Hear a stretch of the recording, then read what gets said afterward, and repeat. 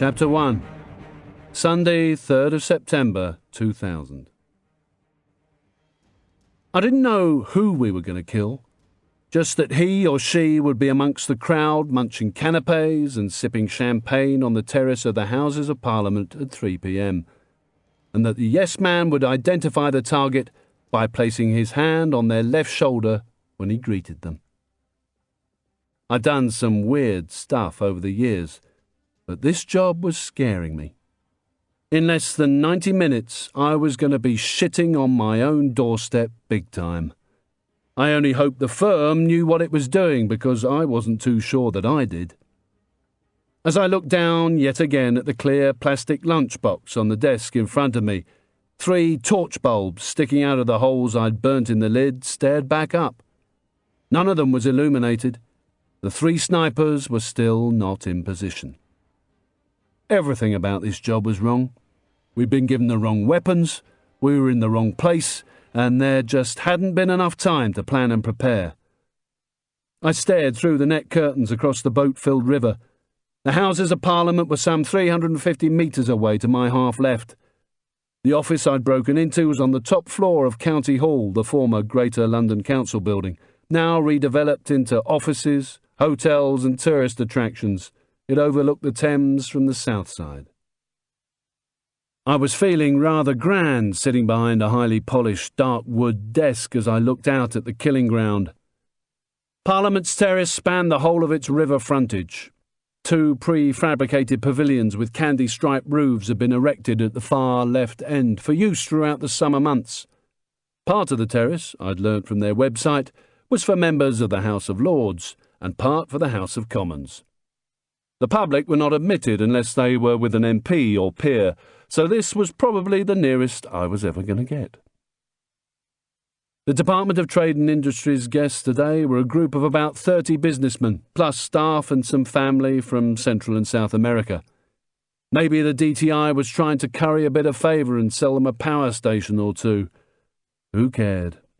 All I knew was that one of them would be getting dropped somewhere between the vol au vents and the profiteroles. Directly below me and 5 stories down, Albert Embankment was thronged with hot dog vendors and stalls selling plastic policemen's helmets and postcards of Big Ben to people queuing for the London Eye or just enjoying a lazy Sunday afternoon. A sightseeing boat packed with tourists passed under Westminster Bridge. I could hear a bored voice telling the story of Guy Fawkes over a crackly PA system. It was holiday season and another news-starved week, so Mr. Murdoch and his mates were going to be ever so pleased with what I was about to do. The biggest explosion in London this year, and right in the heart of Westminster. With the added bonus of a major shooting incident, it would probably take their ratings right off the scale. Unfortunately, good news for them was bad for me. SB, Special Branch, were going to be working their arses off to find out who'd pressed the button, and they were the best in the world at this sort of thing. They'd been formed to stop the IRA carrying out exactly the kind of stunt I was about to pull. 3 torch bulbs were still unlit. I wasn't flapping, just concerned. At either end of the row of lights was a white rectangular bell push from a door chime set, glued in position with Evo stick, the wires curling into the box. The one on the left was covered with the top from a can of shaving cream. It was the detonation pressel for the device that I'd set up as a diversion. The device was basically a black powder charge designed to give off a big enough bang to grab London's attention but not to kill anyone. There should be some damage, there'd be the odd cut or bruise, but there shouldn't be any fatalities. The shaving cream top was there because I didn't want to detonate it by accident. The pressel on the right was exposed. This was the one that would initiate the shoot. Next to the box, I had a set of binos mounted on a mini tripod and trained on the killing ground. I was going to need them to watch the yes man as he moved about the crowd and ID'd the target. The lunchbox contained a big, green, square lithium battery and a mess of wires and circuit boards. I'd never tried to make things look neat, I just wanted them to work. 2 purple plastic-coated wire antennas stuck out of the rear of the box, trailed along the desk, over the windowsill I'd pushed it up against, then dangled down the outside wall. I had the window closed down on them to cut out as much noise as possible. The loudest sound in the room was my breathing, which started to quicken as the witching hour got closer. It was only outdone by the occasional scream of delight from a tourist at ground level or a particularly loud PA system from the river. All I could do was wait. I crossed my arms on the desk, rested my head on them, and stared at the bulbs that were now level with my eyes, willing them to start flashing. I was shaken out of my trance as Big Ben struck 2. I knew the snipers wouldn't move into their fire positions until the last moment so that they didn't expose themselves longer than necessary, but I really wanted those lights to start flashing at me. For about the millionth time in the past 20 minutes, I pushed down on the uncovered pestle, resting the side of my head on my forearm to look inside the box, like a kid wondering what his mum had made him for lunch. A small bulb nestled amongst the mass of wires lit up with the current generated by my send pestle. I wished now that I'd burnt another hole in the lid for the bulb inside to join the others, but at the time I couldn't be asked. I released it and pressed again. The same thing happened. The device was working. But what about the other 3 that I'd built for the snipers? I'd just have to wait and see. The other thing I did for the millionth time was wonder why I couldn't just say no to this stuff. Apart from the fact that I was soft in the head, the answer was the same as always. It was the only thing I knew. I knew it. The firm knew it. They also knew that, as always, I was desperate for cash again. If I was truthful with myself, which I found pretty hard, there was another, much deeper reason. I got my eyes level with the bulbs once more and took a deep breath. I'd learnt a few things since attending the clinic with Kelly. Even at school there was a desperation in me to be part of something, whether it was joining a woodwork group or a gang that used to rob the Jewish kids of the dinner money they'd wrapped in hankies so we couldn't hear it rattle in their pockets as they walked past. But it never worked. That feeling of belonging only happened once I joined the army, and now I just couldn't seem to shake it off. At last, the middle bulb, Sniper 2's, gave 5 deliberate 1-second pulses. I put my thumb on the send pestle and, after a nanosecond to check I wasn't about to blow up London in my excitement, I depressed it 3 times in exactly the same rhythm to say that I had received the signal, checking each time that the white circuit test bulb inside the box lit up. I got 3 flashes back immediately from the middle bulb. Good news. Sniper 2 was in position, ready to fire, and we had comms. All I needed now was 1 and 3, and I'd be cooking with gas. I put everything these snipers needed to know, where to be, how to get there, what to do once in position, and, more importantly for them, how to get away afterwards, with the weapons and equipment in their individual DLBs, dead letter boxes. All they had to do was read the orders, check the kit, and get on with the shoot.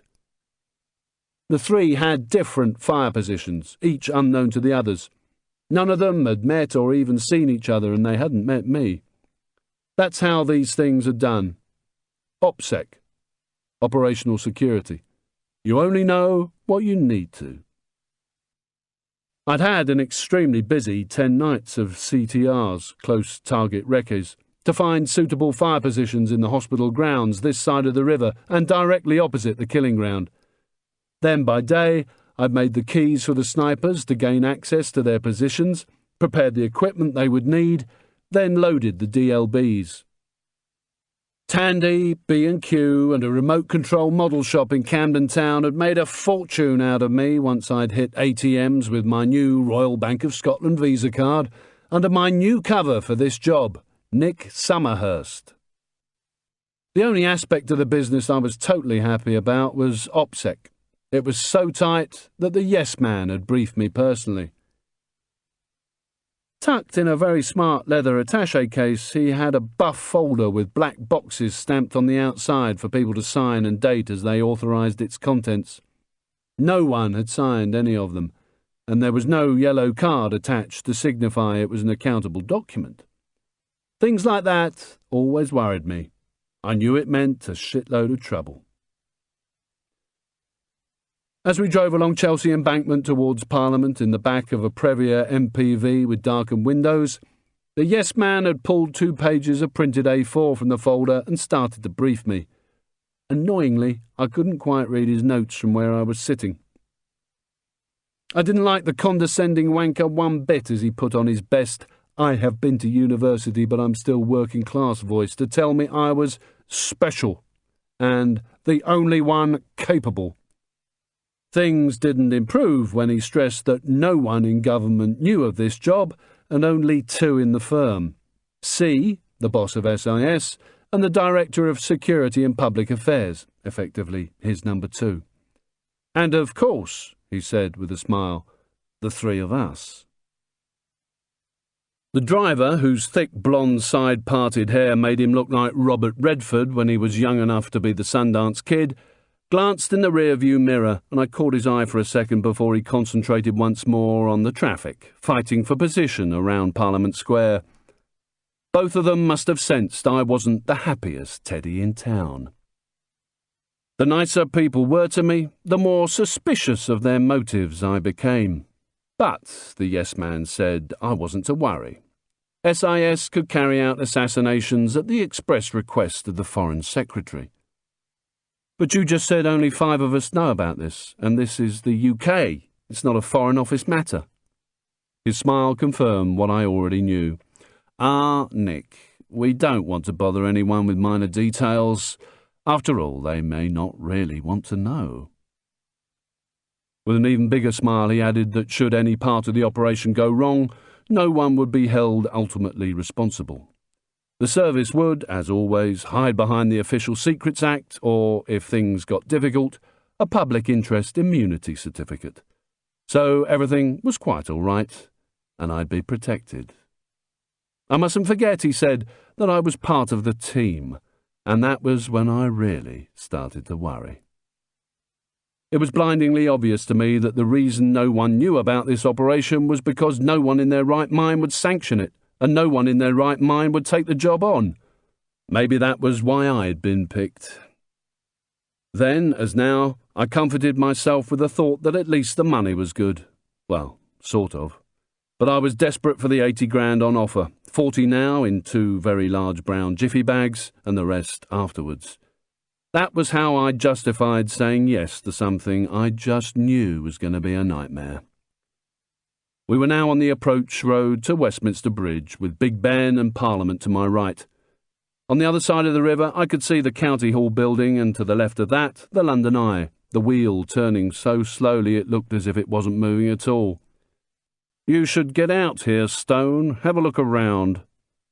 With that, the Sundance Kid curbed the Previa, and irate motorists behind hit their horns as they tried to manoeuvre around us. I slid the door back and stepped out to the deafening sounds of road drills and revving engines. The yes-man leant forward in his seat and took the door handle. Call in for what you need and where you want the other 3 to collect their furnishings. With that, the door slid shut and Sundance cut up a bus to get back in the traffic stream heading south across the river. A van driver gave me the finger as he put his foot down to make up that 40 seconds he'd been delayed. As I sat at the desk waiting for the other 2 bulbs to illuminate, I concentrated hard on that 80 grand. I didn't think I'd ever needed it so badly. The snipers were probably getting at least 3 times as much as I was, but then I wasn't as good as they were at what they did. These people were as committed to their craft as Olympic athletes. I'd met 1 or 2 in the past when I, too, thought of going that route, but decided against it. Professional snipers struck me as weird. They lived on a planet where everything was taken seriously, from politics to buying ice cream. They worshipped at the church of 1 round, 1 kill. No, sniping might pay well, but I didn't think I belonged there. And besides, I now found bullet trajectory and the finer points of wind adjustment pretty boring after talking about them for half an hour, let alone my entire life. From the moment the yes-man dropped me off with my 2 jiffy bags, I'd started protecting myself far more than I normally would. I knew that if I got caught by Special Branch, the firm would deny me, and that was part and parcel of being a K. But there was more to it this time. The stuff I did normally didn't happen in the UK, and no way would anyone in their right mind give this the go. Everything felt wrong, and the yes man would never want to be on the losing side. He'd knife his own grandmother if it meant promotion. In fact, since he took over the K's desk from Colonel Lynn, he was so far up C's arse he could have flossed his teeth. If things didn't go to plan, and even if I did evade SB, he wouldn't hesitate to fuck me over if it meant he could take any credit and pass on any blame. I needed a safety blanket, so I started by noting down the serial numbers of all 3 snipers' weapons before grinding them out. Then I took Polaroids of all the equipment, plus the 3 firing positions during the CTRs. I'd given the snipers photographs in their orders, and I kept a set myself. I had a full pictorial story of the job, together with photocopies of each set of snipers' orders. It all went into a bag in left luggage at Waterloo Station, along with everything else I owned. A pair of jeans, socks, pants, washing kit, and 2 fleece jackets. After loading the 3 snipers' DLBs, I should have left them alone, but I didn't. Instead, I put in an OP, observation post, on Sniper 2's dead letterbox, which was just outside the market town of Thetford in Norfolk.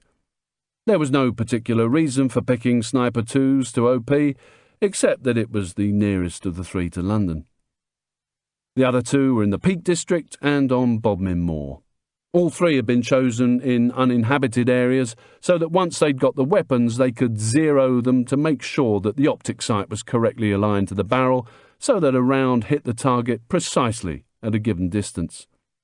The rest, judging the wind, taking leads, aiming ahead of moving targets, and working out distance, is part of the sniper's art. But first, the weapon sight and rounds need to be as one. How they did that and where they did that within the area was up to them. They were getting more than enough cash to make those decisions themselves. Inside the DLB, a 45-gallon oil drum, was a large black Puma tennis bag that held everything needed for the shoot and was totally sterile of me. No fingerprints, and certainly no DNA. Nothing from my body had made contact with this kit. Dressed like a technician in a chemical warfare lab, I had prepared, cleaned, and wiped everything down so many times it was a wonder there was any Parkerization, protective paint, left on the barrels. Jammed into a Gore-Tex bivvy bag and dug in amongst the ferns in miserable, drizzling rain, I waited for Sniper 2 to arrive. I knew that all 3 would be extremely cautious when they made their approach to lift the DLBs, carrying out their tradecraft to the letter to ensure they weren't followed or walking into a trap.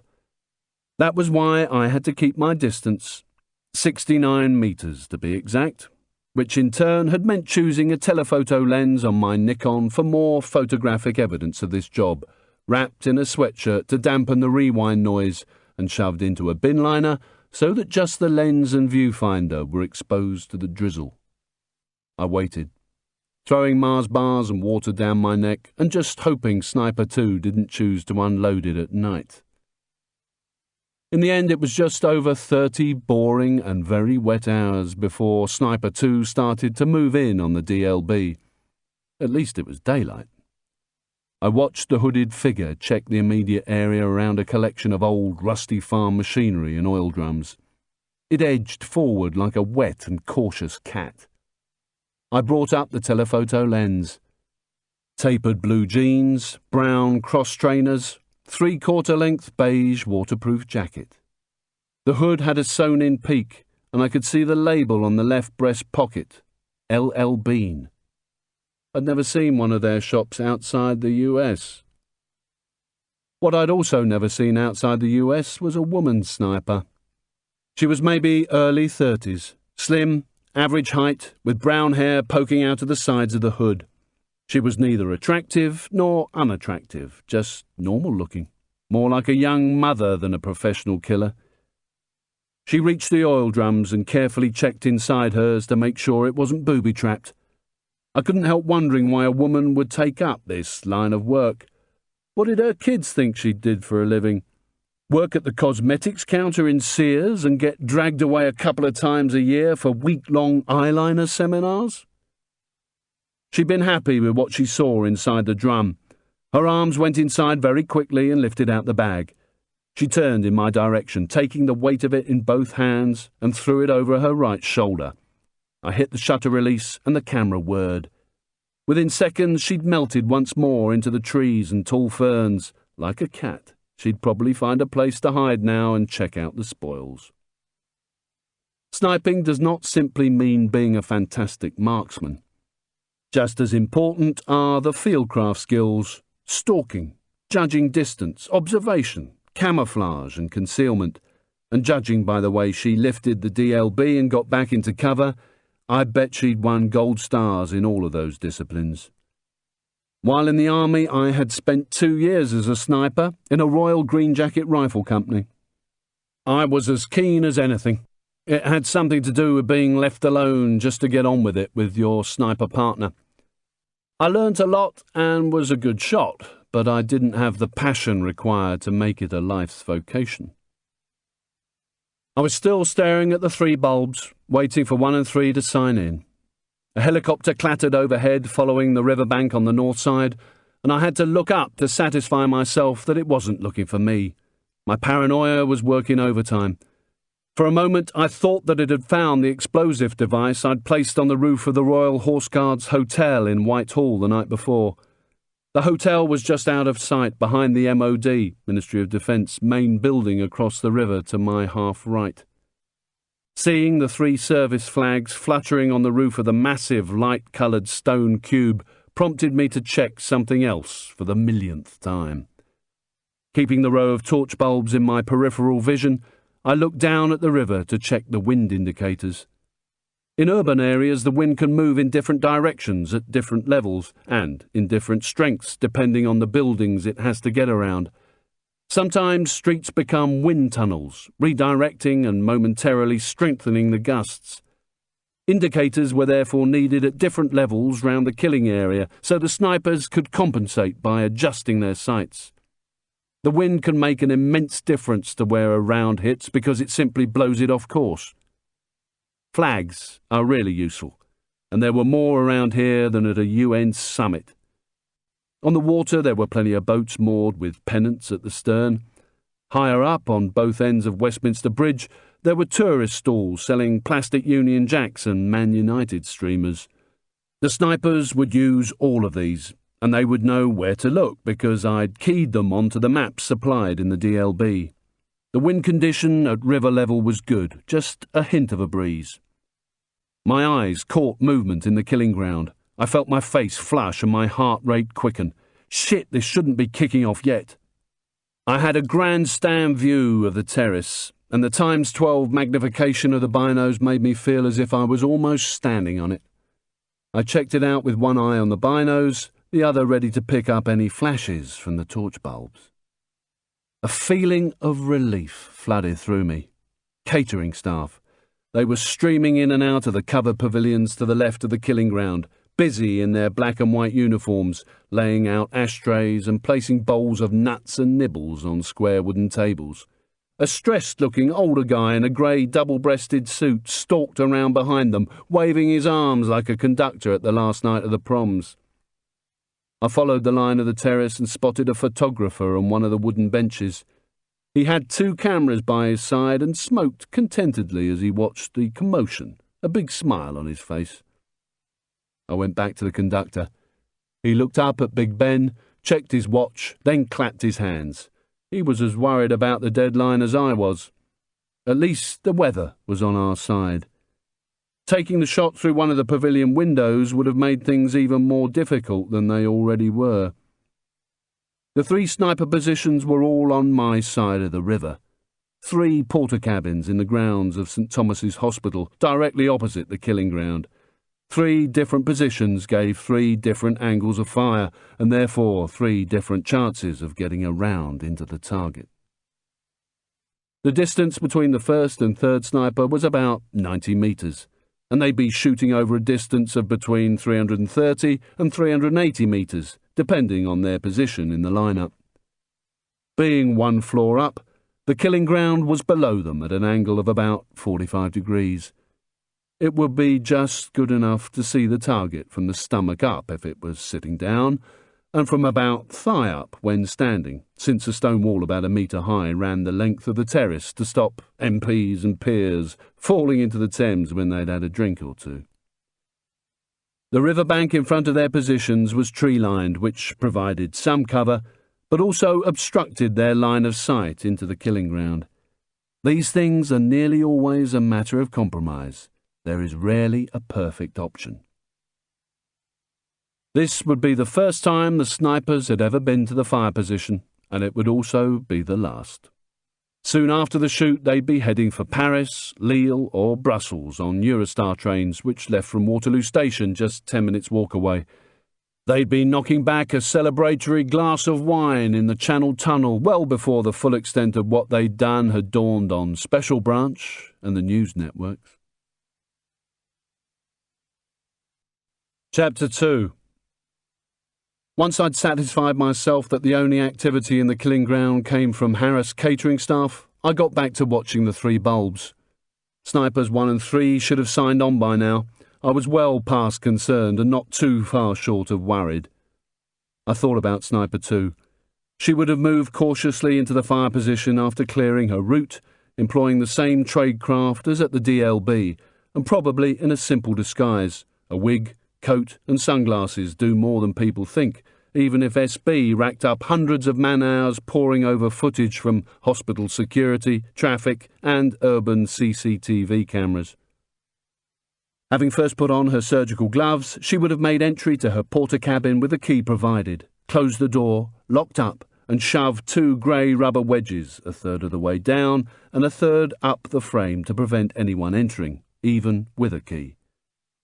Then, before moving anywhere, she'd have opened the sports bag and begun to put on her work clothes, a set of light blue, hooded and footed coveralls for paint spraying from B&Q. It was imperative that she didn't contaminate the area or the weapon and equipment that were going to be left behind with fibres of her clothing or other personal sign. Her mouth would now be covered by a protective mask to prevent leaving even a pinprick of saliva on the weapon as she took aim. I was pleased with the masks, they'd been on special offer. The coveralls and gloves were also there to protect clothes and skin. If she was apprehended immediately after the shoot, residue from the round that she'd fired would be detectable on her skin and clothes. That's why suspects' hands are bagged in plastic. I was also wearing surgical gloves, but just as a normal precaution. I was determined to leave nothing, and disturb nothing too. Once she'd got covered up with just her eyes exposed, she'd be looking like a forensic scientist at a crime scene. It would then have been time to prepare the fire position. Unlike me, she needed to be away from the window, so she'd have dragged the desk about 3 metres clear. Then she'd have pinned a net curtain into the plasterboard ceiling, letting it fall in front of the desk before pinning it tight to the legs. Next, she'd have pinned up the sheet of opaque black material behind her, letting it hang to the floor. As with the netting, I had cut it to size for each fire position after the CTR. The combination of a net curtain in front and a dark backdrop behind creates the illusion of a room in shadow. It meant that anyone looking through the window wouldn't see a fat rifle muzzle being pointed at them by a scarily dressed woman. Both sets of optics that she'd be using, the binos and the weapon sight, could easily penetrate the netting, so it wouldn't affect her ability to make the shot. Some 15 minutes after arriving, she'd be sitting in the green, nylon-padded swivel chair behind the desk. Her takedown weapon would be assembled and supported on the desk by the bipod attached to the forward stock. Her binos, mounted on a mini tripod, would also be on the desk, and in front of her would be her plastic lunchbox. With the weapon butt in her shoulder, she would have confirmed the arcs of fire, making sure she could move the weapon on its bipod to cover all of the killing ground without being obstructed by the window frame or trees. She'd generally sort herself out and tune into her environment. Maybe even dry practice on one of the catering staff as they rushed around the terrace. One of the most important things she would have done before signing on with me was check her muzzle clearance. A sniper's optic sight is mounted on the top of the weapon. At very short ranges, the muzzle may be 3 or 4 inches below the image the sniper can actually see through the sight. It would be a total fuck-up if she fired a round after getting a good sight picture and it didn't even clear the room, hitting the wall or the bottom of the window frame instead. To deaden the sound of the shot, each weapon was fitted with a suppressor. This had the drawback of making the front third of the barrel nearly twice the size of the rest of it, altering its natural balance by making it top-heavy. The suppressor wouldn't stop the bullet's supersonic crack, but that didn't matter because the noise would be downrange and well away from the fire position, and covered anyway by the device going off. What it would stop was the weapon's signature being heard by hospital staff or Italian tourists eating their overpriced ice cream on the embankment just a few feet below. The porter cabin's windows had to be slid open. Firing through glass would not only alert the tourists, but would also affect the bullet's accuracy. There was a risk that someone might think it unusual for the window to be open on a Sunday, but we had no choice. As it was, the suppressor alone would degrade the round's accuracy and power, which was why we needed supersonic rounds to make the distance. Subsonic ammunition, which would eliminate the crack, just wouldn't make it. It would only be once she was happy with her fire position and had checked that her commercial hearing aid was still in place under her hood that she would sign on. Her box of tricks didn't have lights, just a green wire antenna that would probably be laid along the desk, then run along the floor. A copper coil inside the box emitted 3 low touch tones. When I hit my send pressel, they picked that up through the hearing aid. There was one other wire coming out of the box, leading to a flat black plastic button. This would now be taped onto the weapon wherever she had her support hand in position to fire. Hitting the pressel 5 times once she was ready to go was what lit up my number 2 bulb 5 times. There was nothing left for her to do now but sit perfectly still, weapon rested, naturally aligned towards the killing area, observe, wait, and maybe listen to the comings and goings just below her. With luck, the other 2 were going to be doing the same very soon. If anyone from hospital security attempted to be the good guy and close her window, a woman dressed like an extra from the X-Files would be the last thing they ever saw as she dragged them inside. It was only now that she was in position that her problems really began. Once she'd zeroed the weapon in Thetford Forest, it would have been carried as if it was fine china. The slightest knock could upset the optic sight and wreck the weapon's zero. Even a tiny misalignment could affect the round by nearly an inch, and that would be bad news. And it wasn't just the possibility of the optic being knocked or the suppressor affecting the round's trajectory. The weapon itself, issued to me by the yes man, was takedown. So once she had zeroed it for that one all-important shot, it had to be taken apart for concealment before being reassembled at the firing point. Thankfully, this bolt-action model only had to be split in 2 at the barrel, and because they were brand new, they wouldn't have suffered that much wear and tear on the bearing surfaces. But there only had to be a slight difference in the assembly from when it was zeroed, a knock to the optic sight in transit, for the weapon to be inches off where she was aiming. This isn't a problem when an ordinary rifleman is firing at a body mass at close range, but these boys and girls were going for a catastrophic brain shot. One single round into the brainstem or neural motor strips. The target drops like liquid and there is no chance of survival. And that meant they had to aim at either of 2 specific spots, the tip of an earlobe or the skin between the nostrils. She and the other 2 would need to be the most boring and religious snipers on earth to do that with these weapons. The yes man hadn't listened. It annoyed me severely that he knew jack shit about how things worked on the ground and yet had been the one who decided which kit to use. I tried to calm down by making myself remember it wasn't entirely his fault. There had to be a trade-off between concealment and accuracy, because you can't just wander the streets with a fishing rod case or the world's longest flower box. But fuck it, I despised him when he was running the support cell, and now it was worse. I looked through the window at the distant black and white figures moving around the killing ground and wondered if the Brit who'd first played about with a telescopic sight on a musket in the 17th century ever realised what drama he was bringing to the world. I checked out the area with my binos, using just one eye so I didn't miss 1 or 3 signing in. The binos were tripoded because 12 times magnification at this distance was so strong that the slightest judder would make it seem like I was watching the Blair Witch Project. Things had moved on. The staff were still being hassled by the grey-suited catering bully. As guests came through the grand arched door onto the terrace, they'd now be greeted by trestle tables covered by brilliant white tablecloths. Silver trays of fluted glasses waited to be filled as corks were pulled from bottles of champagne. Things would be kicking off soon, and all I had was one sniper. Not good. Not good at all. I refocused the binos on the arched doorway, then went back to watching the lights, willing them to spark up. There was nothing else I could do. I tried and failed to reassure myself that the coordination plan for the shoot was so beautifully simple it would work with only one sniper. The snipers had the same binos as mine and would also have them focused on the door.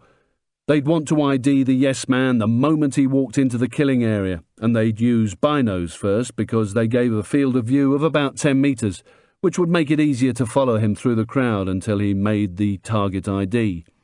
Once that was done, they would switch to their weapon's optic sight, and I would concentrate on the lights. The method I was going to use to control the snipers and tell them when to fire had been inspired by a wildlife documentary I'd seen on TV. 4 Indian game wardens, working as a team in total silence, had managed to stalk and fire sedative darts into an albino tiger from very close range. Whenever any of the snipers had a sight picture of the target and felt confident about taking the shot, they'd hit their pressel and keep it pressed. The corresponding bulb in front of me would stay lit for as long as they could take the shot. If they lost their sight picture, they released their pressel and the bulb would go out until they acquired it again. Once I'd made the decision when to fire, I'd push my send pressel 3 times in a 1-second rhythm. The first press would tell the firer or firers to stop breathing so their body movement didn't affect the aim. The second would tell them to take up the first pressure on the trigger, so as not to jerk the weapon when they fired. As I hit the pressel the second time, I'd also trigger the detonation. The third time, the snipers would fire as the device exploded on the roof of the hotel. If all 3 were up and the target was sitting, that would be perfect, but it rarely happens that way. The device would not only disguise the sonic cracks, but create a diversion on the north side of the river while we extracted. I just wished the MOD building wasn't closed for the weekend. I'd have loved to see their faces as the blast took out a few of their windows.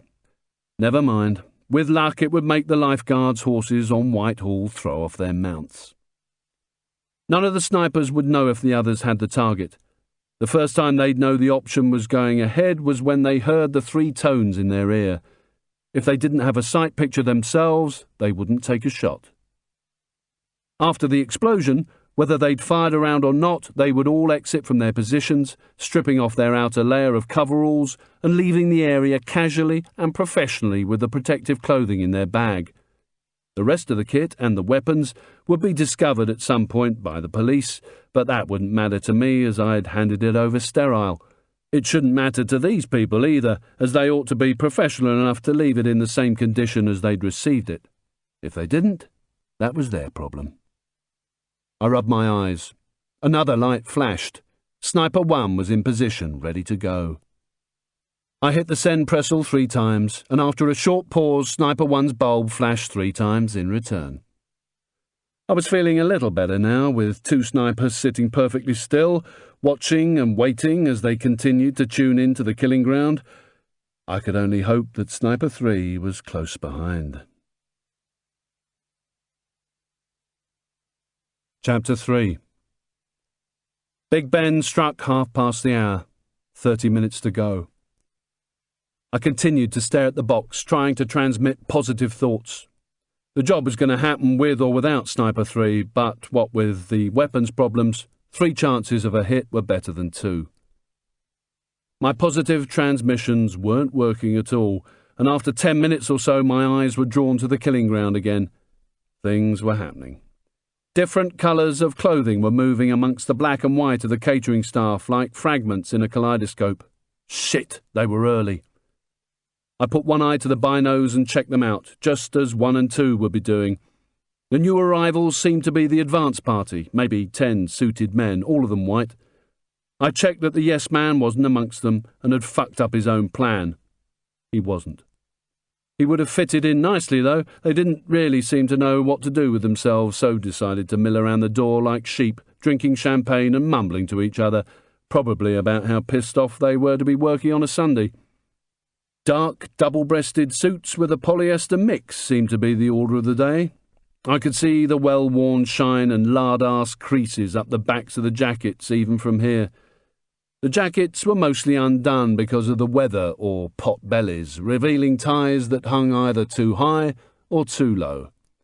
They had to be Brit politicians and civil servants.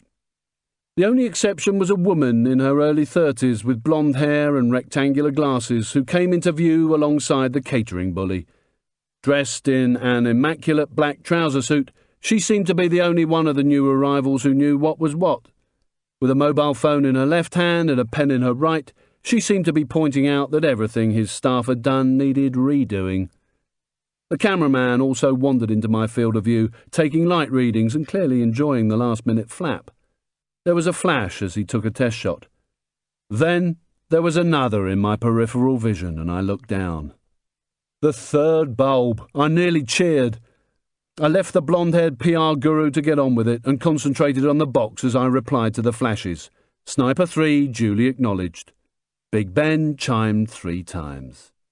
Relief washed over me. I'd known all along that these people would only get into position at the very last moment, but that didn't stop me worrying about it while I was waiting. Now I just wanted this thing over and done with and to slip away on Eurostar to the Gare du Nord, then on to Charles de Gaulle. I should make the check-in nicely for my 9 p.m. American Airlines flight to Baltimore to see Kelly and finish my business with Josh. I got back on the binos and watched the PR guru tell the Brits ever so nicely and with a great big smile to get the fuck away from the door and prepare to mingle. They cradled their champagne glasses and headed for the nibbles, drifting from my field of view. I kept my focus on the doorway. Now that it was clear of bodies, I could just about penetrate the shadows inside. It looked like a canteen, the sort where you drag your tray along the counter and pay at the end. What a letdown. I'd been expecting something a bit more regal. The doorframe was soon filled again by another woman with a mobile phone stuck to her ear. This one had a clipboard in her free hand. She stepped onto the terrace, closed down her mobile and looked around. The blonde PR guru came into view. There was lots of nodding, talking and pointing around the killing area. Then they both went back where they'd come from. I felt a wave of apprehension. I wanted to get on with it and get aboard that Eurostar. One of the team, the yes man had said. One of the team, my arse. The only things that would help me if this went wrong were my security blanket and a quick exit to the States. Seconds later, human shapes began filling the area behind the door and were soon pouring out into the killing area. The woman with the clipboard appeared behind them, shepherding them with a fixed professional smile. She guided them to the glasses on the table by the door, as if they could have missed them. Then the catering staff were on top of them like flies on shit, with nibbles on trays and a whole lot more champagne. The South American contingent was easy to identify, not by brown or black skin, but because they were far better dressed, in well-cut suits and expertly knotted ties. Even their body language had more style. The group was predominantly male, but none of the women with them would have looked out of place in a fashion magazine. Obligingly, Clipboard coaxed the guests away from the doorway and into the killing area.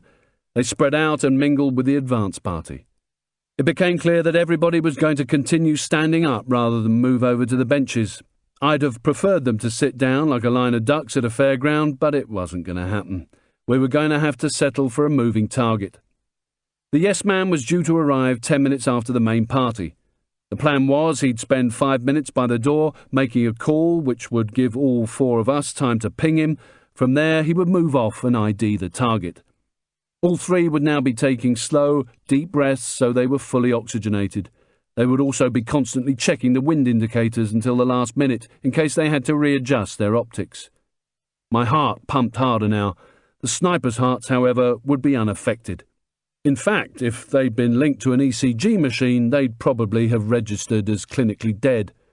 When they were in their zone, all they could think about was taking that single, telling shot.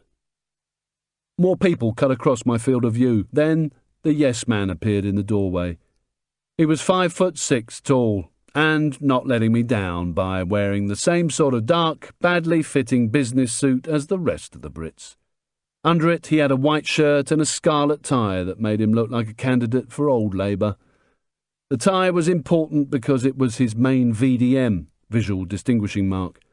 The rest of his kit and his physical description had also been given to the snipers, but he was easy enough to identify from his permanently blushing complexion and a neck that always seemed to have a big boil on the go. On any other 40-year-old it would have been unfortunate, but as far as I was concerned, it couldn't have happened to a nicer guy. On his left hand he wore a wedding ring. I'd never seen a picture of his wife in his office, and I didn't know if he had children. In fact, I really hoped he didn't, or if he did, that they looked like their mother. Producing his mobile, the yes-man came off the threshold and moved to the right of the doorway as he finished dialing. He looked up and nodded hello to somebody out of my field of view, then gave a wave to them and pointed at the mobile to show his intentions. I watched him listen to the ringing tone, keeping his back against the wall so that we could check the tie. His hair was greying, or it would have been if he'd left it alone, but he'd been at the Grecian 2000, and I was catching more than a hint of copper. It complemented his complexion very well indeed. I felt myself grinning. A young waiter came up to him with a tray full of glasses, but was waved away as he continued with his call. The yes-man didn't drink or smoke.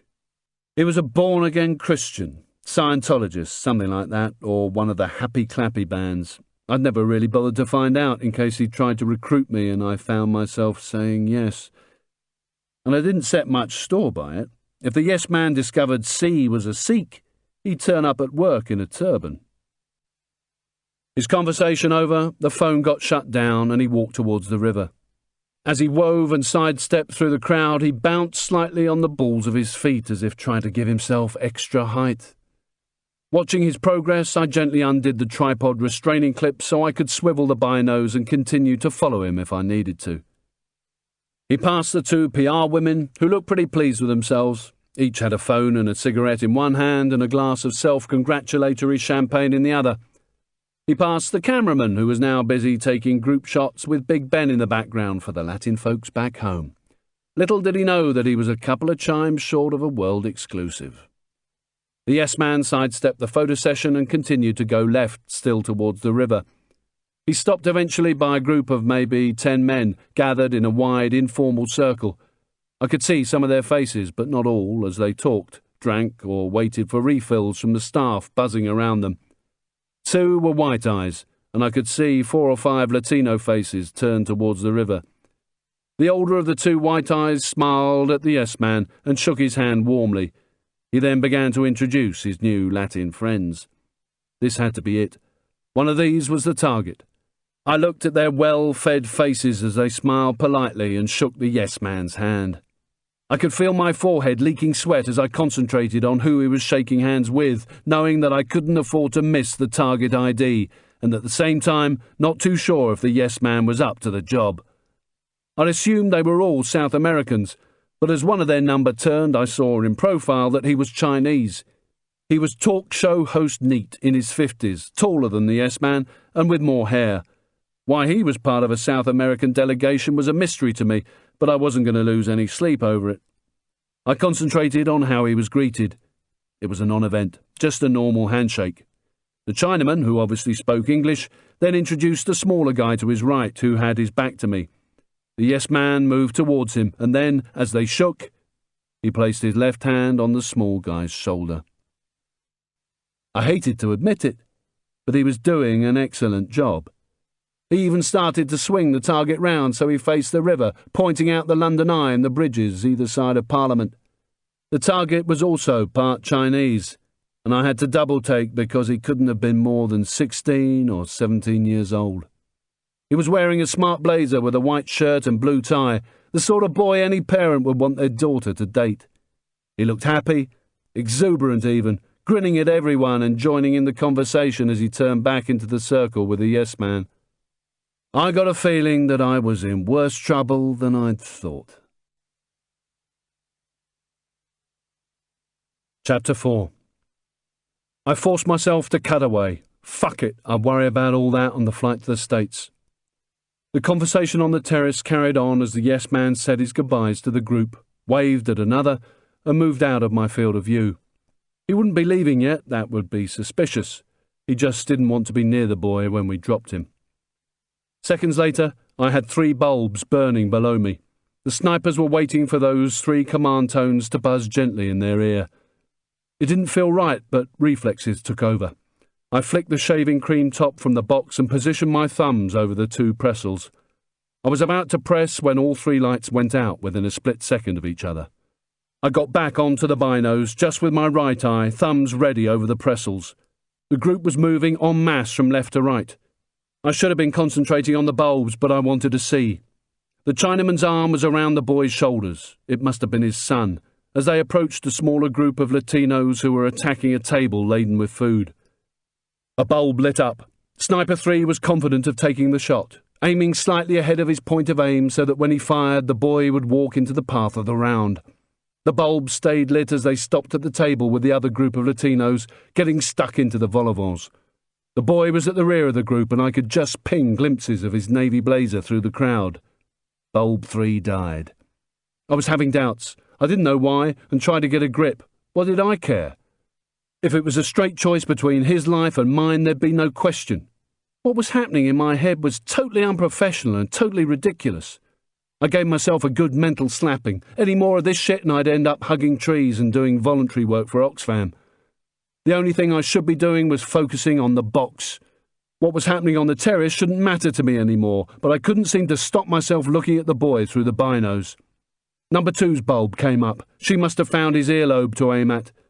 Then the boy moved towards the table, breaking through the crowd.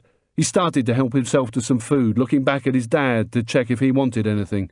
All 3 lights now burned. How could they not? I watched him pick at the stuff on the silver trays, sniffing one canapé and deciding to give it a miss. I studied his shiny young face as he wondered what would best complement his half-drunk glass of Coke. All bulbs were still lit as I looked through the binos. He was exposed, bunging peanuts down his neck. Come on, get on with the fucking thing.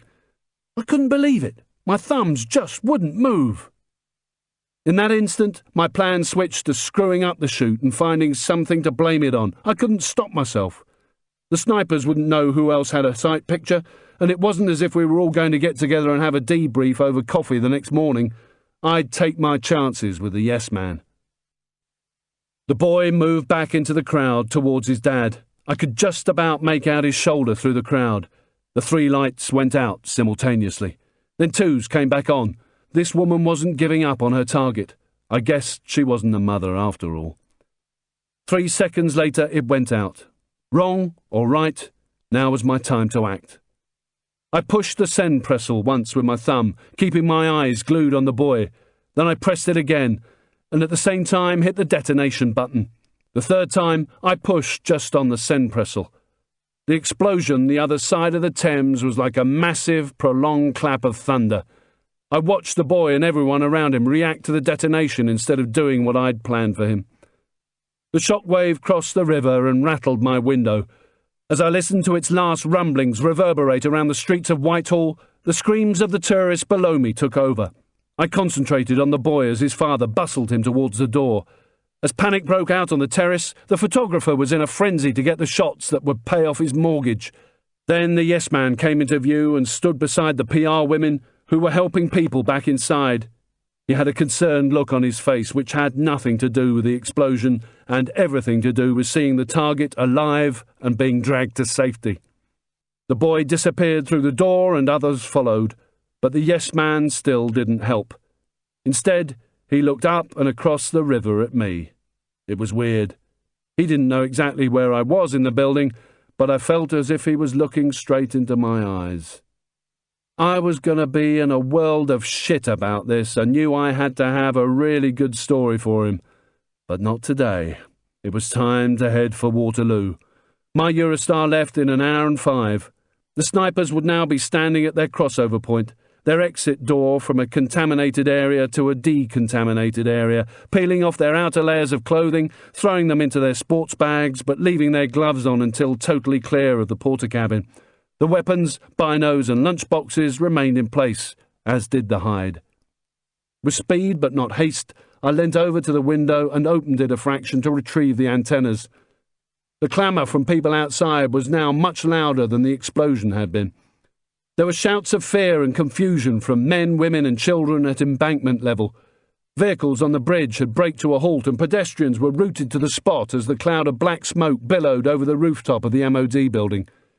I closed the window and left them to it, taking down the tripod for the binos and packing away all my gear as quickly as I could. I needed to get that train. Once all the kit was back in the bag, including the shaving foam cap, I put the dirty coffee mug, Wayne's World coaster and telephone back exactly where they'd been before I'd cleared the desktop to make room for the binos and lunchbox, using the Polaroid I'd taken as a reference. I checked the general area pictures I'd taken as soon as I broke in. Maybe the net curtain wasn't exactly as it should have been, or a chair had been moved a foot or so to the right. It wasn't superstition. Details like that are important. I'd known something as simple as a mouse mat out of place leading to an operator being compromised. My brain started to bang against my skull. There was something strange about what I had seen outside. I hadn't been clever enough to notice, but my unconscious had. I had learnt the hard way that these feelings should never be ignored. I looked back out of the window and it hit me in an instant. Instead of looking at the column of smoke to my right, the crowd's attention was on the hospital to my left. They were looking towards the sniper positions, listening to the dull thud of 6 or 7 short, sharp single shots. There were more screams below the window, mixed with the wail of fast-approaching police sirens. I opened my window as far as it would go and pushed the net curtain aside, sticking out my head and looking left towards the hospital. A fleet of police cars and vans with flashing lights had been abandoned along the embankment, just short of the sniper positions, their doors left open. At the same time, I saw uniforms hastily organising a cordon. This was wrong. This was very, very wrong. The event I was witnessing had been planned and prepared for. The frenzy of police activity down there was far too organised to be a spur-of-the-moment reaction to an explosion a few minutes earlier. We had been stitched up. 3 more shots were fired, followed by a short pause, then another 2. Then, from further along the riverbank, I heard the heavy thuds of a flashbang going off inside a building. They were hitting number 3's position. Adrenaline jolted through my body. It'd be my turn soon. I slammed the window down. My mind raced. Apart from me, the only person who knew the exact sniper positions was the yes man, because he needed to position the target well enough for it to be identified. But he didn't know precisely where I was going to be, because I hadn't known myself. Technically, I didn't even have to have eyes on target. I just needed to have comms with the snipers. But he knew enough. Messing up the shoot was the least of my worries now. Chapter 5. Helicopters were now rattling overhead and police sirens were going apeshit in the street as I closed the door gently behind me and moved out into the wide, brightly lit corridor.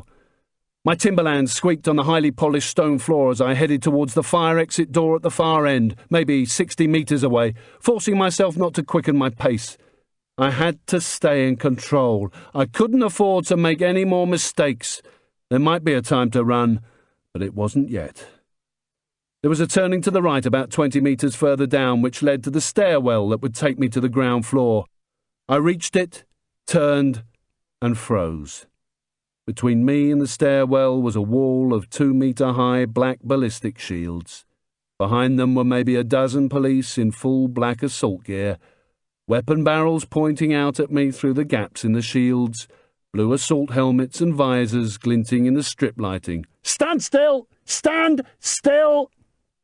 It was time to run like the wind. I squeaked on my heels and lunged a couple of paces back into the main corridor, heading for the fire exit, just willing myself to hit that crossbar to freedom.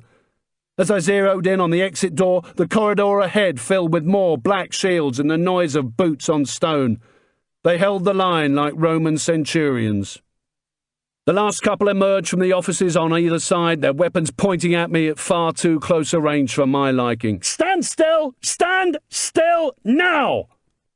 Coming to a halt, I dropped the bag to the floor and put my hands in the air. "Not armed!" I yelled. "I'm weapons free! Weapons free!" There are times when it's an advantage just to admit to yourself that you're in the shit, and this was one of them.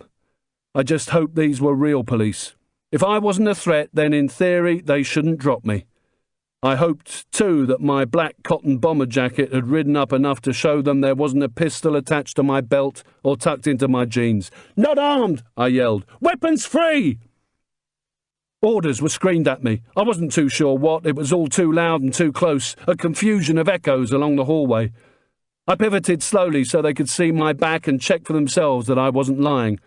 As I faced the corridor junction, I heard more boots thundering towards me from the stairwell corridor, closing the trap. A shield moved out of the corner, then slammed into position on the floor at the corridor junction. A muzzle of an MP5 came round the side of it, and I could see a sliver of the user's face as he took aim on me. "Weapons free!" My voice was almost a scream. "I'm weapons free!" Keeping my hands in the air, I stared at the single unblinking eye behind the weapon. He was a left-handed firer, taking advantage of the left side of the shield for cover, and the eye didn't move from my chest. I looked down as a red laser spot the size of a shirt button splashed on it dead centre. It wasn't moving either. Fuck knew how many splashes there were on my back from the fire exit crew. Frenzied shouts finished bouncing off the walls as a loud, estuary English voice took command and shouted orders that I could now understand. "Stand still! Stand still! Keep your hands up! Keep them up!" No more turning. I did what he wanted. "Down on your knees! Get down on your knees, now!" Keeping my hands up, I lowered myself slowly, no longer trying for any eye contact, just looking down. The left-handed firer in front of me followed my every move with a laser splash. The voice shouted more orders from behind. "Lie down, with your arms spread out to your side. Do it now!" I did as I was told. There was total, scary silence. The cold of the stone floor seeped through my clothes. Minute pinpricks of grit pressed into my right cheek as I snorted up a lungful of freshly laid wax. I found myself staring at the bottom of one of the stairwell group's ballistic shields. It was dirty with age and chipped on the corners, so that the layers of Kevlar that gave protection from even heavy-caliber ammunition were peeling back like the pages of a well-thumbed book. The silence was broken by the shuffle and squeak of rubber-soled boots approaching me from behind.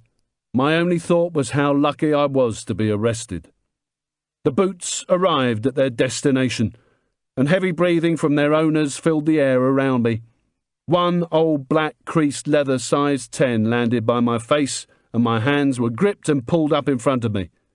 I felt the cold, hard metal bite into my wrists as the handcuffs were ratcheted tight. I just let them get on with it. The more I struggled, the more pain I would have to put up with. The handcuffs were the newer style, police issue.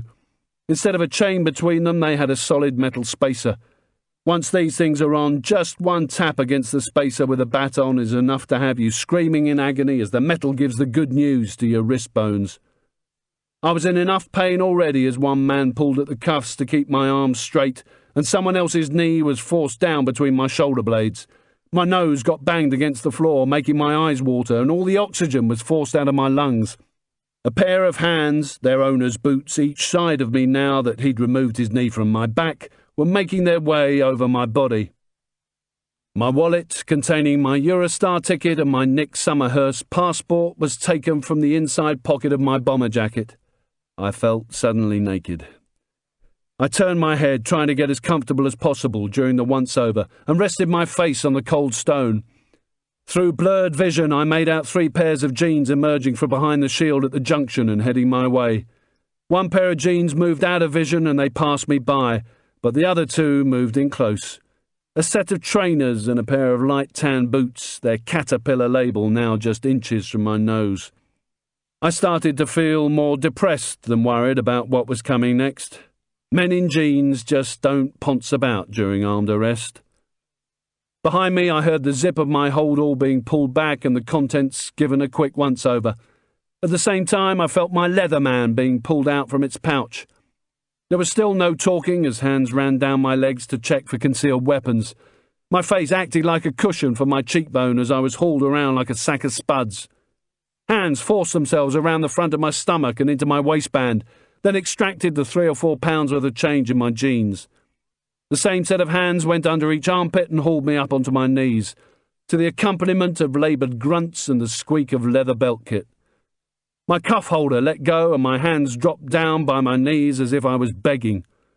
The cold stone floor was hurting my knees, but I forgot about them instantly when I saw the face of the man wearing the cats. His hair wasn't looking so neat today. The Sundance Kid had been running about a bit. Above his jeans he was wearing a green bomber jacket and heavy blue body armour with a protective ceramic plate tucked into the pouch over his chest. He was taking no chances with me today. There wasn't the slightest trace of emotion in his face as he stared down at me, probably trying to hide from the others that his part of the job hadn't gone too well. I was still alive. He hadn't been able to make entry into the office with the help of his new mates here and claimed self-defence as he shot me. My documents were handed to him and they went into his back pocket.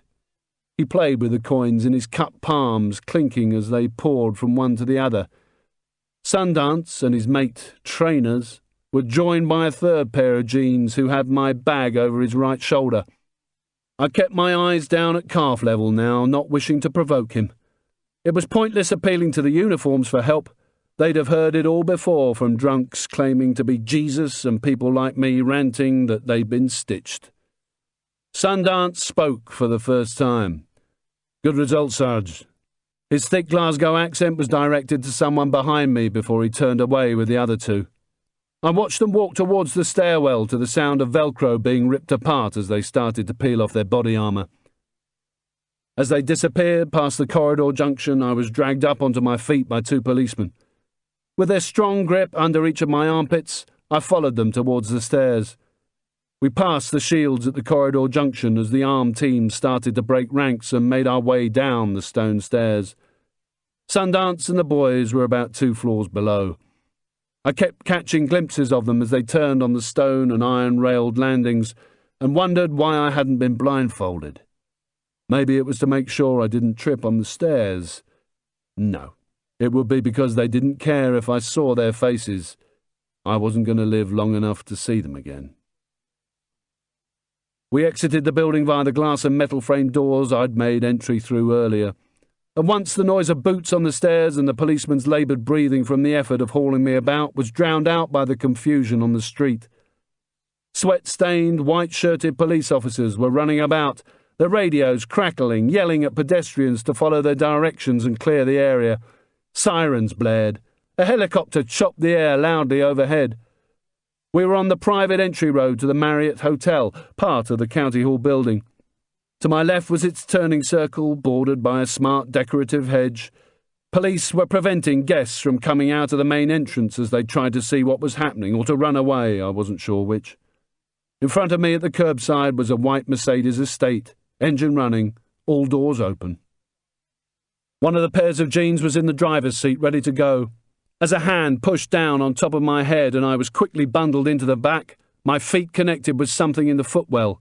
It was my hold-all, still unzipped. The guy with the trainers sat on my left and attached one end of a pair of handcuffs to the D-ring of the centre set of seatbelts. He then flicked the free end around the pair that gripped my wrists. I wasn't going anywhere until these boys were good and ready. Sundance appeared on the pavement and said his goodbyes to the uniforms. "Thanks again, lads." I kept trying to make eye contact with the guys who had dragged me down here, who were now standing by the entrance to the office block.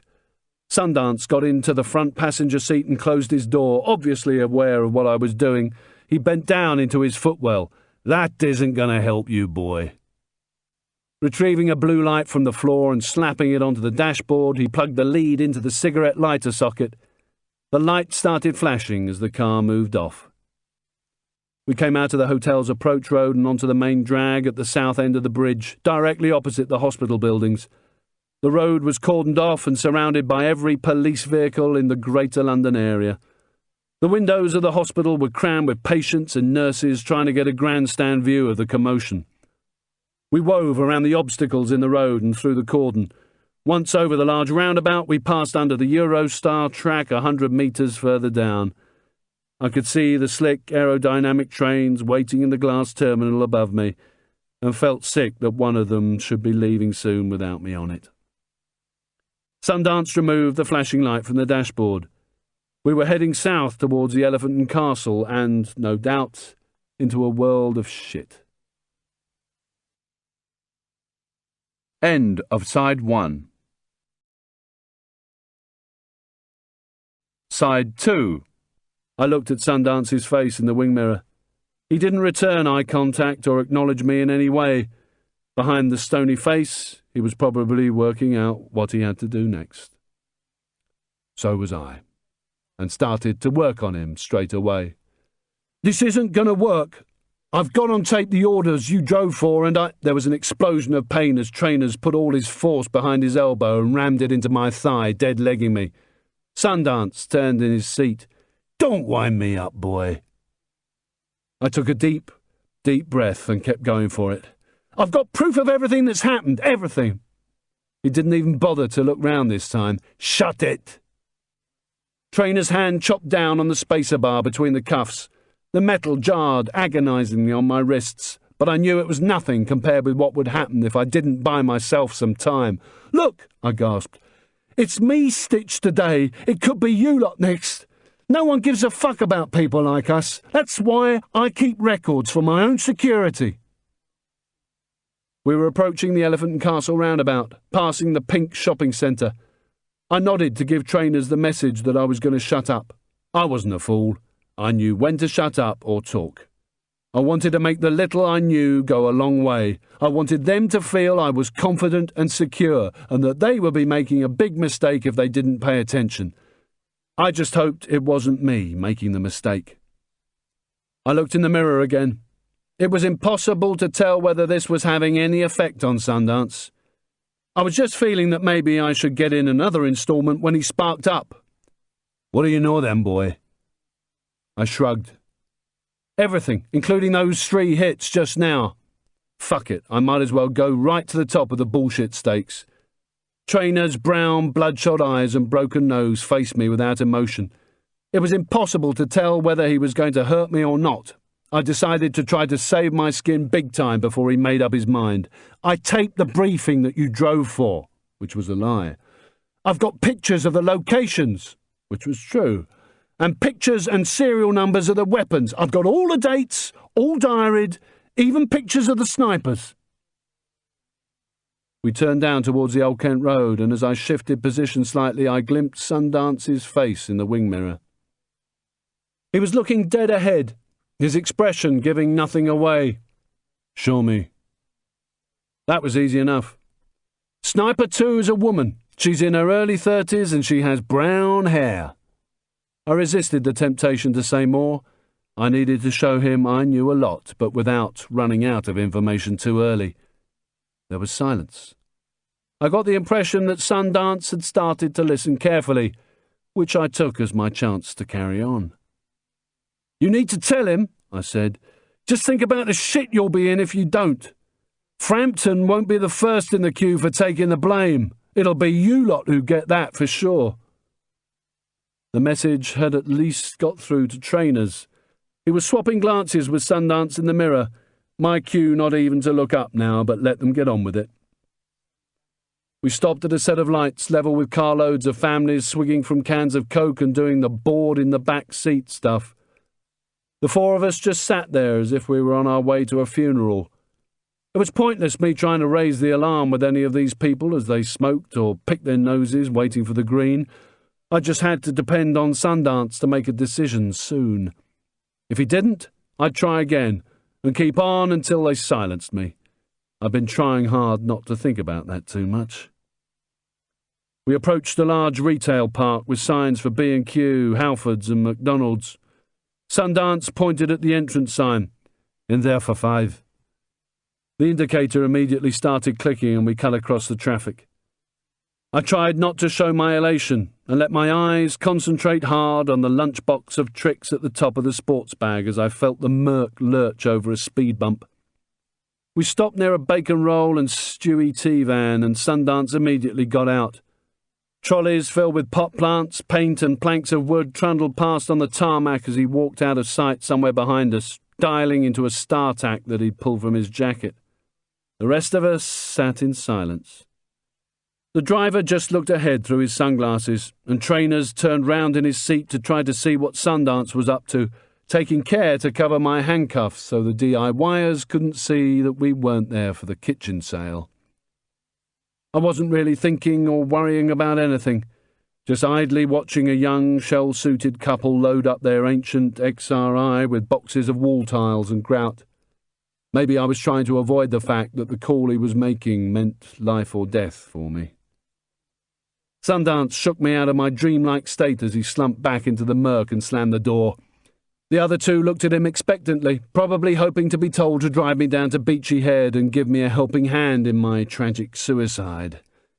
There was nothing from him for 20 seconds or so while he put his seatbelt on. It was like waiting for the doctor to tell me if I had cancer or not. He sat for a while and looked disturbed.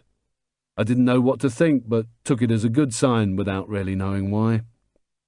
Eventually, after putting the StarTAC away, he looked at the driver. Kennington.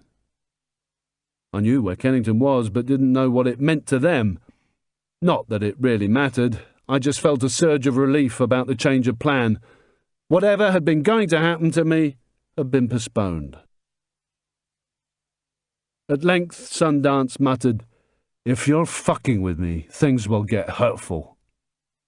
I nodded into the rearview mirror as he gave me the 1,000-metre stare. There was no need for further conversation as we drove back up the Old Kent Road. I was going to save all that for later, for the yes man. Leaning against the window to rest my arms and ease the tension of the handcuffs on my wrists, I gazed like a child at the world passing by, the glass steaming around my face. Somebody turned on the radio and the soothing sound of violins filled the Merc. It struck me as strange. I wouldn't have expected these boys to be into classical music any more than I was. I knew the area we were driving through like the back of my hand. As a 10-year-old, I had played there while bunking school. In those days, the place was one big mass of minging council estates, dodgy second-hand car dealers and old men in pubs drinking bottles of light ale. But now it looked as if every available square metre was being gentrified. The place was crawling with luxury developments and 911 Carreras, and all the pubs had been converted into wine bars. I wondered where all the old men went now to keep out of the cold. We were approaching Elephant and Castle again. The music finished and a female voice came on with an update on the incident that had shaken London. There were unconfirmed reports, she said, that 3 people had been killed in a gun battle with police, and that the bomb blast in Whitehall had produced between 10 and 16 minor casualties who were being treated in hospital. Tony Blair had expressed his absolute outrage from his villa in Italy, and the emergency services were on full alert as further explosions could not be ruled out. No one as yet had claimed responsibility for the blast. We rounded the Elephant and Castle and headed towards Kennington, pulling over as 2 police vans sirened their way past. Sundance turned to me and shook his head in mock disapproval. "See you. You're a menace to society, you are." As the news finished and the music returned, I continued to look out of the window. I was a menace to myself, not society. Why couldn't I steer clear of shit for a change instead of heading straight for it like a light-drunk moth? We passed Kennington Tube Station, then took a right into a quiet residential street. The street name had been ripped from its post and the wooden backing was covered in graffiti. We turned again and the driver had to brake as he came across 6 or 7 kids in the middle of the road kicking a ball against the gable end of a turn-of-the-century terrace. They stopped and let us through, then immediately got back to trying to demolish the wall.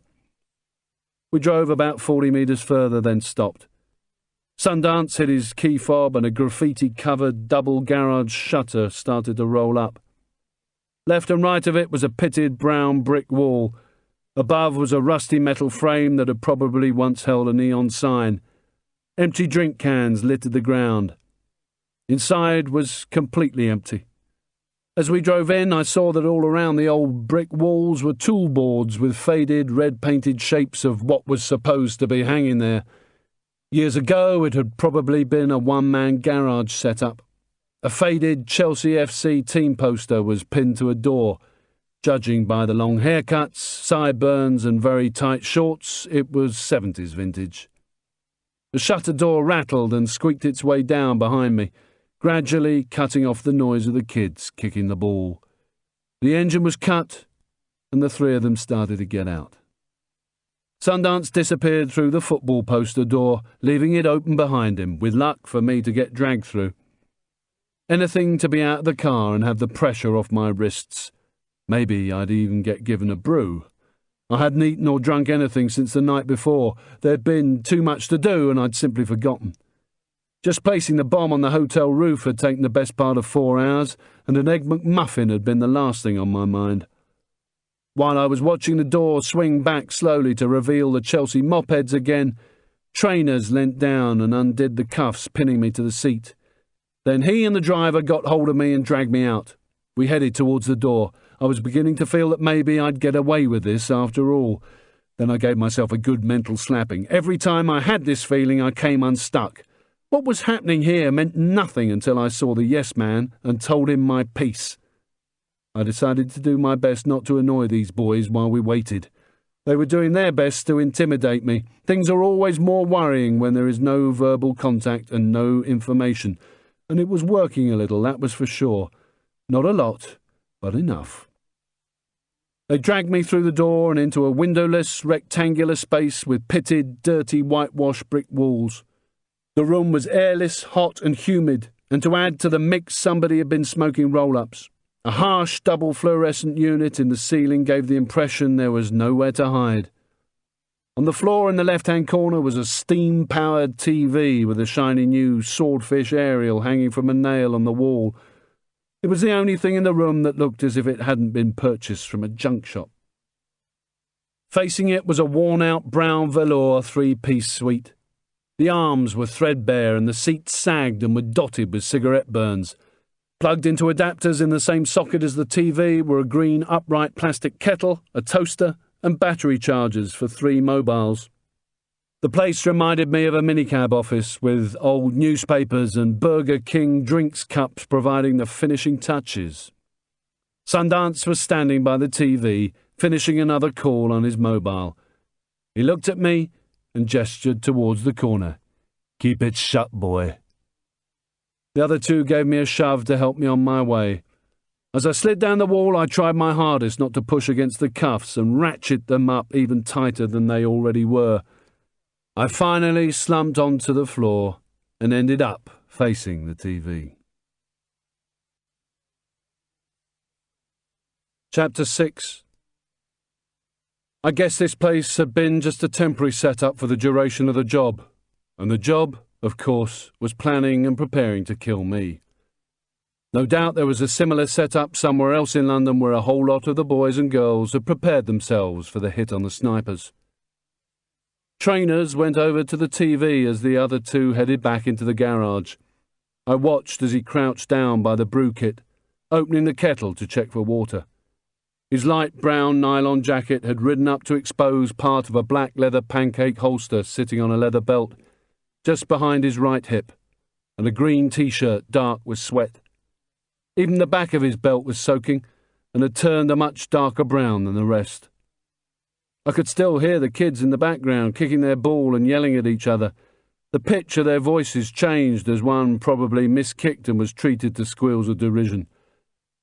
My hands, still stuck in the surgical gloves, were pruning up in the heat. Trainers lined up 3 not too healthy-looking Simpsons mugs, Bart, Marge and Homer, which pissed me off. Maggie was missing. There obviously wasn't going to be any brew for me. He threw a tea bag into each, splashed milk on top, then dug a spoon into a crumpled half-empty bag of sugar, tipping heaps of it into 2 of the mugs. A toilet flushed in the garage area, and the sound got louder, then softer, as a door opened and closed. I could hear Sundance and the driver mumbling to each other, but couldn't make out what was said. The Merc door slammed, the engine turned over, and there was more squeaking and grinding as the shutter lifted. 30 seconds later, the car backed out into the road and drove away. Maybe one of the mugs was for me, after all. Sundance appeared at the office door, his back to us, checking that the shutter had fully closed. As the steel banged onto the floor, he walked to the settee and threw his green cotton bomber jacket onto the armrest of the nearest chair, revealing a wet maroon polo shirt and a chunky SIG 9mm, holstered just behind his right hip. On his left hip sat a light brown leather mag carrier with 3 thick pieces of elastic holding a magazine apiece. The first brass round of each glinted in the ceiling's white light. I almost laughed. 3 full mags, and just for little old me. I'd heard of overkill, but this was something out of the last 5 minutes of Butch Cassidy. It was obvious where this boy had got his best ideas. He stripped off his polo shirt and used it to wipe the sweat from his face, exposing a badly scarred back. 2 indentations were clearly gunshot wounds. I recognised them because I had one myself. Someone had also given him the good news with a knife, some of the slashes running the whole length of his back with stitch marks either side. All in all, it looked quite a lot like an aerial photo of Clapham Junction. Trainers, who'd just finished squeezing and fishing out the tea bags, lifted up a brew for Sundance. Still want one? His accent was 100% Belfast. If the driver turned out to be Welsh, we'd be able to put together a joke book. Right enough.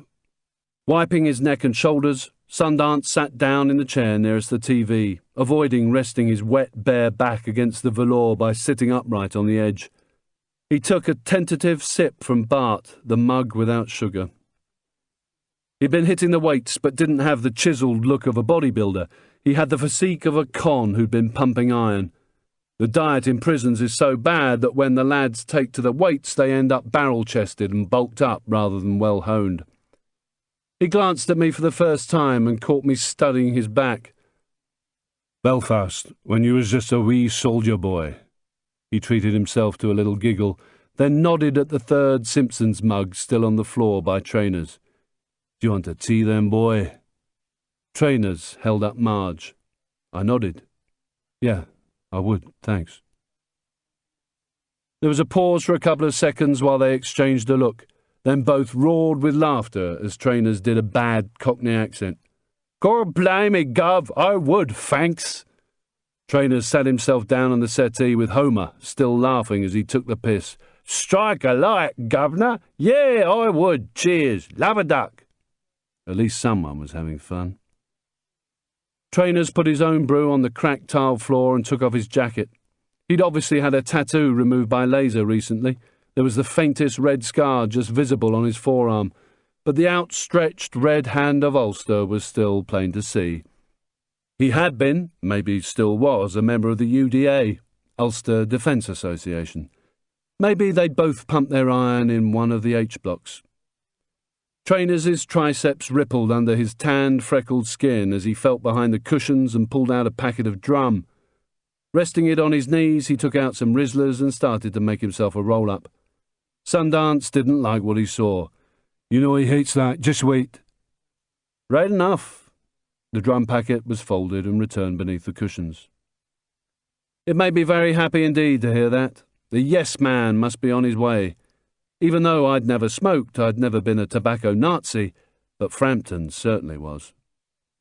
My arse was getting numb on the hard floor, so I shifted very slowly into another position, trying not to draw attention to myself.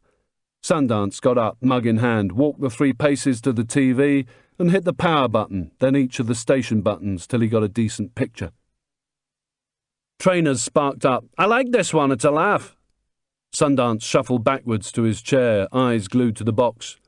Both were now ignoring me as they watched a woman whose voice was straight off the Radio 4 news talk to the show's China expert about her collection of Pekingese dog teacups. I couldn't hear the kids any more over the TV as I waited for the Merc to return. On the screen, the woman tried not to show how pissed off she was when the expert told her china was only worth 50 quid. Whoever had christened Frampton the yes man was a genius. It was the only word he said to any of his superiors. In the past, this had never worried me because I had nothing to do with him directly, but all that changed when he was promoted to run the UK K's desk in SIS, Secret Intelligence Service. The firm used some ex-SAS people like me, in fact anyone, probably even my new friends here, as deniable operators. The K's desk had traditionally been run by an IB, member of Intelligence Branch, the senior branch of the service. In fact, the whole service is run by IBs for IBs. These are the boys and girls we read about in the papers, recruited from university, working from embassies and using mundane Foreign Office appointments as cover.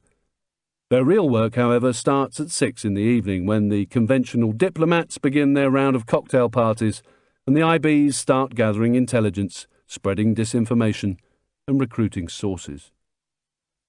That's when the lowlife like me come into the picture, carrying out, or in some cases cleaning up, the dirty work that they create while throwing the odd crab paste sandwich and after 8 down their necks. I envied them that at times like this. The yes man did too. He had been to university, but not one of the right two. He had never been one of the elite, an IB, yet had probably always wanted to be. But he just wasn't made of the right stuff. His background was the Directorate of Special Support, a branch of wild-haired technicians and scientists working on electronics, signals, electronic surveillance and explosive devices. He'd run the signals department of the UK Ks, but had never been in the field. I didn't know why the firm had suddenly changed the system and let a non-IB take command.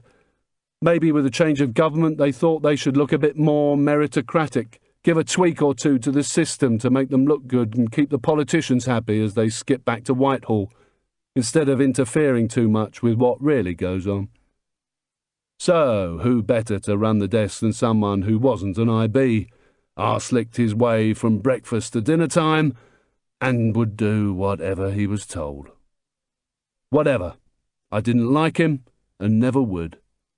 He certainly wasn't on my speed dial, that was for sure. On the one occasion that I'd had direct contact with him, the job had fouled up because he'd supplied insufficient comms kit. He'd only been in the job since Colonel Lynn had taken early retirement about 7 months ago, but he'd already proved his incompetence more than once. The only thing he was good at was issuing threats. He had neither the personality nor the management skills to do it any other way. Lynn might have been just as much of an arsehole, but at least you knew where you stood with him. I was adjusting my position some more when the shutter rattled and I heard an engine rev outside. They both stood up and put their wet shirts back on. Sundance walked over to turn off the TV. Neither of them bothered to look at me. It was still as if I wasn't there. The engine noise got louder. Doors slammed and the shutter came down again. The yes man appeared at the door, still in his suit and looking severely pissed off. Trainers slipped dutifully out of the room like the family Labrador. I wouldn't have thought it possible, but the yes man's face was an even brighter red than usual. He was under pressure. Yet again, C and his mates weren't too pleased with their non-IB experiment. He stopped just 3 or 4 feet away from me, looking like an irate schoolteacher, legs apart, hands on hips. "What happened, Stone?" he shouted. "Can't you get anything right?" What was he on about? Only 2 hours ago he'd wanted me killed, and now he was telling me off like a naughty schoolboy. But it wasn't the moment to point this out. It was the moment to creep, big time. "I just don't know, Mr. Frampton. As soon as I had 3 lights up, I sent the fire commands. I don't know what happened after that. It should have worked. All 4 of us had comms up until then, but nothing!" he exploded. "The task was a complete failure." His voice jumped an octave. "I'm holding you personally responsible. You do know that, don't you?" I did now, but what was new? He took a deep breath. "You don't understand the importance of this operation that you have completely scuppered, do you?" Scuppered? I tried not to smile, but couldn't help it. Fucked up was how Lynn would have put it. The yes man was still playing the schoolteacher. There's nothing to smile about, Stone. Who in heaven's name do you think you are? It was time for a bit of damage limitation. Just someone trying to keep alive, I said. That's why I taped our conversation, Mr. Frampton. He was silent for a few seconds while that sank in, breathing heavily, eyes bulging. Ah, yes, the tape and pictures. He must have just remembered why I was still alive and he was here. But not for long. His brain switch was set to transmit rather than receive. You've no idea of the damage you've done. The Americans were adamant that this had to be done today. I gave my word to them, and others, that it would. He was starting to feel sorry for himself. I can't believe I had so much confidence in you. So it was an American job. No wonder he was flapping. The senior Brits have been trying to heal a number of rifts in their relationship with the USA for quite a while now, especially as some of the US agencies just saw the UK as a route to extend its reach into Europe, and not as any sort of partner. The special relationship was, in effect, history. But the big picture wasn't exactly top of my agenda right now. I didn't care what had been scuppered. I didn't even care who had sponsored the job and why it had to happen. I just wanted to get out of this room in one piece. As I said, Mr. Frampton, the lights were up and I ordered the shoot. Maybe if the 3 snipers were debriefed, they could... He looked at my lips, but my words seemed not to register. You have let a serious problem develop in Central America, Stone. Do you not realise the implications? No, sir. He always liked that. I don't, sir. His right hand came off his hip and he stared at the face of his watch. No, sir, that's right, you don't, sir. Because of you, we, the service, are not influencing events in a direction favourable to Britain. He was starting to sound like a party political broadcast. I couldn't have cared less what was happening in Central America. All I was worried about was now, here. The yes-man sighed as he loosened his scarlet tie and opened his collar. Some beads of sweat dribbled down the side of his flushed face. He thumbed behind him in the direction of Sundance. Now go with this man to collect the tape and all the other material that you claim to have on this operation, and I'll see about trying to save your backside. I can't do that, sir. He stiffened. He was starting to lose it. Can't do that, sir? I'd have thought it was perfectly obvious, but I didn't want to sound disrespectful. I'm sorry, Mr. Frampton, but I need to make sure you don't have a change of heart about me. I chanced to smile. I like being alive. I understand the reasons why the snipers were killed.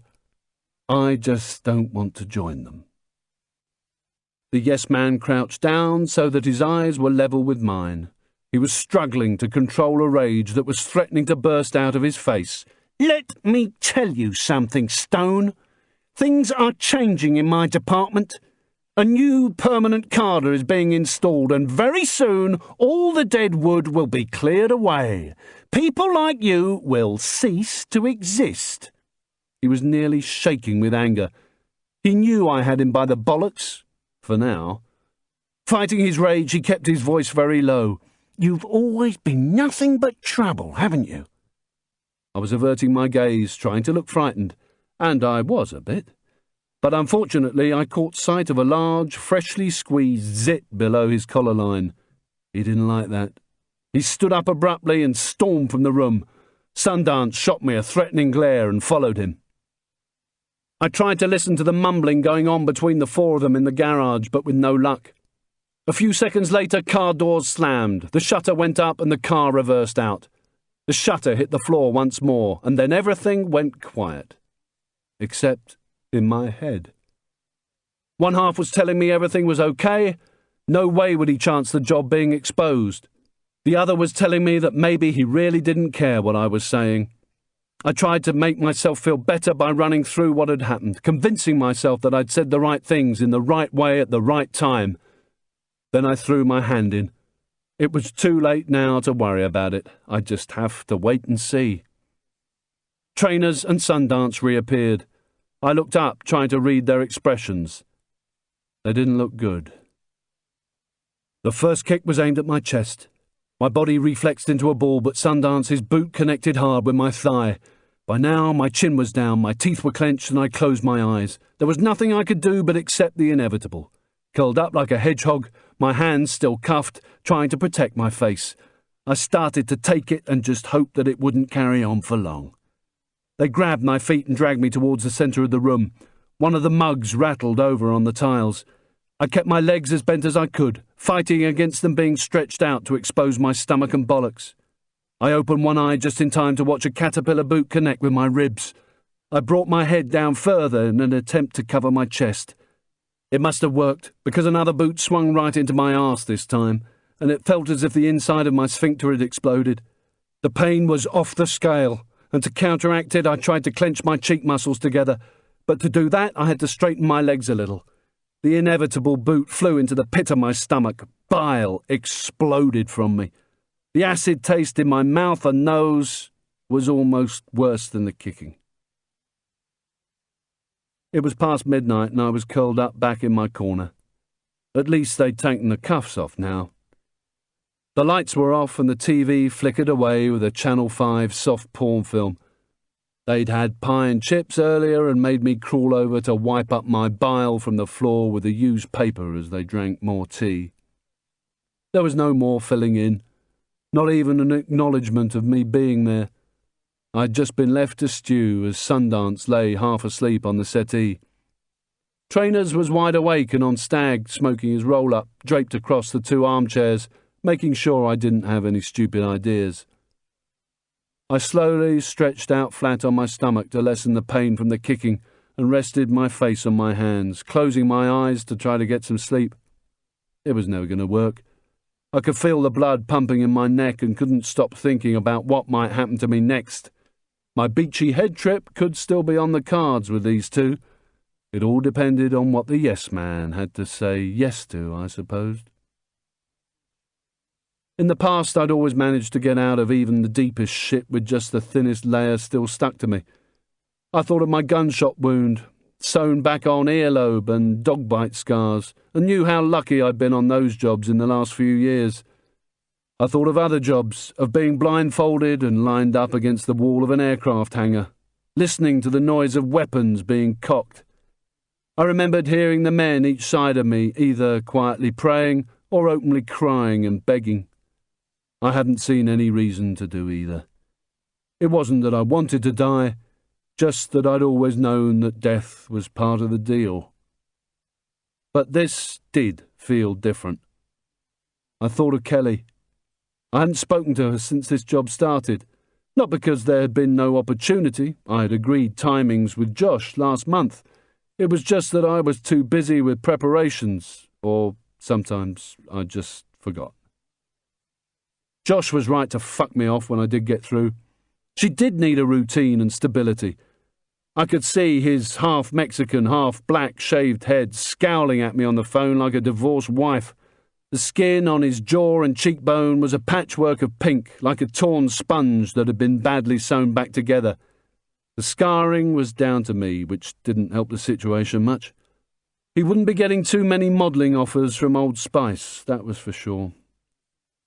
I tried to break the ice with him once by telling him. He didn't exactly fall about with laughter. I turned my head and rested my cheek on my hands, watching Trainers suck on the last of his roll-up.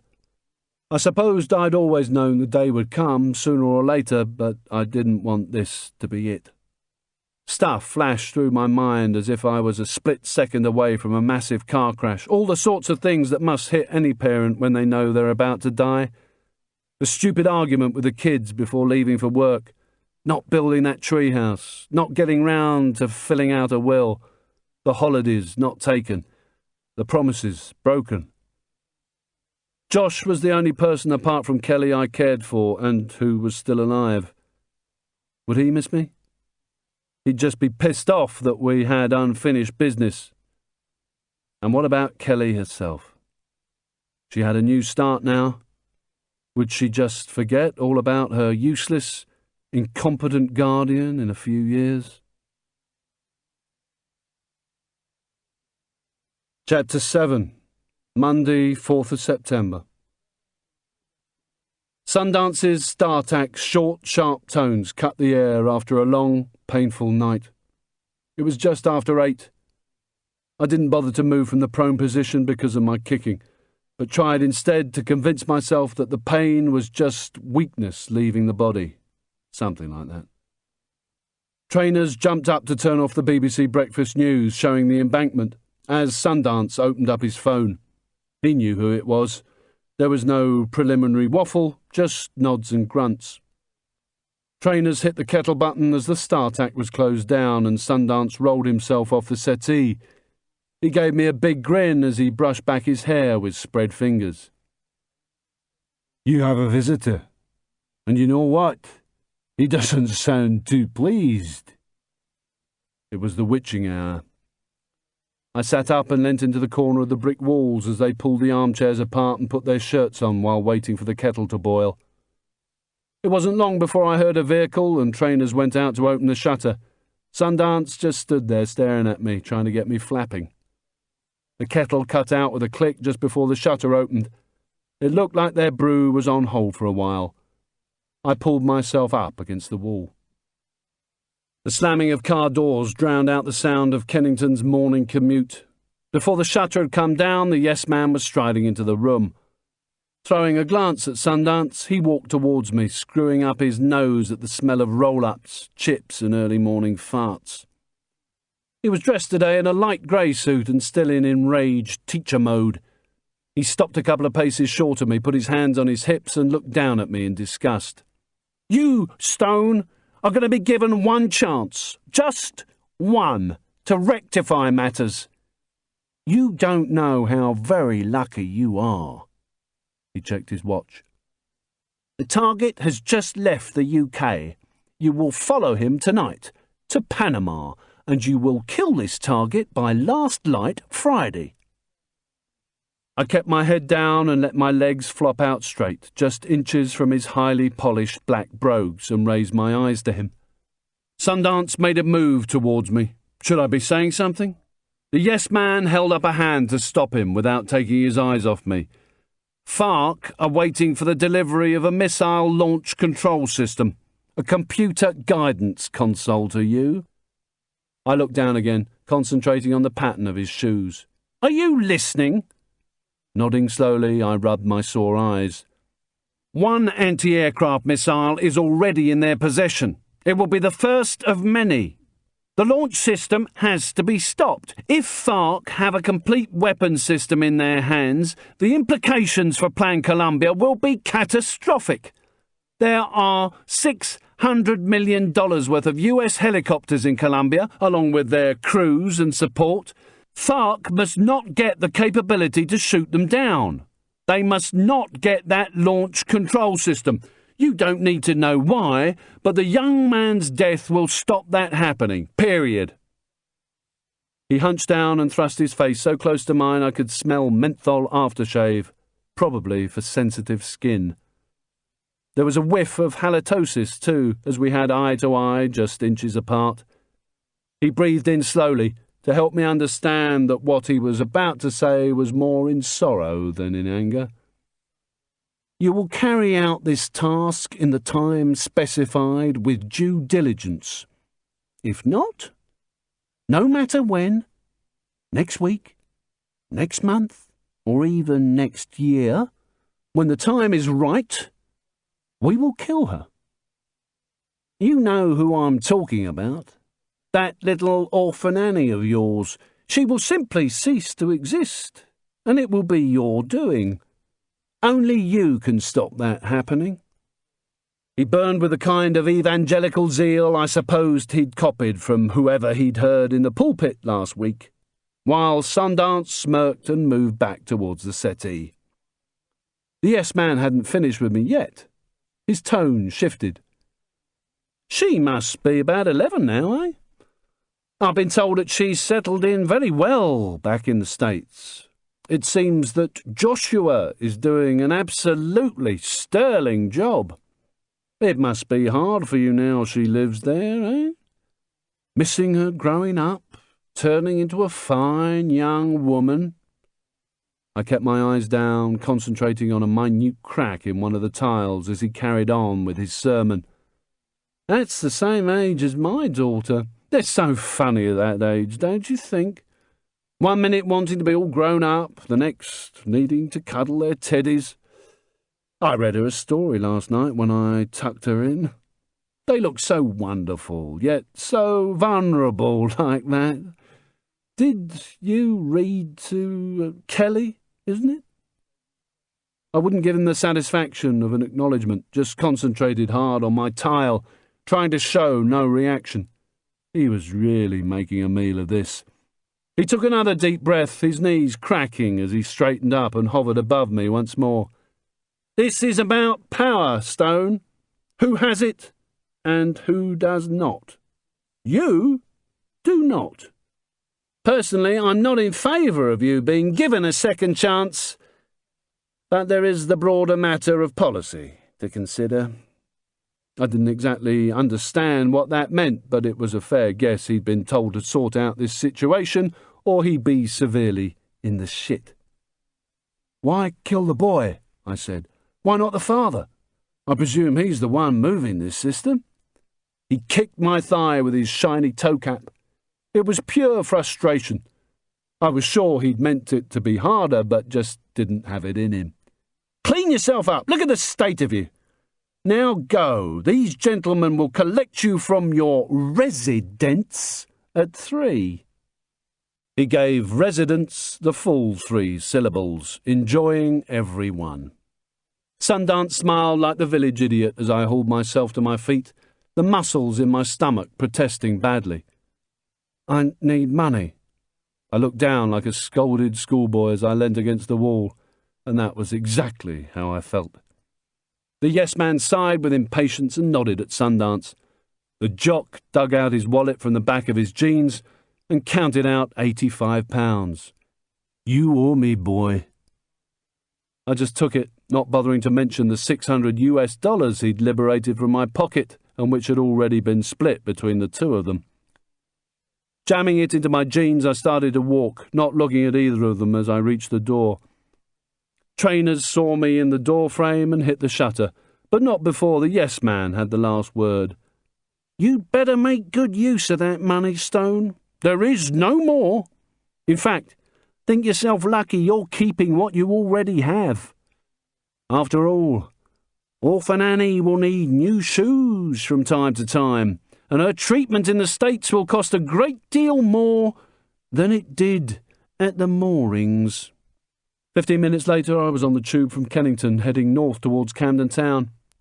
The dilapidated old train was packed tight with morning commuters, nearly everyone radiating soap, toothpaste and designer smells.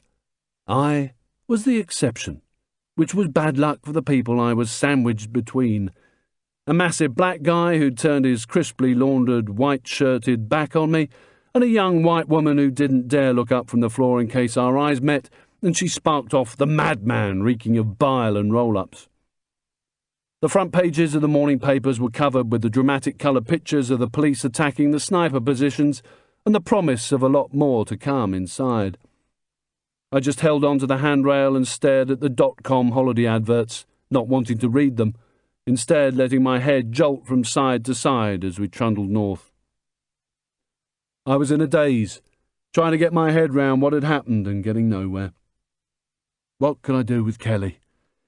Nip over to Maryland, pick her up, run away and hide in the woods?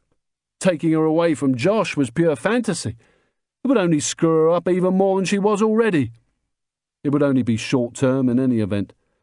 If the firm wanted her dead, they'd make it happen eventually. What about telling Josh? No need. The firm wouldn't do anything unless I failed. Besides, why stir him up any more than I had already? I let my head drop and stared at my feet as we got to a station and people fought each other to get on and off all at the same time. I got shoved and jostled and gave an involuntary gasp of pain. As the carriage repacked itself for the journey under the Thames, a pissed-off voice on the PA system told everybody to move right down inside the cars, and the doors eventually closed.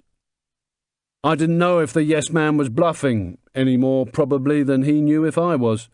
But it made no difference. Even if I did expose the job, that wouldn't stop Sundance and trainers taking their trip to Maryland. There were enough Serb families short of a kid or two because Dad hadn't gone along with the firm's demands during the latest Balkan Wars, and I knew it hadn't stopped there. Try as I might, I couldn't stop myself picturing Kelly tucked up in bed, her hair spread in a mess over the pillow as she dreamt of being a pop star. The yes man was right. They did look both wonderful and vulnerable like that. My blood ran cold as I realised that the end of this job wouldn't put an end to the threats. She would be used against me time and again. We stopped at another station and the crowd ebbed and flowed once more. I took a deep breath and exhaled slowly. I was starting to get pins and needles in my legs.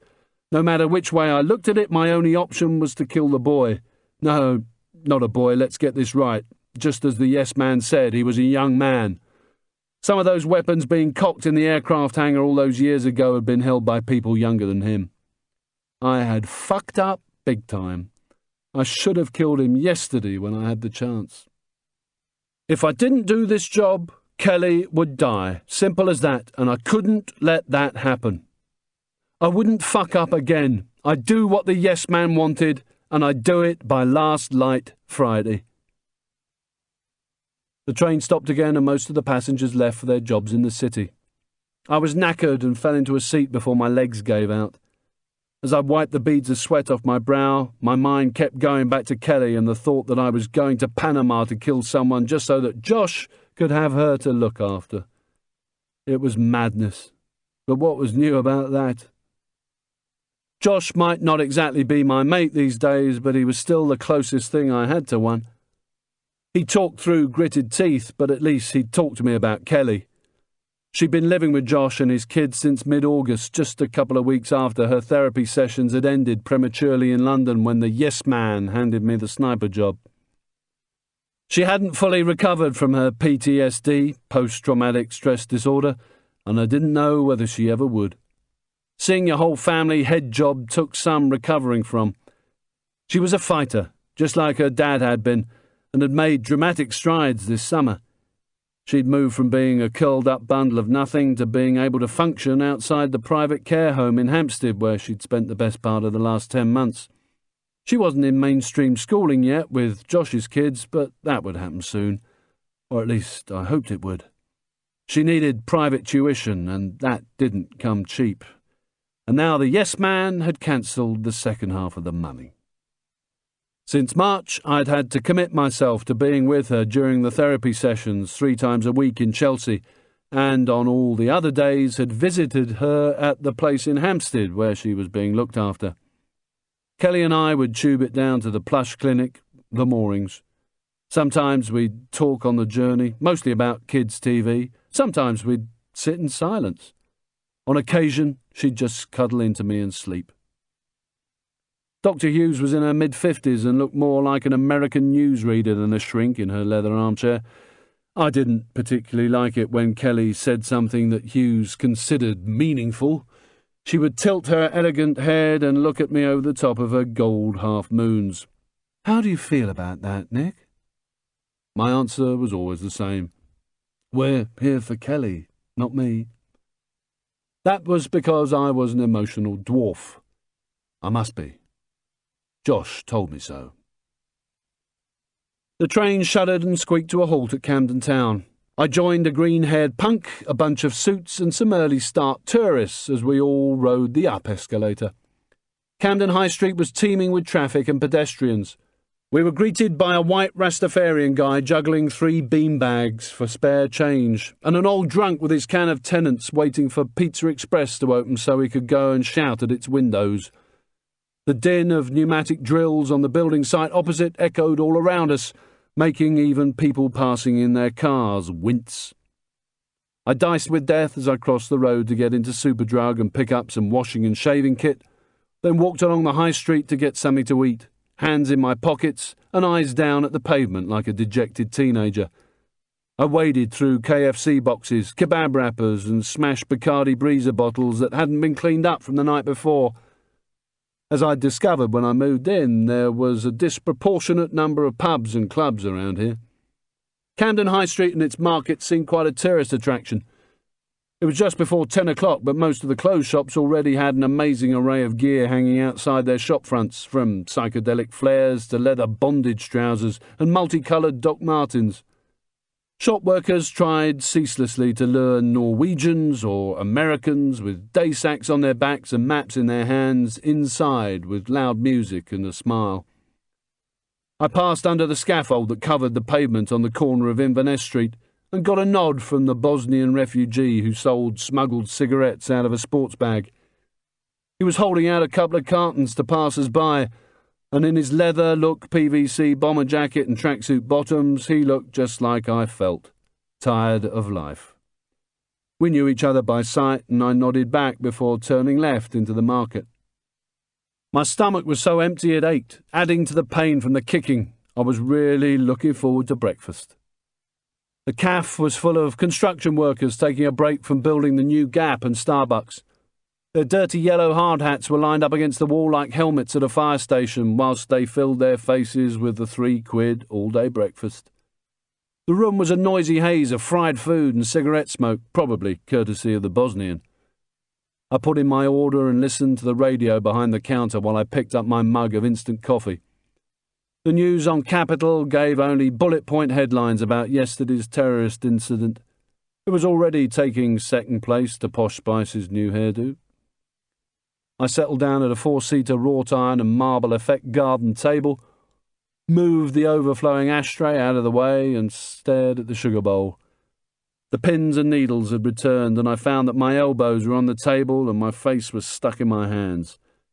For some reason, I was remembering being 7 years old, tears running down my face, trying to explain to my stepfather that I was scared of the dark. Instead of a comforting cuddle and the bedroom light left on, I got a slapped face and told not to be such a wimp or the night monster would come out from under the bed and eat me. He used to make me flat big time, and I'd spend the whole night curled up under the blanket, petrified, thinking that as long as I didn't look out, the night monster wouldn't get me. The same feeling of terror and helplessness was with me again after all these years. I was jolted from my trance. "Set breakfast, extra egg?" "That's me." I sat back down and threw bacon, sausage and egg down my neck and started to think about my shopping list. At least I wouldn't need much clothing for my Central American trip. There now, maybe things weren't that bad. At least I was going somewhere warm. I'd never been to Panama, but had operated on its border with Colombia against FARC, Revolutionary Armed Forces of Colombia, while in the regiment. We were part of the UK's first strike policy in the 80s, an American-funded operation to hit drug manufacture at source, which meant getting into the jungle for weeks on end, finding the DMPs, drug manufacturing plants, and destroying them to slow the trafficking to the UK and US. We might as well not have bothered. Over 70% of the cocaine entering the States still originated from Colombia, and up to 75% of the heroin seized on the east coast of the US was Colombian. FARC had their fingers in a substantial amount of that pie, and those kinds of numbers were also heading this way to the UK. Having operated in the region for over a year, I still took an interest, especially as most of the Colombians I'd cared anything about had been killed in the war. To keep the peace with FARC, the Colombian government had given them control of an area the size of Switzerland, and they ran all their operations from there. It was hoped that things would change now that Plan Colombia was getting into full swing. Clinton had given the Colombian government a $1.3 billion military aid package to combat drug trafficking, including over 60 of the Yes Man's, Precious, Huey and Black Hawk helicopters, along with other military assistance. But I wasn't holding my breath. It was going to be a long and dirty war. I also knew that for most of the 20th century the USA had paid for, run and protected the Panama Canal and stationed Southcom, the US Army's Southern Command, in-country. It was Southcom that had directed all military and intelligence operations from Mexico's southern border to Cape Horn during my time in Colombia.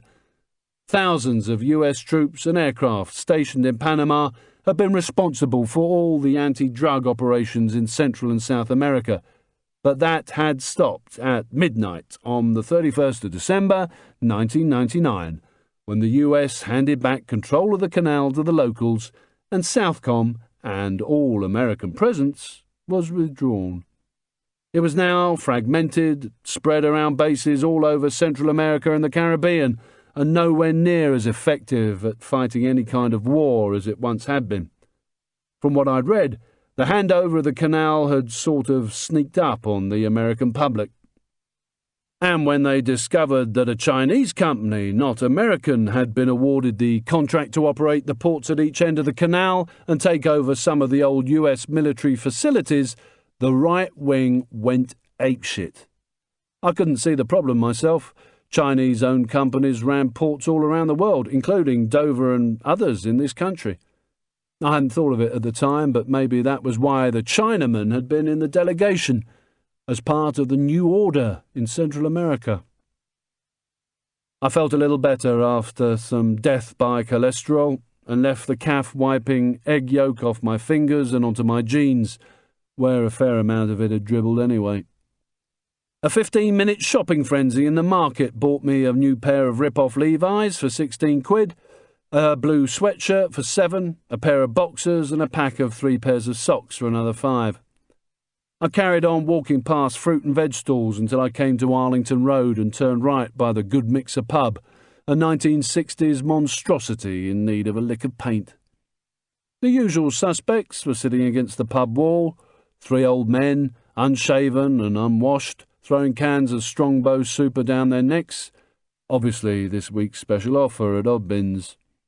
All 3 held out their grime-ingrained palms for money without even looking up at the people they were begging from. I was just a few minutes away from a hot shower, maybe 100 metres ahead, outside my impressive Victorian red brick residence. I could see someone being trolleyed into the back of an ambulance. This was nothing unusual around here, and no one passing gave it a second look.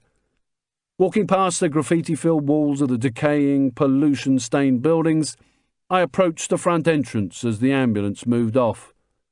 There was a white transit behind it. Gathered around its open rear doors were a group of Eastern Europeans, all carrying sports bags or day sacks. Of course, it was Monday.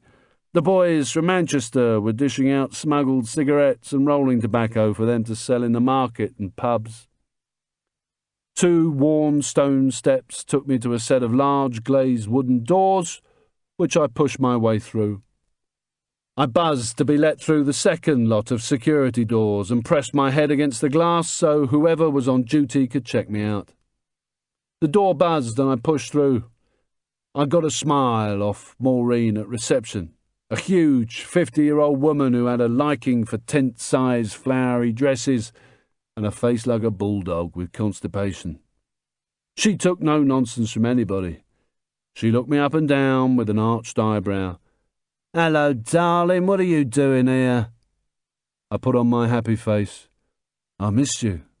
She rolled her eyes and gave her usual loud bass laugh. "Ha! Yeah, right. Is there any chance of using a shower? It's just that the plumbing in my new place has gone on the blink." I held up my bag of washing kit for her to see. She rolled her eyes at my story and sucked her teeth, not believing a word of it. 10 minutes. Don't tell. Maureen, you're the best. Tell me something I don't know, darling. Remember, 10 minutes, that's your lot. I'd only said about a dozen words to her all the time I'd lived here. This was the closest we'd been to a conversation for months. I walked up the steps to the second floor, where the decor was easy clean, thick gloss walls and a light grey industrial lino staircase, then walked along the narrow corridor, heading for the showers at the end. To my left were rows of doors to bedrooms, and I could hear their occupants mumbling to themselves, coughing, snoring. The corridor smelt of beer and cigarettes, with stale bread slices and dog ends trodden into the threadbare carpet. There was a bit of a racket on the floor above me as some old guy gobbed off, having an argument with himself, and profanities bounced off the walls. It was sometimes difficult to work out if it was alcohol, drugs, or a mental condition with these guys. Either way, care in the community seemed to mean leaving them to look after themselves. The showers were 3 stained cubicles, and I got into the centre one, slowly peeling off my clothes as men wandered around the corridor and noises echoed. Once undressed, I turned on the water. I was in a daze again, just wanting my day to end, forcing myself to check the bruising on my legs and chest, even though I didn't care if it hurt. Somebody in the corridor called out my name, and I recognised the voice. I didn't know his name, just that he was always drunk. As with the rest of them, it was the only way that he could escape his miserable life. In a slurred northern accent, he shouted the same old thing over and over again about how God had fucked him over. He used to have a wife, kids, a house, a job. It had all gone wrong. He'd lost everything, and it was all God's fault. I got under the water, trying my hardest to block out the noise as the others started to join in, telling him to shut the fuck up. The council-run hostel was what we used to call a doss house when we were kids. Nowadays it was filled not only with homeless men of every age with uniformly sad lives, but also Bosnian, Serbian and Kosovan refugees who seemed to have brought their war to London as they fought amongst themselves in the corridors and washrooms. The noises outside the showers started to merge and magnify inside my head. My heartbeat went into overdrive, and my legs felt numb with pins and needles again. I slumped down in the shower tray and covered my ears with my hands. I sat there, covering my ears, squeezing my eyes shut, trying to block out the noise, plagued by the same childlike terror that had overwhelmed me in the cafe. The image that the yes man had planted in my head, of Kelly in bed asleep in the dark, was still with me. She'd be there now, this minute, in Maryland. She would be in her bunk below Josh's eldest daughter. I knew exactly how she would look. I had woken up and tucked her back in so many times when it was cold or when a memory of her murdered family had returned to haunt her. She would be half in, half out of her duvet, stretched out on her back, arms and legs out like a starfish, sucking her bottom lip, her eyes flickering under their lids as she dreamed. Then I thought of her dead. No sucking of the lip, no REM, just a stiff, dead starfish. I tried to imagine how I would feel if that happened, knowing that I had the responsibility to make sure that it didn't. It didn't bear thinking about. I wasn't sure if it was in my head or I was yelling it out loud, but I heard my own voice shout, "How the fuck did you end up like this?" Chapter 8. I was turning into one of those nutters out there in the corridor. I'd never had much difficulty understanding why they turned to drink and drugs to escape the shit of the real world. I sat there for a few minutes longer, just feeling sorry for myself, looking at the only things I had to show for my progress through the real world. A pink dent in my stomach from a 9mm round, and the neat row of puncture holes on my right forearm from a North Carolina police dog.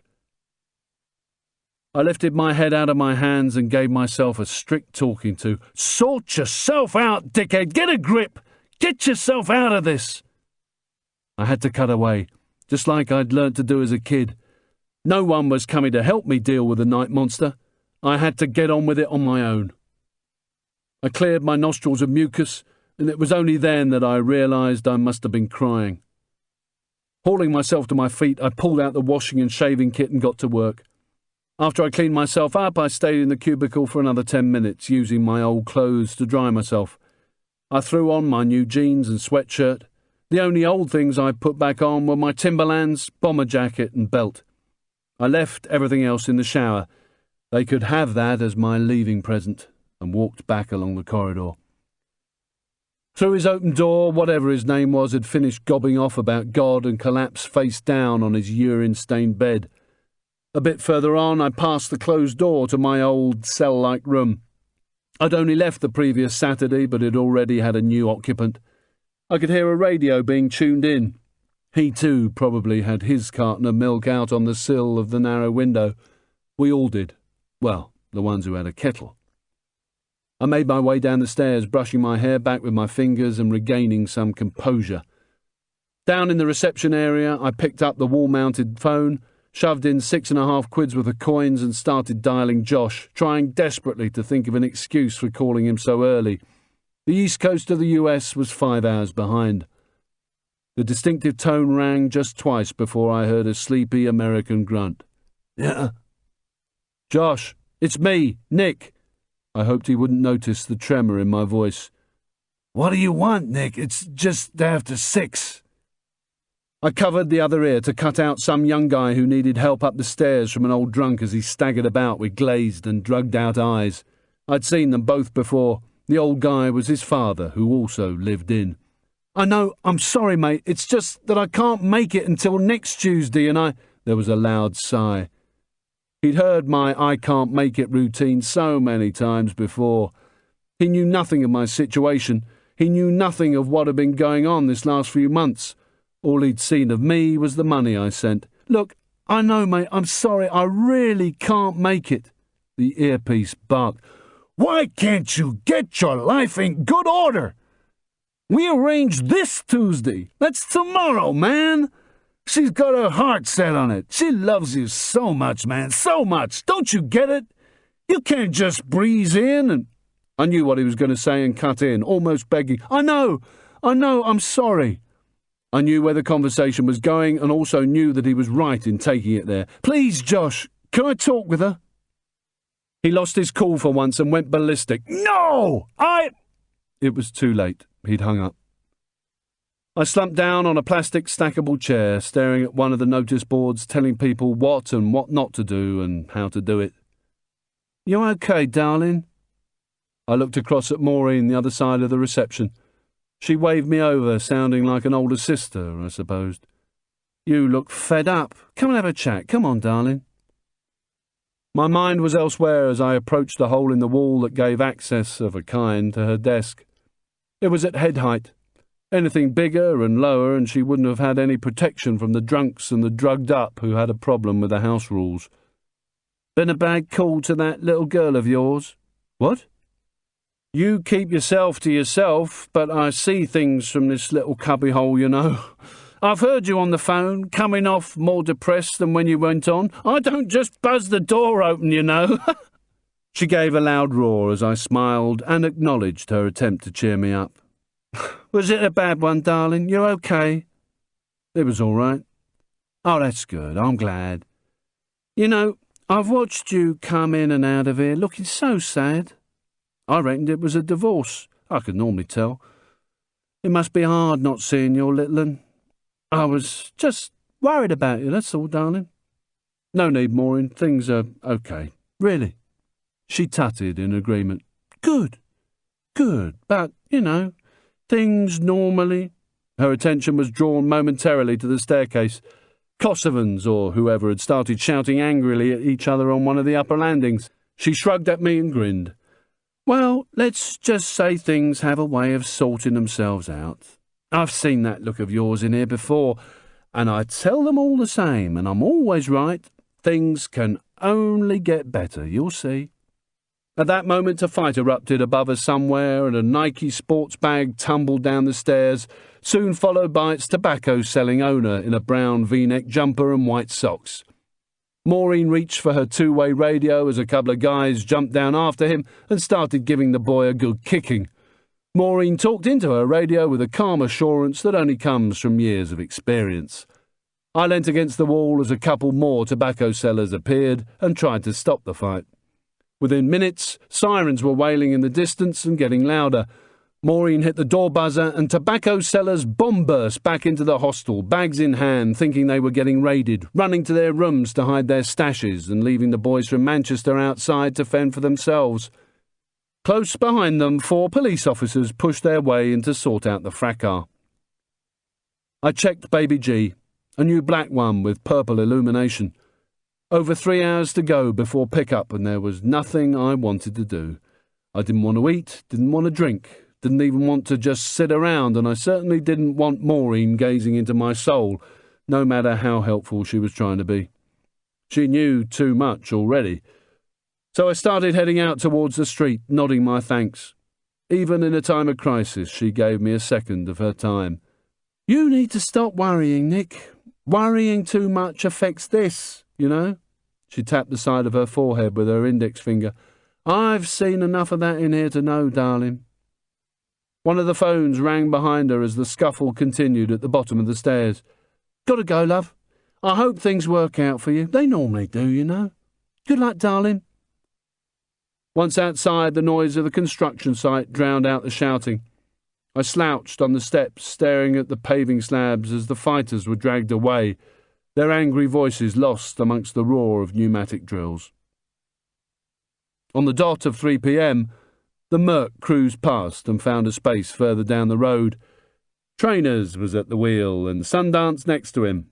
They left the engine running.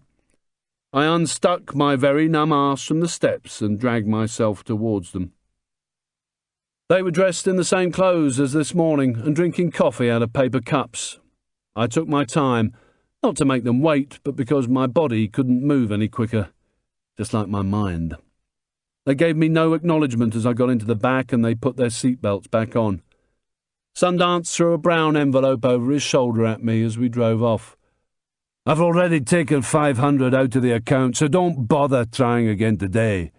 That covers the 85 sub, plus interest.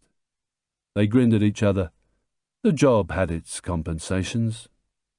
My new passport and credit card were hot off the press, but looking suitably aged, along with my new PIN number and open return air ticket, leaving Miami to Panama City, 7:05 a.m. tomorrow. How I got to Miami by then didn't bother me. I'd be told soon enough. I flicked through my visas, so I knew that I'd been on holiday for 2 weeks in Morocco in July. The stamps were all related to the truth. I had been there, just not as recently. But at least it meant I could bluff my way through a routine check at immigration and customs. The rest of my cover story would be the same as ever, just travelling after a boring life selling insurance. I had done most of Europe, now I wanted to see the rest of the world. I still wasn't impressed by my cover name, though. Hoff. Why Hoff? It didn't sound right. Nick Hoff? Nick Hoff? It didn't even start with the same letter as my real surname, so it was difficult not to get confused and hesitant when signing a signature. Hoff sounded unnatural. If you were called Hoff, you wouldn't christen your son Nicholas, unless you wanted to give him a tough time at school. It sounded like someone with a speech impediment saying Knickers Hoff. Sundance didn't ask for a signature, and that bothered me. I got pissed off with bullshit when it was official, but even more so when it wasn't. What about my CA? I asked. Can I call them? Sundance didn't bother to look round as we bumped along in the traffic. It's already done. He dipped into his jeans and brought out a scrap of paper. The new mini roundabout has been built at last, but everyone is still waiting on the decision about the bypass. That comes through sometime next month. I nodded. It was an update on the local news from what the Yes Man had renamed the cover address. James and Rosemary had loved me like a son since I boarded with them years ago, or so the cover story went. I even had a bedroom there and some clothes in the wardrobe. These were the people who would both confirm my cover story and be part of it. They'd never take any action on my behalf, but would back me up if I needed them to. That's where I live, I could tell whoever was questioning me.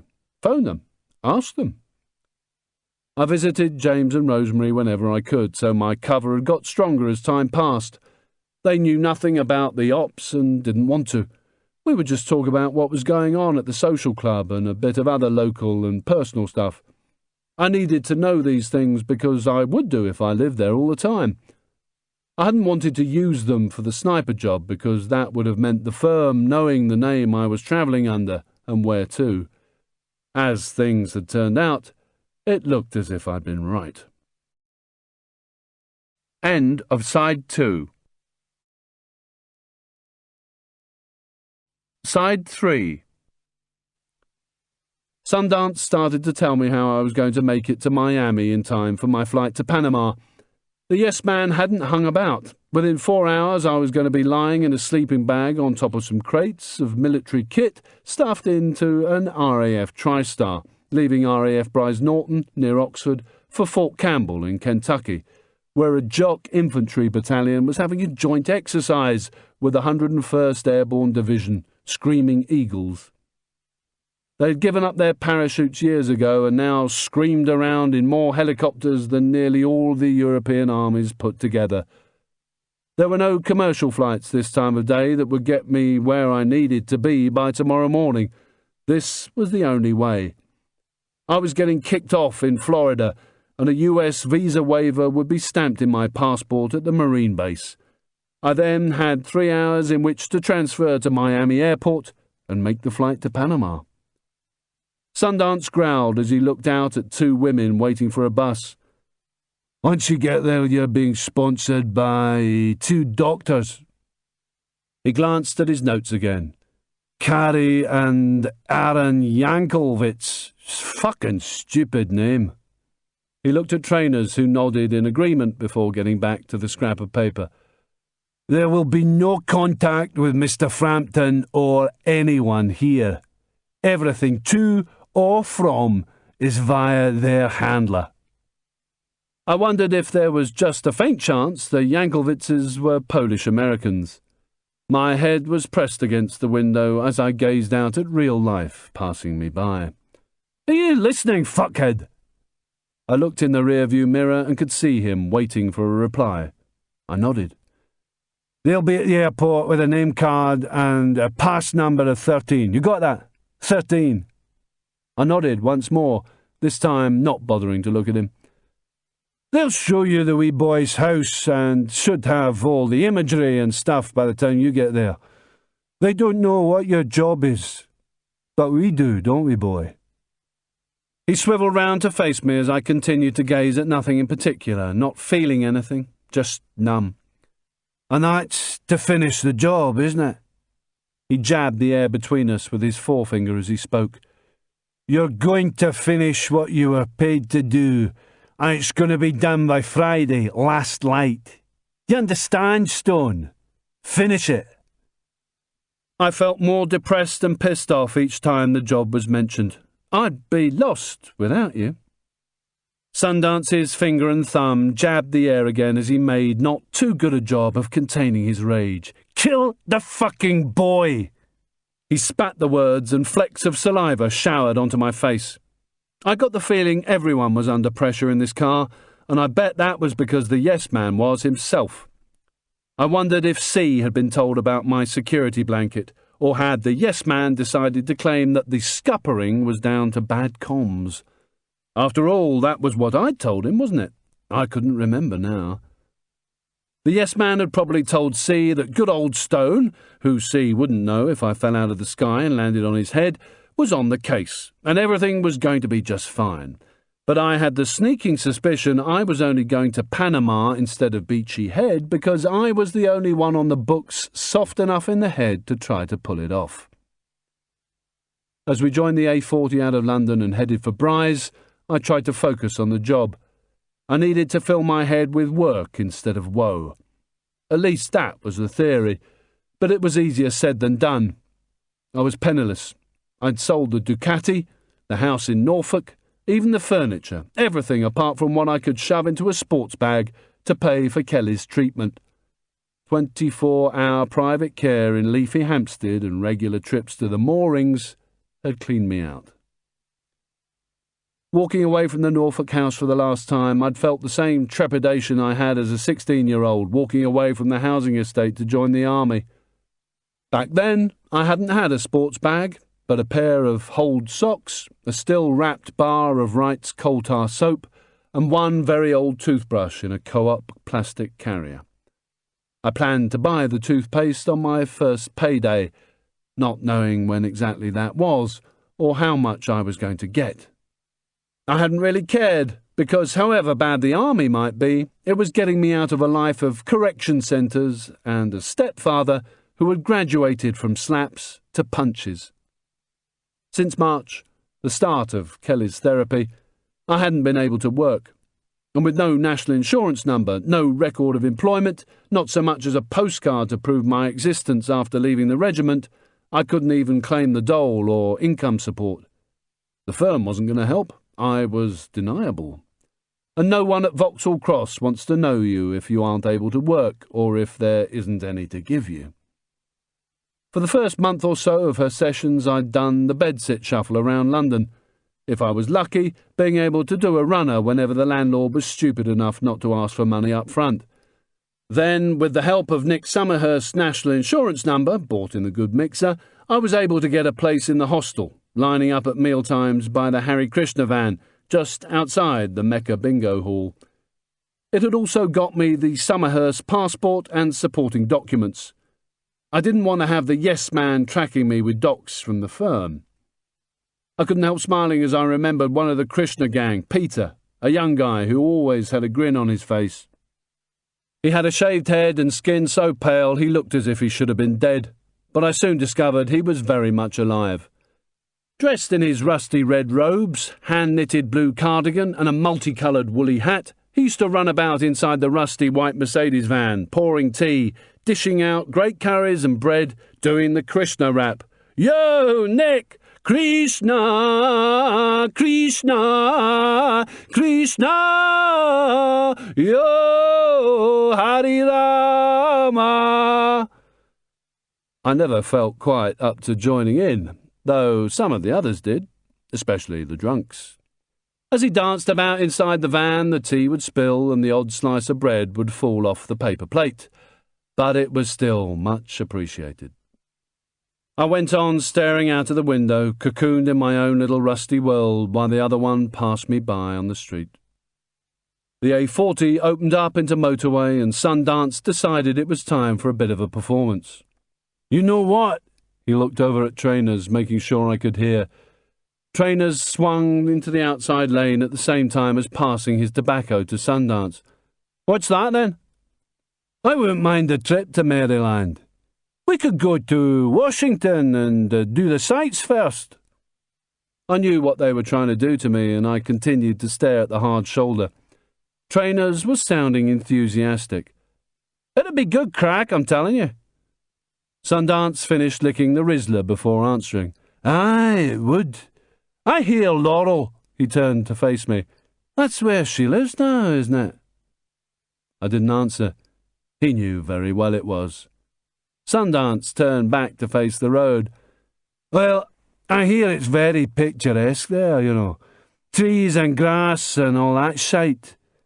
Anyway, after we finished up there in Laurel, you could take me to see that half-sister of yours in New York. No fucking way you're getting near her.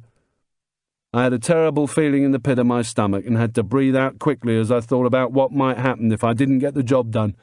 But I was fucked if I was going to play their game. Besides, I was just too tired to react. Just over an hour later, the Merc pulled up outside the Air Movement Centre at Bryce, and Trainers got out to organise the next stage of my life.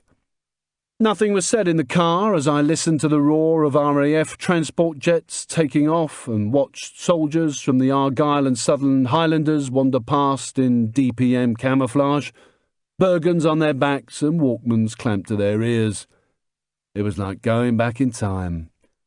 I felt I'd spent half my military life at this airfield, because as well as loading up for flights on a regular basis, just like the Highlanders, I had learnt to parachute here. I'd loved it. After being stationed in a garrison town with only 3 pubs, one of which was out of bounds to low life like me, and a chip shop, this place had been Butlins. They even had a bowling alley. I watched as a captain herded the trogs through the doors, ticking them off on a clipboard as they passed into the large 1960s glass building. Trainers came back with a nervous-looking Crab Air, RAF, movements corporal. He probably didn't have a clue what was going on, just that he had to escort some pissed-off-looking civilian onto one of his nice aircraft. He was told to wait short of the car as Trainers came and opened the rear curbside door. I could only see him from the chest down as his hand beckoned me out. As I shuffled my arse across the seat, Sundance called out, "Oi!" I waited, looking at the footwell. "Don't fuck up, boy." I nodded. After our little talk on the way here and the yes man's lecture earlier, I'd got the message. I climbed out and nodded a greeting to the crab corporal. We'd only gone a few paces when Sundance called to me yet again. I went back and poked my head through the rear door, which trainers had kept open. The roar of a transport jet made him shout and me move back into the car, my knees on the seat. "I forgot to ask, how is that Wayne of yours? I heard you two were going to the fruit farm before she left. Little soft in the head as well, is she?" I couldn't hold it any longer. My body started to tremble. He grinned, having got from me at last what he'd been gunning for all trip. "Maybe if you fuck up it'd be a good thing for the wee one, you know. We'd be doing her a favour." He was enjoying every moment of this. I tried to remain calm, but it wasn't working. He could see me boiling underneath. "Hurts, eh?" I did my best not to react. "So, boy, just fuck off out of my face and get it right this time." Fuck it. I launched myself forward off my knees and gripped his head with both hands. In one movement, I put my head down and pulled his face hard towards the top of my crown. I made contact, and it hurt, making me dizzy. Once outside, I threw both my arms up in surrender. "It's okay. It's okay." I opened my eyes fully and looked in at Sundance. He was sunk into the seat, hands covering his nose, blood running between his fingers.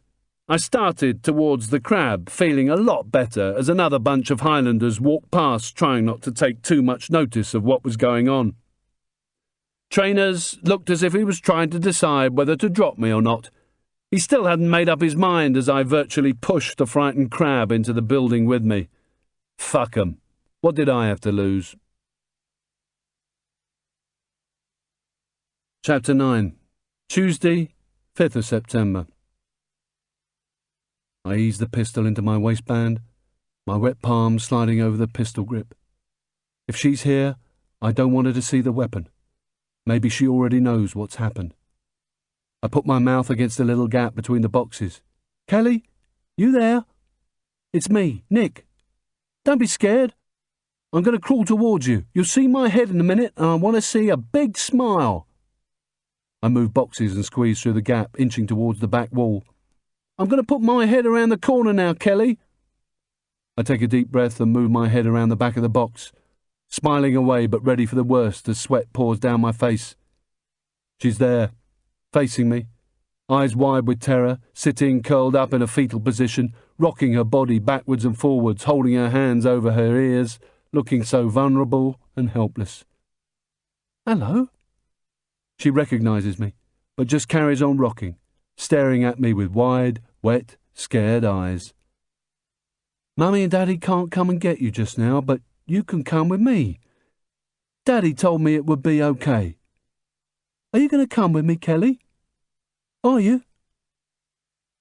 "Sir? Sir?" I opened my eyes to see a very concerned flight attendant. "Are you okay, sir? Can I get you some water or something?" My sweaty palm slid on the armrest as I pushed myself upright in my seat.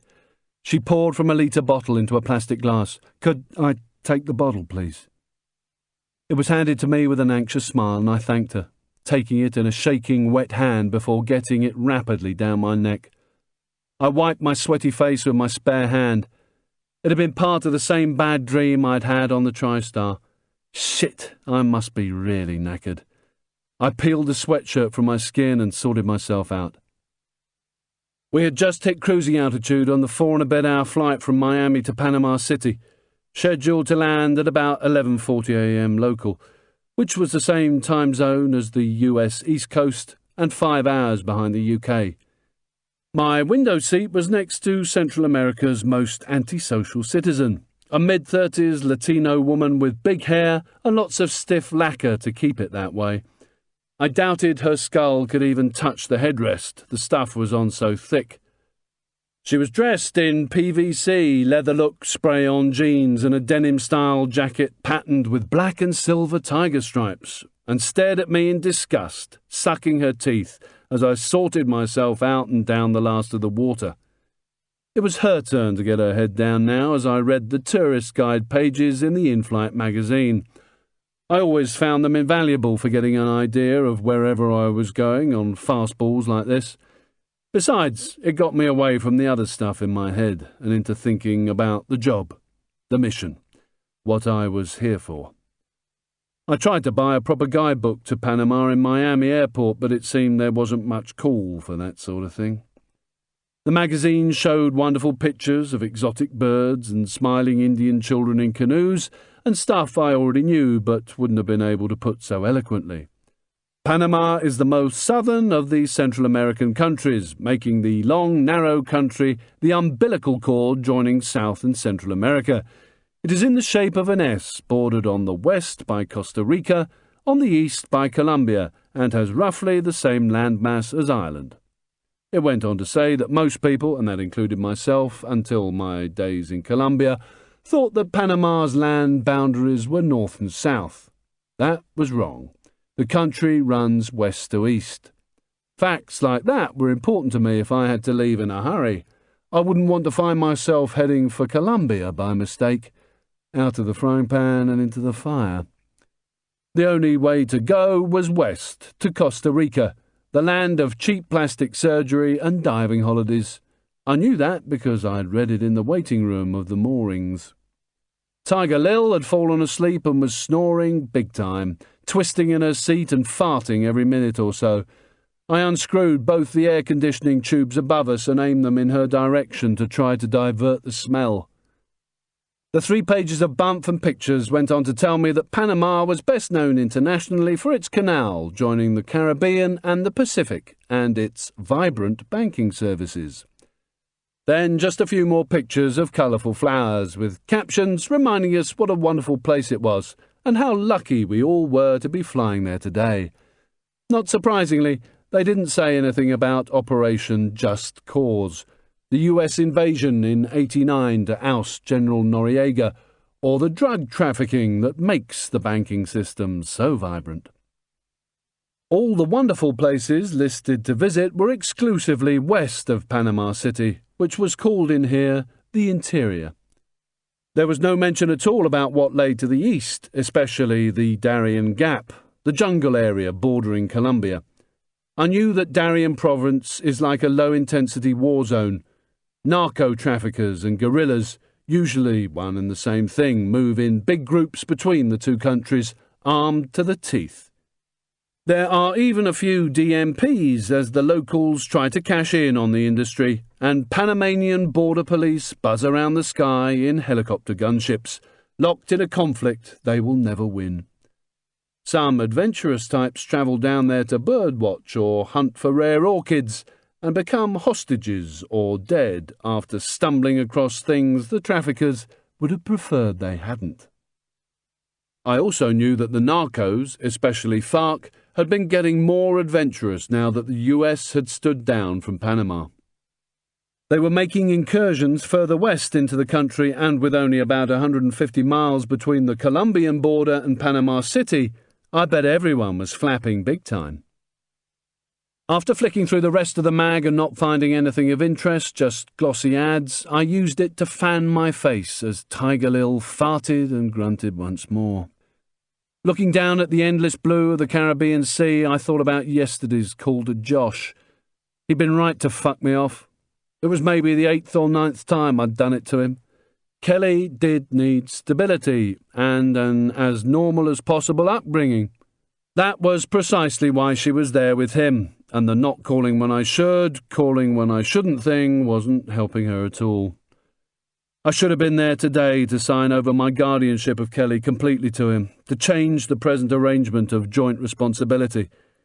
In her father's will, Josh and I had both been named as guardians, but I was the one who'd landed up with her. I couldn't even remember how that had come about. It just sort of had. Food was being served, and I tried to extract my tray from the armrest. It was proving difficult as Tiger Lil had overflowed her own space. I shook her gently, and she opened one blurry eye before turning over as if I was to blame. My food turned up in its pre-packed tray and made me think of Peter getting all the Doss House boys rapping. Krishna yo, Krishna yo, Krishna yo, Hare Rama. I peeled back the foil to see a breakfast of pasta. Wielding a fork and moving my arms very carefully so as not to stir up my new friend, I decided to make a donation to those Krishna boys if I ever got back alive. The thought about Peter surprised me. It had popped out of nowhere like a lot of other stuff lately. I wanted to get back in the comfort zone of work as quickly as possible and cut away from that stuff before I found myself joining the caravan club. As I threw pasta down my neck, I got thinking about the job and the little information Sundance had given me. The pass number for the meet with Aaron and Carrie Yankelvitz was 13. The system is easy and works well. Numbers are far better than confirmation statements because they're easier to remember. I once had a confirmation statement that went, "The Count is having kippers with your mother tonight," and I was supposed to reply, "The kippers are restless." Who the fuck made that one up? Pass numbers are also especially good for people who aren't trained in tradecraft or, like me, are crap at remembering confirmation statements. For all I knew, these people could be either. I didn't know if they were experienced operators who knew how to conduct themselves on the ground, just contacts who were going to help me out with bed and breakfast, or big-timers who couldn't keep their mouths shut. I didn't like anyone else being involved in anything I did, but this time I had no choice. I didn't know where the target lived or the target's routine, and I didn't have a whole lot of time to find out. After eating, I sat back and pushed myself against the seat to relax my sore stomach muscles. Pain shot across my rib cage to give me further reminders of the strength and endurance of caterpillar boots. Trying to relieve the pain in my chest as I moved, I faced slowly away from Tiger Lil and lowered the window blind. Below me, green jungle now stretched as far as the horizon, looking from this altitude like the world's biggest broccoli patch. I pulled the blanket over my head to cut out the smell. Chapter 10. The flight touched down 10 minutes early, at 11:30 local time. One of the first off, I followed the signs for baggage reclaim and customs, past banks of chrome and brown leatherette seating. After 3 hours of air conditioning, the heat hit me like a wall. In my hand were the 2 forms we'd been given to fill in on the aircraft, one for immigration, one for customs. Mine said that Nick Hoff was staying at the Marriott. There is always the Marriott. Apart from the clothes I stood up in, jeans, sweatshirt and bomber jacket, the only items I had with me were my passport and wallet containing $500. It had come from an ATM in Miami Departures, courtesy of my new Royal Bank of Scotland Visa card in my crap cover name. Feeling like one of the Camden lot, I'd looked at myself in a toilet mirror. Sleep creases all over my face and hair sticking up like the lead singer of an indie band. I needn't have worried. Passing through immigration turned out to be a breeze, even without any luggage. I just handed over my declaration form to a bored, middle-aged man and he waved me through. I guess they'd hardly be on the lookout for anyone trying to smuggle drugs into Central America. I also shot through customs because all I had was nothing. I should really have bought a piece of hand luggage in Miami to look normal, but my head must have been elsewhere. Not that it mattered. The Panamanian customs boys were obviously in the same place. I headed towards the exit, fitting my new Leatherman onto my belt. I bought it in Miami to replace the one Sundance had nicked from me, and airport security had taken it off me and packed it into a jiffy bag in case I tried to use it to hijack the plane. I had to collect it from the luggage service desk when we landed. The small arrivals area was hosting the Noise and Crush Olympics. Spanish voices hollered, tannoys barked, babies cried, mobiles rang with every tune known to man. Steel barriers funneled me deeper into the hall. I walked on, scanning the faces of waiting families and taxi drivers, some holding up name cards. Women outnumbered men, either very skinny or very overweight, but not much in between. Many held bunches of flowers and screaming 2-year-olds mountaineered all over them. 3 or 4 deep against the barriers, they looked like fans at a Ricky Martin concert. At last, amongst the surge of people, I spotted a square foot of white card with the name Yankelwitz in capitals in marker pen. The long-haired man holding it looked different from the clean-cut CIA operator I'd been expecting. He was slim, about my height, maybe 5'10", and probably in his mid to late 50s. He was dressed in khaki shorts and a matching photographer's waistcoat that looked as if it doubled as a hand rag at the local garage. His salt and pepper hair was tied back in a ponytail away from a tanned face that had a few days' silver growth. His face looked worn. Life had obviously been chewing on it. I walked straight past him to the end of the barrier, wanting to tune into the place first and watch this man for a while before I gave myself over to him. I carried on towards the glass wall and sliding exit doors about 10 metres ahead. Beyond them was a car park where blinding sunlight bounced off scores of windscreens. The Flying Dog's hot dog and nacho stall to the left of the door seemed as good a place as any to stop. I leant against the glass and watched my contact getting pushed and shoved in the melee. Aaron, I presumed it was him, was trying to check every new male arrival who emerged from customs, whilst also checking every few seconds that the name card was the right way up before trying to thrust it above the crowd once more. The taxi drivers were old hands at this game and were able to stand their ground, but Aaron kept being buffeted by the surge of bodies. If this had been the January sales, he'd have come away with a pair of odd socks. Now and again I caught sight of his tanned, hairless legs. They were muscular and scratched around the calves, and the soles of his feet were covered by old leather Jesus sandals, not the more usual sports ones. This wasn't holiday attire, that was for sure. He looked more like a farmhand or hippie throwback than any kind of doctor. As I watched and tuned in, Tiger Lil burst into the hall, heaving an enormous squeaky-wheeled suitcase behind her. She screamed in unison with two equally large black women as they jumped all over each other, kissing and cuddling. The arrivals area was packed with food and drink stalls, all producing their own smells that bounced off the low ceiling and had nowhere to escape to. Brightly dressed Latinos, blacks, whites and Chinese all clamoured to outdo each other in the loudest shout competition. My guess was that Aaron would lose that as well as the keep your place in the crowd contest. He was still bobbing around like a cork on a stormy sea. The air conditioning might have been working, but not well enough to handle the heat of so many bodies. The stone floor was wet with condensation, as if it had just been mopped, and the bottom foot or so of the glass wall was fogged with moisture. The heat was already getting to me. I felt sweat leak from my greasy skin and my eyes were stinging. Taking off my jacket, I leant against the glass once more, my clammy arms sticking to my sweatshirt. A group of 5 stony-faced policemen hovered about in severely pressed khaki trousers and badge-festooned short-sleeved shirts. They looked very macho, with their hands resting on their holstered pistols and feet tapping in black patent leather shoes. Apart from that, the only things moving were their peaked hats as they checked out 3 tight-jeaned and high-heeled Latino women passing by. Sitting on a bench to the left of the policeman was the only person here who wasn't sweating and out of control, a 30-something white woman who looked like G.I. Jane, with short hair, green fatigue cargos and a baggy grey vest that came high up her neck.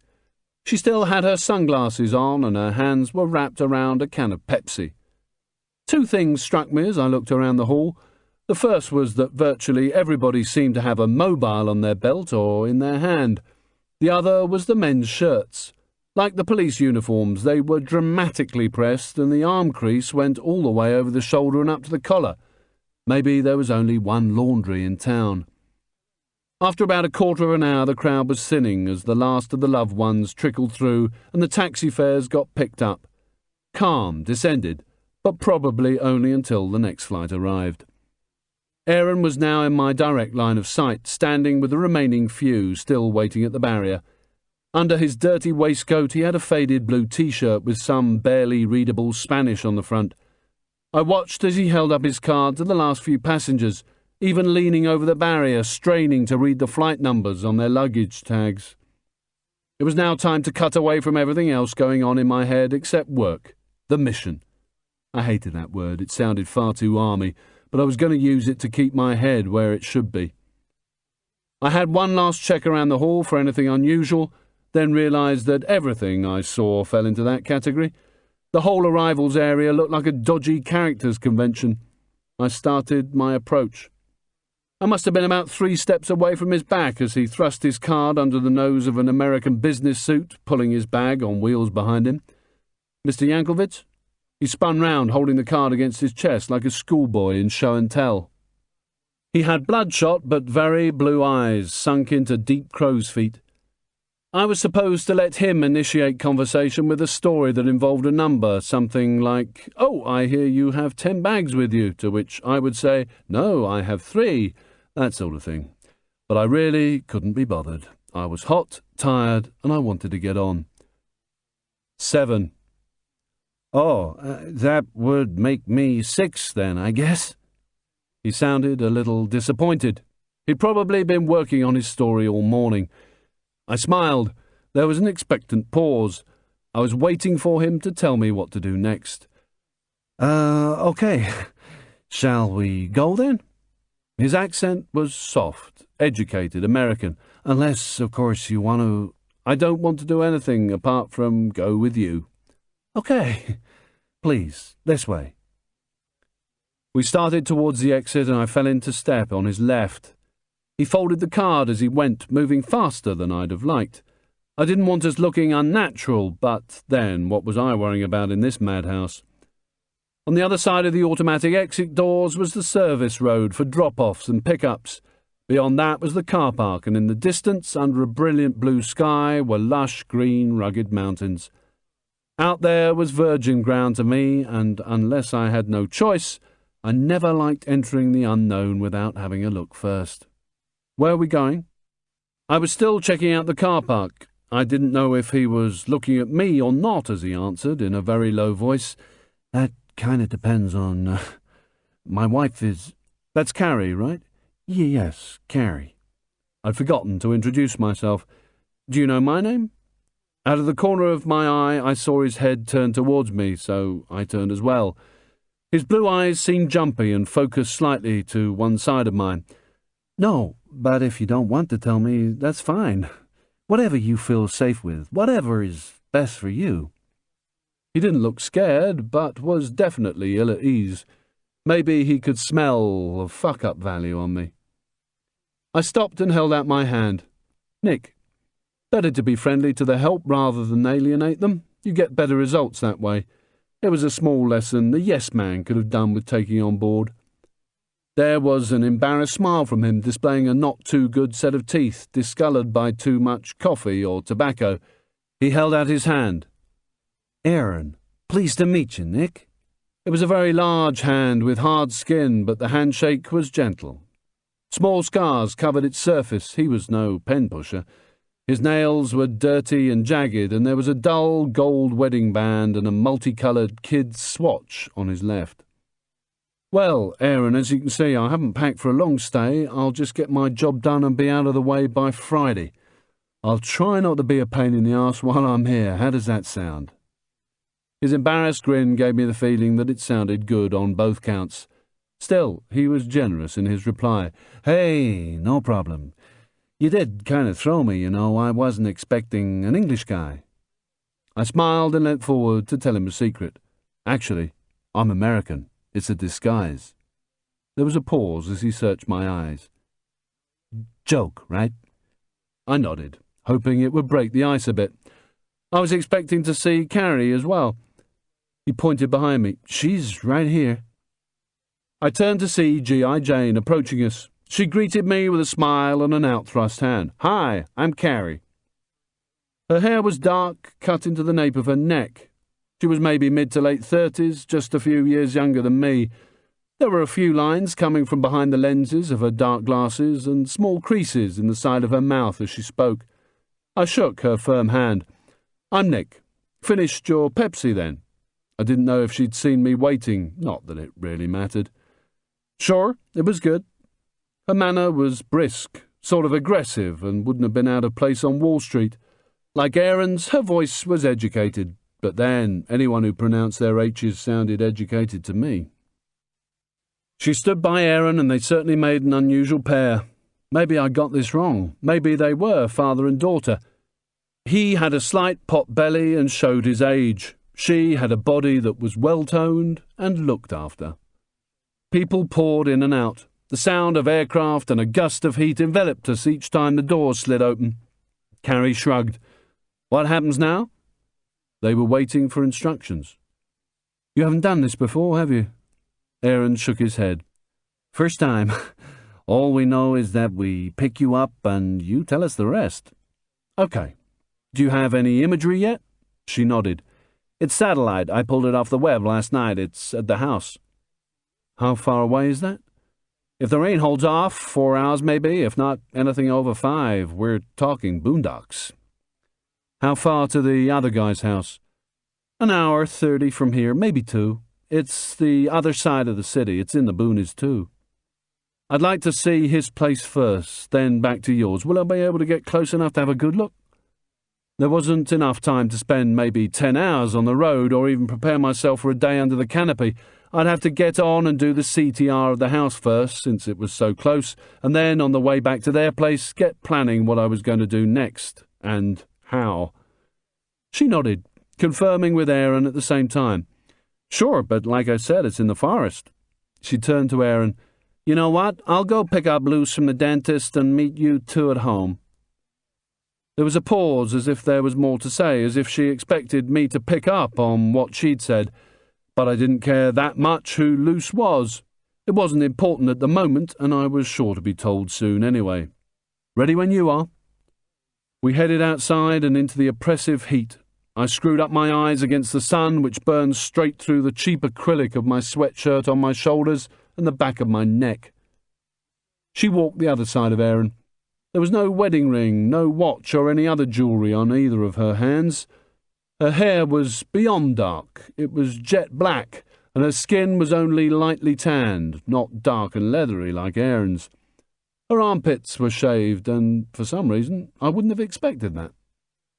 Maybe I'd been harbouring images of New Age travellers from the moment I saw Aaron.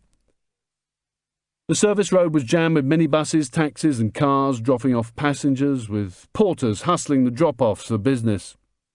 The noise was just as loud out here as it had been in the hall, with vehicle horns sounding off and taxi drivers arguing over parking spaces. The dazzling sunshine felt as if I had a searchlight pointed straight into my eyes. I squinted like a mole and looked down as they started to feel gritty. Aaron pulled a pair of John Lennon sunglasses from a pocket of his waistcoat and put them on as he pointed to our half-right. We're over here. We crossed the road to what might have been a parking lot in any US shopping mall. Japanese and American SUVs were lined up alongside saloons and people carriers, and none of them looked more than 1 or 2 years old. It surprised me. I'd been expecting worse. Carrie broke away from us and headed towards the other side of the car park. See you both later. I nodded goodbye. Aaron didn't say a word, just nodded with me. The ground was wet with rain and sunlight glinted off the tarmac. My eyes were still half closed when we reached a blue, rusty, mud-covered Mazda pickup. This is us. This was more what I'd been expecting. It had a double cab with an equally old fiberglass backpack cover over the rear that turned it into a van. The sheen of the paintwork had been burned off long ago by tropical heat. Aaron was already inside, leaning over to open my door.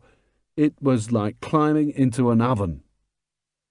The sun had been beating down on the windscreen, and it was so hot inside it was hard to breathe. I was just pleased that there was an old blanket draped over the seats to protect us from the almost molten PVC upholstery, though the heat was still doing the business. A floating ball compass was stuck to the windscreen, and fixed to the dash was a small open can half filled with green liquid. Judging by the picture of flowers on the label, it had been air freshener in a previous life. Will you excuse me, Nick? I need a moment. Won't be long. I kept my door open, trying to let some air in as he closed his and disappeared behind the Mazda. It had only been 100 metres from the terminal building, but I was already sweating. My jeans stuck to my thighs, and a bead of sweat rolled down the bridge of my nose and added to the misery.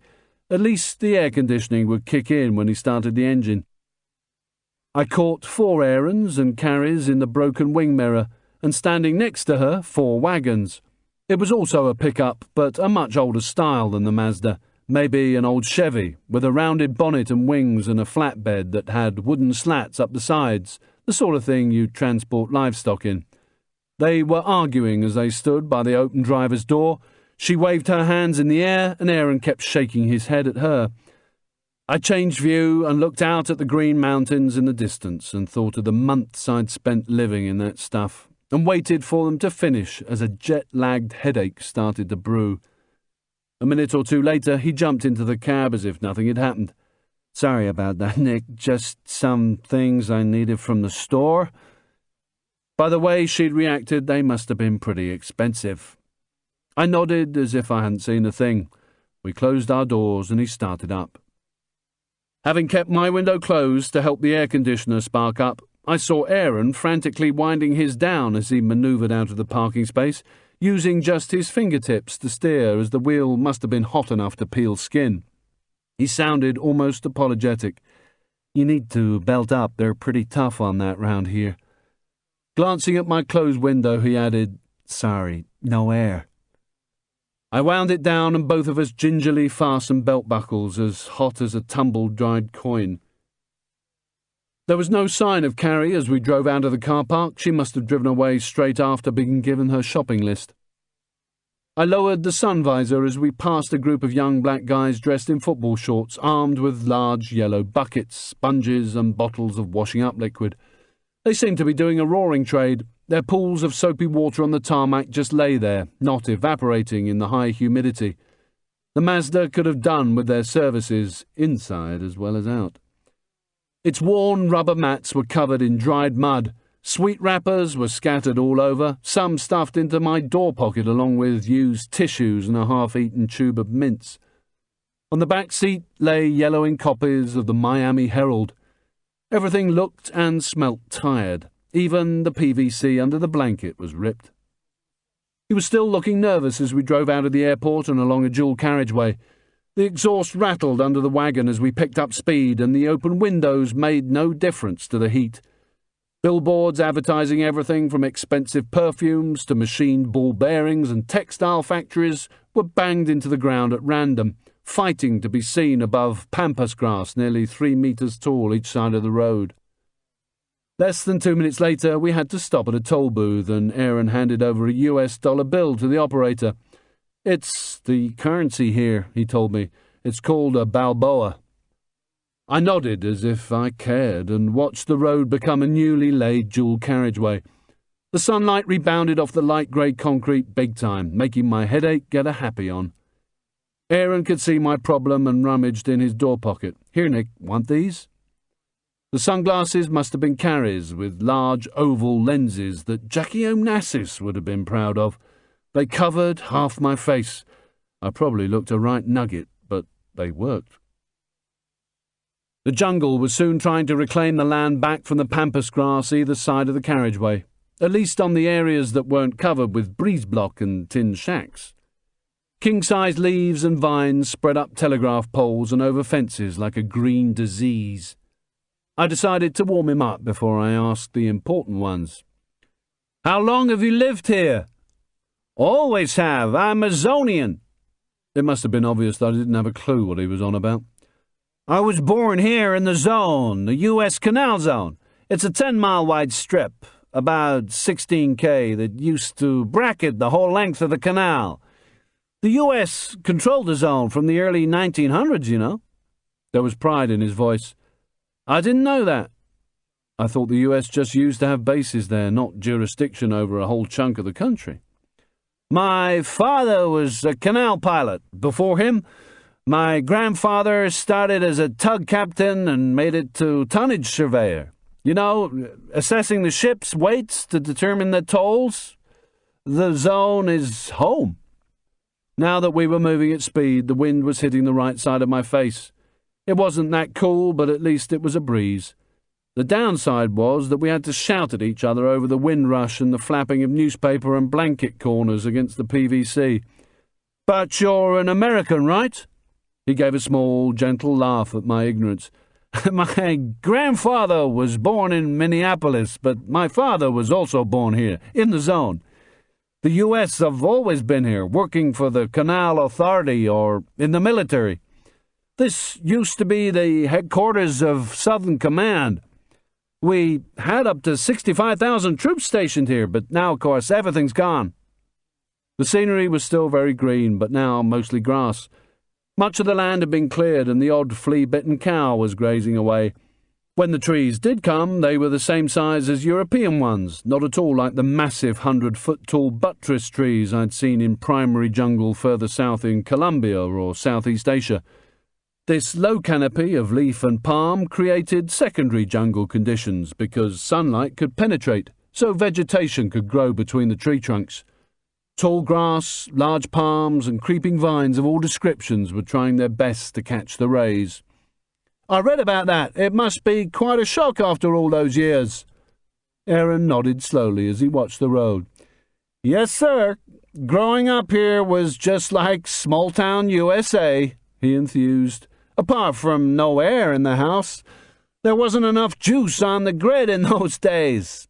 But what the hell, it didn't matter. I came home from school and wham, I'm right into the forest, building forts, fishing for tarpon.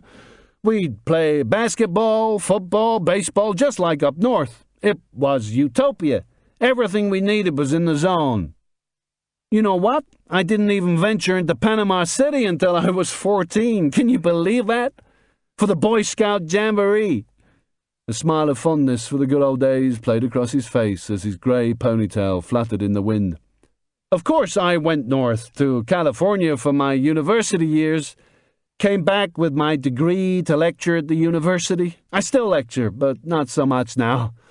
That's where I met Carrie. So she was his wife. I was pleased to have my curiosity satisfied and got a sudden burst of hope for the future if I ever reached old age.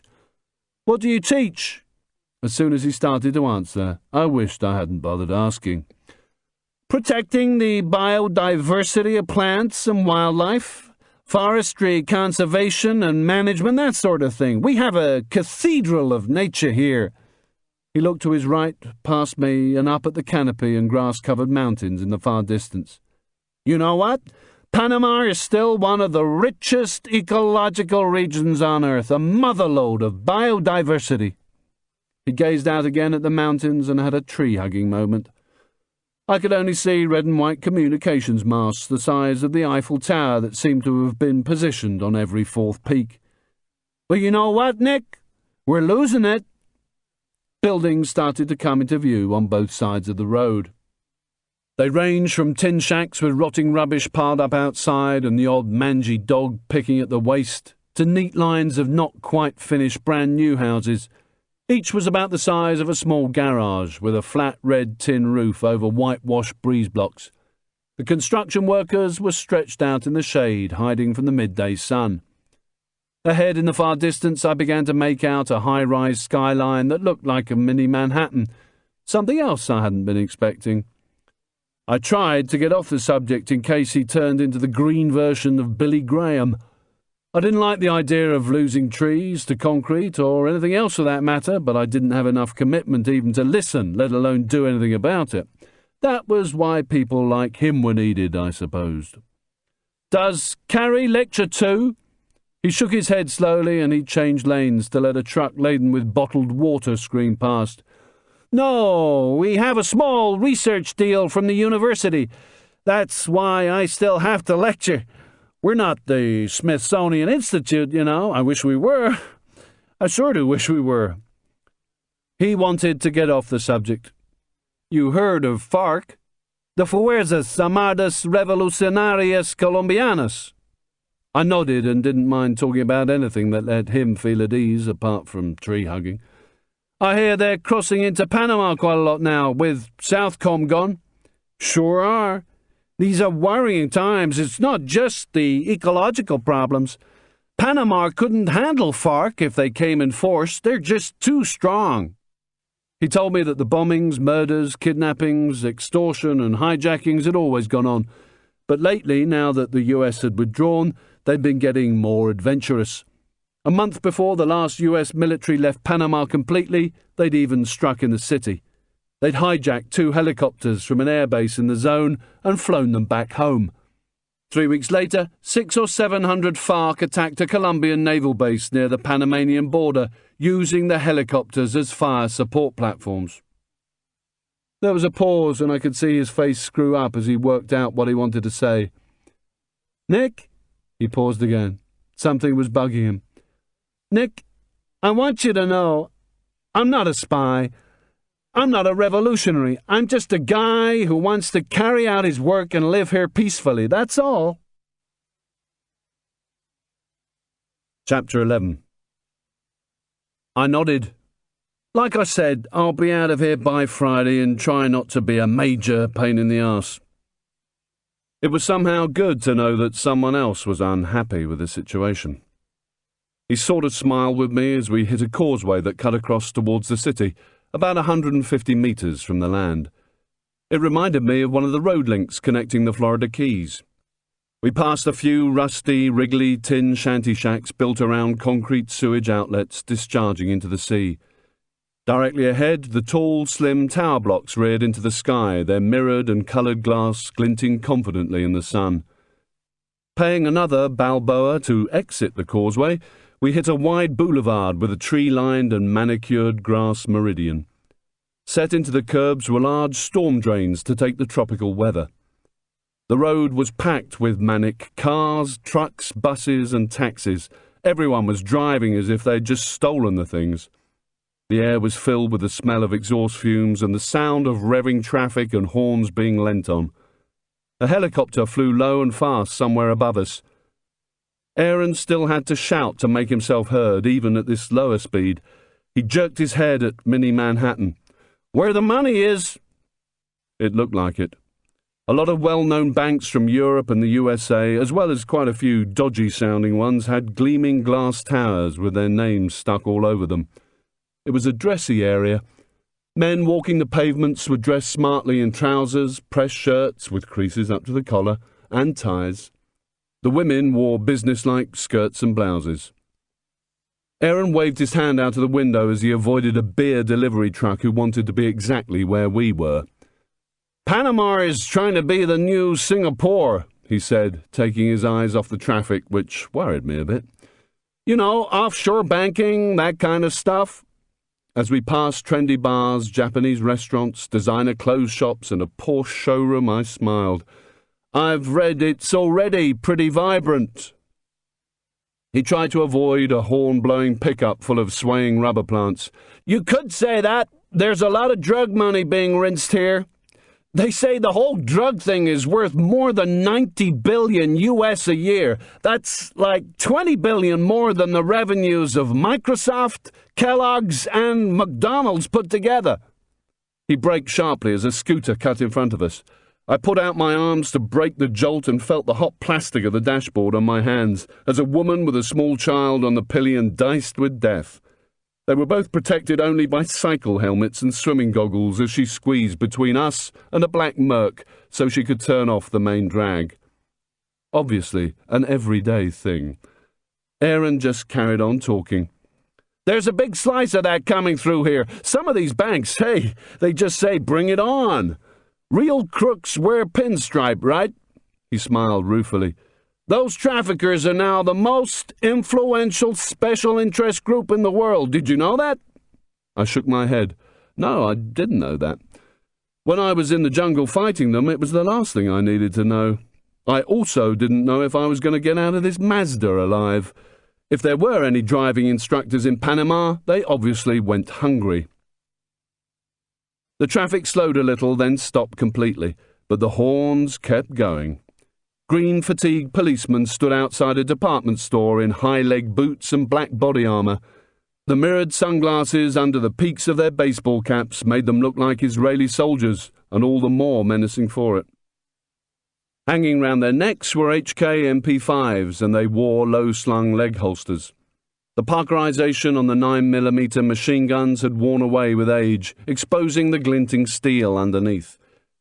The traffic unchoked, and we started to move. The faces sticking out of the bus ahead of us got a grandstand view of my Jackie O's, and a few started to smile at the dickhead in the Mazda. At least I've cheered some people up today.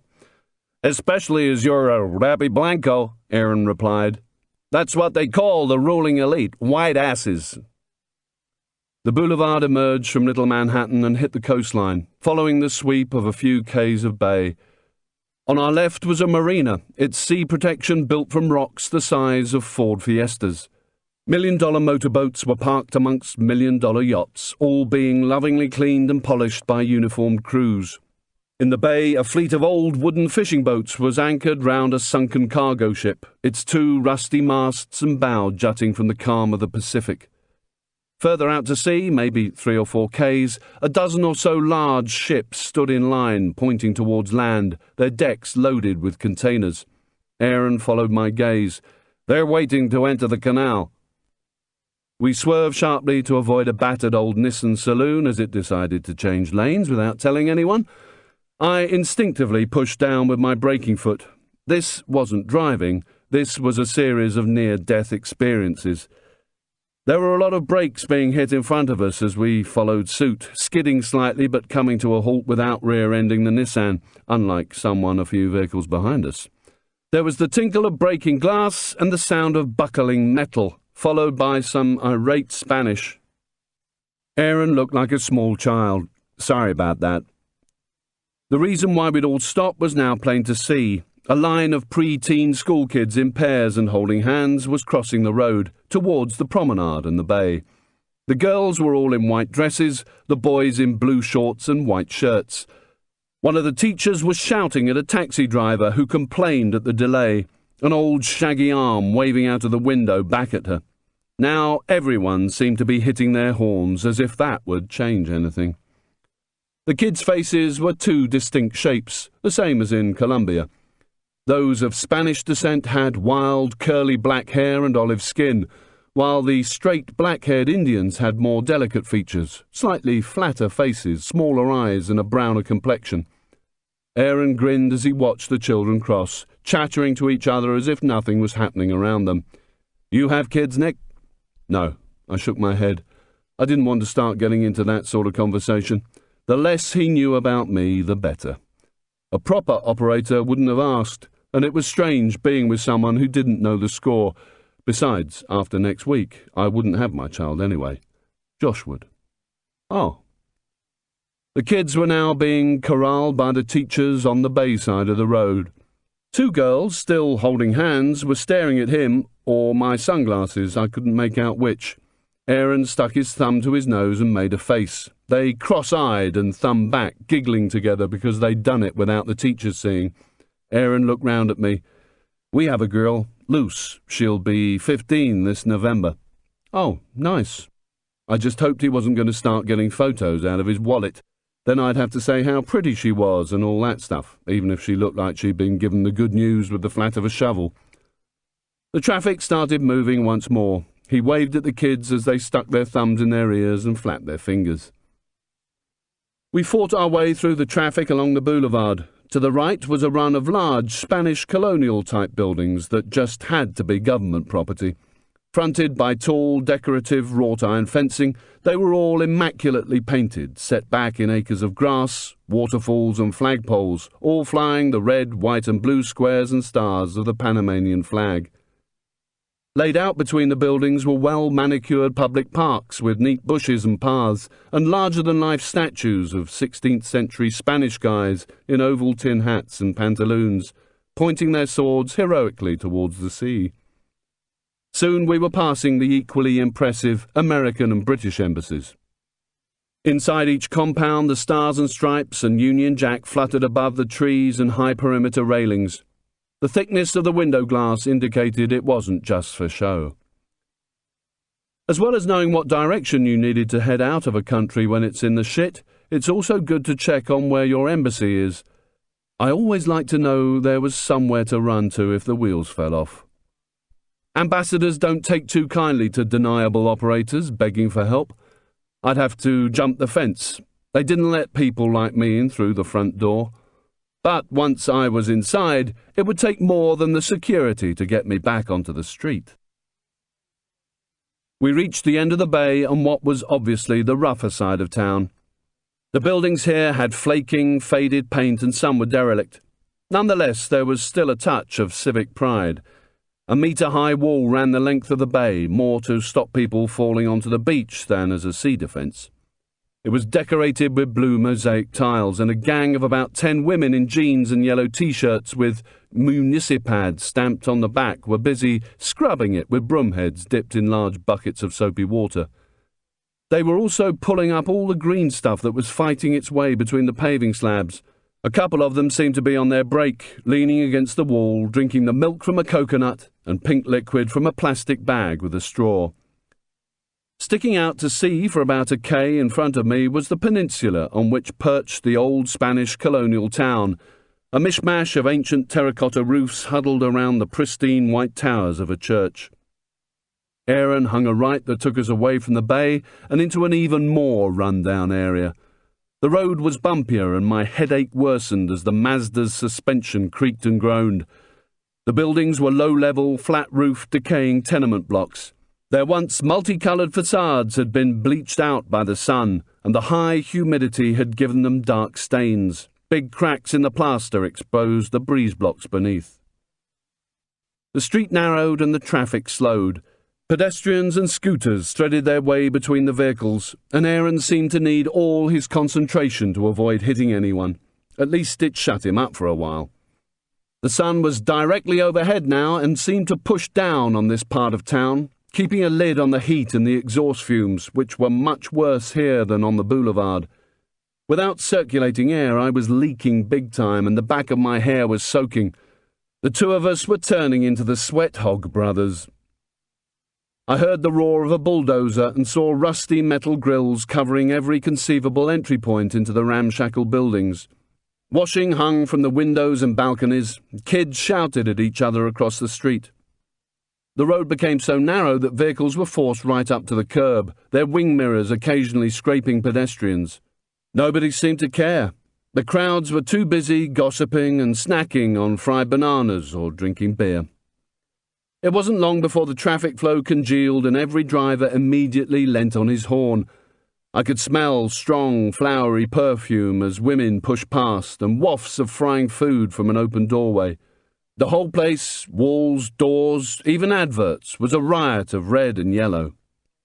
We nudged our way forward a bit, then stopped by two old women flicking their hips to blaring Caribbean music.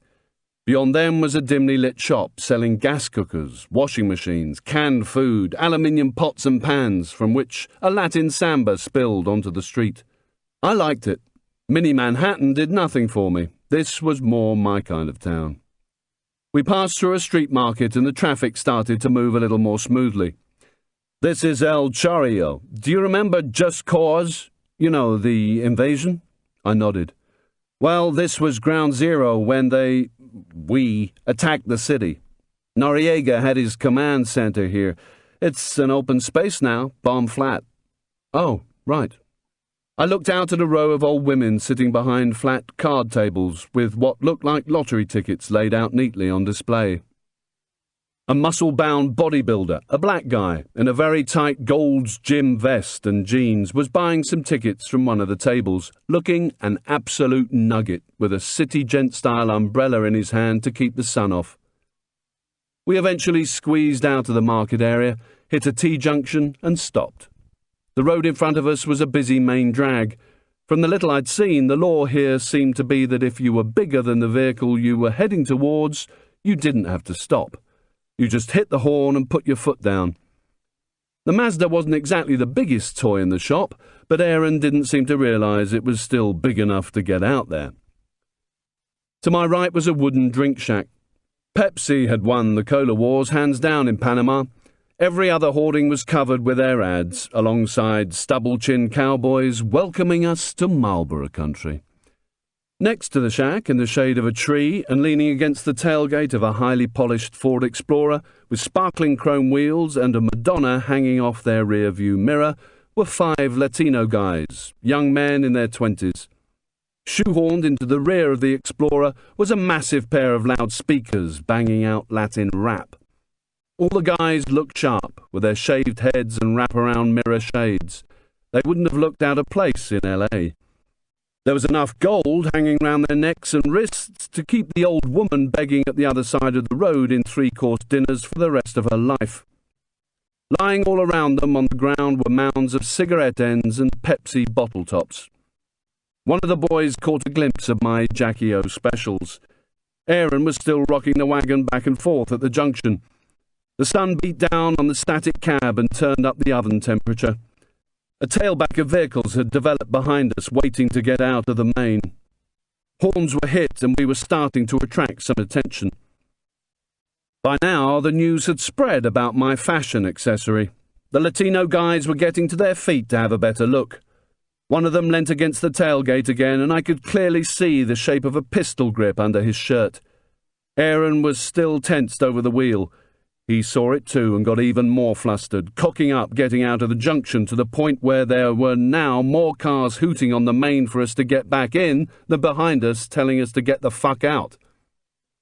The boys were laughing big time at my eyewear and obviously making some very funny Spanish jokes as they high-fived and pointed. Aaron was staring straight ahead. Sweat poured down his head and beard, gathering under his chin and dripping. The steering wheel was slippery with it. He didn't like one bit what was happening with these guys only about 5 meters away. I was sweating too. The sun was toasting the right side of my face. All of a sudden we were in a scene from Baywatch. 2 uniformed men with hip-holstered pistols had arrived on mountain bikes, clad in dark shorts and black trainers, with Policia printed across the back of their beige polo shirts. Dismounting, they parked their bikes against a tree and calmly started sorting out the chaos. With their bike helmets and sunglasses still in place, they blew whistles hard and pointed at traffic. Miraculously, they managed to open up a space on the main drag, then pointed and whistled at Aaron, waving him on. As we drew away from the junction and turned left, the air was thick with angry shouts, mainly at the policeman. "Sorry about that. Crazoids like those shoot at the drop of a hat. It creeps me out." Very soon we were out of the slums and moved into upscale residential. One house we passed was still under construction, and the drills were going for it big time. Men were digging, pipes were being laid. All the power was coming from a generator that belonged to the U.S. Army. I knew that because the camouflage pattern and the U.S. Army stenciling told me so. Aaron obviously felt a lot better now. "See that?" He pointed at the generator. "What would you say? $4,000? I nodded, not really having a clue. "Well," there was undisguised outrage in his voice. "Those guys probably laid out less than 500. "Oh, interesting. Was it fuck? But I was obviously going to get more. When Southcom couldn't clear out all the 5 remaining bases by the December deadline, they decided to abandon or simply give away any items valued at less than $1,000. So what happened, to make life easier, nearly everything was valued at $999. Technically, it was supposed to have been given away to good causes, but everything was just marked up and sold on. Vehicles, furniture, you name it. As I looked around, I realized it wasn't just that had been offloaded. I spotted another gang of street cleaners in yellow T-shirts. They were digging up anything green that stuck out of the pavement, and everybody seemed to be wearing brand-new U.S. Army desert camouflage fatigues. He started to sound like the village gossip. "I heard a story that a $230,000 Xerox machine got the $999 tag because the paperwork to ship it back up north was just too much hassle." I was looking around at a quiet residential area, nice bungalows with rubber plants outside, estate cars and lots of big fences and grills. He pointed out nothing in particular as he continued. "Out there somewhere, there are guys repairing their vehicles with $15,000 jet aircraft torque sets that cost them $60. He sighed. "I wish I could have laid my hands on some of that stuff. We just got odds and ends." The houses were being replaced by parades of shops and neon signs for Blockbuster and Burger King. Rising into the sky about a couple of k's ahead and looking like 3 towering metal H's were the stacks of container cranes. "Balboa docks," he said. "They're at the entrance to the canal. We'll be in the zone," he corrected himself. "The old canal zone, real soon." That was pretty evident just by looking at the road signs. There didn't seem to be many in this country, but I saw the odd US military one now, hanging precariously from its post, telling us that USAF Albrook wasn't far away. A large blue and white faded metal sign on the main drag gave us directions for the Servicemen's Christian Association, and soon afterwards we hit a good quality grey concrete road that bent right round an airfield full of light aircraft and private and commercial helicopters. As we followed the airfield's perimeter road, Balboa docks were behind us and to our left. "That used to be Air Force Albrook. It's where FARC stole those choppers I told you about." We passed a series of boarded-up barrack blocks, 4 floors high, with air conditioners poking out of virtually every window. Their immaculately clean cream walls and red tile roofs made them look very American, very military. End of Side 3. Side 4. Skyscraping 50-metre steel flagpoles that no doubt used to fly enormous stars and stripes were now flying the Panamanian flag. Aaron sighed. "You know, the saddest thing about it? I was looking at part of the airbase that seemed to have become the bus terminal. A big sign saying United States Air Force Albrook was half pasted over with details of the bus routes, and lines of buses were being cleaned and swept out." "What's that?" "Because of this $9.99 giveaway, the Air Force was in such dire need of forklifts they actually had to start renting some of their old ones back to get the final equipment loaded to the States." As soon as we cleared the airbase, the road was flanked again on either side by pampas grass at least 3 metres high. We hit another row of toll booths, paid our few cents and moved through. "Welcome to the zone. This road parallels the canal, which is about a quarter of a mile that way." He pointed over to our left, and it was as if we'd just driven into a South Florida subdivision, with American-style bungalows and houses, rows of telephone booths, traffic lights, and road signs in English. Even the street lighting was different. A golf course further up the road was advertised in English and Spanish. Aaron pointed. "Used to be the Officers' Club." A deserted high school on the right looked like something straight out of an American TV show. Beside it squatted a massive white dome for all-weather sports. We were most definitely where the other half lived. "How long till we get to the house?" Aaron was looking from side to side of the virtually deserted road, taking in the detail of the zone closed down. "Maybe another 40-50 minutes. It was kind of busy downtown." It was time to talk shop now. "Do you have any idea why I'm here, Aaron?" Not much, I hoped. He shrugged evasively and used his gentle voice that was hard to hear above the wind. "We only got told last night you were coming. We're here to help you in any way we can and show you where Charlie lives." "Charlie?" "Charlie Chan, you know, the guy from that old black and white movie. That's not his real name, of course, just what people call him here. Not to his face, God forbid. His real name is Oscar Choi." "I like Charlie Chan a lot better," I said. "Suits him." Aaron nodded. "For sure. He doesn't look like an Oscar to me, neither." "What do you know about him?"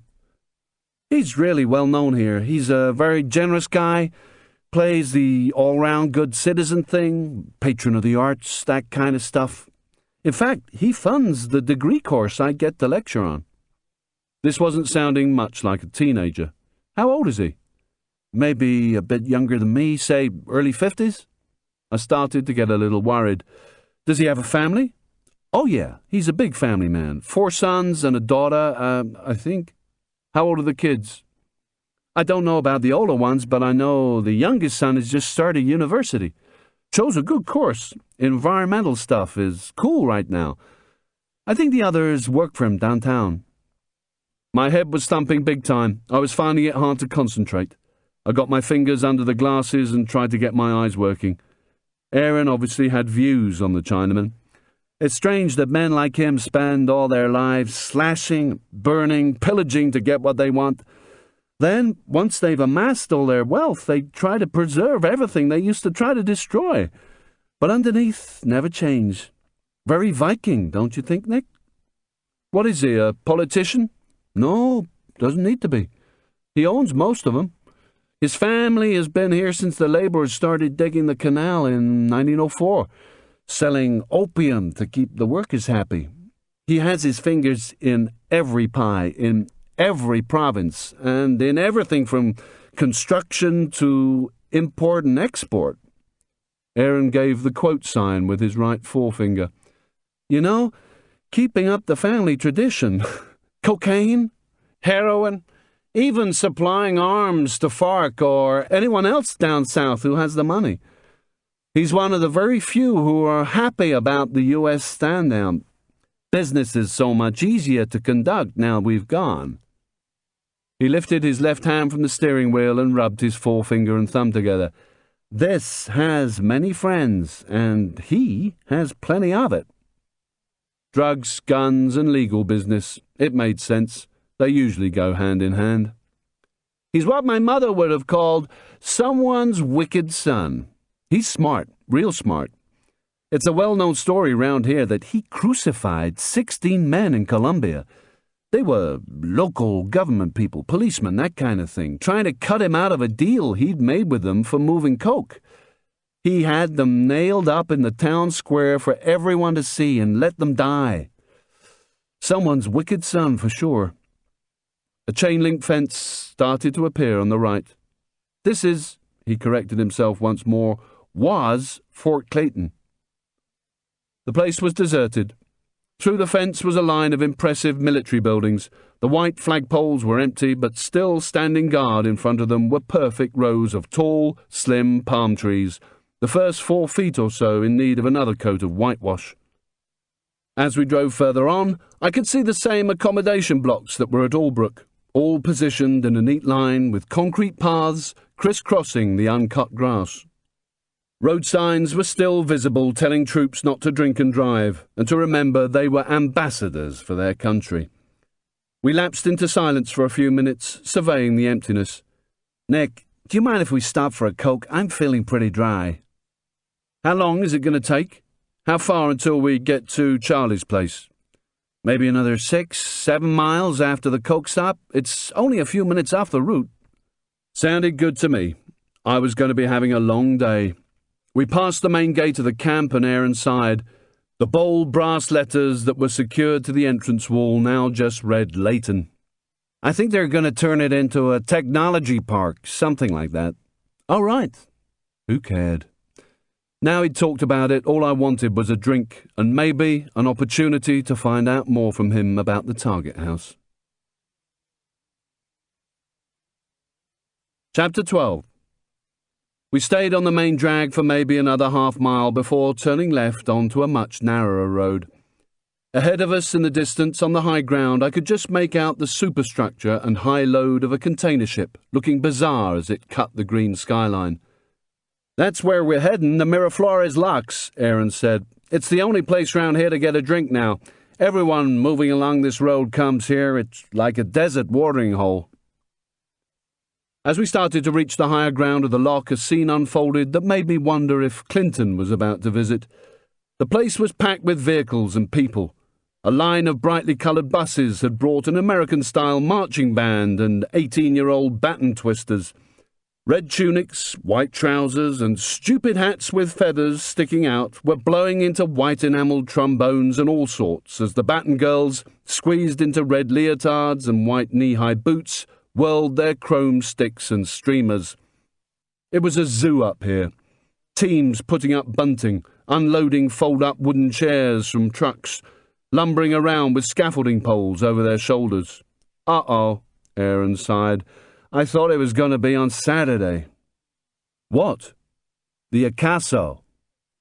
We drove into the large wired compound, jam-packed with private vehicles and tour company MPVs, around which were dotted some smart and well-maintained colonial-style buildings. The sound of brass instruments tuning up and fast, excited Spanish poured into the cab. Not with you, mate. What's the Carzo? It's a cruise liner, one of the biggest. It means sunset in English. 2,000 passengers plus. It's been coming through here for years, runs out of San Diego to the Caribbean. While trying to find a parking space, he checked out some posters stuck up along a chain-link fence. Yeah, it's this Saturday, the 400th and final transit. It's going to be a big deal. TV stations, politicians, some of the cast of The Bold and the Beautiful will be on board. That show's a big deal here. This must be the dress rehearsal. Just a few meters past the buses and chain link, I caught my first glimpse of the enormous concrete locks, flanked by immaculately cut grass. None of it looked as breathtaking as I'd been expecting, more a hugely scaled-up version, about 300 metres long and 30 wide, of any normal-sized set of canal locks.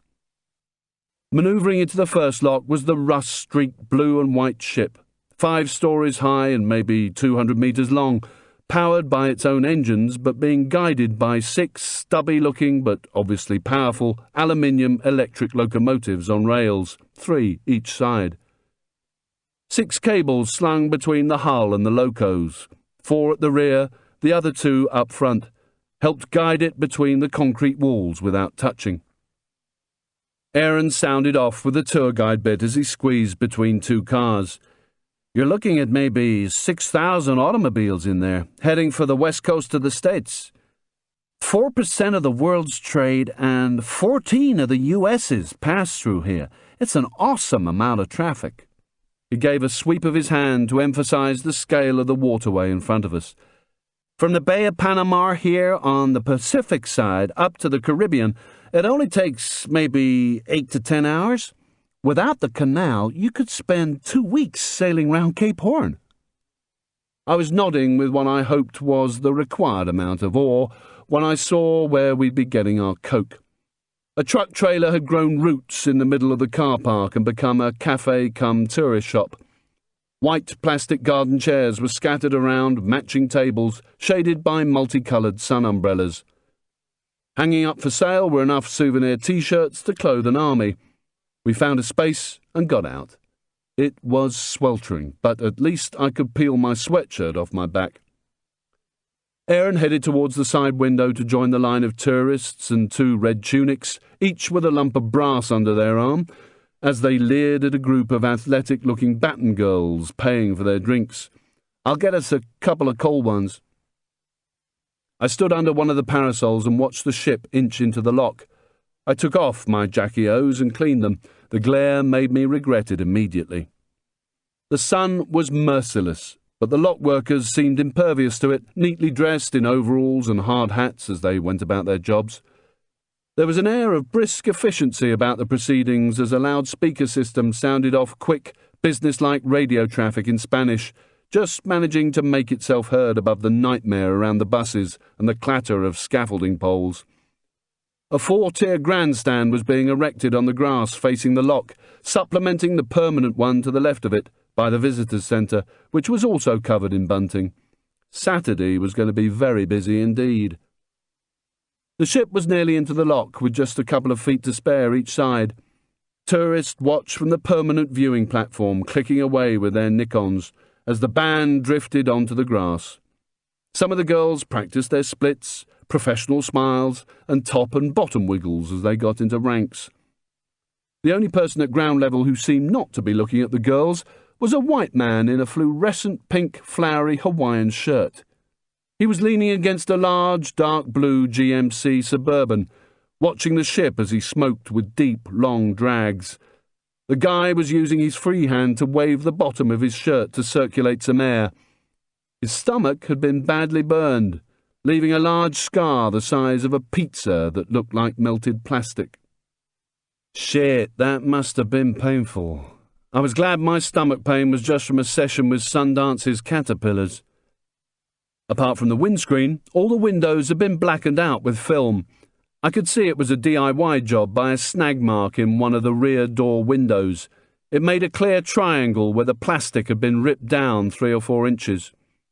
Then, as if he'd just realised he'd forgotten to lock his front door, he jumped into the wagon and drove out. Maybe the real reason was because he had a false plate on the GMC and he didn't want any of the police to scrutinise it. The wagon had been cleaned, but not well enough to match the even cleaner plate.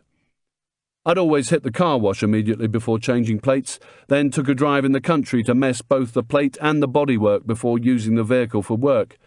I bet there were a lot of people with false plates down here, keeping the banking sector vibrant. A fragile-looking Jacob's ladder of wooden slats and knotted rope was dropped over the side of the ship, and two men in pristine white shirts and trousers climbed aboard from the grass below, just as Aaron came back with 4 cans of Minute Maid. No Coke. They've been overrun today. We sat in the shade and watched the hydraulic rams slowly push the gate shut, and the water, 27 million gallons of it, according to Aaron, flooded into the lock. The ship rose into the sky before us as the scaffolders downed tools and took a seat in preparation for the girls' rehearsal. Quiet contemplation obviously wasn't Aaron's thing, and he was soon waffling on. You see, the canal isn't as most people think, just a big ditch cut through the country like the Suez. No. It's a very complicated piece of engineering. Quite amazing to think it's more or less Victorian. I had no doubt it was completely fascinating, but I had other, more depressing things on my mind. The Miraflores and the other 2 sets further up lift or drop these ships 80 feet. Once up there, they just sail on over the lake, and then they get lowered again to sea level the other side. It's kind of like a bridge over the isthmus. Pure genius. The 8th wonder of the world. I pulled the ring on my second orange and nodded towards the lock. Bit of a tight fit, isn't it? That'd keep him waffling for a while. He responded as if he'd designed the thing himself. No problem. They're all built to Panamax specifications. Shipyards have been keeping the size of the locks in mind for decades now. The vessel continued to rise like a skyscraper in front of me. Just then, the trumpets, drums, and whistles started up as the band broke into a quick-tempo samba, and the girls did their stuff to the delight of the scaffolders. 10 minutes later, when the water levels were equal, the front gate was opened and the process began all over again. It was like a giant staircase. The battens were still getting thrown into the air, and the band were marching up and down the grass. Everyone seemed to be getting very Latin as some of the brass section chanced a few dance moves of their own as they strutted their stuff. A black Lexus 4x4 with gold-mirrored side windows pulled up opposite the shop. The windows slid down to reveal 2 shirt-and-tied white eyes. The front seat passenger, a muscular, well-tanned 20-something, got out and went straight to the trailer window, ignoring the queue. One of the new small chrome effect Nokias glinted from his belt along with a weapon holstered on his right hip. Just as with the GMC, however, I thought nothing of it. After all, this was Central America. I just tilted my head back to get the last of the drink down my neck, thinking of getting another couple for the journey. A young American voice called out from the Lexus as the 20-something went back with the drinks. "Hey, Mr. Y, what's happening, man?"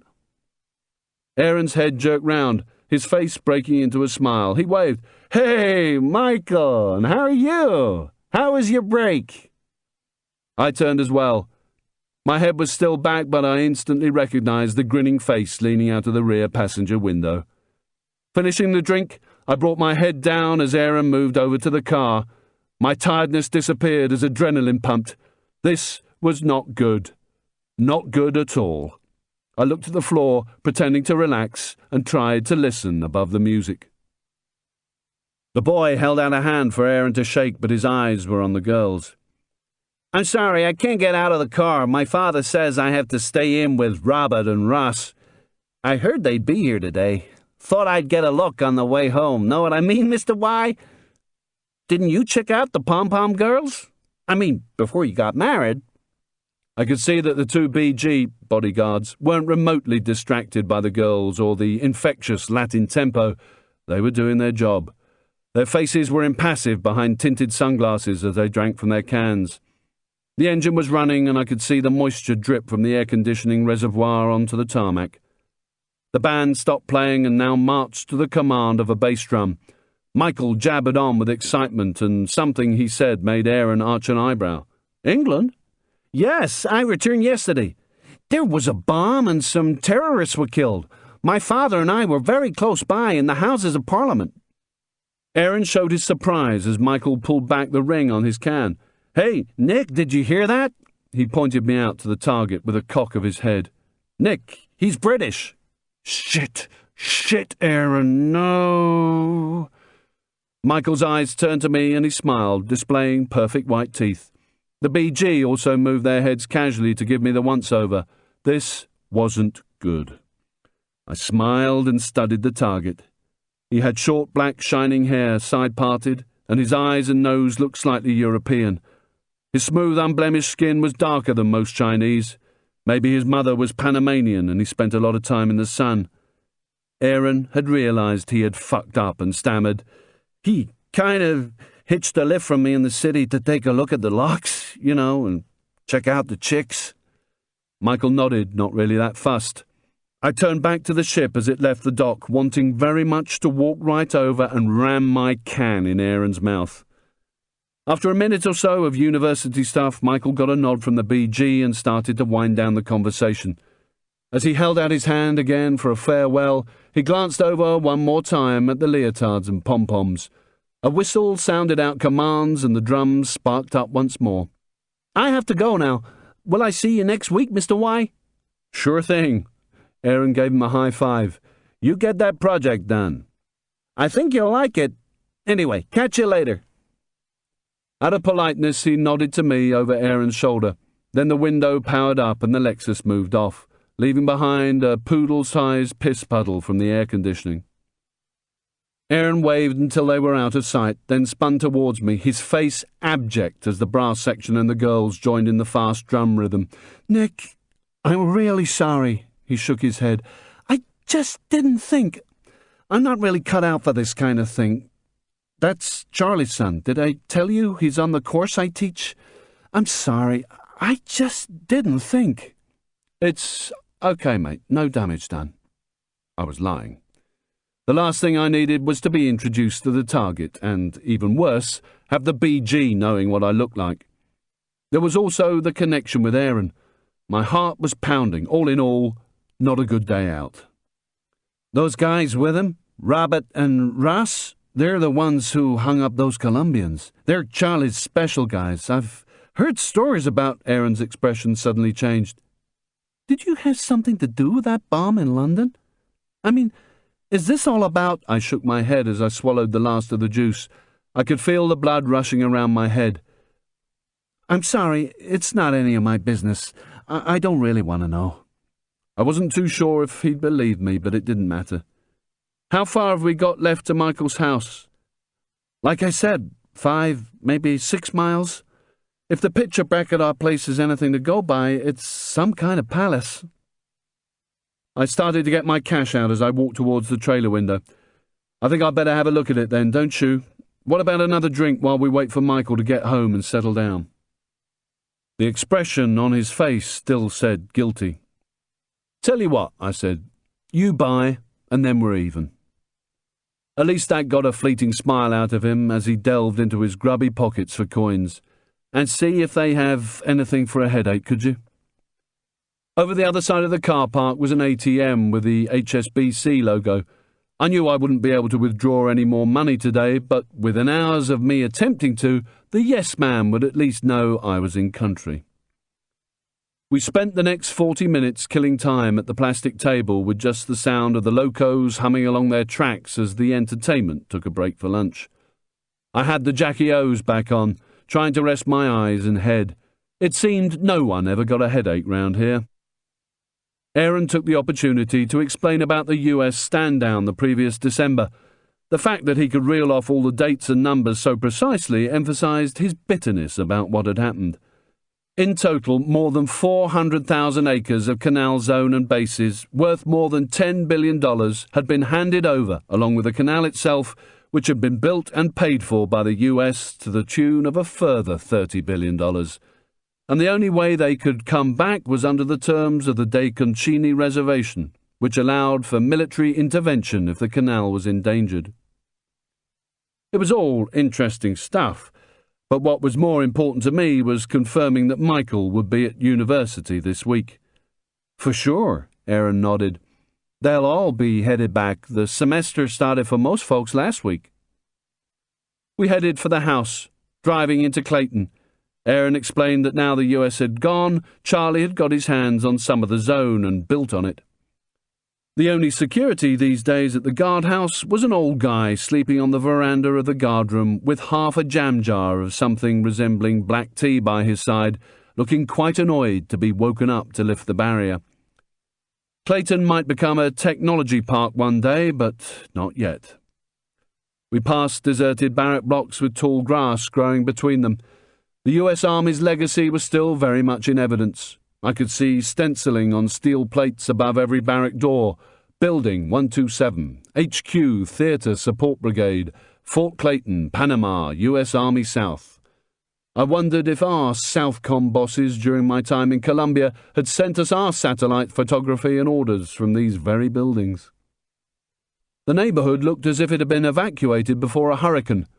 The children's swings between the deserted bungalows and palm-fringed two-floor apartment blocks were showing the first signs of rust through their blue paintwork, and the baseball ground, which needed a good mow, still had the results of the last game displayed on the scoreboard. US road signs told us to travel at 15 mph because of children playing. We reached the other side of the massive fort complex and headed into the mountains. The jungle closed in both sides of the narrow, winding tarmac road. I could only see about 5 meters. After that, everything blurred into a wall of green. I'd heard about a patrol in Borneo in the 60s who had a man down with a gunshot wound. It wasn't fatal, but he did need evacuation. Leaving him comfortable at the bottom of a high feature, all hands moved uphill to cut a winch point out of the jungle, so the rescue helicopter could pull him out and Kazivac him to hospital. This was no big deal, and the wounded man would have been airborne by last light if only they hadn't made the fatal error of not leaving anyone with him or marking where he was lying. It took them over a week to find where they'd left him, even though it was less than 100 meters away at the bottom of the hill. By then, he was dead. The sun beat down on the windscreen, showing up all the bugs that had smashed against it and been smeared by the wipers. It couldn't have been easy for Aaron to see through. This was secondary jungle.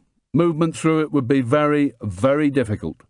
I much preferred primary, where the canopy is much higher and the sun finds it difficult to penetrate to ground level, so there's less vegetation. It's still a pain in the arse to travel through because there's still all kinds of stuff on the ground. Grey clouds were starting to cover the sky and make everything darker. I thought again about all the months I'd spent living in jungles whilst on operations. You'd come out 2 stone lighter, and because of the lack of sunlight, your skin becomes as white and clammy as an uncooked chip. But I really liked it. I always had a fantastic sense of anticipation when I entered jungle, because it's the most wonderful place to be. Tactically, compared with any other terrain, it's a great environment to operate in. Everything you need is there: shelter, food, and, more importantly, water. All you really have to get used to is the rain, bites by mozzies, anything small that flies, and 95% humidity. Aaron leant forward and peered up through the windscreen. Here they are, look, right on time. The grey clouds had disappeared, pushed out by blacker ones. I knew what that meant, and sure enough, the sky suddenly emptied on us. It was like sitting under an upturned bath. We hurriedly wound up our windows, but only about 3/4 of the way because humidity was already misting up the inside of the windscreen. Aaron hit the demister, and its noise was drowned as the roof took a pounding. Lightning crackled and sizzled, splashing the jungle with brilliant blue light. An almighty clap of thunder boomed above us. It must have set off a few car alarms back at the locks. Aaron slowed the car to walking pace as the wipers went into hyperdrive, slapping each side of the windscreen and having no effect at all as rain stair-rodded into the tarmac and bounced back into the air. Water splattered through the top of the side window, spraying my shoulder and face. I shouted at him above the drumming on the roof, "Does this road go straight to Charlie's house?" Aaron was leaning over the wheel, busy wiping the inside of the windscreen. No, this is the loop. Just access to an electricity substation. The new private road to the house leads off from it. I thought maybe I could drop you off where the two join. Otherwise, I'd have nowhere to go. That seemed perfectly reasonable to me. How far to the house from the junction? If the scale on the imagery is right, maybe a mile, then some. All you got to do is follow the road. The deluge continued as we crawled uphill. I leant down and felt under my seat, trying to find something to protect my documents. I wasn't going to leave them with Aaron. They were going everywhere with me, like communication codes to be kept on the body at all times. Aaron looked at me. What do you need? He was still strained forward against the wheel, as if that was going to help him see any better through the solid sheet of rain as we crawled along at 10 mph. I explained. You'll find something in the back for sure. Won't be long now, maybe 2 or 3 miles. That was fine by me. I sat back and let myself be mesmerized by the rain bouncing around us. We followed the road as it curved to the right. Then Aaron moved over to the edge of the road and stopped. He pointed just ahead of us. That's the road that goes to the house. Like I said, maybe a mile and a half. They say from up there Chan can see the sunrise over the Caribbean and set in the Pacific. What do you want me to do now? First, just stay here and let me get into the back. I got out and put my jacket on. Visibility was down to maybe 20 meters. Rain hammered on the top of my head and shoulders. I went to the rear of the wagon and opened the tailgate. I was soaked to the skin before I got halfway. I was just pleased not to be in a country where being wet also meant freezing my bollocks off. I rummaged around in the back. 4 5-gallon US Army jerry cans were fixed with bungees to the far end of the flatbed, adjacent to the cab. At least we wouldn't be running out of fuel. Scattered around them were more yellowing newspapers, a jack, a nylon tow rope, and all the associated crap that would be needed for a wreck like this. Amongst it, I found what I was looking for, 2 plastic carrier bags. One contained a pair of greasy old jump leads, and the other was empty, apart from a few bits of dried mud and vegetable leaves. I shook them both out, tucked my passport, air ticket and wallet into the first, and wrapped them up. I put that into the second, gave it a twist, and placed it in an inside pocket of my jacket. I had another look round, but found nothing else that could be of any use to me on the recce. Slamming the tailgate, I went round to Aaron's door and put my face up against the gap in the window. Can you give me that compass, mate? I had to shout to be heard. He leant across, unstuck it from the windscreen and passed it through. Sorry, I didn't think about it. I should have bought a proper one. And a map. I couldn't be asked to say it wasn't a problem. My head was banging big time and I wanted to get on. Water cascaded down my face and off my nose and chin as I pressed the illumination button on Baby G. When's last light? 6:30 or thereabouts. It's just gone 3:30. Drive well away from here, all the way back to the city, whatever. Then come back to this exact spot at 3 a.m. He nodded without even thinking about it. Okay, park here and wait 10 minutes. Keep the passenger door unlocked and just sit in the car with the engine running. On a job, the engine must always be kept running. If you switch it off, Sod's law dictates that it's not going to start up again.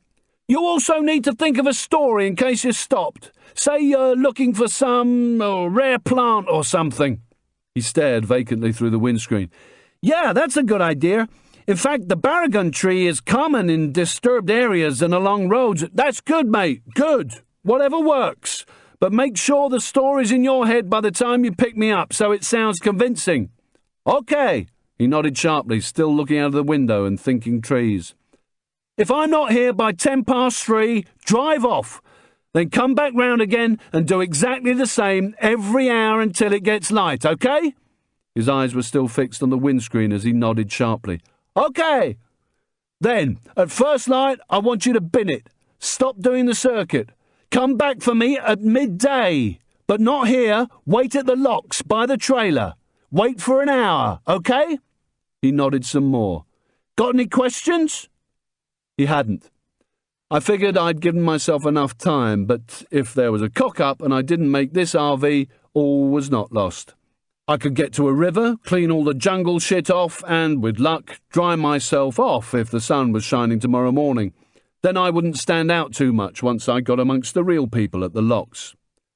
Now, worst case scenario, Aaron, and this is very, very important. I was still shouting above the noise of the rain. Rivulets of water ran down my face and into my mouth. If I don't appear at the locks by midday tomorrow, then you better call your handler and explain exactly what I wanted you to do, all right? Why's that? Because I'll probably be dead. There was a pause. He was obviously shaken. Maybe he hadn't realised what game we were playing here. Maybe he thought we really were here for the tree hugging. Have you got that? Sure. I'll just tell them word for word. He was still looking through the windscreen, frowning and nodding. I tapped on his window and he turned his head. Hey, don't worry about it, mate. I'm just planning for the worst. I'll see you here at 3. He smiled quite nervously. I'll tank up beforehand, yeah? I tapped once more on the glass. Good idea. See you later, mate. Aaron drove off. The engine noise was drowned by the rain. I walked off the road into the murky twilight world of the jungle. At once I was pushing against palm leaves and bushes. Rainwater that had been trapped on them sluiced all over me. I moved in about 5 metres to get out of sight while I waited for Aaron to get well away from the area and plonked down in the mud and leaf litter, resting my back against the tree trunk as yet more thunder erupted across the sky. Water still found me as it cascaded from the canopy. Pushing back my soaked hair with my hands, I brought up my knees and rested my forehead against them as the rain found its way from the back of my neck and dripped away over my chin. Underneath my jacket, my left arm was being chewed. I gave the material a good rub and attempted to squeeze to death whatever had got up there, quietly welcoming myself to Aaron's cathedral of nature. I should have looked out for some mozzie repellent in the Miami Departures Lounge instead of a guidebook. My jeans were wet and heavy, hugging my legs as I stood up. I wasn't exactly dressed for crawling around in the jungle, but tough. I'd just have to get on with it. If I was going to hunt, I had to get my arse over to where the ducks were, so I headed back to the loop. For all I knew, it might have stopped raining out there by now. Inside the canopy, you'd never know because the water still falls for ages as it makes its way down, leaf by leaf. I turned right onto the single-track metal road. It was pointless moving through the jungle from this distance. The downpour had eased a little, now only bouncing an inch or two off the tarmac, but it was still enough to mean that a vehicle wouldn't see me until it was right on top of me. As I started to walk up the road, I checked the ball compass. I was heading uphill and west, as we had been all the way from Clayton in the Mazda.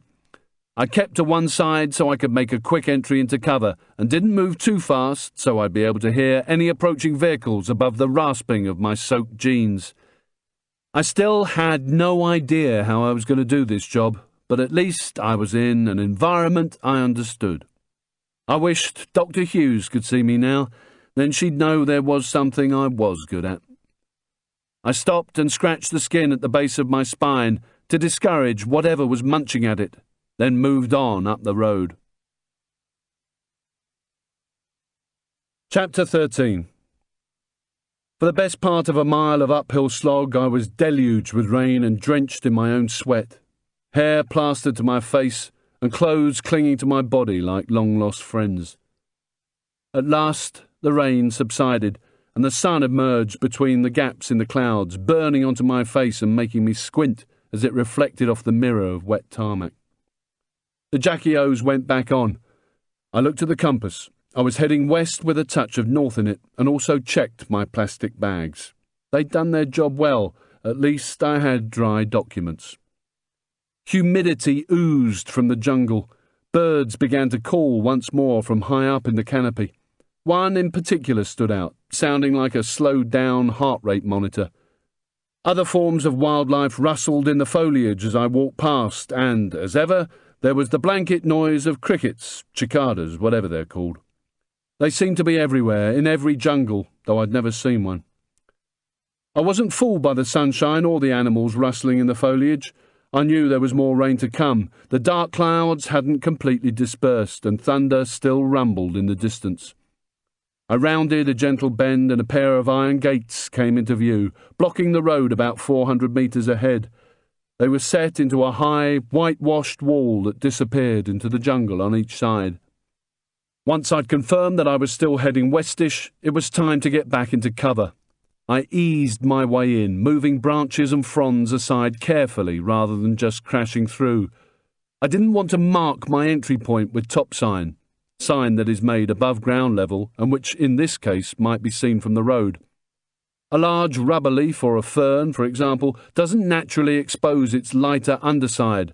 That only happens if it's disturbed by someone or something brushing past.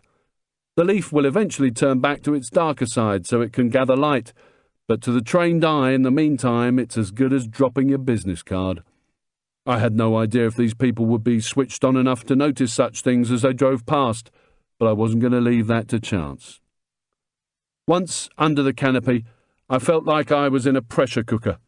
The humidity has nowhere to go and it gives your lungs a serious workout. Rainwater still fell in bursts as unseen birds took flight from the branches above. Having moved maybe 30 metres in a direct line away from the road, I stopped to check the compass. My aim now was to head west again and see if I hit the perimeter wall. If I encountered nothing after an hour, I'd stop, move back and try again. It would be very easy to become geographically embarrassed, as officers call it. In the jungle, the golden rule is to trust your compass, no matter what your instincts are telling you. The wall of green was maybe 7 metres away, and that was where I would focus my attention as I moved, to detect any hostiles and find the house. As I moved off, I felt a tug on my sleeve and realised I'd encountered my first batch of wait a while. It's a thin, twine-like vine, studded with tiny barbs that dig into clothing and skin much like a bramble. Every jungle I'd been in was infested with the stuff. Once it's caught you, the only way to get clear is to tear yourself free. If you try to extricate yourself barb by barb, you'll be there forever. I pushed on. I had to get to the house before last light so I could carry out a decent recce with some degree of visibility. Besides, I didn't want to be stuck in here once it was dark. I'd never make the morning RVs, and would then waste time waiting for midday instead of preparing for the job I was here to do. For the next half hour or so I headed uphill and west, frequently untangling myself from batches of wait a while. At last I stopped and leant against a tree to catch my breath and check the compass. I didn't know what sort of tree it was. For some strange reason I could recognise a mahogany, and this wasn't one. My hands were covered with small cuts and scratches now, which hurt like wasp stings. I moved off once more, thinking about the CTR. Under ideal conditions, I'd take time to find out the target's routine so that I could take him on in a killing ground of my choosing. That way, I had the advantage. But I didn't have time, and the only thing I'd learnt from Aaron about Michael's movements was that he would be going into college at some point this week. It's easy enough to kill someone. The hard bit is getting away with it. I needed to find the easiest way of dropping him so there was as little risk to me as possible. I could get all Rambo'd up and storm the place, but that wasn't part of my plan. Not yet, anyway. I saw open space about 6 or 7 metres ahead, just beyond the wall of green, flooded with brilliant sunlight and awash with mud. I moved slowly back into the jungle until it disappeared from sight and stood against a tree. Standing still and doing nothing but take deep breaths and wipe the sweat from my face, I started to hear the world above me once more. I was hot, sticky, out of breath, and gagging for a drink, but I found myself captivated by the amazing sound of a howler monkey in the treetops, busy living up to its name. Then I slapped my face yet again to zap whatever it was that had landed to say hello. Moisture seeped out of the leather belt as I squeezed it open, tucked in my sweatshirt and generally sorted myself out. I knew that my jeans would soon be hanging off my arse again, but it didn't matter. This just made me feel better. I felt the first of what I knew was going to be a whole colony of itchy bumps on my neck, and quite a big one coming up on my left eyelid. My basic plan for the recce was to simulate one of those electric toys that motor around the floor until they bump into a wall, then rebound, turn round, move off, turn round again and bounce back onto the wall somewhere else. A lot of questions needed answering. Was there physical security, and if so, were they young or old? Did they look switched on or armed? If so, what with? If there was technical security, where were the devices and were they powered up? The best way of finding answers was just to observe the target for as long as possible. Some questions can be answered on sight, but many only pop up once you're tucked up with a cup of cocoa and trying to come up with a plan. The longer I stayed there, the more information would sink into my unconscious for me to drag out later if I needed it. The big question, would I have to do a Rambo, remained, but I'd answer that on target. My mind drifted back to the Yes Man and Sundance, and I knew I might have to if there was no other way. But then I cut away from that stuff. What I needed to do now was get my arse up to that mud a few metres away and have a look at what was out there before I got lost inside my head. Concentrating on the green wall, I moved carefully forward. I saw the sunlight reflecting off the puddles maybe 6 metres in front of me and dropped slowly onto my stomach in the mud and rotting leaves. Stretching out my arms, I put pressure on my elbows and pushed myself forward on the tips of my toes, lifting my body just clear of the jungle floor, sliding about 6 inches at a time, trying to avoid crushing dead, pale yellow palm leaves as I moved. They always make a brittle, crunching noise even when they're wet. It felt like I was back in Colombia, closing in on the DMP to carry out a CTR so an attack could be planned with the information we brought back. I never thought that I'd still be doing this shit nearly 10 years later. I stopped every couple of bounds, lifted my head from the dirt, looked and listened, while slowly pulling out thorns from my hands and neck as the mozzies got busy again. I was starting to have second thoughts about my little love affair with the jungle. I realised I only liked it when I was standing up. My alligator impression was hard work in this humidity, and I was starting to pant, with every sound magnified tenfold so close to the ground. Even the leaves seemed to crackle more than they normally would. The sharp pain in my ribs didn't help much, but I knew all the discomfort would disappear once I was on top of the target house. I inched closer to the wall of sunlight as leaf litter and other shit from the jungle floor worked its way inside my jacket sleeves and down the front of my sweatshirt. The plastic bag rustled gently inside my jacket. Now that my jeans had worked their way back down my arse, bits of twig and broken leaf were also finding their way onto my stomach. I was not having a good day out. Another bound, then I stopped, looked and listened. Slowly wiping away the sweat that was running into my eyes and wishing that they weren't so tired, I squashed some airborne monster that was munching away at my cheek. I still couldn't see anything in front of me apart from sunlight and mud, and knew I was so low that I'd have to wait until I was right up on the canopy's edge to get a good view of whatever was out there. The first thing I spotted of any significance was wire fencing along the edge of the tree line. I moved carefully towards the most prickly and uninviting bush at the edge of the clearing and wormed my way into it, cutting my hands on the barbs that covered its branches. They were so sharp that the pain of being cut wasn't instant. It came a few seconds later, like getting sliced with a Stanley knife. Lying on my stomach, I rested my chin on my hands, looked up and listened, trying to take in every detail. As soon as I'd stopped moving, the mozzies formed into stacks above me, like 747s waiting to land at Heathrow. I found myself looking through a 4-inch chain-link fence, designed more to keep out wildlife than humans. The house was obviously very new, and by the look of things, Charlie Chan had been so keen to move in, he hadn't waited for proper security. The open space in front of me was a gently undulating plateau covering maybe 20 acres. Tree stumps stuck out here and there like rotten teeth waiting to be dragged out or blasted before a lawn was laid. I couldn't see any oceans from where I lay, just trees and sky. Caterpillar track plant was scattered about the area, lying idle, but business at Choi & Co. was obviously booming in every other respect now that the US had gone. The house looked more like a luxury hotel than a family hideaway. The main building was sited no more than 300 metres to my left. I wasn't face-on to the target, along the line of the gate and wall. I must have clipped a corner because I'd come on to the right-hand perimeter. I had a clear view of the front and right-hand elevation.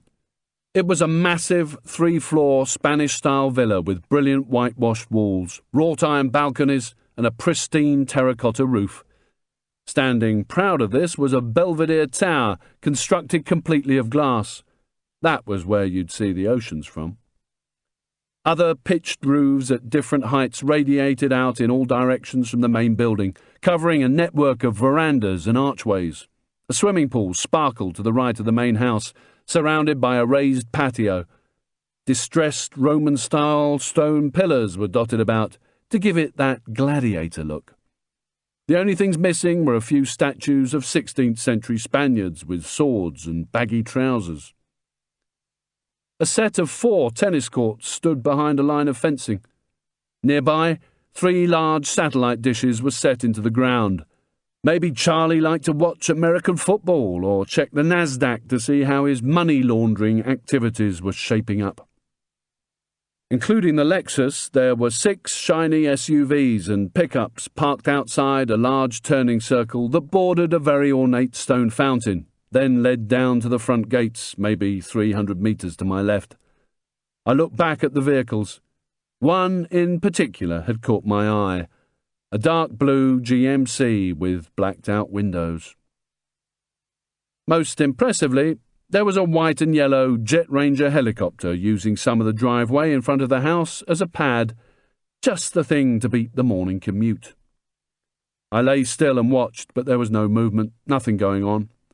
I opened my jaw a little to close off my swallowing sounds, trying to pick up any noise from the house, but I was too far away and they were too sensible. They kept indoors in the conditioned air. My head was getting covered with lumps as I watched thousands of large, dark red ants start to trundle past just inches from my nose, carrying scraps of leaf, sometimes twice their own size. The leading few hundred were blazing the path, maybe 30 abreast, the rest behind so closely packed I could hear them rustling. I got back to looking at the target and became aware of a pretty unpleasant smell. It didn't take long to work out that it was me. I was wet, covered in mud, bits of twig and brush, itching all over and desperate to rub at the mozzie bites. I was sure I could feel something new munching at the small of my exposed back. I just had to let it munch. The only things I could risk moving were my eyes. Maybe I'd get back to loving the jungle tomorrow, but at the moment I wanted a divorce. After nearly 20 years of this stuff, I really did need to get a life. There was certainly no need to become an electric toy and do a 360-degree tour of the target. I could see everything I needed from here. Getting close to the house in daylight would be impossible. There was far too much open ground to cover. It might be just as difficult at night. I didn't yet know if they had any night viewing facility or closed-circuit TV with white light or an IR capability covering the area, so I had to assume they did. My problems didn't end there. Even if I did get to the house, where would I find Michael? Only Errol Flynn can walk into the front hall and pop behind a big curtain while squads of armed guards march past. Swapping my hands over and adjusting the position of my chin, I started to take in the scene in front of me. I had to squeeze my gritty eyes shut constantly, then refocus. The ant columns were doing just fine as an enormous black butterfly landed an inch or two from my nose. Again, I was back in Colombia.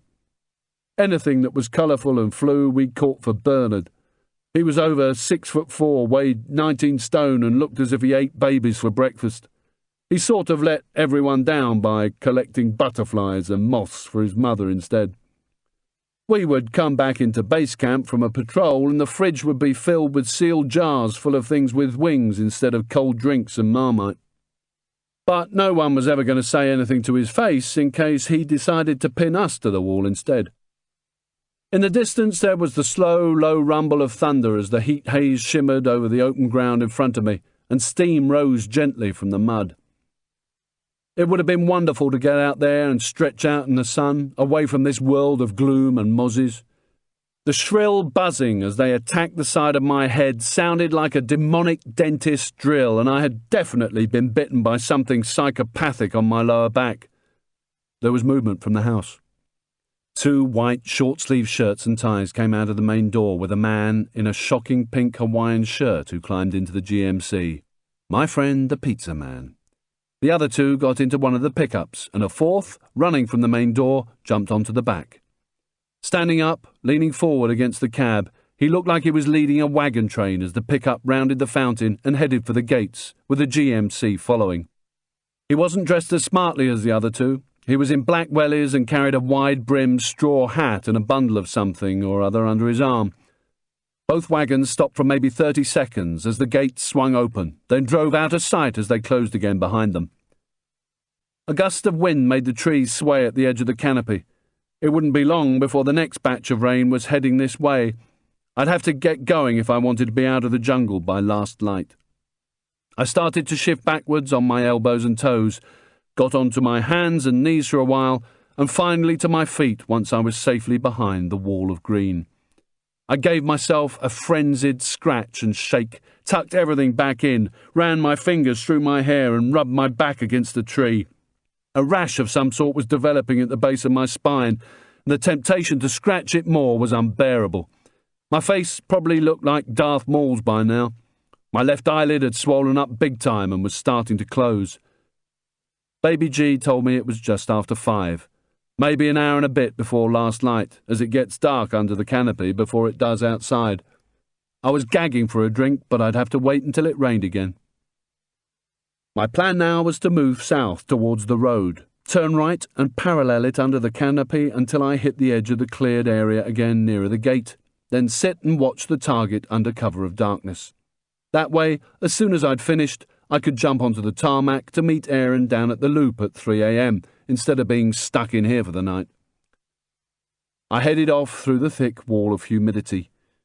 Wet tarmac and a dark, moody sky soon came into sight through the foliage, just as the bubs, basher-up beetles, started to go for it all around me with their high-pitched screams. They sounded like crickets with megaphones. They were telling me that God was about to switch off the light in here and go to bed. A distant rumble of thunder resonated across the treetops, and then there was silence, as if the jungle was holding its breath. 30 seconds later, I felt the first splashes of rain. The noise of it hitting the leaves even drowned out the bubs. Then the thunder roared directly overhead. Another 30 seconds and the water had worked its way down from the canopy and back onto my head and shoulders. I turned right and picked my way towards the fence line, paralleling the road about 7 or 8 meters in. Mentally, I was preparing myself for a miserable few hours in the dark. However, it was better to kill time watching the target while I waited for Aaron than doing nothing down at the loop.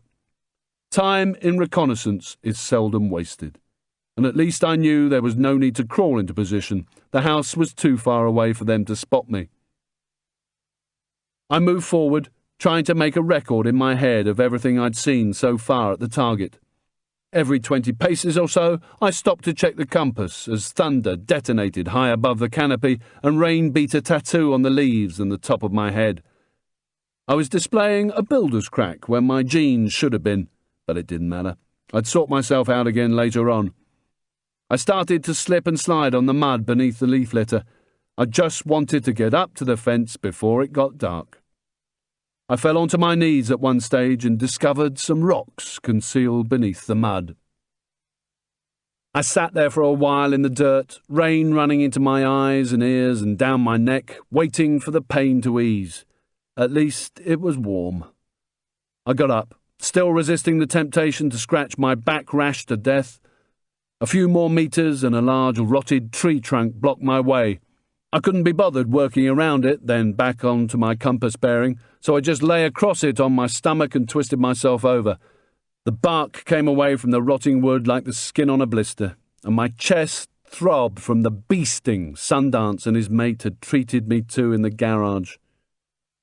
As I got to my feet, looking down, brushing off bark, I caught a glimpse to my right of something unnatural, something that shouldn't have been there. In the jungle there are no straight lines and nothing is perfectly flat. Everything's random. Everything except this. The man was looking straight at me, rooted to the spot 5 or 6 meters away. Chapter 14. He was wearing a green US Army poncho with a hood over his head. Rain dripped from the wide-brimmed straw hat perched on top of that.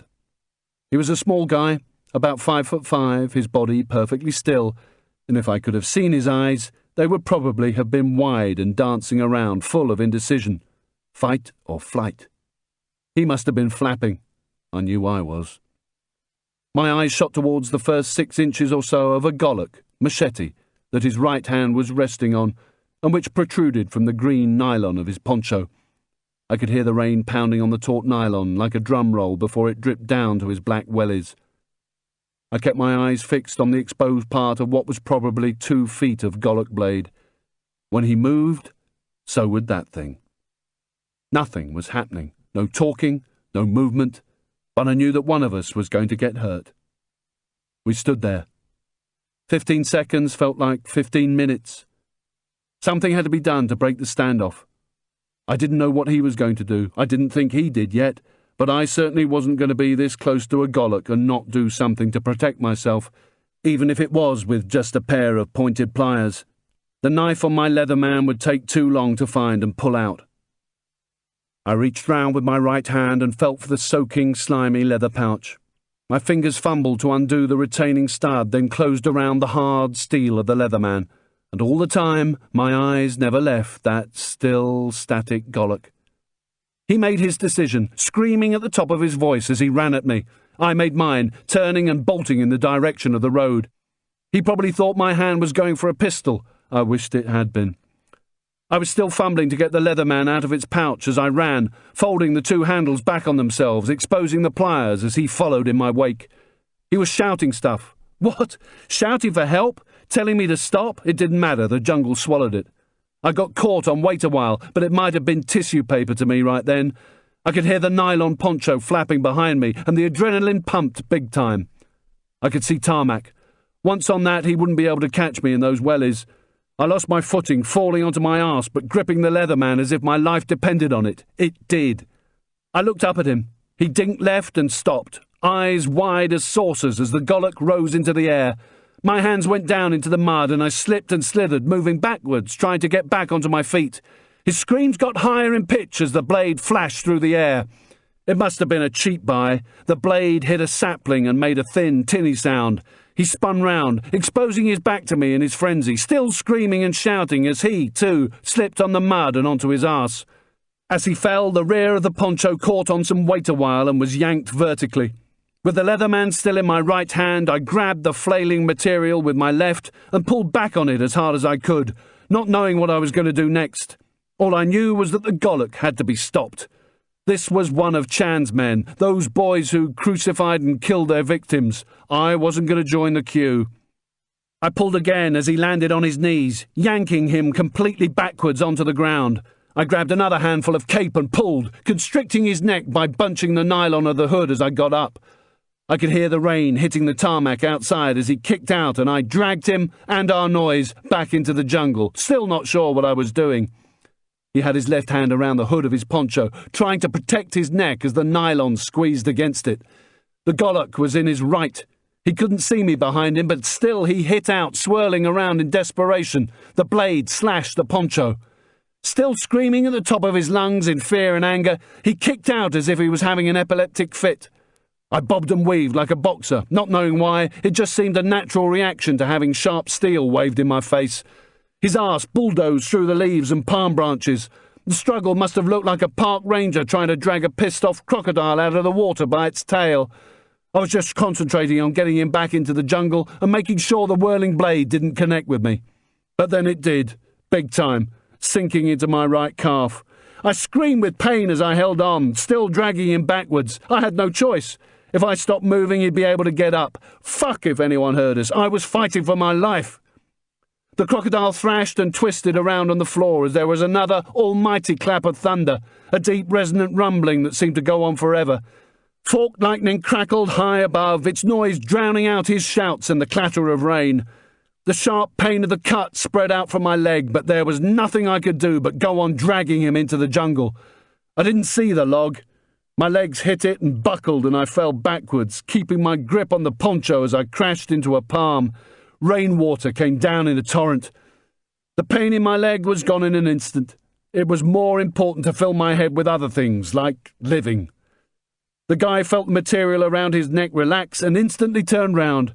As he scrambled onto his knees, the gollock was up. I crabbed backwards on my hands and feet, trying to get myself upright again, trying to keep clear of his reach. Cursing and screaming in Spanish, he lunged forward in a wild frenzy. I saw two wild, dark eyes as the gollock blade swung at me. I thrashed backwards and managed to get myself onto my feet. It was time to run again. I felt the gollock whoosh through the air behind me. This was getting outrageous. I was gonna die. Fuck it. I had to take a chance. I turned and charged straight at him, face down, bending forward so that only my back was exposed. My whole focus was on the area of the poncho where his stomach should have been. I screamed at the top of my voice, more for my own benefit than his. If I wasn't quick enough, I'd soon know because I'd feel the blade slice down between my shoulders. The Leatherman pliers were still in my right hand. I got into him and felt his body buckle with the impact as I wrapped my left arm around him and tried to pinion his gollock arm. Then I rammed the pointed tips against his stomach. Both of us moved backwards. The pliers hadn't penetrated his skin yet. They were held by the poncho and whatever was underneath. He screamed too, probably feeling the steel trying to pierce him. We hit a tree. His back was against it, and I lifted my head and body, using my weight to force the pliers to penetrate his clothing and flesh. He gave an agonized howl, and I felt his stomach tighten. It must have looked as if I was trying to have sex with him as I kept on pushing and bucking my body against him, using my weight against him with the pliers between us. At last, I felt his stomach give way. It was like pushing into a sheet of rubber, and once they were in, there was no way they were coming out again. I churned my hand up and down and round in circles, any way that I could to maximize the damage. My head was over his left shoulder and I was breathing through clenched teeth as he screamed just inches from the side of my face. I saw his bared teeth as they tried to bite me and headbutted him to keep him away. Then he screamed so loudly into my face I could feel the force of his breath. By now, I wasn't even sure if the gollock was still in his hands or not. I smelt cologne and felt his smooth skin against my neck as he thrashed his face around, his body bucking and writhing. The stab wound must have enlarged, and he was leaking over me. Blood had got past the hole in the poncho, and I could feel the warmth of it on my hands. I continued to push in, keeping my body up against his, using my legs to keep him trapped between me and a tree. His noises were getting softer, and I could feel his warm slobber on my neck. My hand was virtually inside his stomach now, taking the poncho with it. I could smell the contents of his intestinal tract. He collapsed forward onto me and took me down with him onto my knees. Only then did I withdraw my hand. As the Leatherman emerged and I kicked him off, he fell into the fetal position. He might have been crying. I couldn't really tell.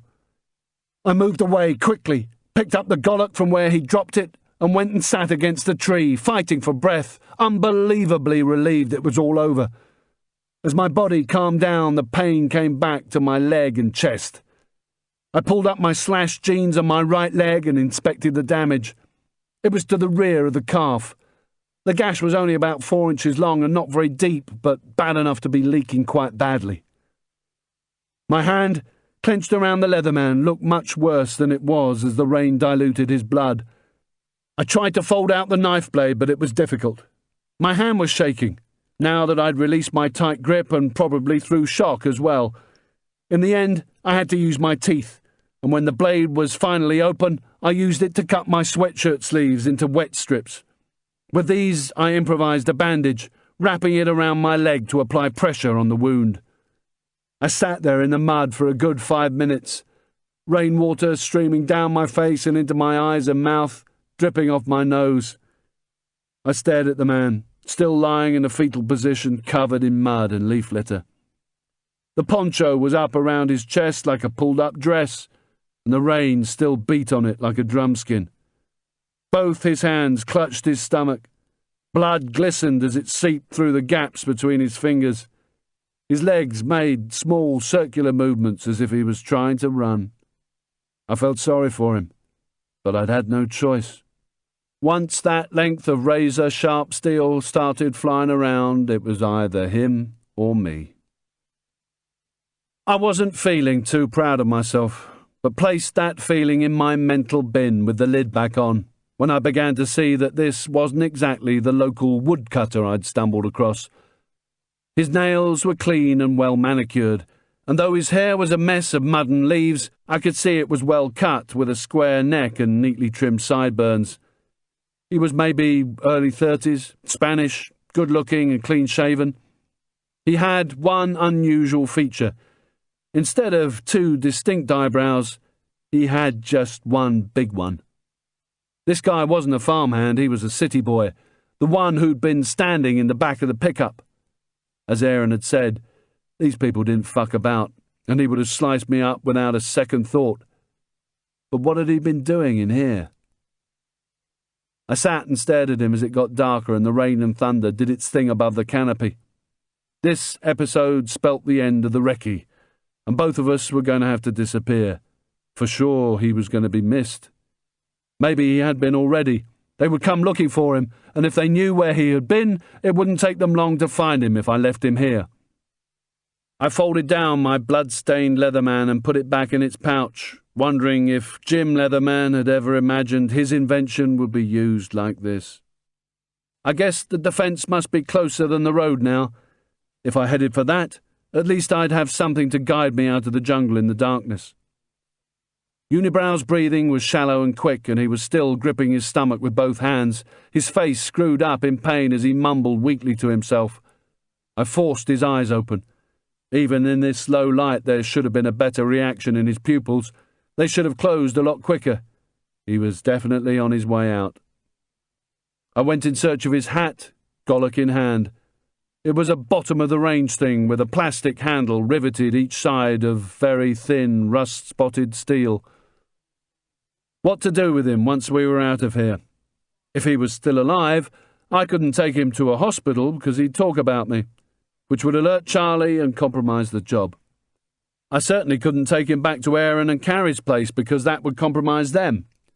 All I knew was that I had to get him away from the immediate vicinity. I'd think of something later. Hat retrieved, I went back to Unibrow, got hold of his right arm, and hoisted him in a fireman's lift over my back and shoulder. There were moans and groans from him, and he tried in a pathetic way to kick out at me. I grabbed his right arm and leg and held them together, jumping gently up and down to get him comfy round my shoulders. The small amounts of oxygen that his injuries allowed him to take in were knocked out of him again, no doubt making him feel even worse, but I couldn't help that. The poncho flapped over my face and I had to push it away. I grabbed his hat and then, gollock back in hand, I checked the compass and headed for the fence line. It was getting much darker. I could only just make out where my feet were going. I felt something warm and wet on my neck, warmer than the rain, and guessed it was his blood. Pushing myself hard, I limped on, stopping occasionally to check the compass. Nothing else mattered but getting to the road and making the RV. Within minutes, I came onto the fence line. The bubs were reaching a crescendo. In another quarter of an hour, it was going to be pitch black. Ahead of me, in the open, semi-dark space, was a solid wall of rain, thumping into the mud with such a force it was creating mini craters. Lights were already on in the house, and in one area, probably a hallway, an enormous chandelier shone through a high window. The fountain was illuminated, but I couldn't see the statue. That was good, because it meant they couldn't see me. I followed the fence for a few minutes, my passenger's head and poncho constantly snagging on branches of wait a while so that I had to stop and backtrack to free him. All the time I kept my eyes glued on the house. I came across what looked like a small mammal track paralleling the fence and about 2 feet in. I followed it, past caring about leaving sign in the churned-up mud. The rain would sort that out. I'd gone no more than a dozen steps when my limping right leg was whipped away from under me and both of us went crashing into the undergrowth. I lashed out in a frenzy. It was as if an invisible hand had grabbed hold of my ankle and thrown me to one side. I tried to kick out, but my right foot was stuck fast. I tried to crawl away, but couldn't. Next to me on the ground, Unibrow gave a loud groan of pain. I looked down and saw a faint glimmer of metal. It was wire. I was caught in a snare. The more I struggled, the more it was gripping me. I turned round to make sure where Unibrow was. He was rolled up in his own little world, oblivious to the thunder and forked lightning rattling across the night sky. It was simple enough to ease open the loop. I got to my feet and went over and heaved him back up onto my shoulders, then set off along the track.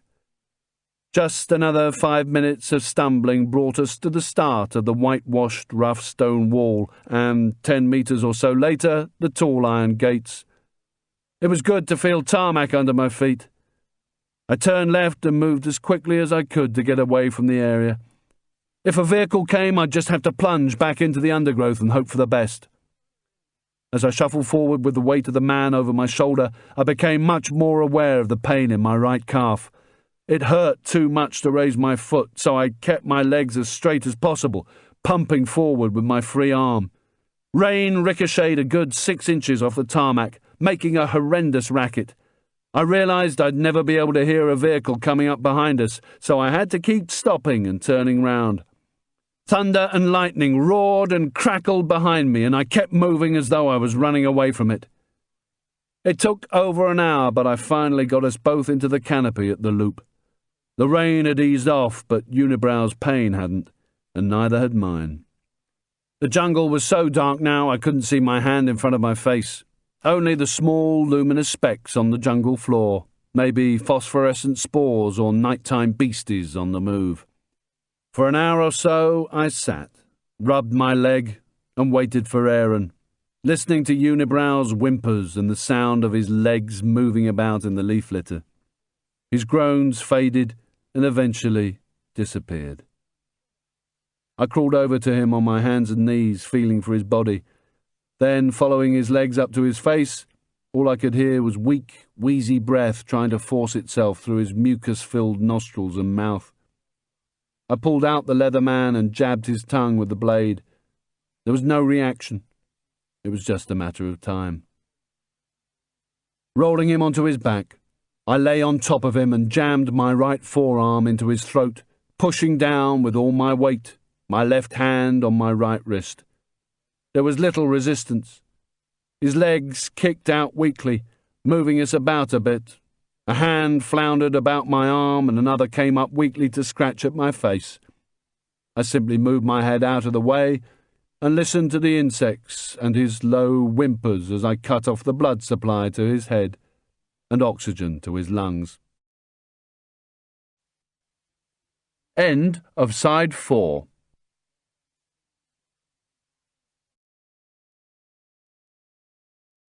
Side 5.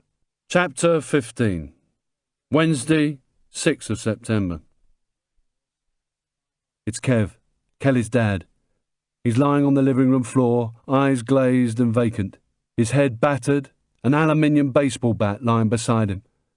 There's blood on the glass coffee table and the thick shag-pile carpet, some even splattered on the patio windows. I put my foot on the bottom stair. The shag pile helps keep the noise down, but still it's like treading on ice, testing each step gently for creaks, always placing my feet to the inside edge, slowly and precisely. Sweat pours off my face. I worry if anyone is hiding up there ready to attack. I get level with the landing. I point my pistol up above my head, using the wall as support. Move up the stairs backwards, step by step. The washing machine is on its final thundering spin downstairs. Still, the soft rock plays on the radio. As I get nearer to Kev and Marsha's room, I can see that the door is slightly ajar. There's a faint, metallic tang. I can also smell shit. I feel sick. I know I have to go in. Marsha? She's kneeling by the bed, her top half spread-eagled on the mattress. the bedspread covered with blood. Forcing myself to ignore her, I moved to the bathroom. Aida is lying on the floor, her 5-year-old head nearly severed from her shoulders. I can see the vertebrae just holding on. Bang! I go back against the wall and slump onto the floor. Blood is everywhere. I get it all over my shirt, my hands. I sit in a pool of it, soaking the seat of my trousers. There is a loud creak of wood splitting above me. I drop my weapon, curl up and cover my head with my hands. Where's Kelly? Where the fuck is Kelly? Shit! Shit! Shit! There was a crash of branches, followed swiftly by the thud on the jungle floor, close enough that I felt the vibration in the ground, as it does when 2 tons of dead tree have just given up the will to stay upright. The crash spooked not only me, but also the birds lazing on branches high above. There was screeching and the heavy, slow flap of large wings getting their owners the hell out of there. A few gallons of canopy-held rain had followed the deadfall. I wiped the water from my face and stood up. Shit, it's getting bad. I've never had them on a job, and never had them about Kev and his gang. It must be because I'm so knackered. I just feel totally drained. I pushed hair off my forehead and got a grip of myself. Knackered? So what? Just get on with it. Work is work. Cut away from that shit. You know where she is. She's safe. Just do the job and try to keep her that way. Deadfall was a constant problem in the jungle, and checking to see if there were any dead trees or branches nearby or overhead when bashing up for the night was an SOP, standard operating procedure, that was taken seriously. I marked time trying to do something with my legs. I could feel pins and needles. Please, not here, not now. According to Baby G, it was 2:23, not long to pick up. The rain had held off while I'd been here, but now and again a bucketful still fell after being dislodged, bouncing off the foliage on its way down with the sound of a finger tapping on a side drum, as if to accompany my static marching. I'd been here amongst the leaf litter for nearly 6 hours. It was like having a night out on belt kit. Not having the comfort of being off the ground in a hammock and under a poncho, instead having to rough it with just the equipment that you have on your belt. Ammunition, 24 hours of food, water and medical kit. Only I didn't even have that. Just guaranteed misery as I became part of the jungle floor. I finished with marking time. The sensation had gone away. I'd fought off jet lag, but my body still wanted desperately to curl into a ball and sink into a deep sleep. I felt my way back down against the hard, rough bark of a tree and was surrounded by invisible crickets. As I stretched out my legs to ease the cramp in the good one and the pain in the other, I felt around to make sure the sweatshirt dressing was still tight around the wound. It didn't feel as if it was bleeding anymore, but it was painful and, I imagined, messy down there. I could feel the pulse throbbing against the edge of the wound. As I moved to relieve the numbness in my arse once more, the soles of my Timberlands pushed against Unibrow. I'd searched him before we went into the tree line and found a wallet and several metre lengths of copper wire tucked into a canvas pouch on his belt. He'd been setting traps. Maybe he was into that sort of stuff for fun. It wasn't as if the lot up at the house would be in need of the odd wild turkey. I thought back over some of the stuff I'd done over the years, and right now I hated all the jobs I'd ever been on. I hated Unibrow for making me kill him. I hated me. I was sitting in shit, getting attacked by everything that moved, and I'd still had to kill someone else. One way or another, that was the way it had always been. Until midnight, I'd heard only 3 vehicles moving along the road, and it was hard to tell if they were heading towards the house or away from it. After that, the only new sounds were the buzzing of insects. At one point, a troop of howler monkeys passed us by, using the top of the canopy so they had some starlight to help them see what they were doing. Their booming barks and groans reverberated through the jungle, so loud they seemed to shake the trees. As they swung, screeching and bellowing from tree to tree, they disturbed the water caught in the giant leaves, and we were rained on again. I sat gently rubbing around the cut on my leg as more buzzes circled my head, stopping just before I felt something bite into my skin. I slapped my face just as I heard movement high above me in the canopy, sending another downpour. Whatever it was up there sounded like it was moving on rather than coming down to investigate, which was fine by me. At 2:58, I heard the low rumble of a vehicle. This time the noise didn't fade. The engine note took over gradually from the chirping of crickets, passing my position until I could clearly hear the tyres splashing in puddled-up potholes. It stopped just past me, with a gentle squeak of not-too-good brakes. The engine ticked over erratically. It had to be the Mazda. Leaning on the gollock to help me get to my feet, I stretched my legs and tried to get them warmed up as I checked to make sure I still had my docks. The wound felt even more tender now I was standing again, and my clothing was sodden and heavy. Having given in to temptation hours ago, I scratched my lumpy back. I felt around for Unibrow, got hold of an arm and a leg and heaved him over my shoulder. His body was slightly stiff, but far from rigid. The heat and humidity probably had something to do with that. His free arm and foot flopped around as I jiggled him into position. With the gollock and hat in my right hand, I made my way slowly towards the edge of the tree line, my head and eyes at an angle of about 45 degrees to the ground and half closed, to protect them from the unseen wait a while. I might as well have closed them completely. I couldn't see a thing. The moment I emerged from the forest, I saw the silhouette of the Mazda, bathed in a glow of white and red reflecting off the wet tarmac. I laid Unibrow down with his hat in the mud and tall grass at the jungle's edge and squelched towards the passenger side, gollock in hand, checking to make sure there was only one body shape in the cab. Aaron was sitting with both hands gripping the wheel, and in the dull glow of the instruments I could see him staring rigidly ahead like some sort of robot. Even with the window down, he didn't seem to register I was there. I said quietly, "Seen any of those Barry-whatever trees yet?" He jumped forward in his seat as if he'd just seen a ghost. "Is the back unlocked, mate?" "Yes," he nodded frantically, his voice shaking. "Good, won't be long."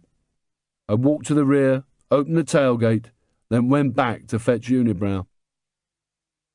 Lifting him in my arms and leaning back to take the weight, I carried him across to the vehicle, not knowing whether Aaron could see what was happening. The suspension sank a little as I dumped the body on the crap-strewn floor. His hat followed, and in the dim glow from the taillights I covered him with his own poncho, then lowered the tailgate before gently clicking it shut. The back window was a small oval covered in grime. No one would be able to see through. I went round to the passenger door and jumped in. Water oozed from my jeans and soaked into the blanket covering the seat. Aaron was still in the same position. "Let's go then, mate. Not too fast. Just drive normally." He pushed the selector into drive and we moved off. A cool draught of air from the open window hit my lumpy face, and as we splashed through potholes I leaned down and placed the gollock under my feet. Aaron at last found the courage to speak. "What's in the back?" There was no point beating about the bush. "A body." "God forbid!" His hands ran through his hair as he stared through the windscreen before attacking his beard once more. "God forbid! What happened?" I didn't answer, but listened to the rasping of stubble as his left hand wiped imaginary demons from his face. "What are we going to do, Nick?" "I'll explain later. It's okay. It isn't a drama." I tried to keep my voice slow and calm. "All we need to worry about is getting away from the area, and then I'll sort the problem out, okay?" Switching on the cab light, I fumbled for Unibrow's wallet in my jeans and pulled it apart. He had a few dollars and a picture ID that called him Diego Paredes and said he had been born in November 76, 2 months after I'd joined the army. There was a cropped photograph of him and what looked like his parents and maybe some brothers and sisters, all dressed up, sitting at a table, glasses raised at the camera. Aaron had obviously seen it. "Someone's son," he said. "Won't they all?" I put everything back in the leather compartments. His head was obviously full of 1,000,001 things he wanted to say. "Can't we take him to hospital? We can't just keep him in the back, for God's sake." I tried to sound relaxed. "Basically, we have to, but only for now." I looked across at him. He didn't return my glance, just stared at the headlights hitting the road. He was in a world of his own, and a frightening one it was. I kept my gaze on the side of his face, but he couldn't bring himself to make eye contact. "He belongs to Charlie. If they find his body, it could put all of us in danger, all of us. Why take that risk?" I let that sink in for a bit. He knew what I was talking about. When a threat's extended to a man's wife and children, it invariably focuses his way of thinking. I needed to instill confidence in this character, not anxiety. "I know what I'm doing, and he's just got to come with us for now. Once we're out of the area, we'll make sure we dump him so he's never found. Or at least, as far as I was concerned, not before Saturday morning." There was a long, awkward silence as we drove along the jungle-lined tarmac and eventually hit the ghost town of Clayton. The headlights picked out the shadows of empty houses, barracks and deserted streets and children's play areas. It looked even more deserted at night, as if the last American soldier had turned off the lights before he went home for good.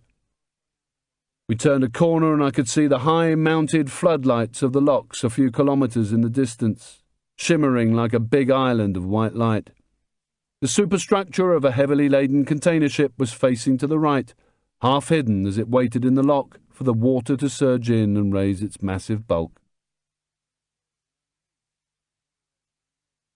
Chapter 16. I was just too fucked to worry about anything, but Aaron was in deep flat mode. His left hand couldn't stop touching or rubbing his face. His eyes kept checking through the rear window, trying to see the body in the back even though it was in pitch darkness. We were driving alongside a very wide, deep, U-shaped concrete storm trench. I got Aaron to stop and turn off his lights, and he faced me for the first time, probably hoping that we were going to do something about Unibrow. I nodded towards the lights. "I've got to clean myself up before we hit all that." I wanted to look at least a bit normal in case we were seen or stopped as we went through the city. Being wet wasn't unusual here, it rained a lot. I could have told him it was time for my daily prayers, and he would probably have replied the same way. "Oh, okay." Once I forced my aching body out of the Mazda, I could see what was going on under the floodlights. The stumpy electric locos were moving up and down the tracks beside the ship, looking like little toys from this distance and too far away to be heard properly. Only a muffled version of the radio traffic from the speakers reached us. The glow from the powerful arc lights got to us, though, giving just enough light to see what was going on about us, and cast a very weak shadow on the Mazda as I went to the rear and lifted the tailgate to check Unibrow. He had been sliding about, and he was pushed hard against the side bodywork, his nose and lips compressed, his arms thrown behind him as if they couldn't catch up. The stench of blood and guts was so strong I had to move my head away. It smelt like a freezer after a power cut.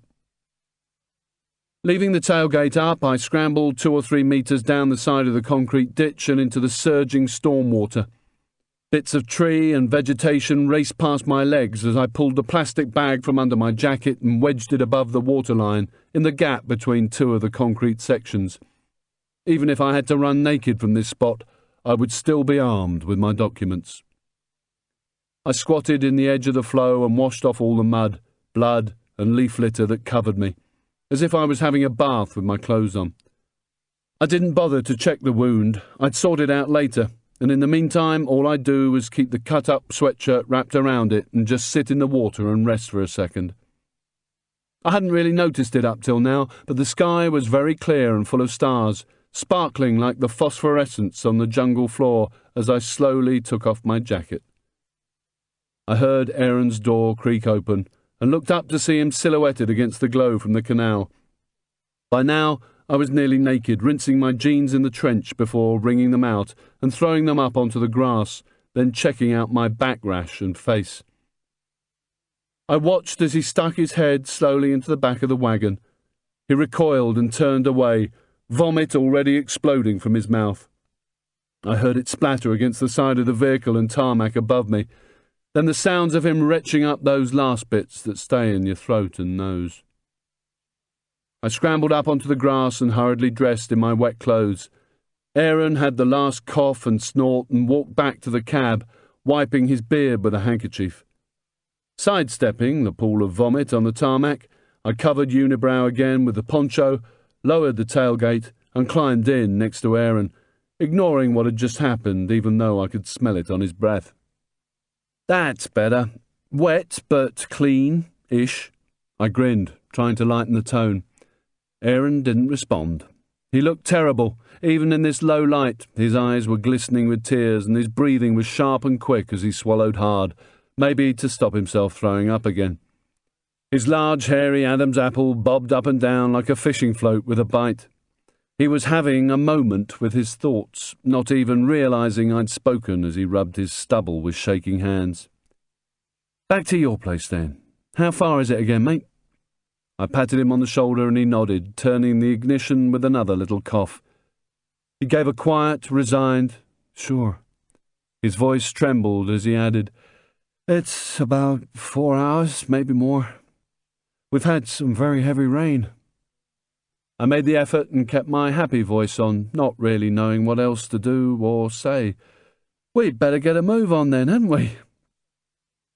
We got through Fort Clayton and hit the main drag. The barrier was up. It seemed the old security guy didn't play at night.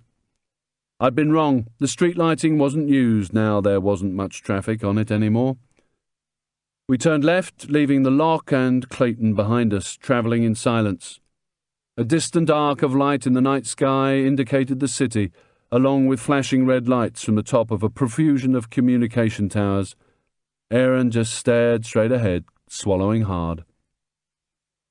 Before long, we approached the floodlit toll booths by the old Albrook Air Force Base. The noise of the bus terminal blasted all around us as power hoses washed the buses. A surprisingly large number of workers were waiting for transport, most holding small ice boxes and smoking. Aaron spent the best part of a minute fumbling in his pockets in the glove compartment at the toll booth. A bored, middle-aged woman just stared into space with her hand out, no doubt dreaming about getting onto one of those buses at the end of her shift. I let my head bob about as we bounced along the potholed road and into the sleeping city via El Chorrillo. A few lights were on here and there in the apartment blocks, and the odd, scabby mongrel skulked along a sidewalk. Then a black BMW screamed past us at warp speed. 5 or 6 heads with cigarettes glowing in their mouths jutted backwards and forwards to the beat of some loud Latin music as it roared down the street. The BM had violet-coloured headlights, and a powerful fluorescent glow beneath the bodywork made it look like it was hovering. My eyes followed it into the distance as it hung a right, tyres squealing like something out of NYPD Blue. I looked over at Aaron. He probably wouldn't even have reacted if we'd been overtaken by the USS Enterprise. He screwed up his face and deep lines cut into his skin. He looked as if he was going to be sick again as we bounced along, turning right at the junction the BM had taken. Once more we drove past the Pepsi stand, barred up for the night, and into the market area. I thought I needed to say something to fill the silence, but I didn't know what. I just looked out at the rubbish overflowing from the piles of soaked cardboard boxes that fringed the square and cats fighting over the scraps. In the end, it was Aaron who broke the deadlock, wiping his nose into his hand before he spoke. "Nick?" "What's that, mate?" I was almost too tired to speak. "Is that what you do? Kill people? I mean, I know it happens, it's just that—" I pointed down at the gollock in the footwell. "I nearly lost my leg with that thing. And if he'd had his way, it would have been my head. I'm sorry, mate, there was no other way. Once we're the other side of the city, I'll bin him." He didn't reply, just stared intently through the windscreen, nodding slowly to himself. We hit the bay once more, and I saw a line of ships' navigation lights flickering out at sea. Then I realised Aaron had started to shake. He'd spotted a police car at the roadside ahead with 2 rather bored-looking officers smoking and reading the papers. I gave myself a mental slapping, but not enough for him to see. I kept my voice calm. "Don't worry. Just drive normally. everything's okay. It wasn't, of course. They might stop a beaten-up Mazda just to relieve the boredom. As we passed, the driver glanced up from his newspaper and turned to say something to his mate. I kept my eyes on the cracked wing mirror, watching the 4 police cars as I spoke. It's okay, mate. There's no movement from behind. They're still static. Just keep to the limit and smile. I didn't know if he responded. My eyes were glued to the vehicles in the mirror until they dropped out of sight. I caught sight of my face for the first time. It was a pleasant surprise. My left eye was half closed, but not as swollen as it felt. I looked over again to see how Aaron was doing, and the answer was not good. He wasn't enjoying his visit to my planet one little bit. I wondered why and how he'd got involved in this shit. Maybe he'd had no choice. Maybe he was just like me and Diego, in the wrong place at the wrong time. We splashed our way through mini Manhattan, where large neon signs flashed down from the top of buildings onto the wet tarmac below. It was a completely different world from El Chorrillo, and a whole galaxy away from what had just been happening in the old zone. Aaron gave a small cough. You know what you're going to do with that guy yet, Nick? We need to hide him somewhere on the way to your place, once we're out of the city. Any ideas? Aaron shook his head slowly from side to side. I couldn't tell whether he was answering or if it had just come loose. We can't leave him to rot. God forbid. He's a human being, for God's sake. There was resignation in his voice. Look, I'll bury him for you. There's an old tribal site near the house. No one will find him there. It's the right thing to do. He's someone's son, Nick. Maybe even someone's father. The family in the picture, they don't deserve this. No one goes there? He shook his head. Not in a few 100 years. I wasn't going to argue with that. If he wanted to dig a hole, that was fine by me. I got back to looking at the neon as he drove and hoped that someone like him found my body one day. We came to the airport road toll booth the other side of the financial district, and this time I got out $1 of my own money. I didn't want us standing still any longer than we had to. Diego would take quite a bit of explaining. He paid the woman with a sad gracias and a thanks to me for giving him the money. This wasn't a good night out for him at all. The lights faded behind us as we hit the road out of town. I dug out the wallet again, hit the cab light and looked at Diego's family picture. I thought of Kelly and the way her life would be if I died without sorting out the mess I'd created. I thought of all the things I'd wanted to say to her and hadn't ever managed to. I wondered if his mum had wanted to say those things to her son, to tell him how much she loved him or to say sorry about the stupid argument they'd had. Maybe that had been the stuff that had flashed through Diego's head in the moments before he died, things he wanted to say to those people raising their glasses at the camera as I killed him. The wind through my window got stronger as we gathered speed. I wound it up only halfway to keep me awake, and I tried to concentrate on what I'd seen on the CTR and get back to work. Instead, I found myself wanting to curl up like a 7-year-old, desperate to keep the night monster at bay. Nick! The police! Nick! What do we do? Wake up, please! Before I'd even fully opened my eyes, I was trying to calm him down. It's all right. Don't worry. It'll be okay. I managed to focus on the VCP, vehicle checkpoint, ahead, set up in the middle of nowhere. 2 police vehicles, side on, blocking the road, both facing left. I could see silhouettes moving across the 2 sets of headlights that cut through the darkness.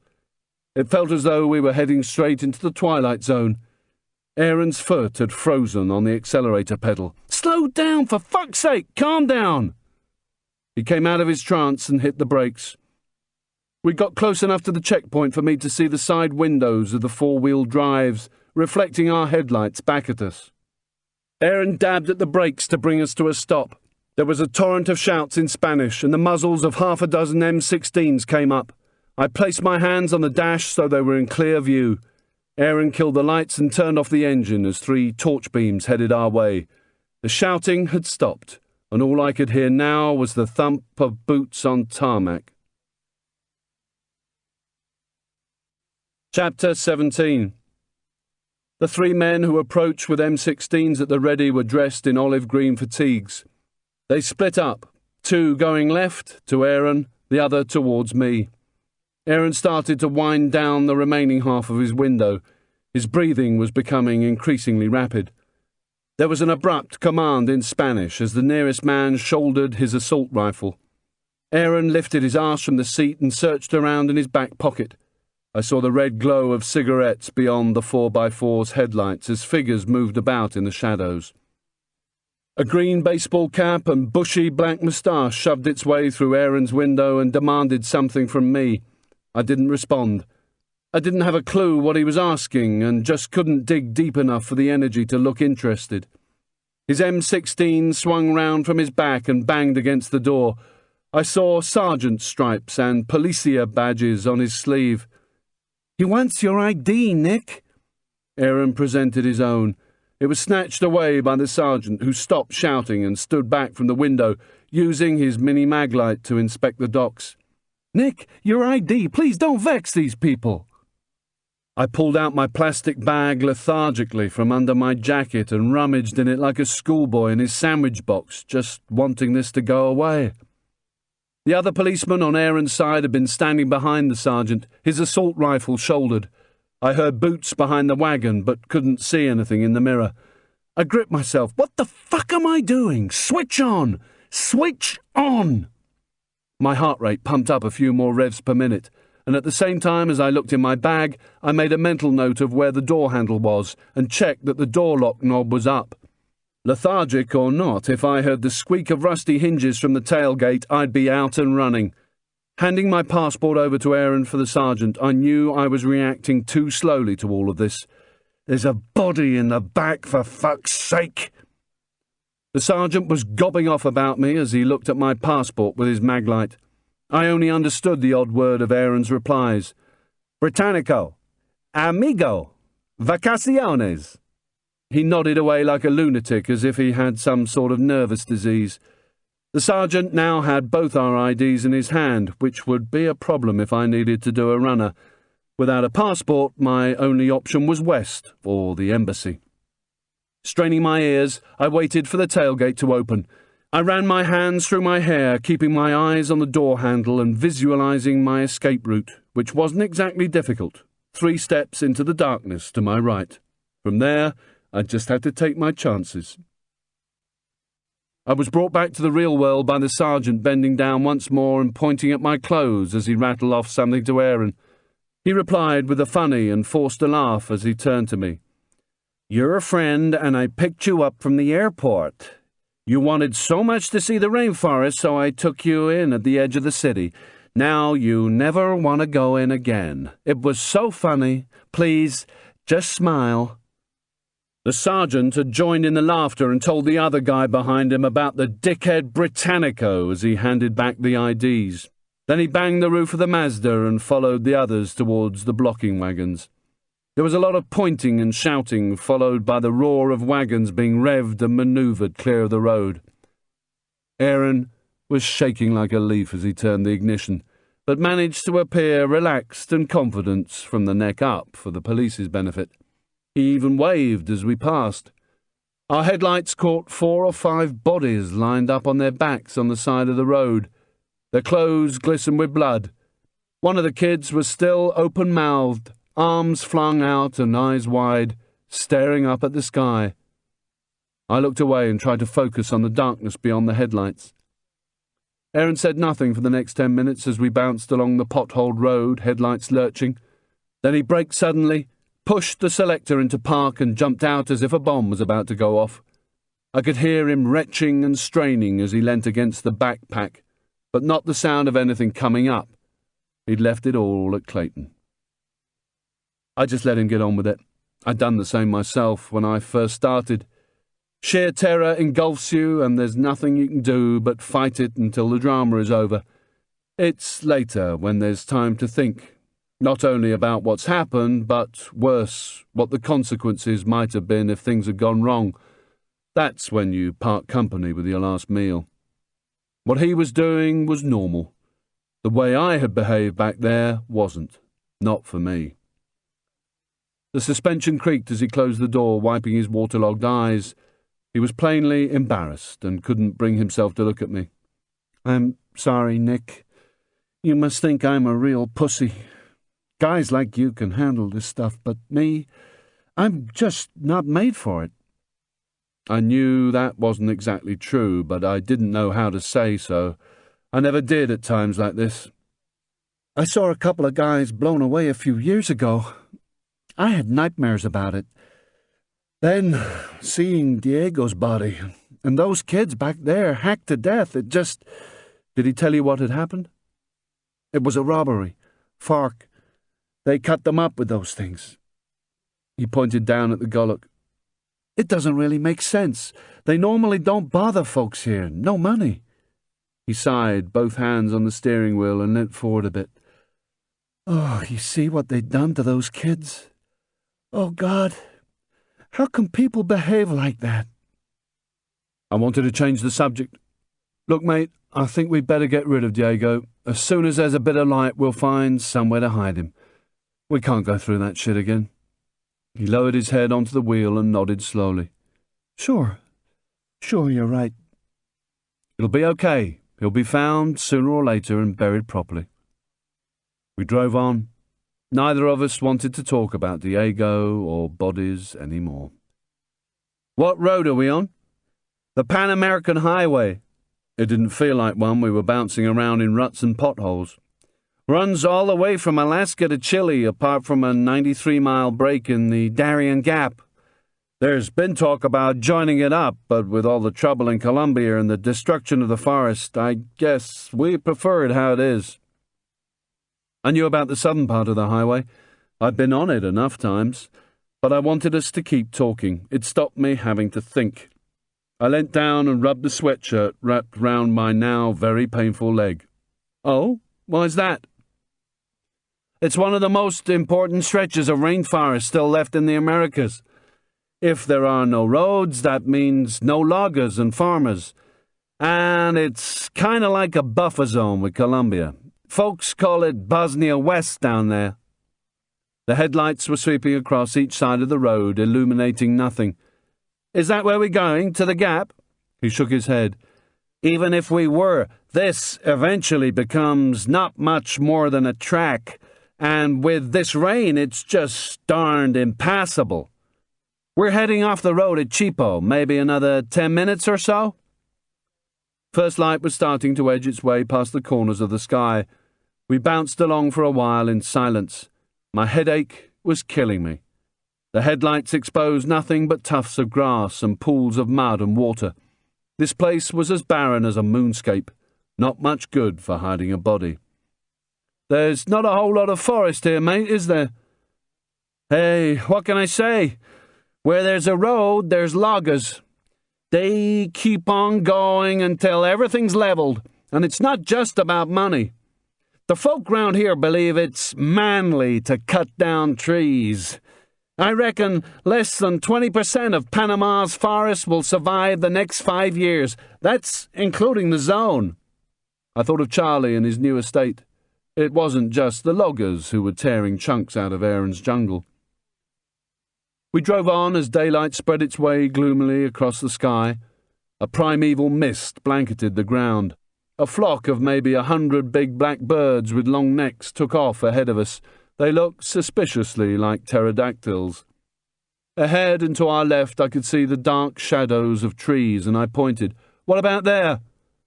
Aaron thought for a few seconds as we got closer, clearly disturbed again, as if he'd managed for a moment to forget what we had in the boot.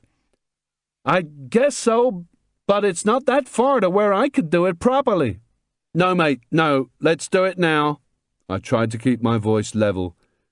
We pulled into the side of the road and under the trees. There wasn't going to be time for ceremony. "Want to help?" I asked as I retrieved the Gullock from under my feet. He thought hard. "I just don't want the picture of him in there, you know? In my head? Can you understand that?" I could. There were a whole lot of pictures in my own head I wished weren't there. The most recent was a blood-soaked child staring open-mouthed at the sky. As I climbed out, the birds were in full song. Daylight was nearly here. I held my breath, opened the back and pulled Diego out by his armpits, dragging him into the tree line. I concentrated on not looking at his face and keeping his blood off me. About 10 metres inside the gloom of the canopy, I rolled both him and the wiped clean gollock under a rotted deadfall, covering the gaps with leaves and debris. I only needed to hide him until Saturday. When I'd gone, maybe Aaron would come back and do what he'd wanted to in the first place. It shouldn't be hard to find him. By then there'd be so many flies they'd sound like a radio signal. Having closed down the tailgate, I got back into the cab and slammed the door. I waited for him to move off, but instead he turned. "You know what? I think maybe Carrie shouldn't know about this, Nick. Don't you think?" Mate," I said, "you took the words right out of my mouth." I tried to give him a smile, but the muscles in my cheek weren't working.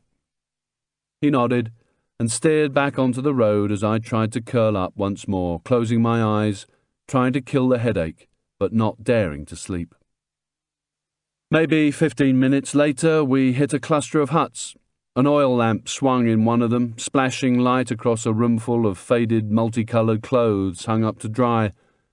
The huts were made of breeze block, with doors of rough planks nailed to a frame and wriggly tin thrown over the top. There was no glass in the windows, nothing to hold back the smoke from small fires that smouldered near the entrances. Scrawny chickens ran for cover as the Mazda approached. It wasn't at all the sort of thing I'd been shown in the in-flight magazine. Aaron jerked his thumb over his shoulder as we drove past. "When the loggers leave, these guys turn up.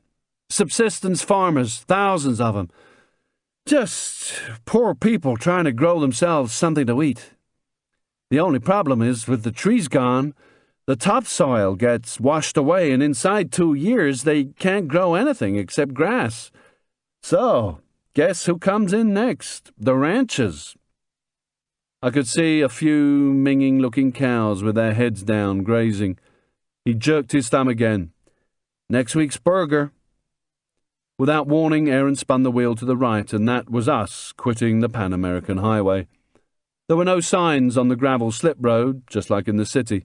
Maybe they liked to keep the population confused. I saw a huddle of corrugated roofs.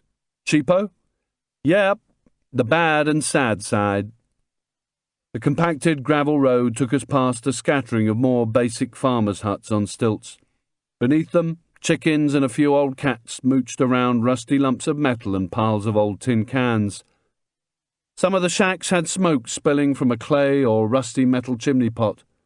One was made out of 6 or 7 catering-sized cans, opened both ends and knocked together.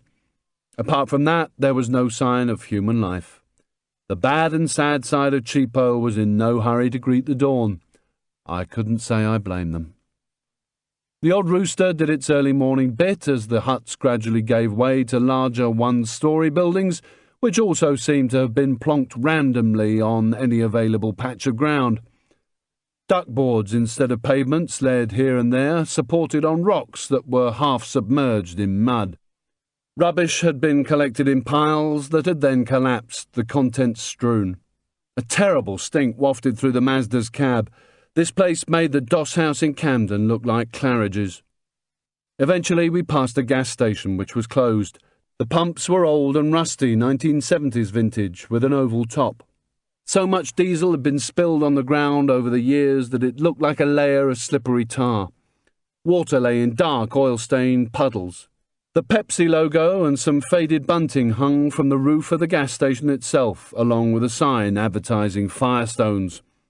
We passed a rectangular building made from more unpainted breeze blocks. The mortar that oozed between the blocks hadn't been pointed, and the builder certainly hadn't believed in plumb lines. A sinewy old Indian guy wearing green football shorts, a string vest and rubber flip-flops was crouched down by the door with a roll-up the size of a Rastafarian old Holborn hanging from his mouth. Through the windows I could see shelves of tinned food. Further up the road was a large wooden shack up on stilts like some of the huts. It had been painted blue at one stage in its life, and a sign said that it was a restaurant. As we drew level, I saw 4 leopard skins stretched out and nailed to the wall of the veranda. Below them, chained up in a cage, was the scrawniest big cat I'd ever seen. There was only enough space for it to turn round, and it just stood, looking incredibly pissed off, as I would be if I had to stare at my best mates pinned to the wall all day. I'd never felt so sorry for an animal in all my life. Aaron shook his head. There was obviously some history to this. Shit, they still got her in there. For the first time I was hearing anger in his voice. I know for a fact that they sell turtle too, and it's protected. They can't do that. You're not even allowed to have a parrot in a cage, man. It's the law. But the police, shit, they just spend their whole time worrying about narcos. He pointed a little ahead of us and up to the left.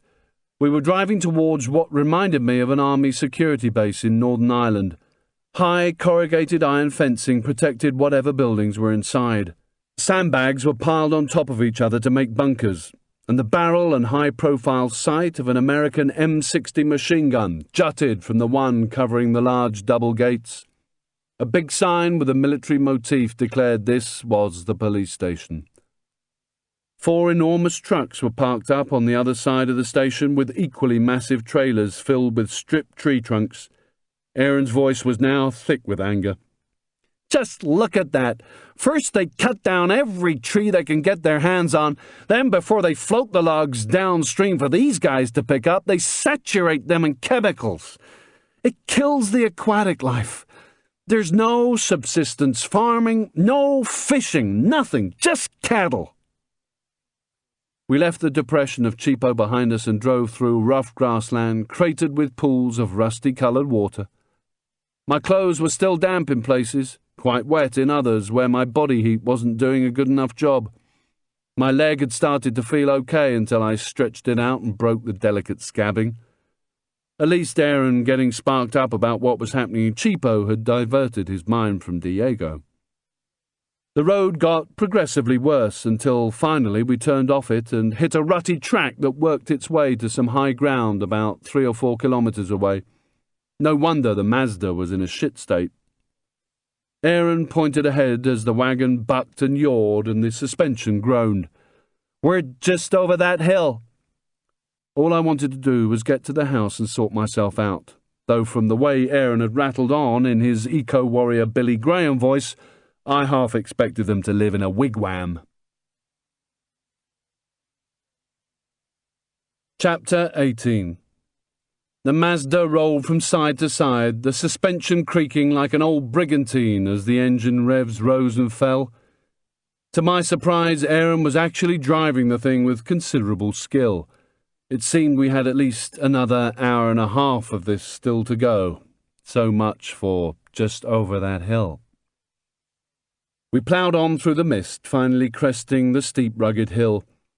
The scene confronting us was a total contrast to the rough grassland we'd been travelling through. A valley lay below us with high, rolling hills left and right, and as far as the eye could see, the landscape was strewn with felled, decaying wood. The trunks nearest us were almost grey with age. It was as if somebody had tipped an enormous box of matchsticks all over a desert of rust-coloured mud. The low mist within the valley made it eerier still. Then, at the far end of the valley, where the ground flattened out, maybe 5 or 6 k's away, was lush green jungle. I couldn't work it out. We started our descent, and Aaron must have sensed my confusion. "They just got fed up with this side of the hills," he shouted above the wagon's creaks and groans. "There wasn't enough hardwood to take, and it wasn't macho enough for the hombres to take these little things away. But hey, at least there are no farmers. They can't clear all this on their own. Besides, there's not enough water down here. Not that they could drink it if there was." We reached the valley floor, following the track through the downed trees. It looked as if a tornado had torn through the valley, then left it for dead. The morning sun was trying its hardest to penetrate a thin layer of cloud. Somehow it seemed much worse than if the sun had been properly out. At least then it would have come from one direction. As it was, the sun's rays had hit the clouds and scattered. It was definitely time for the Jackie O look again. Aaron followed my lead and threw his on too. We carried on through the tree graveyard until we were rescued by the lush canopy at the far end of the valley. "Won't be long now," Aaron declared. "Maybe 45, 50 minutes?" 20 would have been better. I didn't think the wagon could take much more, and neither could my head. I thought it was going to explode. We were back in secondary jungle. The trees were engulfed in vines reaching up into the canopy. All sorts of stuff was growing between them and above the track. It felt like we were driving through a long grey tunnel. I took off my Jackie O's and everything became a dazzling green. Baby G told me it was 7:37, which meant we'd been on the road for over 4 hours. My eyes were stinging and my head still pounding, but there wouldn't be any time for relaxing just yet. I could do all that on Sunday maybe, or whenever it was that I finally got to the safety of Maryland. First, I needed to concentrate on how I was going to carry out the hit. I needed to grip myself and get on with the job, but try as I might to think about what I'd seen during the CTR, I just couldn't concentrate. Aaron had been spot on. 45 minutes later, we emerged into a large clearing, most of it lying behind a building that was side-on and directly in front of us, maybe 200 metres away. It looked like the house that Jack built. The clouds had evaporated to reveal sun and blue sky. "This is us." Aaron didn't sound too enthusiastic. He put his glasses back on, but there was no way I was wearing the Jackie O's again, not if I was about to see their owner. To my left and facing the front of the house was a hill with a steep gradient covered with more fallen trees and rotten stumps, with tufty grass growing between them. The rest of the clearing was rough but fairly flat. We followed the track towards the large building, which was more or less on one level. The main section was a one-storey, terracotta-roofed villa with dirty green plastered walls. There was a covered veranda out front facing the high ground. Behind the main building, and attached to it, was a corrugated iron extension, maybe twice as big as the house itself and with a much higher roof. On my right were row upon row of white plastic 5-gallon tubs, hundreds of them, about 2 feet high and the same in diameter. Their lids were sealed, but sprays of different coloured plants of all shapes and sizes shot from a circular hole cut out of the middle of each. It looked like Aaron and Carrie were running the area's first garden centre megastore. I'd stepped onto the set of The Good Life, Panama style. Dotted around us were corrugated iron outhouses, with piles of wooden barrels and boxes, and the occasional rotting wooden wheelbarrow. To my right, past the tubs, was a generator under a corrugated iron roof with no sidewalls, and at least 10 45-gallon oil drums. As we got closer, I could make out downpipes leading from the gutters into green plastic water butts that ran at intervals the length of the building. Above the roof, supported on scaffolding, was a large blue plastic water tank. Beneath it was an old metallic one with all sorts of pipes coming out of it. A pair of satellite dishes were mounted nearby, one pointing west, one east.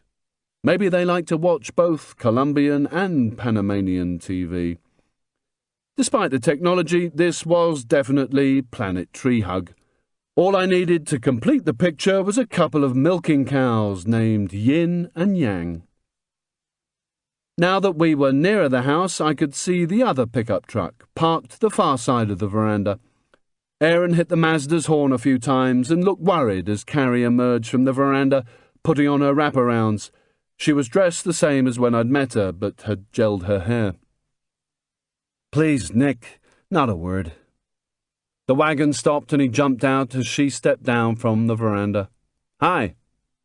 I got out, ready to greet, squinting to fight both the glare and my headache.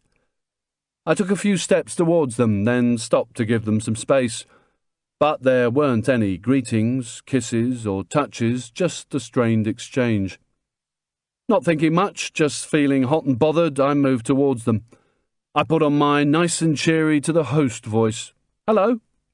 It wasn't Jell that was holding back her hair, she'd just had a shower. She noticed my hobble and ripped jeans. "What happened? You okay?" I didn't look at Aaron. Eyes give so much away. I walked into some sort of animal trap or something. You better come and get cleaned up. I've some porridge fixed. That sounds wonderful. It sounded shit. She turned to walk back to the house, but Aaron had other ideas. You know what? I'm going to clean the truck out. There's been a fuel spillage in the back and, well, I better clean it out. Carrie turned. Oh, okay. I followed her towards the house as Aaron's sunglassed eyes gave me one last look and nod before going back to the wagon.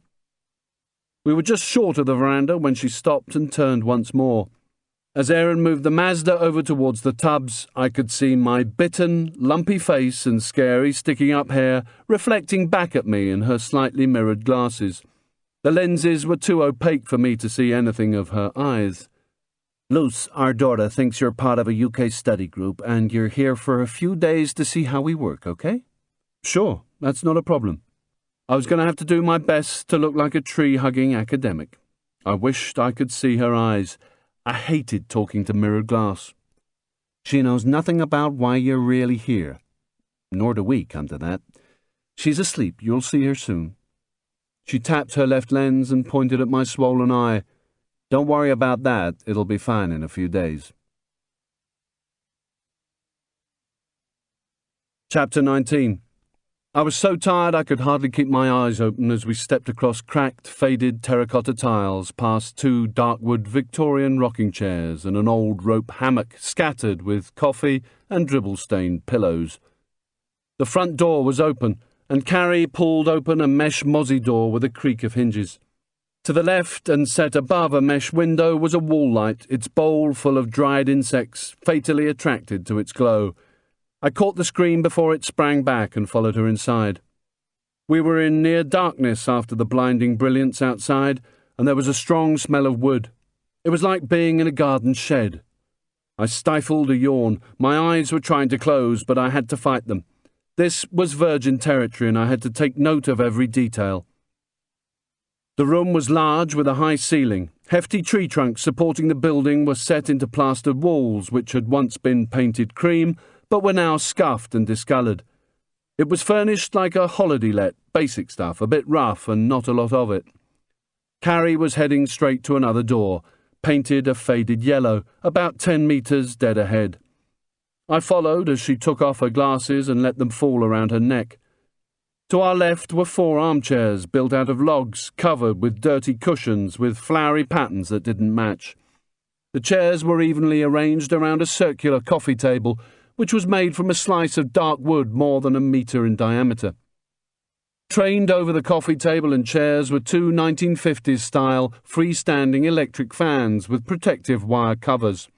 The chrome had seen better days, and it was a shame there was no ribbon hanging from the mesh to give them that authentic look. The wall to the left had 2 more doors, also painted yellow and set into flaking brown frames. The furthest one was partly open and led into what I presume was their bedroom. A large, natural wood headboard held one end of a once white mosquito net. The other was suspended from the ceiling. The bed was unmade, and I saw purple sheets. Men's and women's clothes were thrown over a chair. The wooden butt of a rifle hung on the wall to the right of the bed. I thought I'd keep it a little closer living out here. Further along in the corner was the kitchen area with a small table and chairs. An array of different pattern mugs hung from hooks in the wall. On my right, the whole wall, as far as the door we were heading for, was covered by bookshelves. The only break was another window, also covered with protective mesh, which seemed to be the only other source of natural light. I began to smell porridge. Steam rose from a large pot sitting on one of the kitchen units to the side of the cooker. Next to it lay a big bunch of bananas and a bowl of oranges. Carrie disappeared through the door, and I followed her into the larger, corrugated iron extension. The walls were lined with plyboard, and there was a rough concrete floor. Hanging down from the high ceiling on the end of steel rods were 2 old and very dirty Days of the Raj overhead fans, both stationary. The room was a lot hotter than the one we'd just left, but lighter, with large sheets of clear corrugated plastic high up in the walls serving as windows. The extension might be cheap and low-tech, but what it housed wasn't. Running the length of the wall in front of me and continuing after a right angle down the left side was one continuous desk unit, formed out of trestle tables. On it, and facing me, were two PCs with webcams attached to the top of the monitors. In front of each was a canvas director's chair, the green backrests well sagged with use. The screen of the PC on the right was displaying an image of the Miraflores locks. It must have been a webcam online, because the screen was just at the point of refreshing itself to show a cargo ship halfway out of one of the locks. Going by the bright reflection in the puddles on the grass, we weren't the only part of Panama with sun. The PC to the left was closed down and had a set of headphones with the mic attached hanging over the camera. Both machines were surrounded by paper and general office clutter, as was the underneath, with wires running everywhere and packs of office supplies. The desk against the wall to the left, facing me, housed a third PC, also with a webcam with headphones hanging, and was surrounded by schoolbooks. This had to be Lucy's land. Carrie turned immediately to the right through the only other door, and I followed. We entered what looked like a quartermaster's store, a lot smaller than the other two areas, and a lot hotter. It smelt like the local deli. Rows of grey angle-iron shelving lined the walls left and right of me, turning the middle into a corridor. Stacked each side of us were all sorts: cartons of tinned food, hurricane lamps, torches, packs of batteries. On pallets on the floor were bags of rice, porridge oats and milk powder the size of coal sacks. Enough supplies, in fact, to keep the good life going for a year. Laid out in the corridor was a US Army cot bed and a blanket, a dark green US Army lightweight still in its thin, clear plastic wrapping. "That's for you."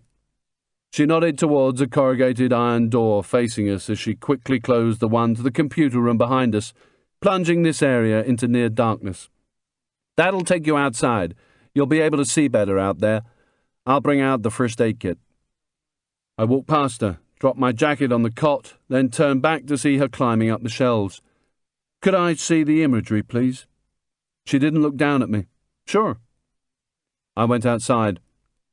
The sun was casting a shadow on this side of the building, which was good as my head was thumping big time, and being in the full glare wouldn't help at all. The crickets were still out, doing their stuff. They're not great for headaches either.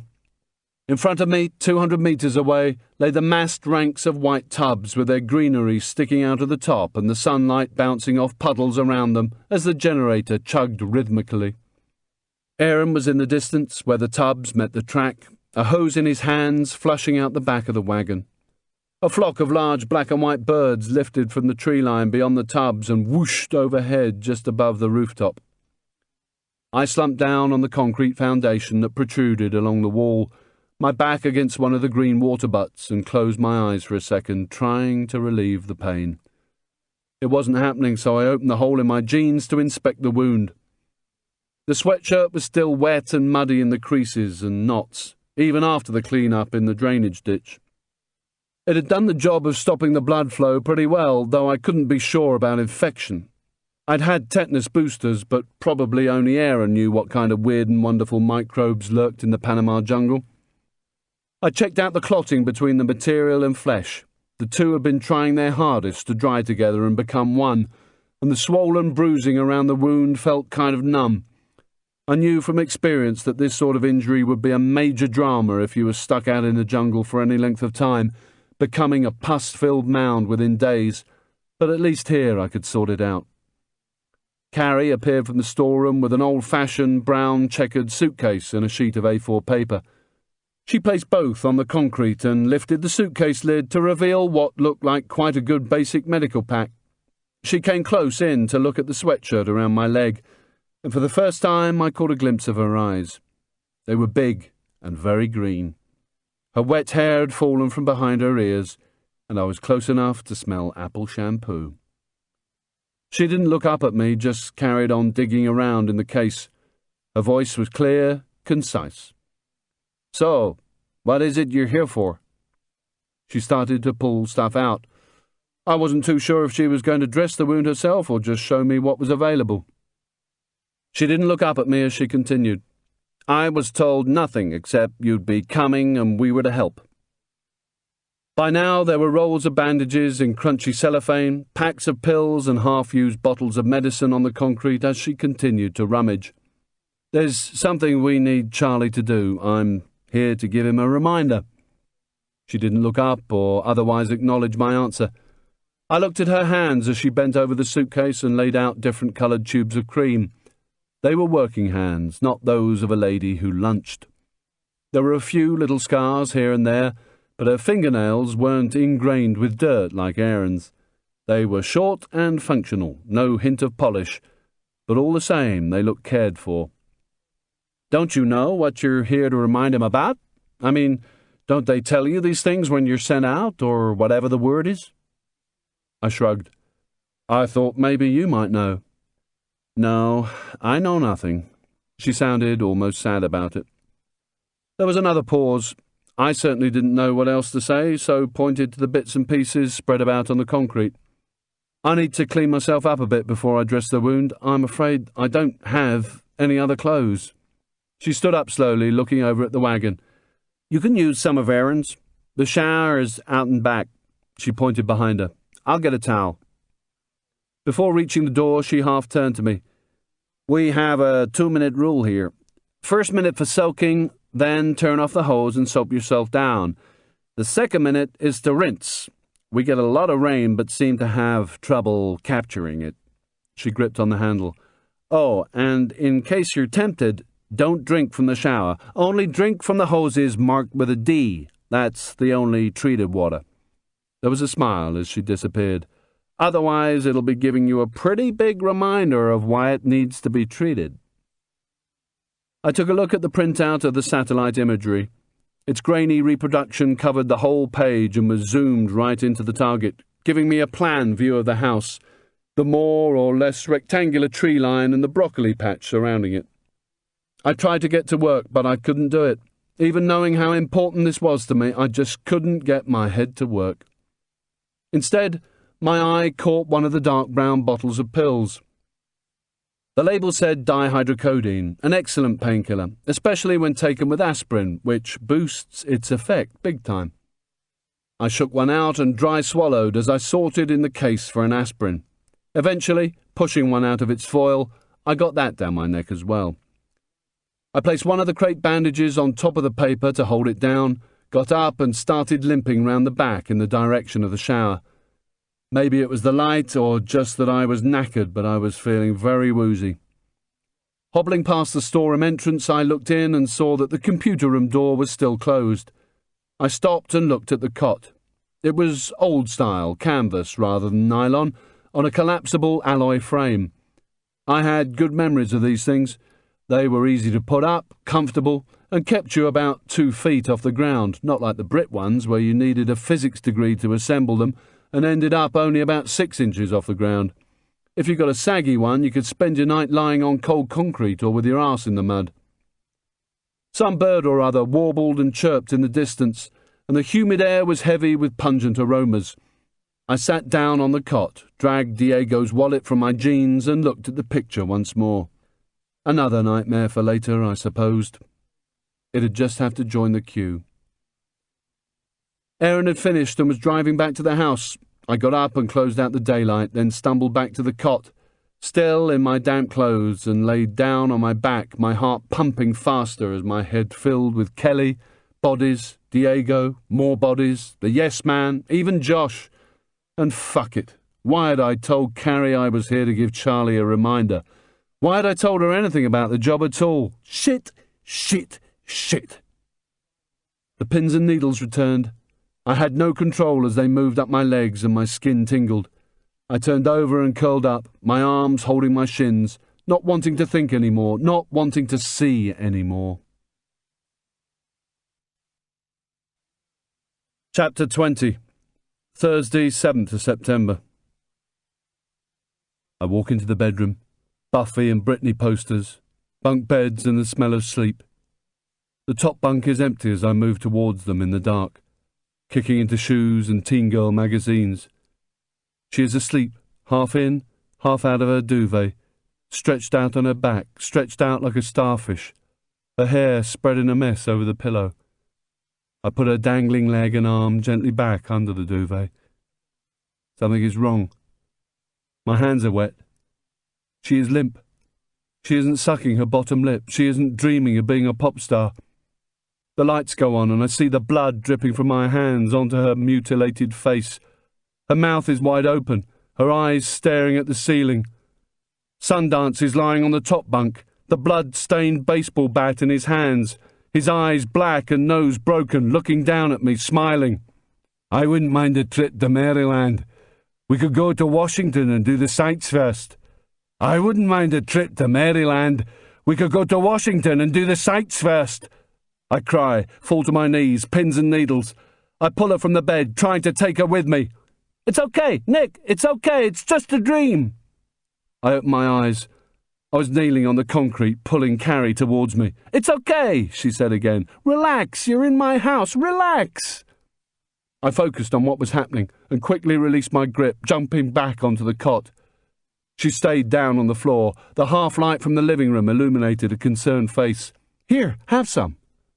I took the half-empty bottle of water from her and started to unscrew the top. Feeling embarrassed, my legs stinging with pins and needles, I cleared my throat. Thanks. Thank you.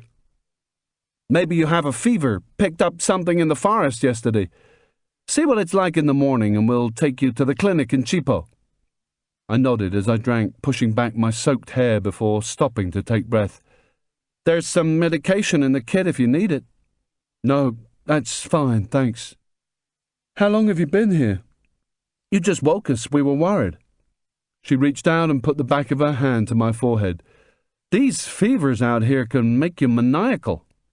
I was having a nightmare, I can't even remember what it was about. She started to get up as I pulled the wet sweatshirt away from my skin. It happens.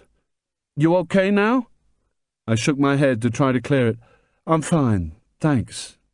I'll see you in the morning then. Good night. Yeah, thanks for the drink. She walked back into the dark computer room, closing the door behind her. You're welcome. I checked my watch. 12:46 a.m. I'd been out for over 14 hours. Getting slowly to my feet, I squatted up and down, trying to get my legs back to normal while I had some more water. Then I ripped the plastic from the blanket, lay down and covered myself, blaming the drug cocktail for my doziness. Dihydrocodeine does that to you. I tossed and turned, eventually rolling up my jacket as a replacement pillow, but it didn't work.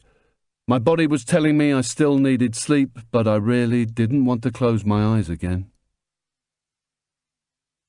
Half an hour later I checked Baby G and it was 3:18 a.m. So much for not closing my eyes. I lay there, rubbing my legs. The pain had gone and I didn't feel as groggy as before. I felt around below the cot for the water bottle. Blinking, my eyes open, I drank to the noise of the crickets. I didn't want to lie and think too much, so decided to have a walkabout to keep my head busy. Besides, I was nosy. Pushing myself upright, I sat on the edge of the cot for a while, rubbing my face back to life before standing up and reaching for the light switch. I couldn't find it, so felt for the door handle instead and bumbled into the computer room, water in hand. The switch in here was easy to find. As the strip lighting flickered, I saw that the living room door was closed. I checked the darkness on the other side.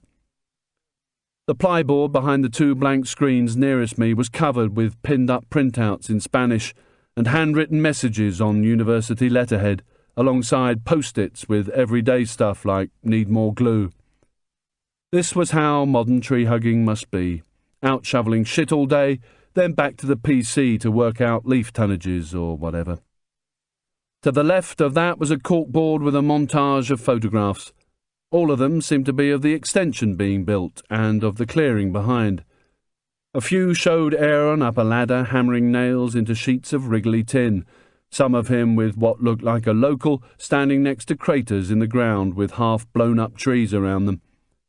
Taking a swig of the water, I walked over to what I assumed was Lucy's PC.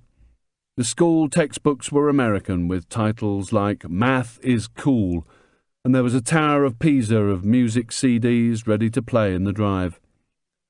The plyboard behind was covered with world maps, best effort drawings, and pictures of Ricky Martin torn from magazines, along with a Latin band with permed hair and frilly shirts.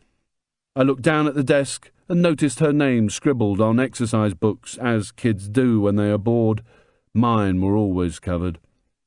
Her name was spelt L-U-Z. I remembered from my Columbia days that the Z is pronounced as S, so her name was the Spanish for light. It wasn't short for Lucy at all.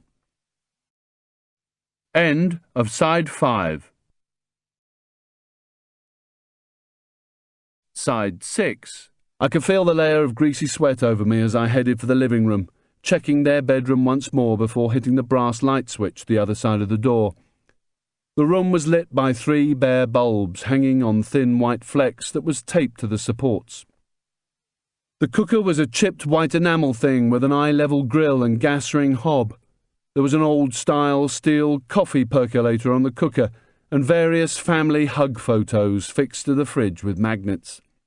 Near it was a white veneer chipboard dining room set with 4 chairs that could have come straight out of a 1960s household and looked out of place in a world of dark hardwoods. I pulled 2 or 3 bananas from a bunch lying next to the oranges and looked idly at the photographs while my back reminded me I'd been bitten big time. The pictures were of the family having fun about the house, and some of an older guy in a white polo shirt holding hands with Luce on the veranda. I peeled the skin off the second as my eye fell on a faded black and white picture of 5 men. One of them was most certainly the older guy with Luce. All 5 were in trunks on the beach, holding up babies in saggy nappies and sun hats for the camera. The one on the far left had a badly scarred stomach. I leant forward to get a closer look. His hair had been darker then, but there was no doubt about it. The long features and wiry body belonged to Pizza Man. Taking another couple of bananas off the bunch, I wandered over to the coffee table and sat down, resisting the temptation to give my back a good hard scratch and trying not to make a noise. I put down the water and munched away. The slab of dark wood looked a good 6 inches thick, and though the top was polished, the bark around the edge had been left untouched. Strewn across it were tired-looking copies of Time magazine and the Miami Herald amongst glossy Spanish titles I didn't recognize, and a teen mag with some boy band posing on the cover. I sat, finishing off the bananas while I ran my eye along the shelves. There was a selection of hardbacks, paperbacks, large coffee table books and carefully folded maps. The well-worn spines covered everything from natural history to Mark Twain, quite a lot of American political history, and even a Harry Potter. But most seemed to be stern-looking textbooks on rainforests, global warming, and flora and fauna. I looked closer. 2 were by Aaron. One of the shelves was given over to 4 hurricane lamps with already blackened wicks, and as many boxes of matches lined up like soldiers on standby for the next power cut. Below that, 2 silver candlesticks and a silver goblet sat alongside a selection of leather-bound books with Hebrew script on the spine. Finishing off the water, I got up and dumped the banana skins in the plastic bag under the sink and headed for the cot. I'd had a long rest, but I still felt like more. I opened my eyes to the sound of the generator and a vehicle engine. I stumbled over the medical case as I made my way to the outside door. Blinding sunlight hit me, and I was just in time to see the Mazda heading into the tree line. As I held up my hand to shield my eyes, I saw Carrie at the front of the house. She turned to me, and I couldn't tell from her expression if she was smiling, embarrassed, or what. "Morning," I nodded a reply as I watched the wagon disappear. "Aaron's gone to Cheapo. There's a Jaguar that's been caged up for months. Oh, I'll get you those clothes and a towel. You okay?" "Yes, thanks. I don't think I need to go to Cheapo. The fever's gone, I think." "I'm fixing breakfast. You want some?" "Thanks. I'll have a shower first, if that's okay." She moved back towards the veranda. "Sure." The hard standing at the rear of the extension was covered by an open-walled lean-to. It was obviously the washing area. In front of me was the shower, 3 sides formed out of wriggly tin, and an old plastic curtain across the front. A black rubber hose snaked down from a hole in the roof. Beyond it was an old stainless steel double sink unit supported by angle iron, fed by two other hoses, with the waste pipes disappearing into the ground. Further back was the toilet cubicle. Above the sinks were 3 toothbrushes, each in a glass, with paste and hairbrushes alongside a huge box of soap powder. An empty rope washing line was also suspended under the corrugated iron awning, with wooden pegs clamped all along it, ready and waiting. A few of the white tubs were stacked up in the corner, one of them full of soaking clothes. The ground to the rear of the house sloped gently away so that I could just see the treetops maybe 300 metres in the distance. Birds flew over the trees and a few puffy white clouds were scattered across the bright blue sky. I pulled back the plastic shower curtain, took off all my kit and dropped it on the hard standing, but left the sweatshirt bandage in place around my leg. I stepped into the cubicle, a rough concrete platform with a drainage hole in the middle, and a shelf holding a bottle of shampoo, a half-worn bar of soap streaked with hairs, and a blue disposable razor. Not Aaron's, that was for sure. Soap suds were still dripping down the tin walls. I twisted myself to inspect the rash on my lower back, which was now incredibly sore. It was livid and lumpy, and about the size of my outspread hand. I'd probably got the good news from a family of chiggers while lying in the leaf litter. The tiny mites would have burrowed into my skin as I lay there watching the house, and there wasn't a thing I could do about it except play host for the next few days until they got bored with me and died. I scratched gently around the edge of the rash, knowing I shouldn't, but I couldn't stop myself.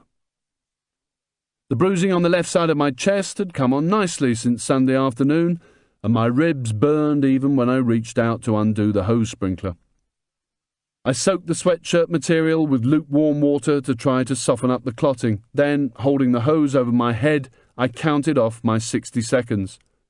Closing off the flow, I lathered myself down with the flowery-smelling soap and rubbed shampoo into my hair. When the water had had enough time to do its stuff with the dressing, I bent down and untied the sweatshirt, trying to peel it away gently. My vision blurred. I was feeling dizzy again. What the fuck was happening to me? I sat down on the rough concrete and rested my back against the cool metal. I'd been making excuses by telling myself that all this shit was because I was knackered. But I'd been knackered all my life. No, this was going on in my head.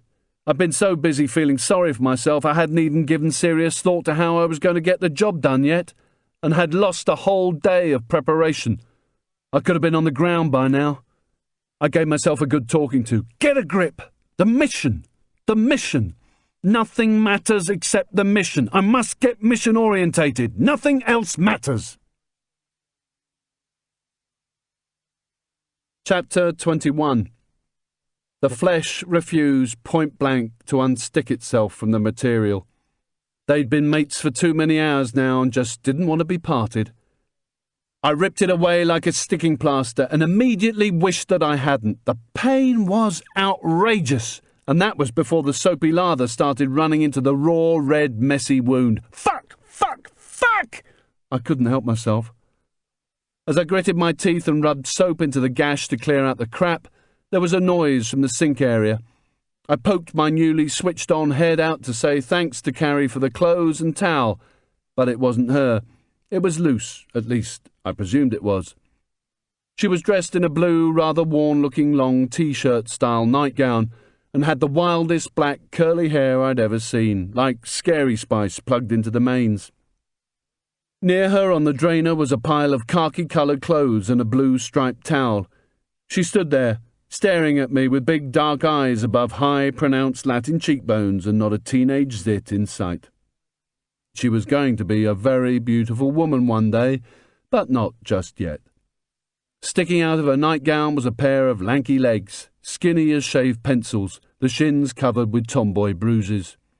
She looked at me, not scared or embarrassed, just interested at the sight of a soapy version of Darth Maul sticking out from behind the shower curtain. Hola? That sort of Spanish I understood. Oh, hola. You're loose. She nodded, trying to work me out, or maybe she just found the accent strange. My mom told me to bring you these. She spoke American, tinged with a hint of Spanish. "Thank you very much. I'm Nick. Nice to meet you, Luce." She nodded. "See you," and left, going the long way round so as not to pass the shower. I got back to business. The wound was about 4 inches long and maybe an inch deep, but at least it was a clean cut. The soap and shampoo were starting to cake on me now as I stood and got to grips with the mission and myself. Letting loose with the hose, I rinsed off for my allotted 60 seconds, having a piss at the same time, and the smell was bad. My urine was a horrible dark yellow, which meant I was very dehydrated. I suppose that might account for the dizziness. I towelled myself dry in the open air, then got dressed in Aaron's clothes, khaki cotton trousers with 2 mat pockets either side, and a very old, full-sleeved, faded grey T-shirt telling the world, "Just do it." The trousers were a few inches too big around the waist, but a couple of twists of the waistband tightened them up. The trouser pockets had good Velcro seals, so I put my wallet, passport and air ticket, still in their plastic bags, in the right-hand one. After slicking back my hair, I attacked the D-hose, sucking at the bitter-tasting water, then stopped for a while to catch my breath as I felt my stomach swell with the much-needed warm fluid. The next thing I did was take my Leatherman out of its case to wash off Diego's blood, then put it into my pocket. After another big water-sucking session, I hung the wet towel on the line like a good boy. With my old clothes rolled in a ball in my left hand and my Timberlands in the right, I walked back round to the storeroom, picked up the medical kit and satellite picture, then, after crawling about under the cot, Diego's wallet, and sat outside on the foundations again. Looking at the sat image, I could clearly see the road from Charlie's house down to the gate, wagons parked, diesel fumes belching from a JCB as it dragged a tree stump out of the ground, bodies lazing by the pool. This was good stuff, but told me nothing I didn't already know. I'd been hoping for maybe a covered approach route from the rear or something that would spark off an idea. I found antibiotic powder in a little puff bottle and gave my wound a good dousing, then applied a gauze dressing and secured it with a crepe bandage, realising, as I saw the dihydrocodone bottle, that my headache had gone. Carrie hadn't provided any socks or underpants, so I just had to let my boys hang free and put my own socks back on. They were the consistency of cardboard, but at least they were dry now. I pulled on my boots, rubbed antihistamine cream all over the small of my back and the lumps on my face, then packed everything back into the case. I found 2 safety pins to secure the mat pocket and took the suitcase back to the storeroom.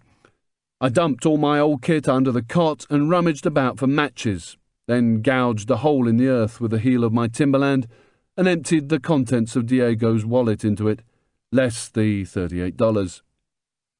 I watched his picture ID and family photo curl and turn black as I thought about what I was going to do with Michael. I didn't have that many options to consider. It was going to have to be a shoot. Nothing else would work with such little time, information and kit. At 300-ish meters and with even a half-decent weapon, I should be able to drop him. No fancy tip-of-an-ear stuff, just going for the centre mass of his trunk. Once he was down and static, I could get another few rounds into him to make sure. If my only chance at dropping him presented itself as he got into a vehicle leaving for or returning from college, then I was going to have to take the shot pretty sharpish. Afterwards, I'd stay in the jungle until Sunday, keeping out of the way, before popping out and getting myself to the airport. Even if I didn't find an opportunity until last night tomorrow, I could still be at Josh's by Tuesday. As for the possibility of not seeing the target at all, I didn't want to go then. After pushing mud over the little pile of ash, I headed for the kitchen, keeping the antihistamine with me. I threw the wallet on the back of a shelf as I passed through the storeroom. The fans in the living area were turning noisily, whipping up a bit of a breeze. Carrie was at the cooker with her back turned. Luce was sitting at the table, eating porridge and peeling an orange. She was dressed like her mother now, in green cargos and T-shirt. I put on my cheerful voice again and gave a general, "Hello, hello." Carrie turned and smiled. "Oh, hello." She didn't look at all embarrassed about last night as she pointed at me with a porridge-covered spoon, but said to Luce, "This is Nick." Lucy's voice was confident and polite. "Hi, Nick." "Thanks again for bringing me the clothes," was answered with a routine, "You're welcome." Carrie ladled porridge into a white bowl, and I hoped it was for me. "Sit down. Coffee?" I did as I was told. "Please." By the time I'd pulled up my chair, the porridge and a spoon were on the table in front of me. A bunch of 4 bananas was next, and she tapped the top of a green jug in the centre of the table. "Milk. Powdered, but you get used to it." Carrie turned her back to me and made coffee. Luce and I sat facing each other, eating. "Luce, why don't you tell Nick how we do things? After all, that's what he's here to find out. Tell him about the new power system." Her face lit up with a smile that revealed a row of crooked white teeth in a brace. "We have a generator, of course," she said earnestly, looking me in the 1.5 eyes she could see. "It gives power to the house and also charges 2 new banks of batteries linked together in parallel. That's for emergencies and to keep the generator noise down at night." She giggled. "Mom goes totally postal if the generator is left on late." I laughed, though not as much as Luce, as she tried to drink some milk. Carrie joined us with 2 steaming mugs of coffee. "It's not that funny." "Then why has milk come through my nose?" "Luce, we have a guest." As she poured milk into her mug and passed the jug over to me, her eyes were fixed on Luce with a look of such love and indulgence that it made me feel uncomfortable. I nodded at the cooker. "So you have gas as well?" "For sure," Luce carried on with her lecture. "It's bottled. It comes by helicopter with the other stuff every 5th Thursday." She looked at her mother for confirmation. Carrie nodded. "The university hires a helicopter for deliveries to the 6 research stations in country." I looked as interested as I could, given that what I really wanted to discuss was how to get my hands on the rifle I'd seen on the wall and to see if it was any good for what I had in mind. I peeled a banana, wishing that I'd had a resupply every 5th week during my stays in the jungle over the years. Luce was just finishing her food as Carrie checked the clock by the sink. "You know what? Just leave your plate on the side and go and log on. You don't want to keep Grandpa waiting." Luce nodded with delight, got up with her plate and put it down next to the sink before disappearing into the computer room. Carrie took another sip of coffee, then called out, "Tell Grandpa I'll say hello in a minute." A voice drifted back from inside the computer room. "Sure." Carrie pointed at the hug pictures on the fridge door, and one in particular, the guy in a polo shirt with grey-sided black hair, holding hands with Luce on the veranda. "My father, George, he teaches him math." "Who are the ones holding the babies?" She turned back and looked at the fading picture. "Oh, that's also my father. He's holding me. We're on the far right. It's my favourite." "Who are the ones with you?" Luce stuck her head round the corner, looking and sounding worried. "Mom, the Lux picture has closed down." "That's okay, darling, I know." "But, Mom, you said it must always be—" Carrie was sharp with it. "I know, baby. I've just changed my mind, okay?" "Oh, okay." Luce retreated, looking confused. "We homeschool everything else here. This keeps her in contact with her grandfather. They're real close." I shrugged. "Sounds good," I said, really not that fussed she hadn't answered my question. There were more important things on my mind. It was time to cut to the last page. "Is that rifle in the bedroom in working order?" "You don't miss much, do you, Fever Man?" "Of course." "Why?" "For protection. We can call your handler for one. It's not a problem. It's just that I haven't got much time and I want to get going as soon as I can." She rested her arms on the table. "Do you people never feel secure without a weapon?" Those intense green eyes burnt into me, demanding an answer. Problem was, I reckoned her question was more complicated than it seemed. "It's always better to be safe than sorry. That's why you have it, isn't it? Besides, Charlie's no Mr. Nice."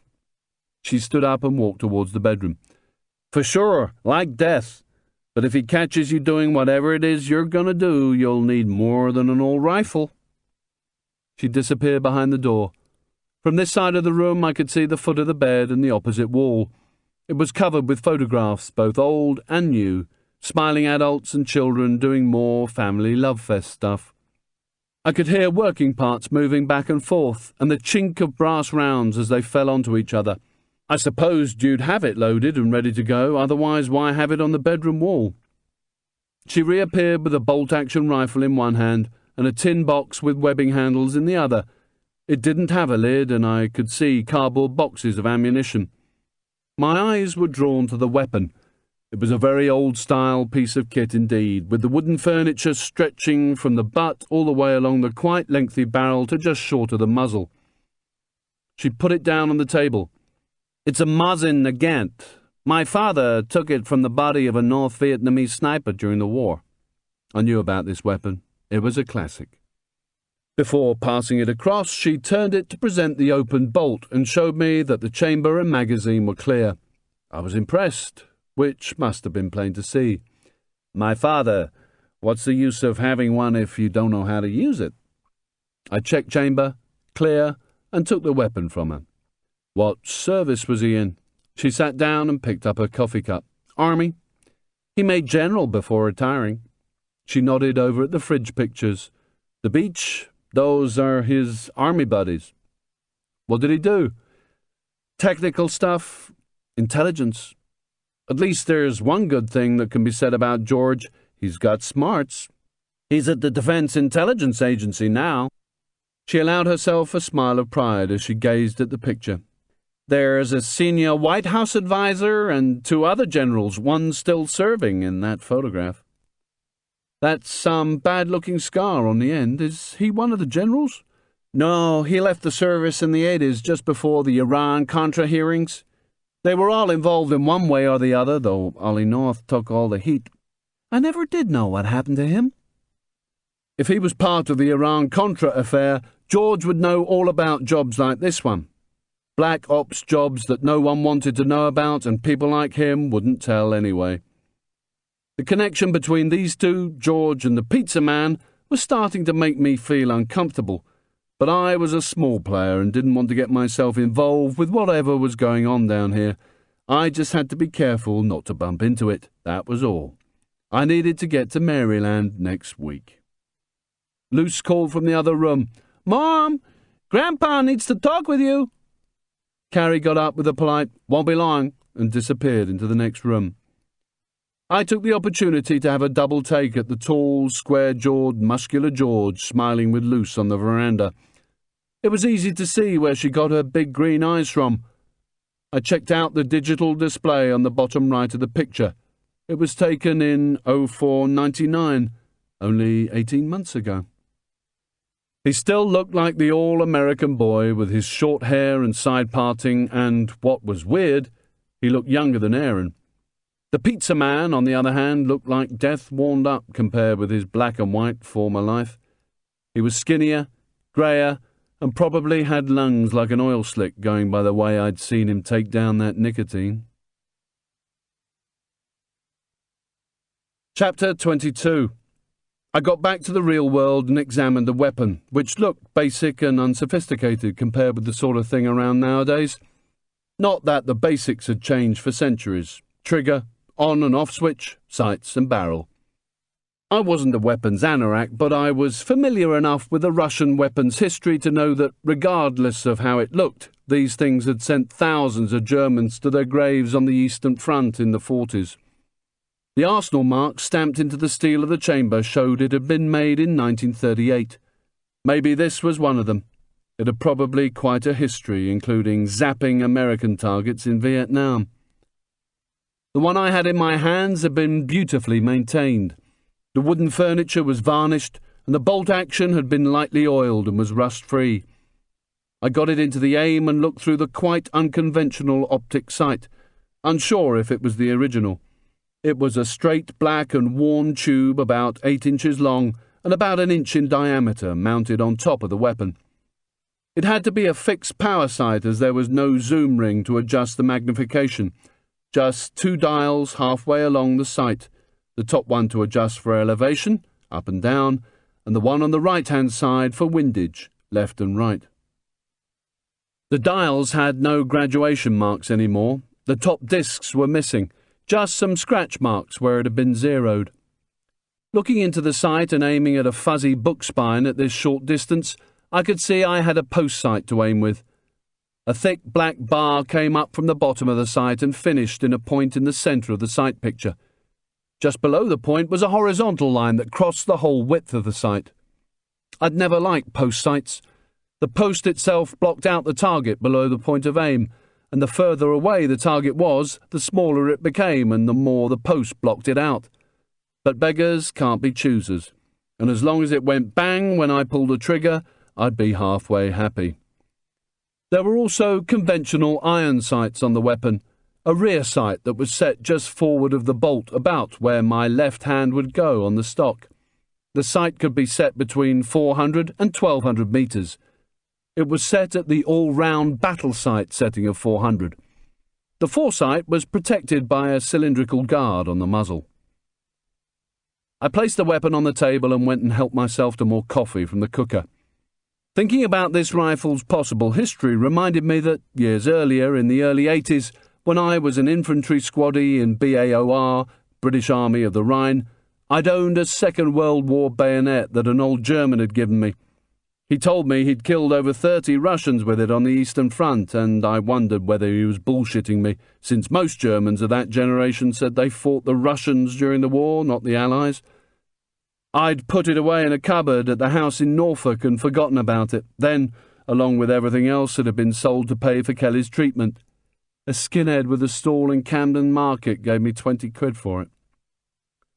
I'd nearly finished pouring when Carrie returned. "Do you know how to adjust the sights?" "No. It would save me a lot of time if I didn't have to experiment." "It's got a PBZ at 350 yards, she said, walking to the table. "Do you know what that is?" I nodded as she picked up the weapon and turned the dials. "Stupid. I'm sure you do." I could hear the clicks even above the noise of the fans before she handed it to me. "There, the notches are in line." She showed me the score marks levelled off against the sight on both dials to indicate the correct position for the sight to be zeroed. I put down my coffee, took it off her and checked out the dull score marks. "Anywhere I can go to check zero?" She waved her arms. "Take your pick. There's nothing but space out there." I picked up the ammunition tin. "Can I have some of your printer paper and a marker pen?" She knew exactly what I needed it for. "Tell you what," she said, "I'll even throw in some tacks for free. See you outside." She went into the computer room and I went out through the squeaking mozzie screen and onto the veranda. The sky was still brilliant blue. The crickets were going for it like there was no tomorrow, and a monkey or something was making a happy noise somewhere in the canopy. But I wasn't fooled. No matter. After a shower and some cream on my back, the love affair with the jungle was back on. Even in the shade of the veranda, it was already much hotter out here. I was glad I was beginning to feel better because it was an oppressive heat. My dizziness had all but disappeared, and it was time to stop feeling sorry for myself and get to grips with what I was here to do. The mozzie screen squeaked open and chopped off my train of thought as Carrie came out carrying a crunched-up paper bag. She handed it over. "I've told Luce you might go hunting later, so you want to try out the rifle?" "I'll be over there." I indicated the tree line about 200 metres away to the right of the house. It was on the opposite side to the track, so if Aaron came back early from rescuing jaguars, he wouldn't get a 7.62 in his ear. "See you in a bit." As soon as I left the shelter of the veranda, the sun's fierce glare blinded me. I screwed up my eyes and looked down. Most of the moisture had evaporated off the grass, but the heavy humidity meant the puddles were still intact, apart from a muddy crust around the edges. I could feel my shoulders and the back of my neck burning as I kept my eyes on the rough, thick-bladed grass. I knew that once I got to the tree line, things would improve. It would be just as hot and sticky, but at least this Rabbi Blanco wouldn't be getting blowtorched. I had a quick check of Baby G. Unbelievably, it was only 10:56. The sun could only get hotter. Carrie called out from behind me, still on the veranda. "Look after it!" She pointed to the weapon. "It's very precious to me."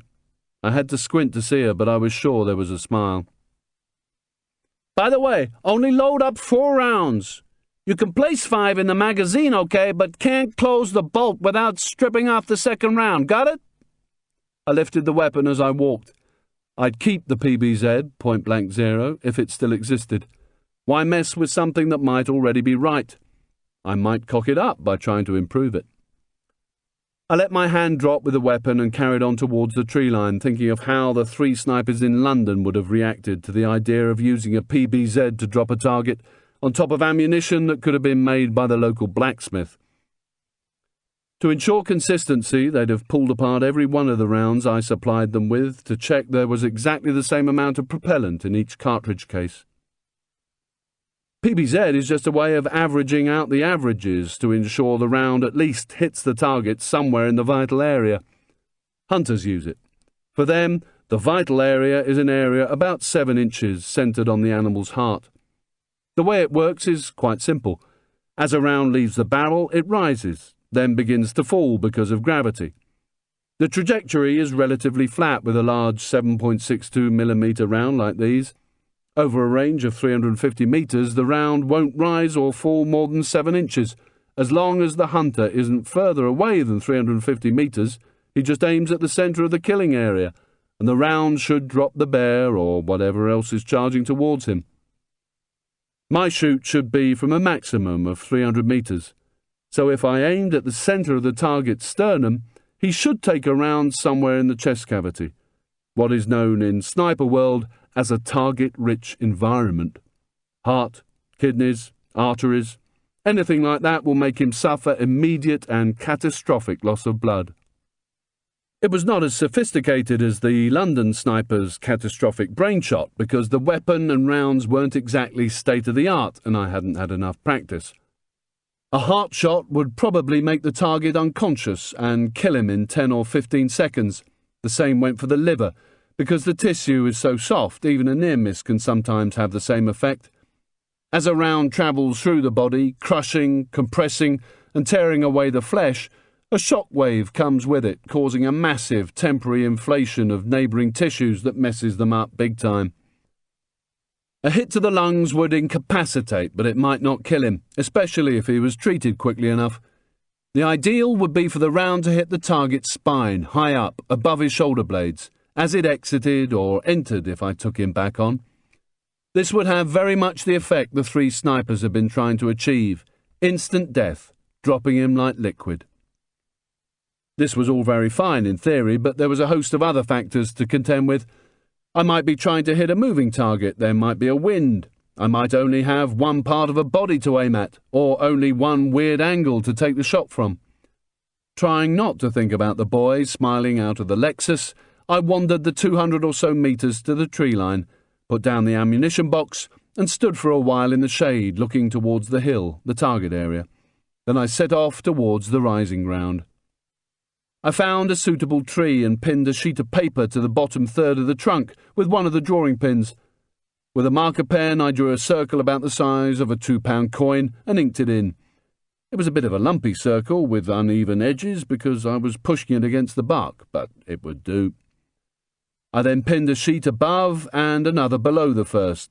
Then, making the best of the shade, turned and walked back with the weapon and rounds, counting out 100 one-yard paces. At that range, even if the sight was wildly inaccurate, with luck I would cut paper to see how bad it was. If the zero was out by, say, 2 inches at 100 yards, then at 200 yards it would be 4 inches, and so on. So if I lay down initially at 300, I could be 6 inches out, either up, down, left or right, possibly missing the paper altogether. Trying to see my strike as I fired would waste time, of which I didn't have much. 100 paces later, and still in the shade of the tree line, I checked for beasties, sat against the tree, and slowly closed the bolt action. It was extremely well made. The action was soft, almost buttery, as the oil-bearing surfaces moved over each other without resistance. I pushed the bolt handle down towards the furniture, the wood that shapes the weapon, and there was a gentle click as it fell into its locked position. Before I fired this weapon, I needed to find out what the trigger pressures were. Correct trigger control will release the firing pin without moving the weapon. All trigger pressures are different, and nearly all sniper weapons can be adjusted for the individual firer. I wasn't going to do that because I didn't know how to on a Mosin Nagant. and I wasn't that particular anyway. I usually adjusted myself to whatever the pressures were. I placed the centre of the top pad of my right index finger gently against the trigger. There was just a few millimetres of give as I squeezed backwards until I felt resistance.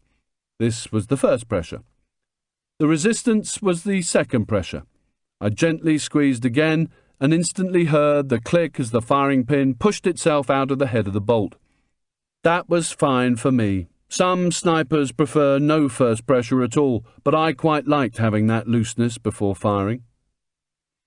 Pulling the bolt back once more, I took one of the 20-round boxes of large brass 7.62 rounds out of the ammunition box and fed in 4, one at a time, from the top of the breech, into what should have been a fixed 5-round mag. Then I slid home the bolt once more, watching as it pushed the top round into the chamber. There was a slight resistance only as I pushed the cocking handle down towards the furniture and the bolt locked into place, securing the round so it could be fired. The on-off switch was at the back of the cocking piece, a flat circle of metal at the rear of the bolt about the size of a 50p piece, and turning it to the left, I applied safe. It was a pain in the arse to do, but I suppose there wasn't much call for them when this thing was made. It was too busy killing Germans. I looked for a small mound in the rough ground to double as a sandbag, and after a beastie check, lay down behind it in the prone position. The steel plate of the weapon butt was in the soft tissue of my right shoulder, and my trigger finger ran over the trigger guard. My left forearm was resting against the mound, and I let my hand find its natural position along the stock of the weapon, just forward of the rear sight. There were grooves cut into the furniture each side to give a better grip. Your bones are the foundation for holding a weapon. Your muscles are the cushioning that holds it tightly in position. I had to make a tripod of my elbows and the left side of my rib cage. I had the added benefit of resting my forearm against the mound. I needed to ensure that the position and hold were firm enough to support the weapon, and that I was also comfortable. I looked through the sight, making sure there was no shadowing around the edges of the optic. There was no problem about closing my left eye. Half the job had already been done for me yesterday. The biggest mistake made by novice firers using a post sight is that they think the point to aim at is where the horizontal line crosses the post. It's not. It's the top of the post, right where the point is. The horizontal line is so you can check there's no canting, weapon tilting. I took aim at the centre of the not too circular black circle, then closed my eyes and stopped breathing. I relaxed my muscles slightly as I emptied my lungs. 3 seconds later, I opened my eyes, started to breathe normally, and looked through the sight once more. I found that my point of aim had shifted to the left-hand edge of the sheet of paper, so I swiveled my body round to the right, then did the same thing twice more until I was naturally aligned to the target. It was pointless trying to force my body into a position that it didn't want to be in. That would affect the round when I fired. I was now ready to take the first shot. I took 3 deep breaths to oxygenate my body. If you're not oxygenated, you can't see correctly. Even if you're not firing a weapon, if you just stand and gaze at something in the far distance and stop breathing, you will see it go blurry very quickly. The weapon sight moved up and down with my body as I sucked in air, and settled to a gentler movement as I started to breathe normally. It was only then that I took off the safety by pulling back and turning it to the right. Acquiring a good sight picture once more, I aimed before taking up the first pressure. At the same time, I stopped breathing in order to steady the weapon. 1 second, 2 seconds, I gently squeezed the second pressure.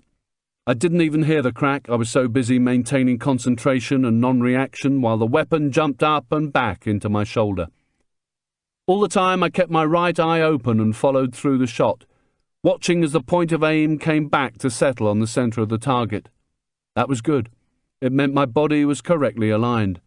If not, the point of aim would have moved to where my body was naturally pointing. The round needed to be followed through because although there might only be less than a second between me taking the second pressure, sending the firing pin forward and striking the round, and the bullet heading up the barrel as the gases forced it out towards the target, the slightest movement would mean the point of aim not being the same at the instant the bullet exited the muzzle as when I fired. Not good news if you're trying to kill somebody with a single round. That was the end of the firing sequence. I became aware of the different colours and sizes of the flocks of birds lifting from the trees. The canopy rustled as they screamed and flapped their wings to make their getaway. In real time, there are many occasions when these drills can't be used, but as long as you understand them and have used them to zero the weapon, there's a good chance you can take on an opportunity target and drop it. I looked through the sight to check where my round had fallen. I'd hit the top of the main sheet of paper, about 5 inches high. That was okay. It should be high at this close range. The optic was set at 350. The main thing was that it wasn't higher than 7 inches. The problem was that, although the round was at more or less the correct height for the range, it had gone to the left of the centre line by maybe as much as 3 inches. At 300 yards, that would become 9 inches. I would have missed the chest and maybe hit an arm if he was static and I was lucky. That wasn't good enough. I lay back and watched the birds coming back to their nests. I waited maybe 3 minutes before reloading because I needed this to be a cold barrel zero. When I took the next shot, the barrel had to be as cold as the last. Variations in the barrel's temperature will warp the metal. Taking into account the inconsistency in the ammunition, it would be stupid to zero with a hot or even warm barrel, since it would be cold when I took the shot. That got the little sniper in my head ticking away. It reminded me that damp, humid air is thicker than dry, causing the bullet to drop faster. Hot air has the reverse effect because it is thinner, so offers less resistance and sends the bullet higher. What was I supposed to do on a very hot day in a very humid jungle? Fuck it, I'd leave it alone. I'd only just got rid of my headache, I didn't want it back. 5 inches should be okay. I'd be confirming back at 300 anyway. I took another shot and followed through, my point of aim staying on the circle. My round still cut the paper to the left, less than 1/4 of an inch in from the first. The shots were well grouped, so I knew that the first round wasn't just a wild, crazy one. The sight did need adjusting. The birds were well pissed off at being disturbed a second time, and I sat up and watched them as I waited for the barrel to cool. It was then that I saw Carrie making her way towards me from the rear of the house.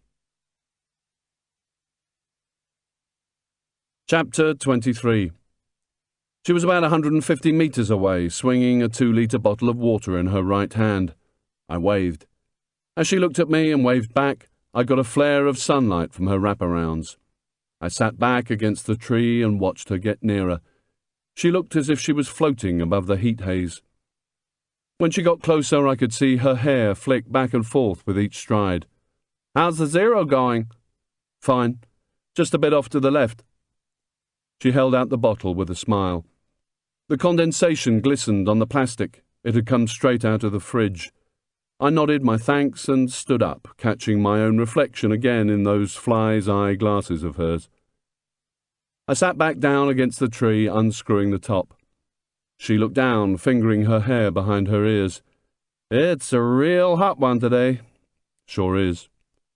It was routine, the bullshit stuff that people exchange when they don't know each other. Plus, I was trying to keep her well away from any mention of last night.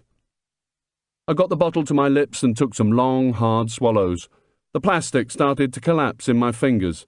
I wasn't letting any air past the tight seal of my lips. She stayed above me, hands on hips, in the same position as the yes man had taken a few days earlier, but without the attitude. The sight might have taken some knocks over the months. I use the iron sights, they're never off. Anyone out here in the open is within their range.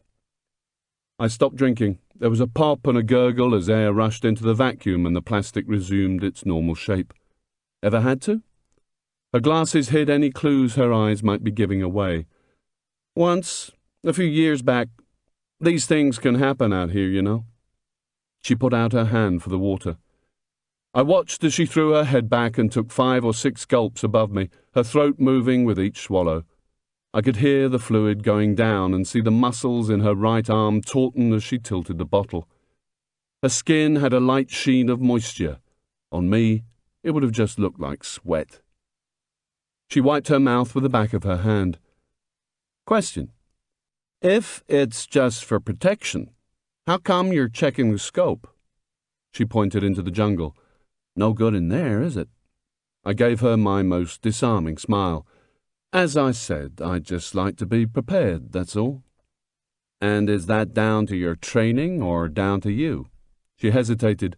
I wished I could see her eyes. How do you get to do this sort of thing? I wasn't sure I could explain. You want to help me? She caught my tone and went with it. Sure. We took the few paces over to the grassy mound.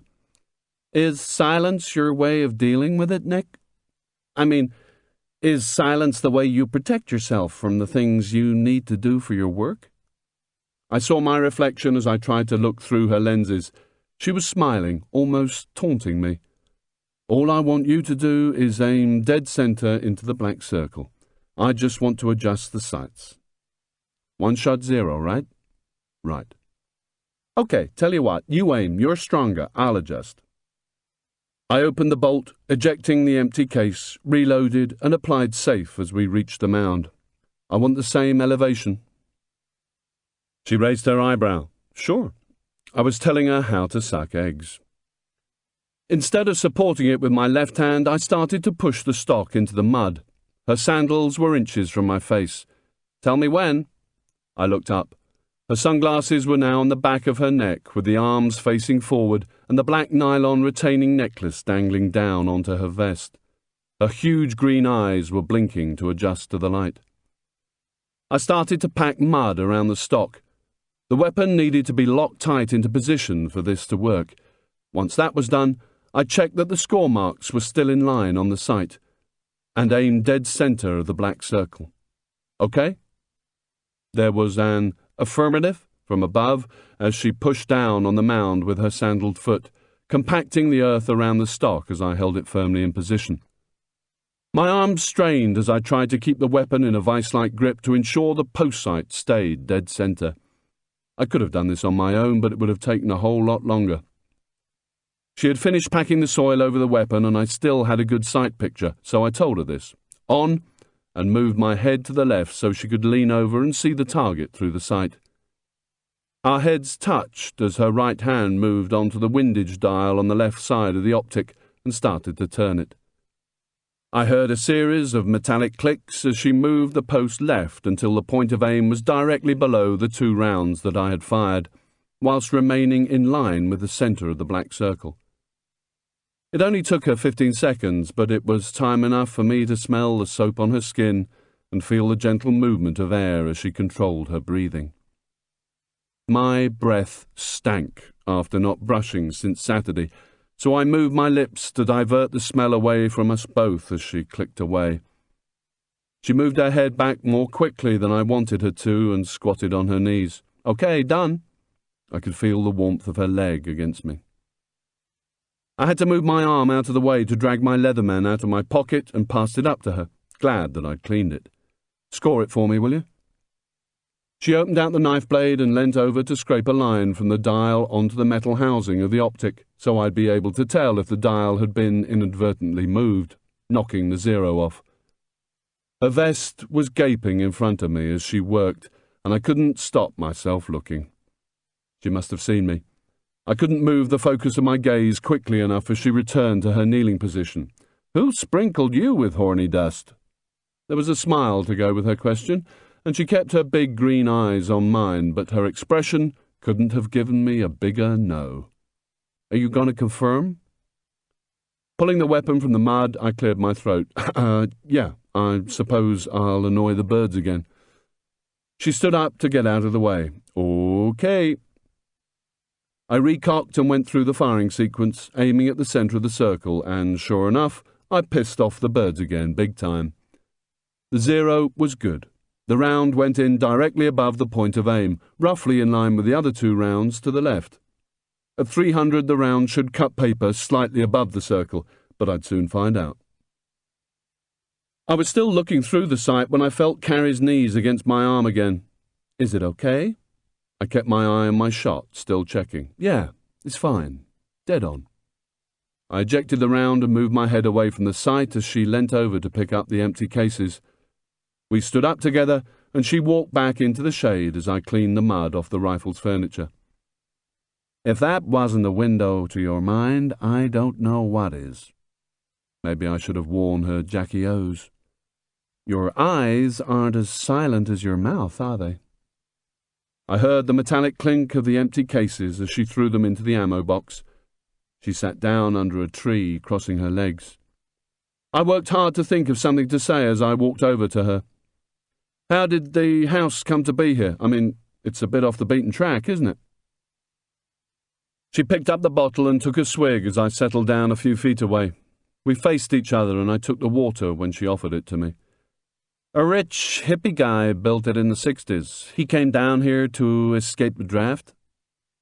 The fly's eyes looked at me, and the smile stayed on her face as she fished out a tobacco tin and Zippo from her cargoes. He swapped the forests of Vietnam for the forests of Panama. Apparently he was a real character, kept the dealers and bars in cheapo in business for over 20 years. He died maybe 8 or 9 years ago. There was a pop as the tin opened and she picked out one of the 3 or 4 ready-prepared roll-ups. She giggled to herself, showing a set of brilliant white teeth as she checked the cigarette was still intact.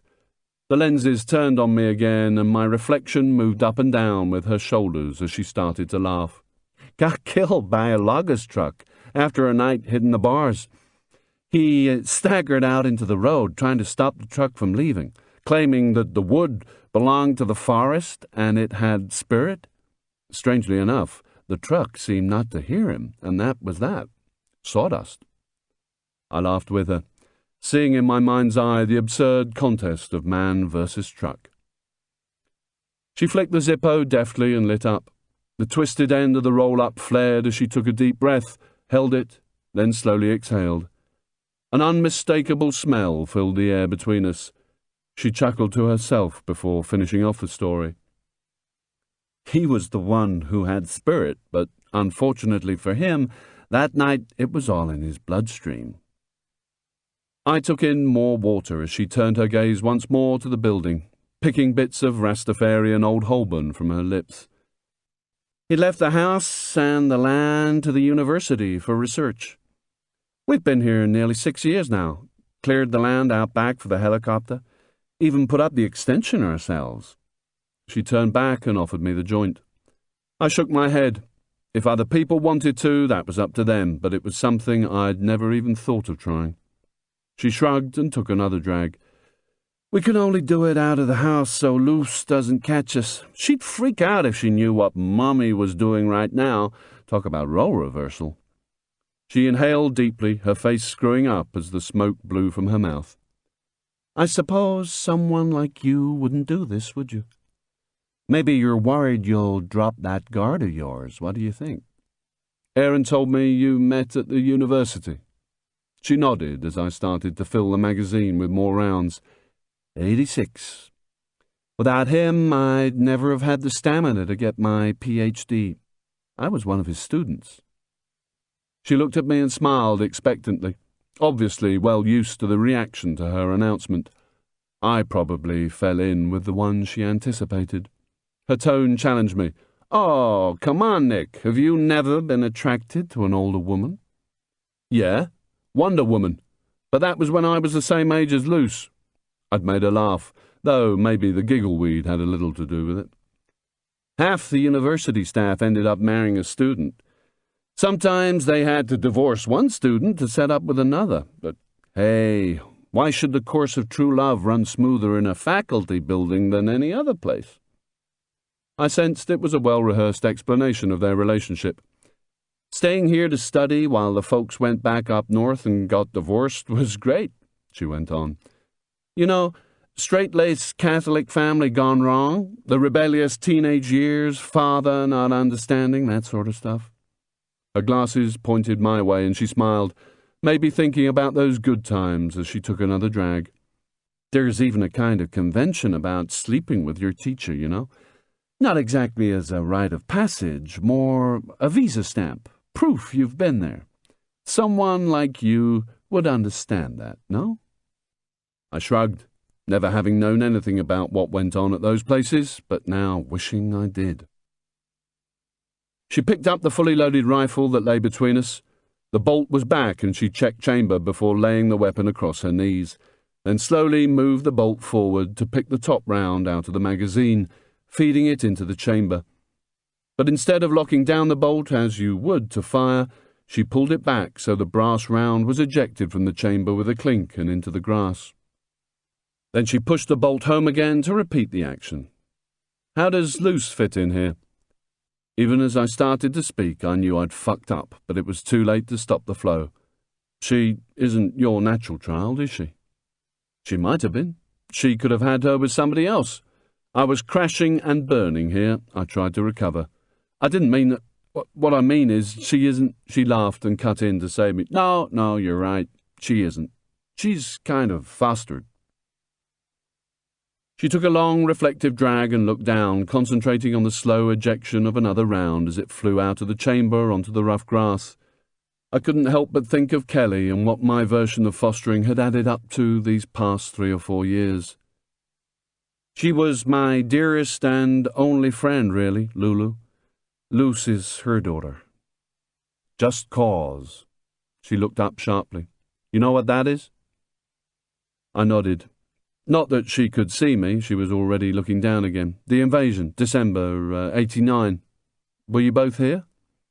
She pulled back the bolt on the third round and shook her head slowly and sadly from side to side. No one can imagine what a war is like unless they witness one. But I guess I don't need to tell you that. Mostly in places I can't even pronounce, but they're all the same wherever they are. Shit and confusion. A nightmare. The fourth round tumbled out of the weapon. Yep, you're right there. Shit and confusion. She picked one up and played with it between her fingers, then took another puff of the spliff, making it glow gently. Her head was up now, but I couldn't tell if she was looking at me or not as she blew out the smoke. Months before the invasion, things were getting really tense. There were riots, curfews, people getting killed. It was a bad situation. Only a matter of time before the U.S. intervened, but nobody knew when. My father kept wanting us to move north, but Aaron wouldn't have any of it. This is his home. Besides, the zone was only a few miles away, and whatever happened out here, in there we'd be safe, so we stayed.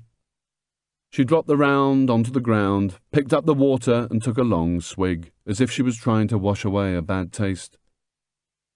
On the morning of the 19th, I got called by my father telling us to get into the zone because it was going down that night.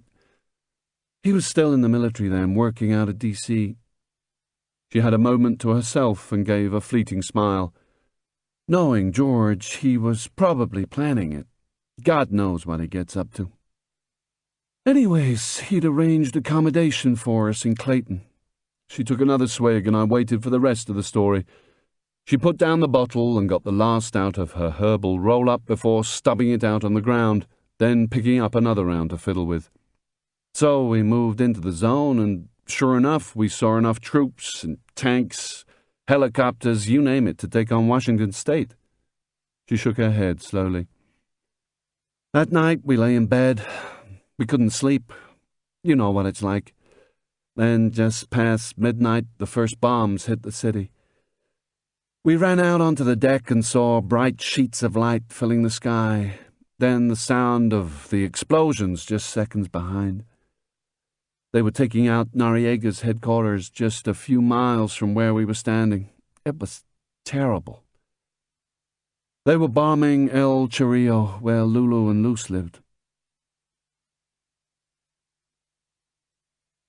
Chapter 24. Her voice was devoid of emotion now, her body suddenly still.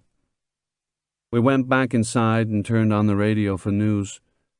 Pan National had music, and about a minute later there was an announcement saying that Panama was being invaded and alerting the dingbats. Dingbats? The Dignity Battalions, Noriega's private army. The station was calling them to arms, calling for everybody else to go on the streets and defend their country against the invaders. All that kind of crap.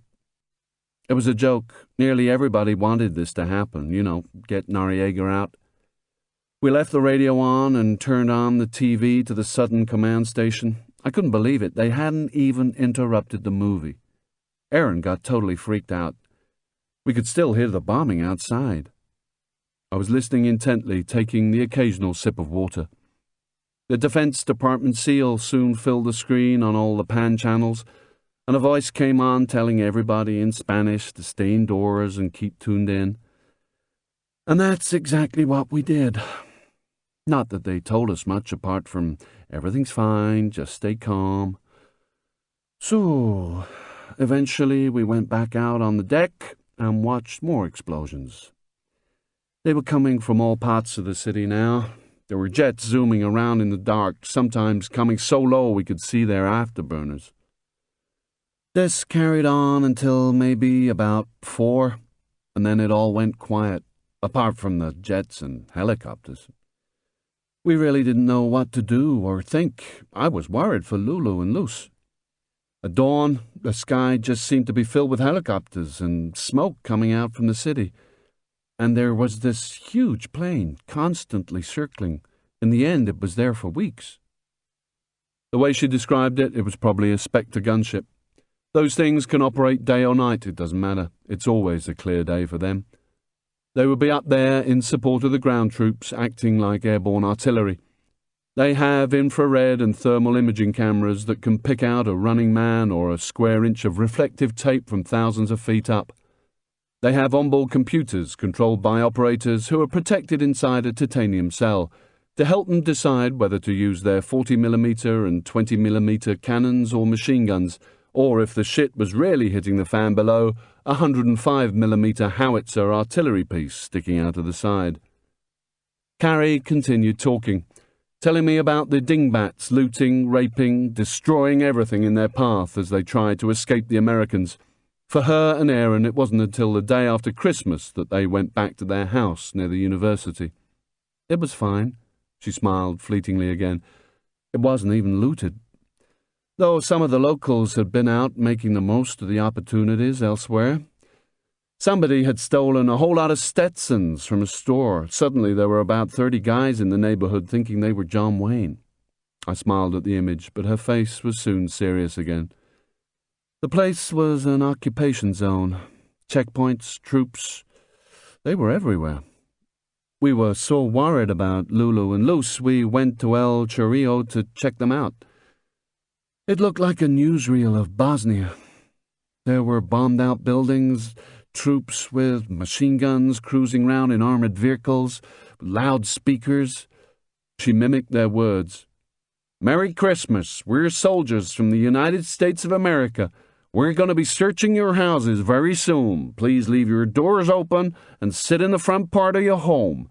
You will not be harmed. Merry Christmas." It was so surreal, like a movie or something. Her face was suddenly drained. We got to Lulu's walk-up, and it was just a heap of rubble. Her neighbors told us she'd been inside. Luce had been sleeping over at Lulu's sister's place in the next block. That was bombed too, and her sister had been killed, but there was no trace of Luce.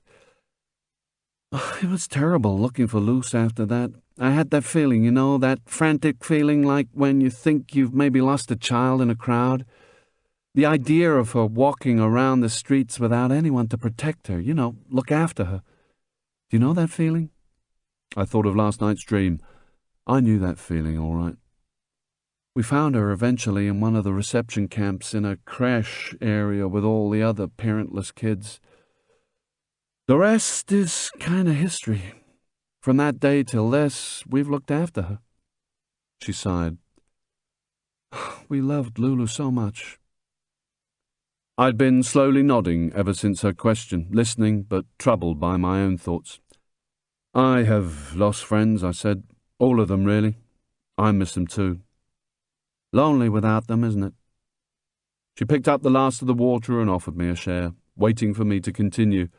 I shook my head and let her finish it. I wasn't going to let that happen. Do you think the US did the right thing? I asked. The bottle was back in her mouth for a couple of sips. It should have come earlier. How could we just sit and watch Noriega? The death, torture, corruption. We should have done something sooner. When the word was out that he had turned himself over to the U.S., there were horns sounding all over the city. There was a lot of partying that night. An edge of bitterness crept into her voice. Not that it's done any good. With the stand down from the zone, we've given everything away. She retreated into her own thoughts for a second or two, and I just watched her face get sadder. At length, she looked up. You know what, Nick? Back then, something happened that I'll never forget. It changed my life. I carried on looking at her and waiting as she finished the water. We were back in our house, and it was New Year's Day, nearly 2 weeks after the invasion. I was watching TV with Luce in my arms. Barbara Bush was in the audience of some show, and a group on stage started to sing God Bless America. The whole audience stood up and joined in. Just at that moment, a helicopter flew low over us, right over the house, and I could still hear the giant plane circling overhead. And I started to cry.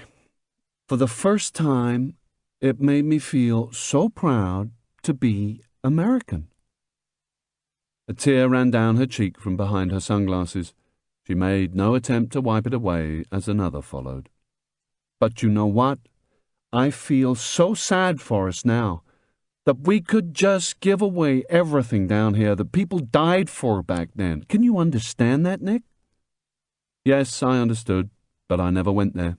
If I did, I wasn't sure that I could navigate my way out again. I met a guy called Johnny Applejack, a Delta Force captain in '93. Well, that's what we called him. I told her about his patrol going into a Panamanian government office during the first night and finding $3 million there in cash.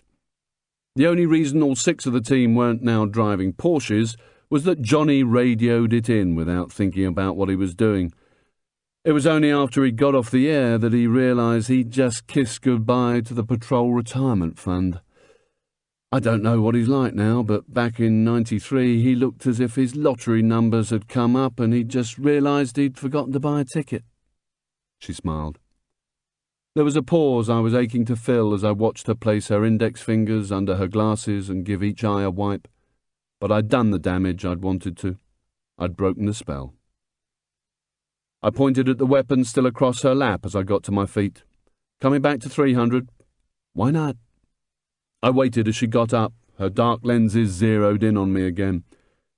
The other stuff getting too close for you, Nick?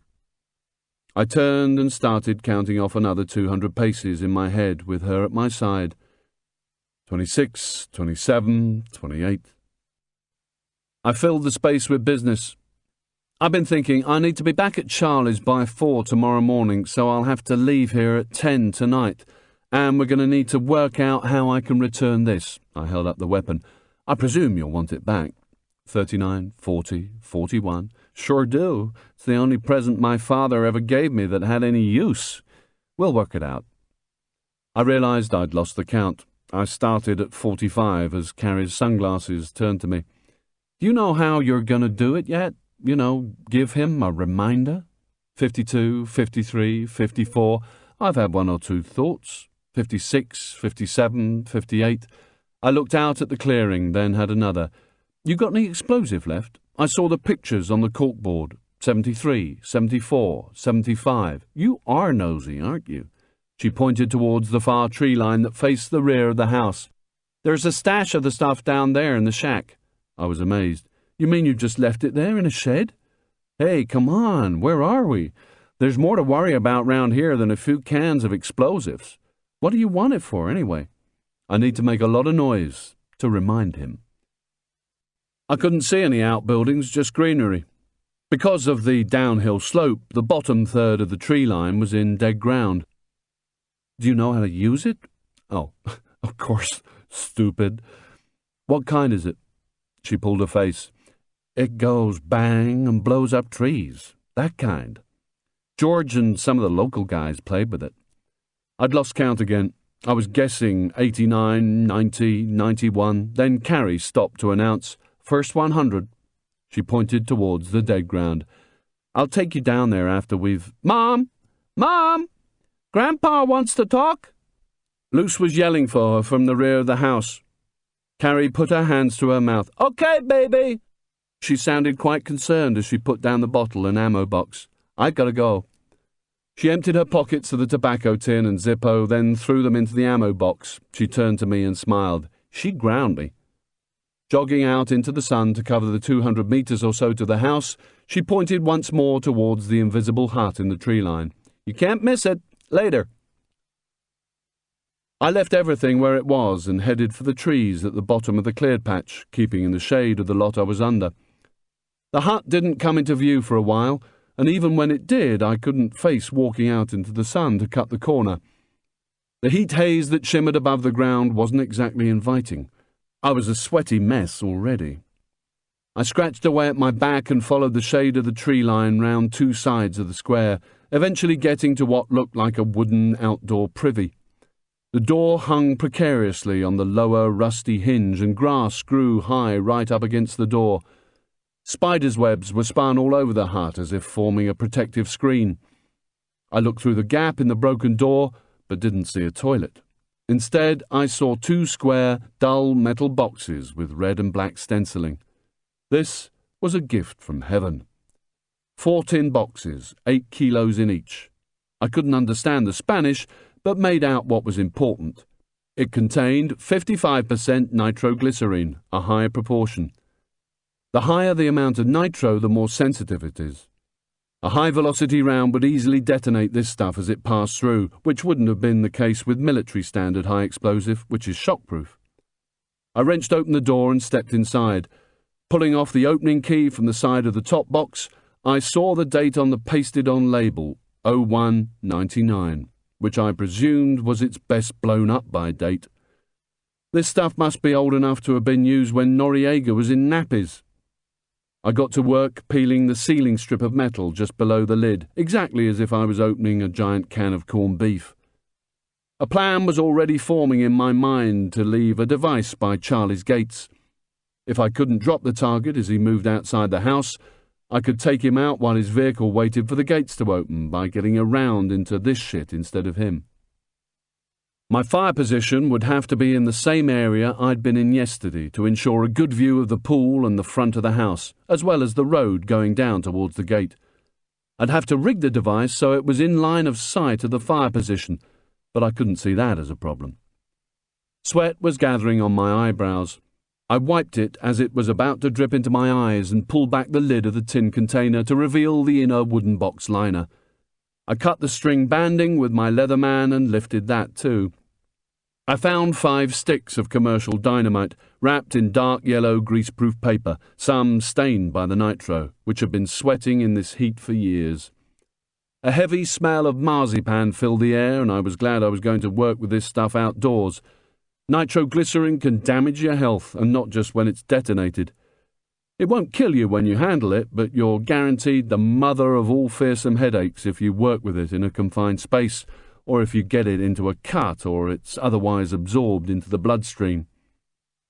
I took 3 of the 8-inch sticks and wandered back to the firing point, following the shade of the tree line once more, pulling back the greaseproof paper as I walked to reveal sticks of light green plasticine-type material. Minute grey crystals of dried-out nitro coated the surface. Passing the weapon and ammo box, I continued the other 200 paces to the target area, where I placed them side by side at the trunk of the thickest tree I could find near my paper targets. Then, back at the 200 point, I got into my firing position and took a slow, deliberate shot at the black circle. The 0 was good. It went in directly above the one-shot 0 round I'd fired, just as it should. Now came the acid test, both for the 0 and HE, high explosive. Picking up the ammo, weapon, and bottle, I took another 100 paces to roughly the 300-yard mark, lay down, checked the area to make sure Carrie or Luce hadn't decided to take a wander from the house towards the target area, then aimed at the sternum-sized target of green dynamite. When I was sure my position and hold were correct, I had one last check around the area. "Firing! Firing!" The warning shout wasn't necessary since no one else was about, but it had become a deeply ingrained habit from years of playing with this kit. Aiming centre of the sternum, I took a slow, controlled shot. The crack of the round and the roar of the explosion seemed to be as one. The earth surrounding it was dried instantly by the incredible heat of rapid combustion, turned into dust by the shockwave, and sent up in a 30-foot plume. Slivers of wood were falling all around the high ground like rain. The tree was still standing, and so it should be considering the size of it, but it was badly damaged. Lighter coloured wood showed like flesh beneath the bark. "Nick! Nick!" I jumped up and waved at Carrie as she ran from the back of the house. "It's okay! It's okay! Just testing!" She stopped at the sight of me and screamed at the top of her voice, easily covering the ground between us. "You idiot! I thought... Cutting abruptly from her scream, she turned and stormed back inside. Luckily, there was no need to do anything more. The zero was on for all ranges, and the dynamite worked. All I had to do now was make a charge that'd take out a vehicle. Clearing the weapon, I picked up all the other bits and pieces and headed back to the house. End of Side 6. Side 7. Chapter 25. The mozzie screen slammed shut behind me, and I felt the sweat start to cool on my skin in the breeze from the 2 fans by the coffee table. I headed straight for the fridge, dumping the weapon and ammo box on the way. The light didn't come on when I opened the door, maybe some tree-hugging measure to save power, but I could still see what I was looking for. Another couple of 2-litre plastic water bottles like the one we'd emptied. The long gulps of chilled water tugged at my throat and gave me an instant headache, but was worth it. I refilled the bottle I'd brought in from the garden hose tap marked D and put it back in the fridge. My t-shirt and trousers were still sticking to me, and the rash on my back was itching big time. I got the cream out of my pocket and gave it a good smear all over. There was no point toweling myself off in this humidity. After washing my gooey hands and face and throwing a couple of bananas down my neck, it was time to start thinking about the device I was going to make with the HE. With the half-empty water bottle in my hand and Carrie's giggleweed and Zippo in my pockets, I knocked on the door of the computer room as I entered. Carrie was sitting in the director's chair on the left with her back to me, bent over some papers. The sound of the 2 overhead fans filled the room, a loud, methodical thud, thud, thud as they spun on their ceiling mounts. The room was much cooler than the living area. The PC with the webcam was switched off. The other in front of Carrie showed a spreadsheet full of numbers, and she was comparing the data on her papers with what was on the screen. It was Luce who saw me first, seated at her desk further down the room. Swivelling in her chair to face me, she gave a boom, with a big smile spread over her face and an apple in her hand. At least she thought it was funny. I shrugged sheepishly, as I had so many times to Kelly when I'd messed up. "Yeah, sorry about that." Carrie turned in her seat to face me. I gave her an apologetic shrug too. She nodded in return and raised an eyebrow at Luce, who just couldn't stop smiling. I pointed at the storeroom. "I'm going to need some help. Give me a minute." She raised her voice to primary school level and wagged a finger. "As for you, young lady, back to work." Luce got back down to it, using her thumb and forefinger to tap the pencil on the table in 4-4. She reminded me so much of Kelly. Carrie hit a final few keys on the PC and stood up, instructing Luce as she did so, still in schoolmistress mode. "I want to see that math sheet completed by lunchtime, young lady, or no food for you again." There was a smile and a resigned, "Oh, Mom, please," in return, and she took a bite from her apple as we headed for the storeroom. Carrie closed the door behind her. The outside entrance was open, and I could see the light fading on the rows of white tubs. The sky was no longer an unrelenting blue. Clouds were gathering, casting shadows as they moved across the sun. I passed over the tin and the Zippo and received a smile and a thanks as she placed a foot on the bottom shelf and climbed up to hide them under some battery packs. I'd already spotted something I needed and was picking up a cardboard box that told me it should be holding 24 cans of Campbell's tomato soup, but in fact had only 2. Wanting just the box, I took out the cans and stacked them on the shelf. It was Little America up on these shelves, everything from blankets and shovels to eco-friendly washing-up liquid via catering packs of Oreos and decaf coffee. "This is like Walmart," I said. "I was expecting more of a wigwam and incense sticks." I got a laugh from her as she jumped off the shelf and walked towards the outside door. I looked at her framed in the doorway as she gazed out at the lines of white tubs, then walked over to join her, carrying the water and soup box. We stood together in the doorway for a few moments, in silence but for the generator humming gently in the background. "What exactly do you do here?" She pointed to the tubs and ran her hand along their regimented lines. "We're searching for a new species of endemic flora, ferns, flowering trees, that sort of thing. We catalogue and propagate them before they disappear forever." She stared at nowhere in particular, just into the far tree line, as if she was expecting to find some more. "That's very interesting." She faced me and smiled, her voice heavy with sarcasm. "Yeah, right. I actually was interested. Well, a bit. I don't believe you, but it's very kind of you to pretend, and actually it is very interesting." She waved her arms towards the tubs and the sky above them, now dark with clouds. "Believe it or not, you're standing at the front line of the battle to save biodiversity." I gave her a grin. "Us against the world, eh?" "Better believe it," she said. We looked at each other for less than a second, but for me it was half a second longer than it should have been. Our eyes might have been locked, but there was no way of telling behind her glasses.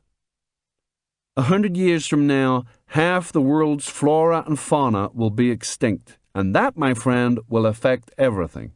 Fish, birds, insects, plants, mammals, you name it, simply because the food chain will be disrupted. It's not just the big, charismatic mammals that we seem to fixate on." She rolled her eyes and held her hands up in mock horror. "Save the whales, save the tiger. It's not just those guys, it's everything." Her earnest expression suddenly relaxed and her face lit up, including the sandfly your eye has already gotten acquainted with. The smile didn't last. "Without the habitat, we're going to lose this forever, you know." I moved outside and sat on the concrete, putting the soup box down beside me and untwisting the bottle top. As I took a swig, she came and sat beside me, putting her glasses back on. As we both stared at the rows of tubs, her knee just touched mine as she spoke. "This rate of extinction has only happened 5 times since complex life began, and all caused by a natural disaster." She held out a hand for the bottle. "Take dinosaurs. They became history because of a meteorite crashing into the planet about 65 million years ago, right?" I nodded as if I knew. The Natural History Museum hadn't been where I spent my days as a kid. "Right. But this 6th extinction is not happening because of some external force. It's happening because of us, the exterminator species. And there ain't no Jurassic Park. We can't just magic them back once they've gone. We've got to save them now." I didn't say anything, just looked into the distance as she drank and a million crickets did their bit. "I know, you're thinking we're some kind of crazy save-the-world geeks or whatever, but," I turned my head, "I don't think anything like that." "Whatever," she cut in, her free hand up, a smile on her face as she passed the bottle. "Anyway, here's the news. All the plant life on the planet hasn't been identified yet, right?" "If you say so." We grinned at each other. "I do say so. And we're losing them faster than we can catalogue them, right?" "If you say so." "I do. And that's why we're here, to find the species that we don't know of yet. We go into the forest for specimens, cultivate them, and send samples to the university.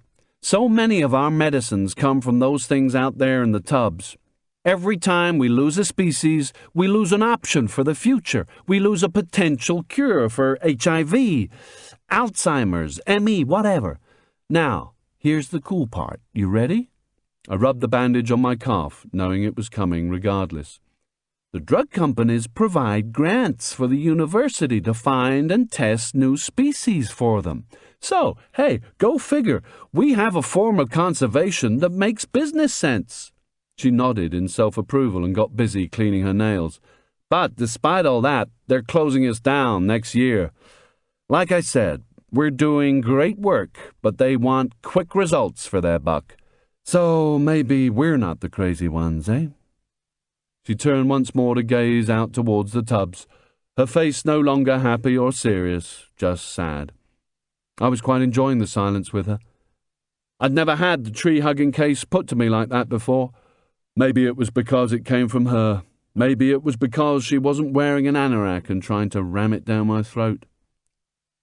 How do you reconcile what you do here with what you're doing for me? I mean, the two don't exactly stand together, do they? She didn't turn to face me, just kept looking out at the tubs.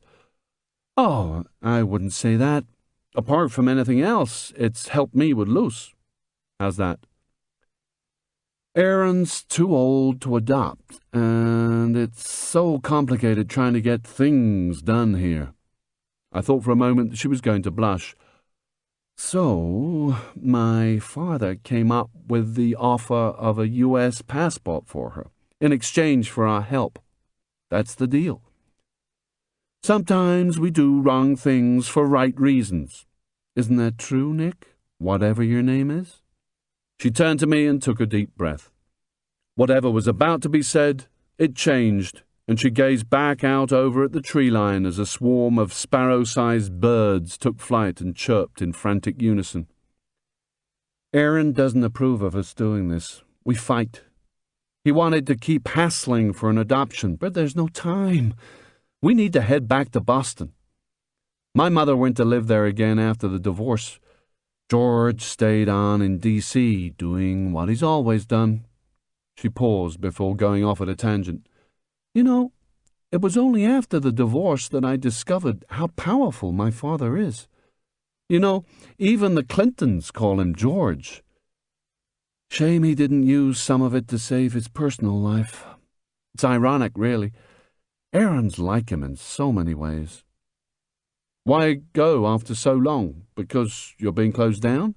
Not only that, the situation is getting worse down here, and then there's Luce to think about. Soon it'll be high school, then college. She's got to start having a normal life. Boyfriends who double date. Girlfriends who talk about you behind your back, that kind of stuff. She smiled. Hey, she wants to go, like yesterday. The smile soon died, but her voice wasn't sorrowful, just practical. But Aaron hates change, just like my father. He's just hoping all the troubles will go away. Her head tilted up and back as the flock of birds screeched by, inches above the house. I looked up as well and tracked them across the sky. She sighed. I'll miss this place. I knew I was supposed to say something, but I didn't know what. I felt that the mess I'd made of my own life didn't exactly qualify me to help sort out hers. I love him very much, she said. It's just that I've gradually realized I'm not in love with the man, I guess. Oldest cliché in the book, I know, but it's so difficult to explain. I can't talk to him about it. I don't know, it's just time to go. She paused for a moment. I could feel the blood pumping through my head. There are times when I feel so terribly lonely. She used both hands to put her hair behind her ears, then turned towards me. There was a silence between us again as the pulse in my neck quickened and I found it difficult to breathe. What about you, Nick? She said. Do you ever get lonely? She already knew the answer, but I couldn't help myself. I told her that I lived in sheltered housing in London, that I had no money, had to line up to get free food from a Hare Krishna soup wagon. I told her that all my friends were dead apart from one, and he despised me. Apart from the clothes I was wearing when I arrived at their house, my only other possessions were in a bag stuck in left luggage at a railway station in London. I told her all this, and it felt good. I also told her the only reason I was in Panama was that it would stop a child being killed by my boss. I wanted to tell her more, but managed to force the lid back on before it all came flooding out. When I'd finished, I sat, arms folded, feeling uncertain, not wanting to look at her, so just stared at the tubs again. She cleared her throat. "The child? Is that Marcia or Kelly?" I spun my head round and she mistook my shock for anger. "I'm sorry. I shouldn't have asked, I know. It's just, I was there. I was with you all night. I hadn't just appeared. I was going to tell you this morning, but we both got embarrassed, I guess." Fuck! What had I said? She tried to soften the blow. "I had to stay, otherwise you would have been halfway to Cheapo by now. Don't you remember? You kept on waking up, shouting, trying to get outside to look for Kelly. And then you were calling out for Marcia. Somebody had to be there for you. Aaron had been up all night and he was out of it. I was worried about you." The pulse was stronger now and I felt very hot. What else did I say? "Well, Kev. I thought it was your real name until just now, and Nick Stone." It must have sounded like a quiz show quick-fire answer. She looked at me a moment, a smile returning to her face. "That's your real name?" I nodded. "Why did you do that?" I shrugged, not too sure. It had just felt right. When I spoke next, it was as if I was in a trance, as if someone else was doing the talking, and I was just hearing them from a distance. "The girl's name is Kelly. Her mother was Marcia, married to my friend, Kev. Aida was her little sister. They were all murdered in their house. Kelly's the only one left. I was just minutes too late to save them. She's why I'm here. She's all I have left." She nodded slowly, taking it all in. I was vaguely aware that the sweat was now leaking more heavily down my face, and I tried to wipe it away. "Why don't you tell me about her?" she said quietly. "I'd love to hear about her." I felt the pins and needles return to my legs, felt the lid forcing itself open, and I had nothing left to control it. It's okay, Nick, let it out." Her voice was cool, soothing, and then I knew I couldn't stop it. The lid burst open and words crashed out of my mouth, hardly giving me time to breathe. I told her about being Kelly's guardian, being totally inconsistent, going to Maryland to see Josh, the only sort of friend I had left. People I liked, always fucking me over, signing Kelly over permanently to Josh's care, Kelly's therapy, the loneliness, everything. By the end, I felt exhausted and just sat there with my hands covering my face. I felt a hand gently touch my shoulder. "You've never told anybody that before, have you?" I shook my head, letting my hands fall, and tried to smile. "I've never sat still long enough," I said. I had to give the therapist a few details about the way Kev and Marcia died, but I did my best to keep the rest of it pretty well hidden. She could have been looking right through me. It certainly felt that way. "She might have helped, you know." "Hughes? She just made me feel like an emotional dwarf." I felt my jaw clench. "You know, my world may look like a pile of shit, but at least I sometimes get to sit on the top of it." She gave me a sad smile. "But what's the view like from your pile of shit?" "Not a patch on yours, but then, I like jungles." Her smile widened. "Great for hiding in." I nodded and managed a real smile this time. "Are you going to keep hiding for the rest of your life, Nick Stone?" Good question. What the fuck was the answer? I stared at the tubs for a long while as the pins and needles disappeared, and eventually she gave a theatrical sigh. "What are we going to do with you?" We looked at each other before she got to her feet. I joined her, feeling awkward as I tried to think of something, anything, to say that would prolong the moment.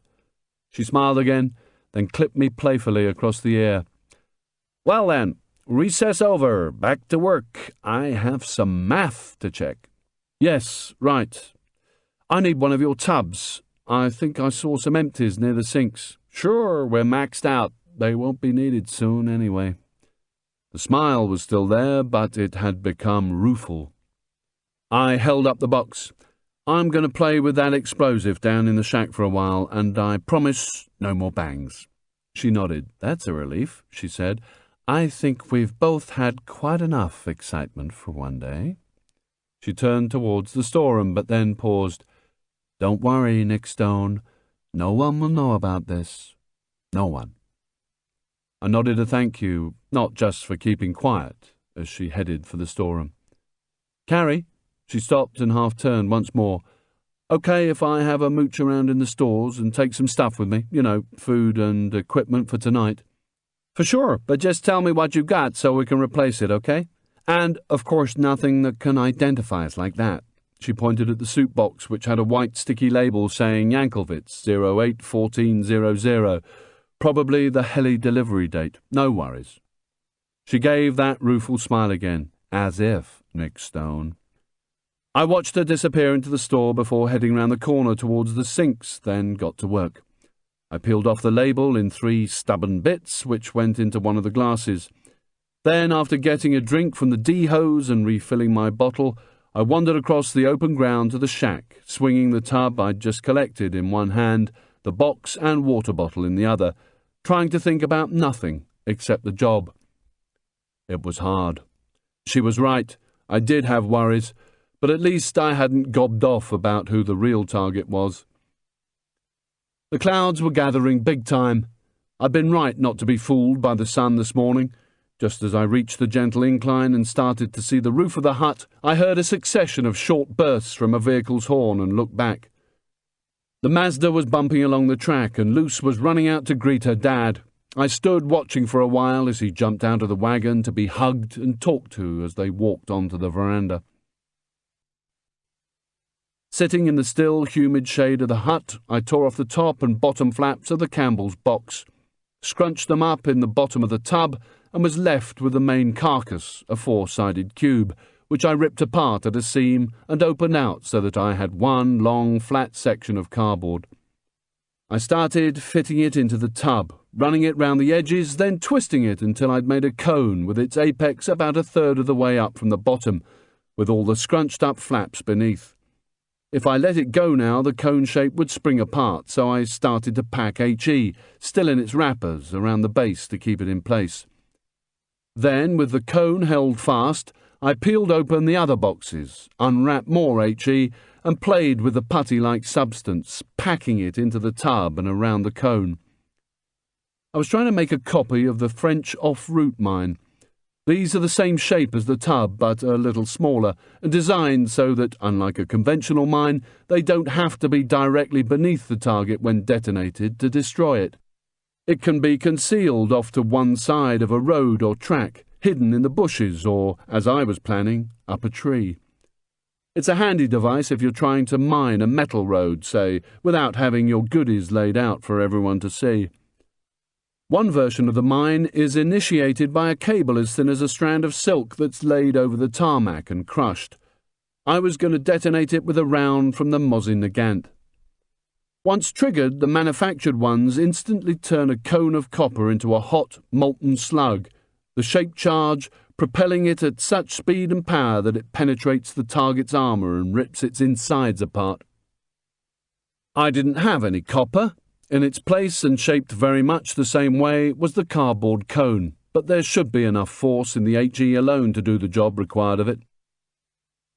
I continued squashing down the HE, trying to make it one solid mass over the cone.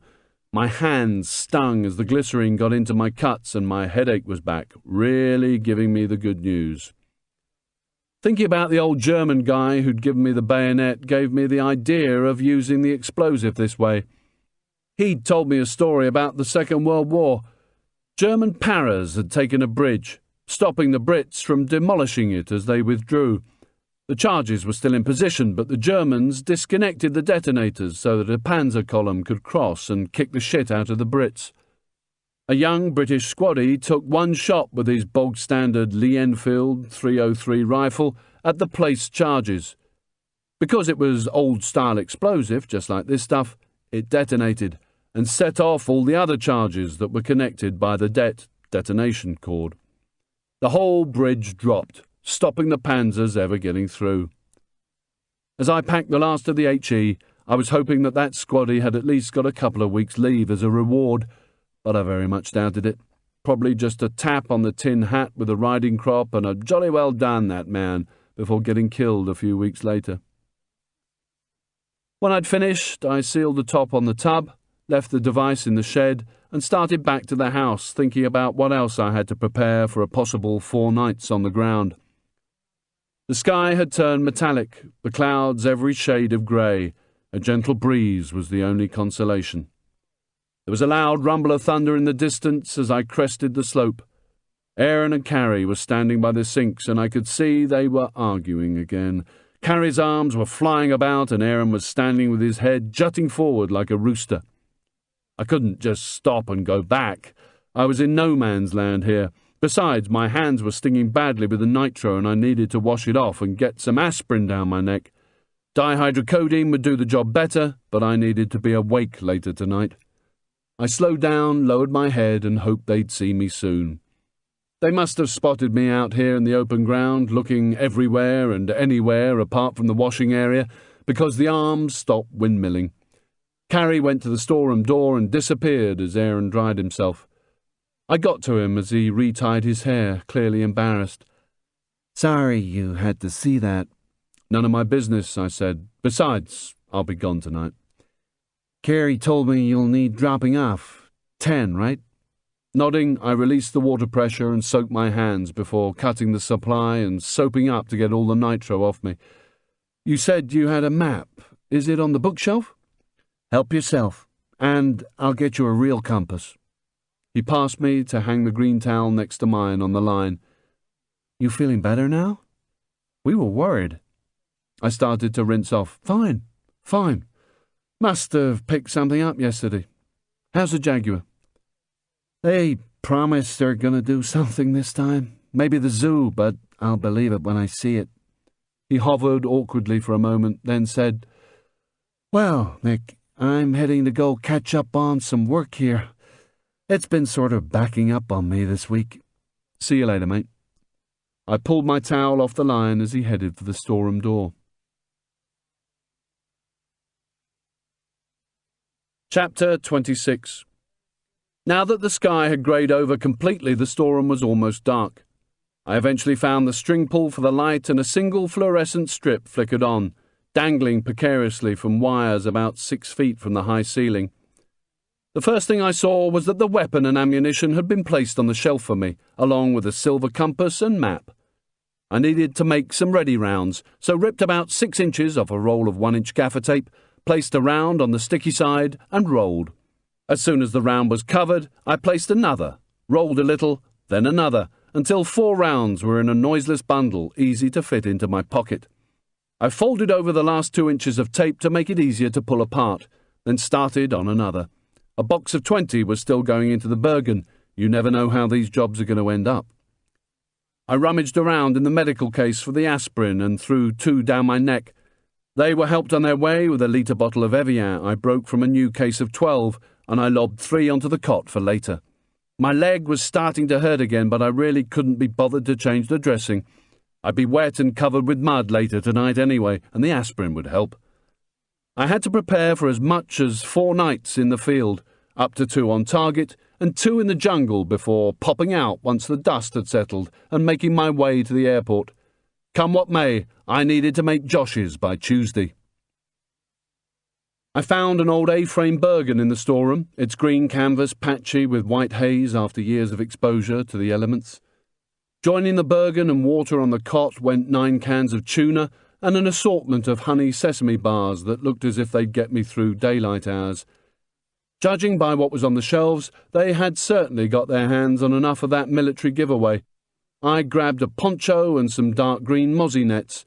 I could make a shelter from a poncho with the hood tied up and a couple of meters of string through the holes at each corner, and the mozzie nets would not only keep the beasties off me at night, but also act as camouflage netting. I took 3, 1 for protection and the other 2 for camouflaging me and the tub once we were in position. A large white plastic cylinder in a tree tilted down at the road the other side of the gate just might arouse suspicion. Most importantly, I found a golok, an absolute necessity for the jungle, because it can provide protection, food and shelter. No one worth their salt is ever without one attached to their body once under the canopy.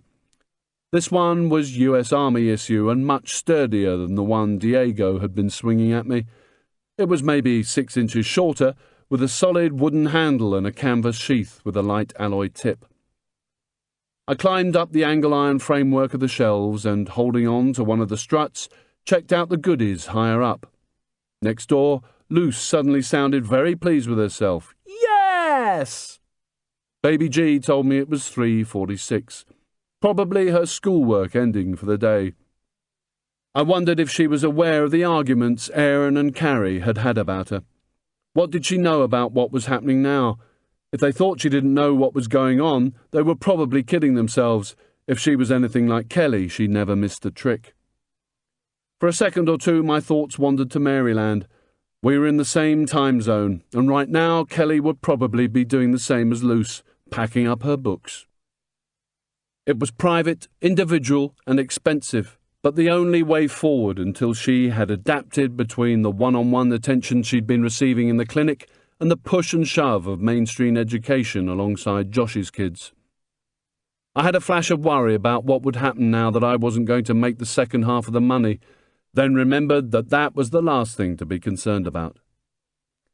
I realised what I was doing and made the cut. I had to force myself to get on with the job. Wrong. The mission. I knew what kit I wanted, which wasn't very much. I'd learnt the lesson the hard way, just like so many holidaymakers who take 5 suitcases with them, only to discover they only use the contents of one.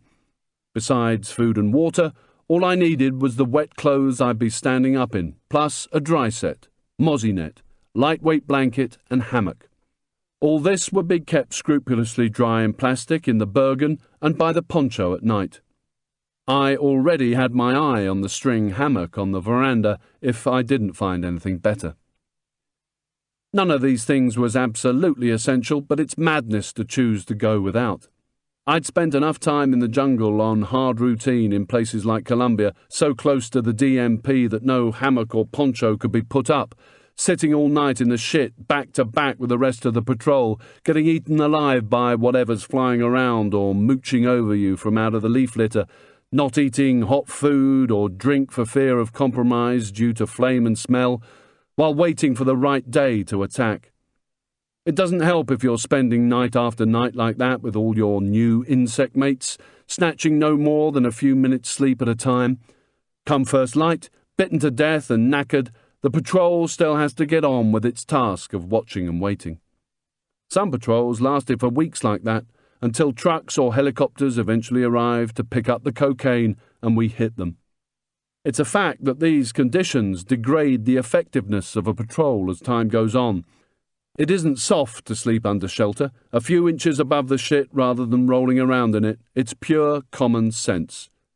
I wanted to be alert and capable of taking that shot as easily on the second day as on the first, not with my eyes swollen up even more because I've been trying to hardcore it in the shit the night before. Sometimes that has to happen, but not this time. I carried on rooting around, climbing up and down the shelves like a howler monkey, and was so happy to find the one thing I was desperate for, its clear, thick liquid contained in rows of baby oil-style plastic bottles. I felt like the thirsty Arlington Road winos must feel when they find a half-full bottle in the bin, especially when the label said it was 95% proof. Diethyl M toluamide, I just knew it as DEET, was magical stuff that would keep the little mozzies and creepy crawlies away from me. Some commercial stuff contains only 15% and is crap. The more DEET, the better. But the problem is it can melt some plastics, hence the thickness of these bottles. If you get it into your eyes, it hurts. I'd known people have their contact lenses melt when it had been brought into contact with them by sweat. I threw 3 bottles onto the cot. After another 10 minutes of digging in boxes and bags, I started to pack the Bergen. Having removed the noisy wrappers from the sesame bars and put them all into a plastic bag, they got stuffed into the large left-hand side pouch for easy access during the day. I shoved a bottle of Evian into the right-hand one for the same reason.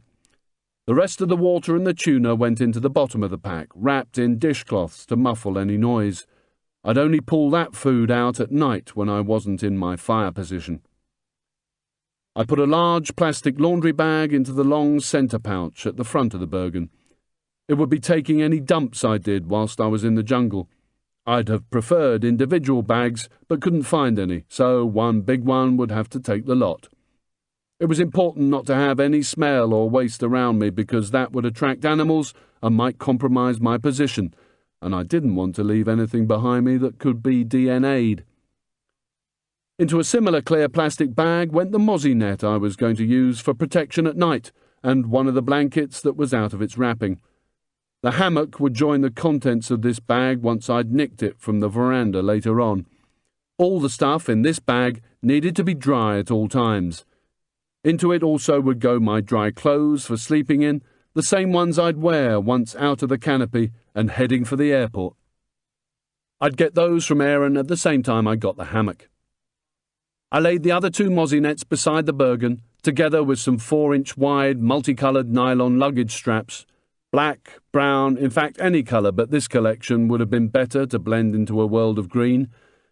I placed them inside the top flap, ready to make a sniper seat. The design originated in India during the days of the Raj, when the old sahibs could sit up in a tree in them for days with their Lee Enfields, waiting for tigers below. It was a simple device, but effective. The 2 straps were fixed between 2 branches to form a seat, and you rested your back against the trunk. A high viewpoint looking down onto the killing area makes for a great field of view because you can look over the top of any obstructions, and it would also be good for concealment as long as I tucked the mozzie net under it to hide the rainbow holding up my arse. I sat on the cot and thought about other stuff I might need. First up was a shade for the front of the optic sight so that sunlight didn't reflect off the objective, front, lens and give away my position. I got a container of antifungal powder, again US Army issue, in a small olive green plastic cylinder. Emptying the contents, I cut off the top and bottom, then split it down the side. After wiping away all the powder on the inside, I put it over the front of the sight. It naturally hugged the metal cylinder as I moved it back and forth until the section protruding in front of the lens was just slightly longer than the lens's width. The sunlight would now only reflect off the lens if the sun itself was visible within my field of view. Next, I needed to protect the muzzle and working parts from the rain, and that was going to be just as easy. I fed a plastic bag over the muzzle and taped it to the furniture, then loaded up with rounds, pushed the bolt action forward to make ready the weapon, and applied the safety. I ripped open the bottom of one of the clear plastic bags that had held the blankets, so only the 2 sides were still sealed, then worked it over the weapon like a hand muff until it was covering the sight, magazine, and working parts, using the gaffer tape to fix each open end to the furniture. Then, making a small slit in the plastic above the sight, I pushed it down so that the sight was now clear, and gaffer taped the plastic together underneath to keep the seal. Everything in that area, bar the sight, was now encased in plastic. The weapon looked stupid, but that didn't matter. So did I. The safety could still be taken off, and when the time came I could still get my finger into the trigger by breaking the plastic. If I needed to fire more than 1 round, I'd just quickly rip the bag to reload. This had to be done because wet ammunition and a wet barrel will affect the round's trajectory. Not a lot, but it all counts. I'd zeroed this weapon with a dry, cold barrel and dry ammunition, so it had to stay like that to optimize my chances of a 1-round kill. Next, I used the clear plastic from the last of the blankets on the shelf to protect the map, which said it had been compiled by the US Army's 551st Engineer Company for the Panamanian government in 1964. A lot would have changed on the ground since then, Charlie's house and the loop road being just 2 of them. That didn't concern me too much. I was interested in the topographical features, the high ground and water features. That was the stuff that would get me out of there when I needed to head towards the city. The compass still had its cord on, so I could just put it over my head and under the t-shirt. What it didn't have was any of its roamers for measuring off scale. Mozzie repellent had already been on this one, and the plastic base was just a frosted mess. I didn't care, as long as the red needle pointed north. The map, compass, gollock and docks would stay on my body at all times once under the canopy. I couldn't afford to lose them. The last thing I did before getting my head down was thread the end of a ball of twine through the slit drilled into the butt, designed to take a webbing or leather sling, and wrap about 4 foot of it round the butt, cut it and tie it secure. The weapon would never be over my shoulder unless I was climbing a tree. Only then would I tie the string into the slit in the stock and sling it. I pushed everything that was left off the bed and gave the light cord a tug. I didn't want to see the others. It wasn't that I was feeling antisocial, just that when there's a lull before the battle, you get your head down. Lying on my back, my hands behind my head, I thought about what had happened with Carrie today. I shouldn't have done it. It was unprofessional and stupid, but at the same time, it felt okay. Dr. Hughes had never managed to make me feel like that. I was woken suddenly. I snapped my wrist in front of my face to check Baby G and calm down. It was just after 8:15. I didn't need to get up until about 9. The rain played a low, constant drum roll that accompanied the low thud of the fans next door as I rubbed my greasy, clammy head and face, pleased that there hadn't been any more dreams. The canvas and alloy frame of the cot squeaked and groaned as I turned gently onto my stomach, running through my Bergen list. It was then, just now and again above the sound of the rain and fans, that I heard some conspiratorial-sounding murmurs. I should know. I'd done enough of that stuff. The cot creaked as I slowly swung my feet over the side and stood up. The sound was coming from the computer room, and I felt my way towards the door. A sliver of light from beneath it guided me. I put my ear to the wood and listened. It was Carrie. In a whisper, she was answering a question I hadn't heard. "They can't come now. What if he sees them?" "No, he knows nothing. But how am I going to keep them apart?" "No, I can't. He'll wake up." My hand reached for the door handle. Gripping it tightly, I opened the door slowly but deliberately, no more than half an inch, to see who she was talking to. The 6 inches by 6 black and white image was a little jittery and fuzzed around the edges, but I could clearly see whose head and shoulders were filling the webcam. Wearing a check jacket and dark tie, George was looking straight into his camera. Carrie was listening via the headphones as his mouth moved silently. "But it wouldn't work. He won't buy that. What do you want me to do with him? He's next door asleep." "No, it was just a fever." "Christ, Dad, you said this wouldn't happen." George was having none of it and pointed at her through the screen. She answered angrily, "Of course I was. He likes me." In that instant, I felt as if a giant wave had engulfed me. My face began to smart and burn as I rested my head on the doorframe. It was a long time since I'd felt so massively betrayed. I knew I shouldn't have opened up to her. I just knew it. "You've screwed up big time. Why can you never see when you're getting fucked over?" "No, I've got to go get ready. He's only next door." I didn't have the answer to this, but I knew what I had to do. When I pulled the door open, Carrie was clicking away at the keyboard. She jumped out of her seat with shock, the headset wire jerking tight as the headset pulled down round her neck and the screen closed down. She recovered, bending forward to take them off. "Oh, Nick, sleep better?" She knew. I could see it in her eyes. "Why didn't you see the lying in them before?" I'd thought she was different. For once, I'd thought, fuck it. I didn't know what I'd thought. I checked that the living room door was closed and took 3 paces towards her. She thought she was about to die as I slapped my hand hard over her mouth, grabbed a fistful of hair at the back of her head, and lifted. She let out a whimper. Her eyes were bigger than I'd ever thought eyes could be. Her nostrils snorted in an attempt to get some air into her lungs. Both her hands were hanging on my wrists, trying to release some of the pressure from her face. I dragged her into the darkness of the storeroom, her feet scarcely touching the ground, kicking the door shut so that we both became instantly blind. I put my mouth right up to her left ear. "I'm going to ask questions. Then I'm going to let go of your mouth and you'll answer. Do not scream. Just answer."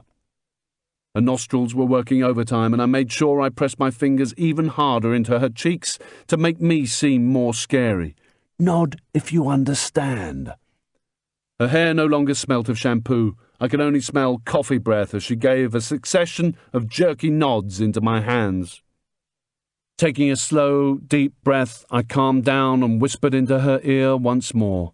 "Why are you talking to your dad about me? Who is coming?" I released my grip from her mouth a little so she could suck in air, but still gripped her hair. I felt her damp breath between my fingers. "I can explain. Please, just let me breathe." Both of us heard the noise of a wagon approaching as it laboured up the muddy track. "Oh, God! Oh, please, Nick! Please, just stay in here. It's dangerous. I'll explain later, please." I hit the light and it started to flicker above us as I grabbed the weapon from the shelf, ripped the plastic from the bolt and rammed the 2 bundles of ready rounds into my pockets. She was still begging as the engine got louder. "Please, stay here. Don't leave the room. I'll handle this." I moved to the exit door. "Fuck you. Turn the light off, now." The roar of the engine was right on top of the house.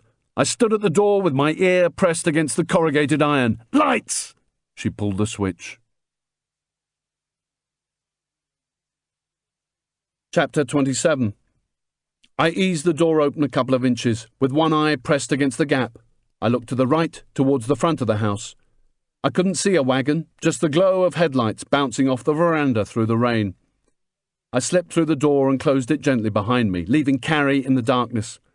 Turning left, I made for the washing area just as 2 vehicle doors slammed in quick succession, accompanied by a few overlapping shouts, not aggressive, just communicating. I guessed the language was Spanish, though I couldn't tell from this distance and didn't really care. As soon as I'd rounded the corner, I set off in a straight line towards the shack in the dead ground, using the house as cover. I didn't look back.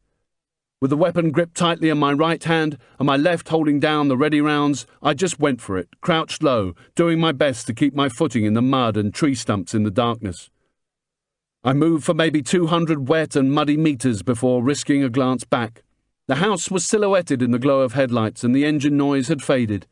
I turned and moved on. Another 20 paces and the lights, too, slowly disappeared as I gradually dropped down into the dead ground, heading towards the hut.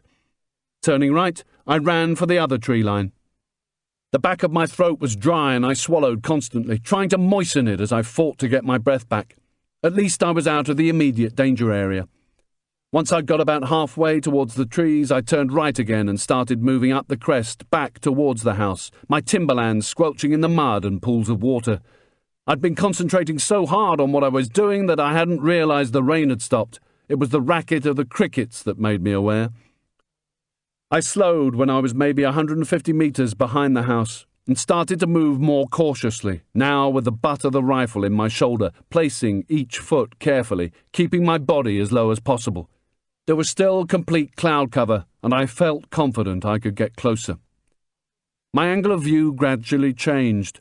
I could see the glow coming from the side bookcase window, not strong enough to reach the ground, and then the area in front of the veranda, caught in the headlights of a large 4x4 parked next to the Mazda. On the roof, upside down and strapped on tight, I could see a Gemini, an inflatable rubber boat. I knew there were tubs in front of me somewhere and I'd be bumping into them soon. Slowing even more, I crouched as low as my legs could bend. The low revs of the engine became audible as I finally reached the rows of white plastic. I got onto my knees and right hand and, with the weapon balanced in my left, moved like a gorilla between the rows. I made 3 or 4 movements, then stopped to observe. A small animal rustled nearby and scuttled away between the tubs, which were less than an inch apart. I could hear frenzied scratching on plastic as it ran for its life. Making sure I didn't get tangled in the irrigation tubes trailing along the ground, I carried on, feeling my way through the grass and mud. The noise of the crickets was horrendous, but with luck drowned out any sound I made. I was starting to get sticky again from a combination of tension and sheer physical effort as I inched forward. The scene on the veranda slowly came into focus. I was about 80 metres away and could see two male figures with Carrie. All three were bathed in light and shadow. One man was quite a bit shorter than the other, and all I could see of him was his dark check shoulders, each side of a supporting pillar. He looked as though he had skipped a good few sessions with his personal trainer. There seemed to be no weapons involved, and I couldn't hear their voices. Keeping the weapon in my left hand and out of the mud, I eased myself down into a fire position between the tubs, making my movements as slow and deliberate as possible. Gloop immediately began to soak into my front. The safety catch clicked gently as I twisted it to the right and got a blurred sight picture owing to the rain on the lenses. Carrie's head filled half the optic through a haze of cigarette smoke, with moths fluttering around the light on the wall behind her. I focused on her face, trying to read it. She didn't look scared as she spoke, just serious. More smoke blew into my sight picture from the left. I panned and picked up the taller of the two men, taking another drag of his cigarette before speaking. He was Latino, round-faced, with a crew cut and rough-looking beard, and wearing a black collarless shirt. I panned down to see muddy green fatigue bottoms tucked into equally dirty boots. He was quite animated, pointing first at Carrie, then at the shorter man. Something was wrong. I didn't need to lip-read Spanish to know that. The movement stopped and he looked at Carrie again, expecting some sort of answer. I panned right onto her. She nodded slowly as if not too happy with what she was agreeing to, and I followed her as she pulled open the mozzie screen and shouted into the house, "Aaron! Aaron!" I looked over at the vehicle. Moths and anything else airborne were jiggering about in the headlights. It was a GMC, its block shape high off the ground and its bodywork splattered with mud. All the doors were closed and the engine was still running, probably for the air. The mozzie screen squeaked and slammed shut. I aimed back towards the veranda and saw Aaron. There weren't any greetings for him. Carrie just spoke to him for less than a minute. Then with a nod, he went back into the house, a worried-looking man. Carrie and the other two followed. Blackshirt threw his finished butt onto the veranda decking. The check-shirted guy carried an aluminium briefcase that I hadn't seen until then. He too was looking rough, with a patchy bum-fluff beard over his chubby face. I watched as they passed the bookshelf window heading towards the computer room. There was nothing else to do now but wait. All of a sudden, to my left, there was a flash in my peripheral vision. I turned to see the last of a match burning in the dark of the GMC's interior, its yellow light illuminating the two dirt-free semicircles on the windscreen. I brought the weapon back into the aim and saw a bright red glow from the rear seat. Some long, hard drags were being taken in there. I ran the optic down the side windows of the GMC, but couldn't tell whether or not they were blacked out until another drag was taken. That wasn't long in coming. I couldn't see anything from the side apart from a gentle red triangular glow in the rear door window. It had to be the GMC from the locks. What was the chance of the same VDM? Another long, deep drag illuminated the triangle. I watched as the cigarette was sucked to death and the glow disappeared, then slowly brought my weapon out of the aim, resting it on my forearms to keep it out of the mud. At that moment, the rear door furthest from the veranda opened and a body stepped out.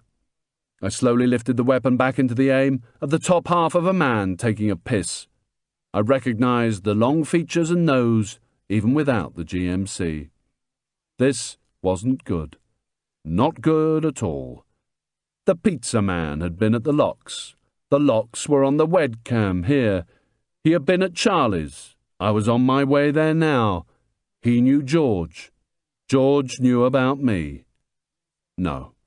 This definitely wasn't good. The mozzie screen squeaked, followed immediately by the two guys stepping down from the veranda as he jumped back into the wagon mid-flow. The little fat one was still clutching his briefcase. Carrie followed them out but stayed on the veranda, hands on hips, and watched as Blackshirt threw what was left of a cigarette into the mud before they both climbed in. The engine revved and headlights flooded the area around me as the wagon turned. I hugged the ground, waiting for the light to wash over me. then got onto my knees and watched and listened as the engine noise and taillights faded back into the jungle. Pulling myself out of the mud, I applied safe and moved towards the house. As I let the mozzie screen slam back into position, I could see Aaron and Carrie both in Lucy's room, comforting her in bed. Neither looked round as I went to the fridge and pulled off the black and white beach picture of the pizza man. The round magnet keeping it in place dropped and rolled across the wooden floor. I stopped, had second thoughts. There had to be a reason for him not wanting to be seen. Could I make the situation worse for myself if I told them, and they told George? Maybe even jeopardize the job altogether. I found the magnet and replaced the photograph. I took a deep breath, calmed down, and thought business as I headed for the storeroom. The light was on now, and I placed the weapon gently on the cot as Carrie came into the computer room, sat at the PCs, and buried her head in her hands. I closed the door behind her.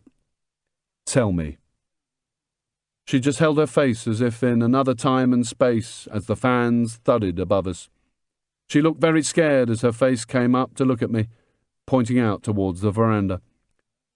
"This whole thing is creeping me out. Have you any idea how crazy those people are? I hate it when they come. I hate it." I could see that, but who are they? "They work for my father. They're doing some sort of operation against FARC on the Bayano somewhere. It's part of Plan Colombia." She wasn't just scared, but physically shocked. Her hands trembled as she brushed her hair back behind her ears. "It's a drug surveillance thing. We have the relay board for their communications. It's secure, so it comes through us, then to George. He said to keep it from you for operational security." "So why did they break OPSEC by coming when I was here?" "The webcam. They're monitoring ships suspected of drug trafficking on the canal. I was told to close it down before you arrived, but I forgot." "Good spy, huh?" She looked a sorrowful sight, eyes puffed up and red. "Make Daddy proud. It seemed that when I eventually did close it down, it messed up their other communications, something to do with a relay." She pointed to the mass of wires under the tables. "They had to come and fix it. That's what George was telling me when you came in. We didn't want it to get mixed up with the job he sent you to do." "Hold on. Your dad sent me? Didn't you know? He's controlling both operations. Nick, you must believe me. This really is the first time we've done anything like this." I moved from pissed off to depressed very quickly. It was just like old times. I sat in the other chair as she sniffled herself back to normality. Aaron came into the room, his eyes darting between the two of us, trying to assess the situation. She looked up at him, eyes red, wet, and swollen. "I've told him," she said. "I've told him everything." Aaron looked at me and sighed. "I've always hated this. I told her not to get involved." It was as if he was talking to me about our child. He turned his attention to Carrie. "George should never have gotten you into this. It isn't worth it for what you want, Carrie. There has to be another way." This was anger. His lips were wet, but it didn't last long. Taking 2 paces forward, he threw his arms around her, stroking her head when she laid it against his stomach, making soothing sounds, just as I imagined he'd done with Luce and I used to do with Kelly. I stood up and walked back into the living room, following my own mud trail back towards the veranda. The mesh door squeaked open, and I joined the mozzies by the wall light as I threw the pillows onto the floor and started untying the hammock, feeling quite sorry for both of them, and Luce. I was very clear about what was happening. A total gangfuck. Everything she'd said would have made sense if it weren't for the pizza man. If he had seen Aaron at the locks, or even the Mazda, it made sense why he'd bolted so quickly. If Aaron and Carrie didn't know he was on the ground, then of course he didn't want to be seen by them. I was tempted to tell her, to pump her for more information on him, but no. That would stay in my pocket in case I needed it, especially as there was still the question of his going to Charlie's that I couldn't work out. I undid the knot at the end, attached to the hook in the wall, and let it fall, then started on the thick rope wrapped round one of the veranda's supports. The other tie fell to the floor, and I left it and stepped off into the mud. What now? I opened up the back of the Mazda and saw in the light from the veranda that everything had been packed into an old canvas bag. I dragged out the blue tow rope, which reeked of petrol, and walked back towards the house. I still hadn't answered the question, what now? I stepped up onto the veranda and peered through the mesh into the house. Erin couldn't be seen, but Carrie was still in the director's chair, bent over, arms on her thighs, studying the floor. I watched her for a few moments as she rubbed her hair before dabbing her eyes. As I bent down to gather up the hammock, I realised what I was going to do about it. Nothing. Absolutely nothing. I didn't have the luxury of doing anything other than I'd come here to do. Keep Kelly alive. I had to keep mission-orientated. That was the only thing I had to concentrate on. Fuck everything else. My sole focus had to be keeping the yes man happy. He was the one who could fuck life up big time for both of us, not whatever was going on down here. I cut away from all extraneous thoughts and mentally confirmed what my whole life should have been about since Sunday. The mission to kill Michael Choi. The mission to kill Michael Choi. With the hammock and tow rope gathered in my arms, I pulled the mozzie screen open just as Aaron tiptoed out of Lucy's darkened bedroom and gently closed the door. He put his hands together against the side of his face as he walked towards me. I kept my voice low. Listen, I didn't know anything about Carrie, her dad, or any of the other stuff until today. I'm sorry if life is shit, but I've come to do a job and I still need to be taken to do it. He rubbed his face so hard that the bristles rasped and drew a long, deep breath. You know why she's doing this, right? I nodded, shrugged, tried to get out of it, and failed. Something to do with a passport, something like that. You got it. But you know what? I think she would have done it anyway. No matter how much she hates to admit it, she's just like George. Takes the stars and stripes gig to the max, know what I mean? He placed a hand on my shoulder and forced a smile. I nodded, not really having a clue what the fuck he was on about and not really wanting to explore it further. There was a pause before he withdrew his hand and held up his wrist to show his watch. Anything you need? He was right. It was nearly 10 o'clock. Time to go. There is.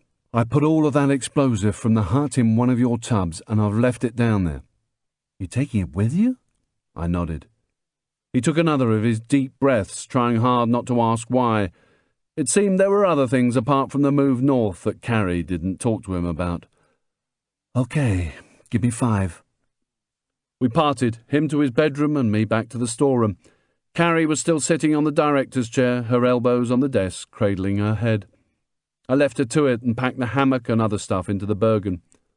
The mozzie screen squeaked and slammed as Aaron left to collect the device. Remembering that I still needed dry clothes, I went back to the computer room. Carrie? There was no reply. Carrie? She slowly lifted her head as I walked into the room, not looking too good, eyes and cheeks red. Things had changed. I felt sorry for her now. I need some more clothes. I pulled at my mud-covered sweatshirt, a complete set of stuff. It seemed to take her a second to understand what I was saying. Oh, right. She stood up. She coughed to clear her throat as she left the room. Sure. I rummaged around under the cot and shelves for more thin polythene blanket wrappers.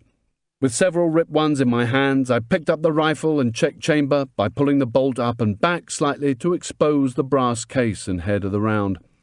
I already knew it was there, but it made me feel better to see it and know that when I fired, I wouldn't just hear a dead man's click. Satisfied, I swathed the muzzle and working parts in polythene again, completing the seal with tape before checking the muzzle protection was still intact.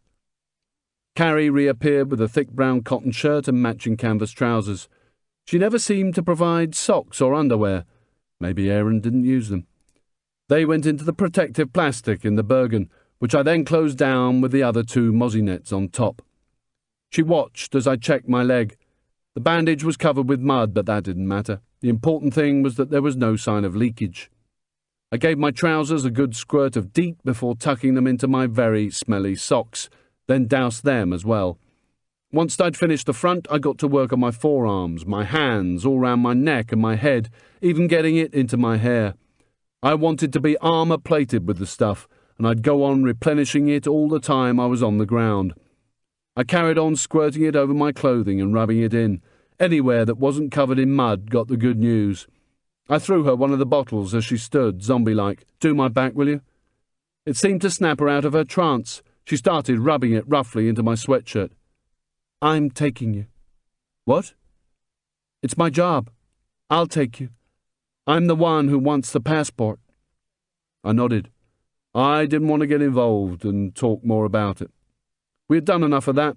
All I wanted now was the lift. The rubbing stopped. We ought to be going. The half-used bottle appeared over my shoulder. "But first, I want to tuck my child in." She walked out and I packed all the deep bottles in the top flap and started to wrap the weapon in the blanket for protection. Not too sure if I was looking forward to the ride or not. Chapter 28. The atmosphere was strained as Carrie and I shook around in the cab, following the beam as it bounced off the jungle around us. The wet foliage shone as if it had been coated with varnish.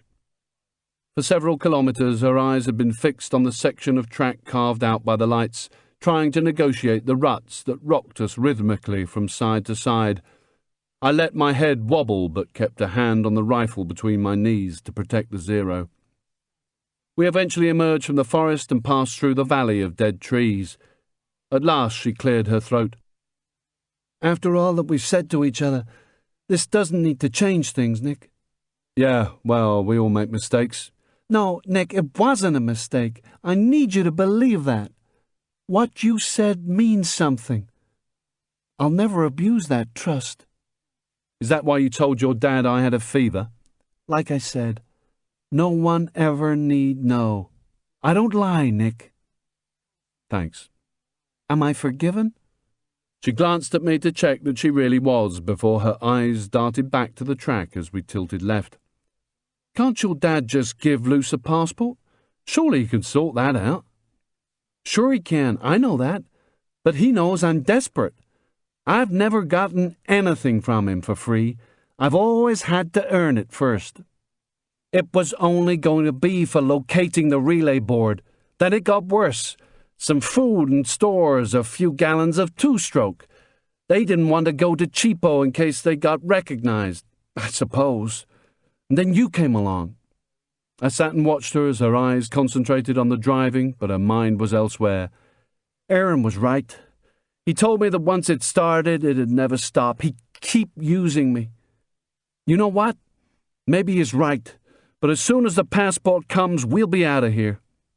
"You'll go to your mum's, Boston. She's got a house in Marblehead on the coast. I have a job waiting at MIT and Luce is set for school. What's the score with your dad? I can't work out if you hate him, love him, or what." "I can't either. Then sometimes I even get a little jealous of the attention he gives Luce, and others I think he only does it to keep an eye on me." Still concentrating on the road, it seemed it was her turn to open up. "I never knew who he really was, what he really did. He just went away, came back sometimes with something he'd pick up for me last minute, normally something totally unsuitable. Then he left again as soon as I'd gotten used to him being around. Mom just waited till I'd left for university, and she left, too. He's a cold man, but still my father." I tapped the muzzle. "He gave you this." She turned for a second, and a fleeting smile came to her lips. "His way of saying he loves you, maybe?" "Maybe, but maybe it was only because he forgot to pack it when leaving the zone after his tour."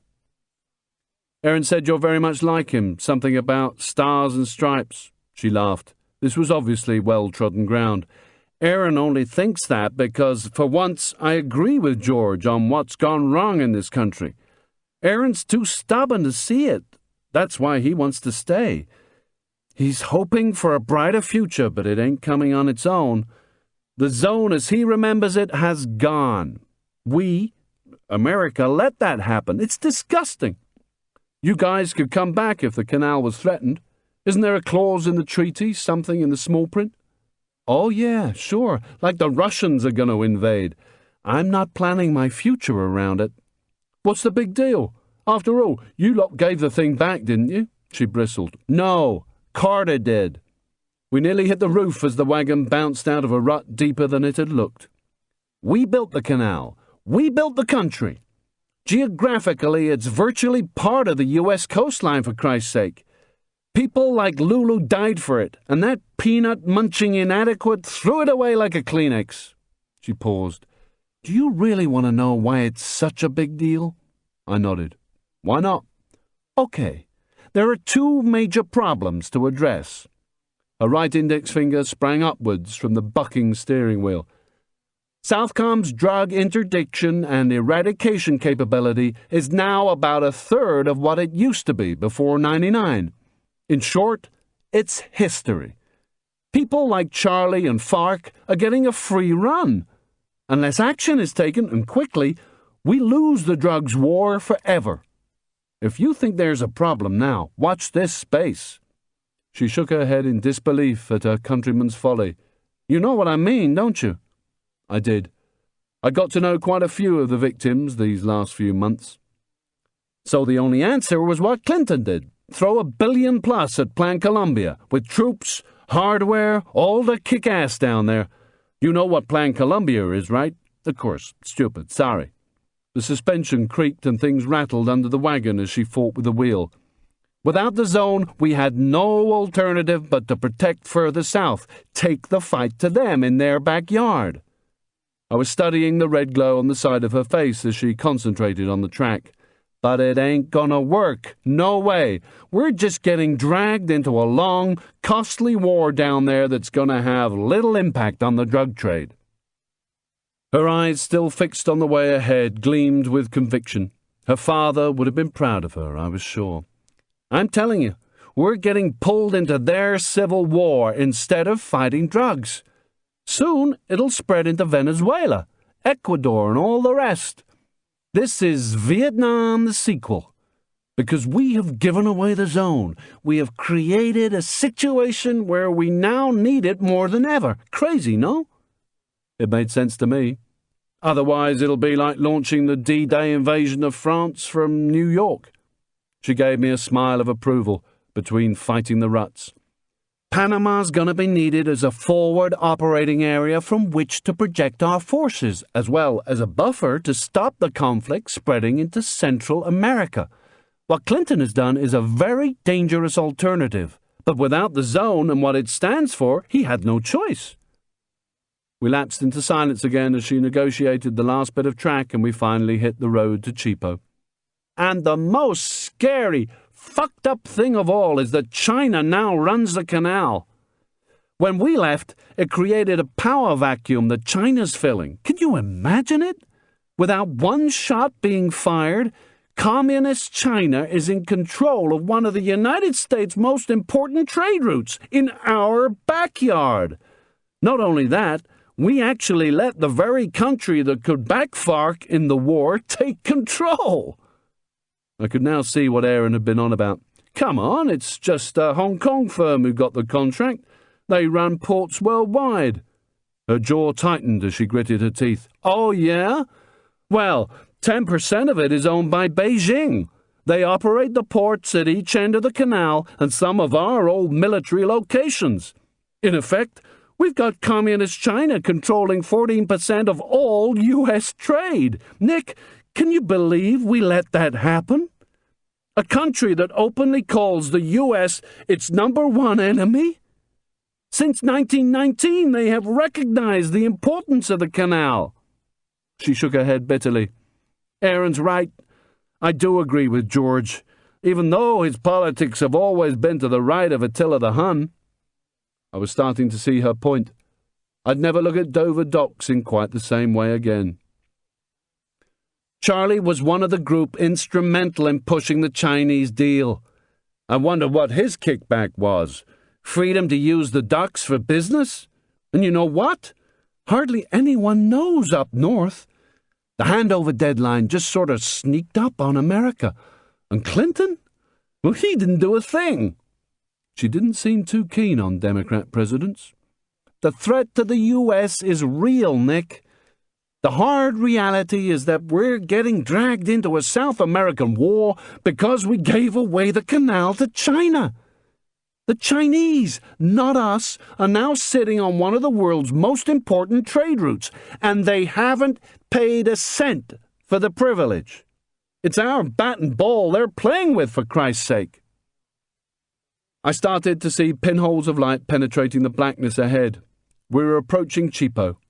I gave her a long, hard look, trying to figure her out as we rumbled over the gravel, and she kept glancing rapidly over at me, waiting for some kind of response. "I guess this is where I fit in," I said. "I'm here to stop Charlie handing over a missile guidance system to FARC so they can't use it against US helicopters in Colombia." "Hey, so you're one of the good guys." She'd started smiling again. "That's not the way it feels," I hesitated. "Your dad wants me to kill Charlie's son." She jolted the wagon to a halt on the gravel, the engine ticking over erratically. I could now see her full face in red shadow. I couldn't make out whether the look in her eyes was shock or disgust. Maybe it was both. It soon became a mixture of confusion and the realization that I had been as economical with the truth as she had. "I couldn't tell you because of OPSEC." I tried to fight it but couldn't. The lid was still completely off. "And also because I'm ashamed. But I've still got to do it. I'm desperate, just like you." I glanced out at the expanse of muddy, water-filled potholes caught in the headlights. "His name is Michael. Aaron teaches him at the university." She slumped in her seat. "The locks. He told me about—" "That's right. He's just a few years older than Luce." She didn't respond. Her eyes joined mine, facing forward and fixed on the tunnel of light. "So, now you have the misfortune of knowing all that I know." Still nothing. It was time for me to shut up and just look out at the illuminated mud and gravel as the wagon moved off. Then I turned and watched as she pursed her lips, shook her head, and drove as if she was on autopilot. End of Side 7.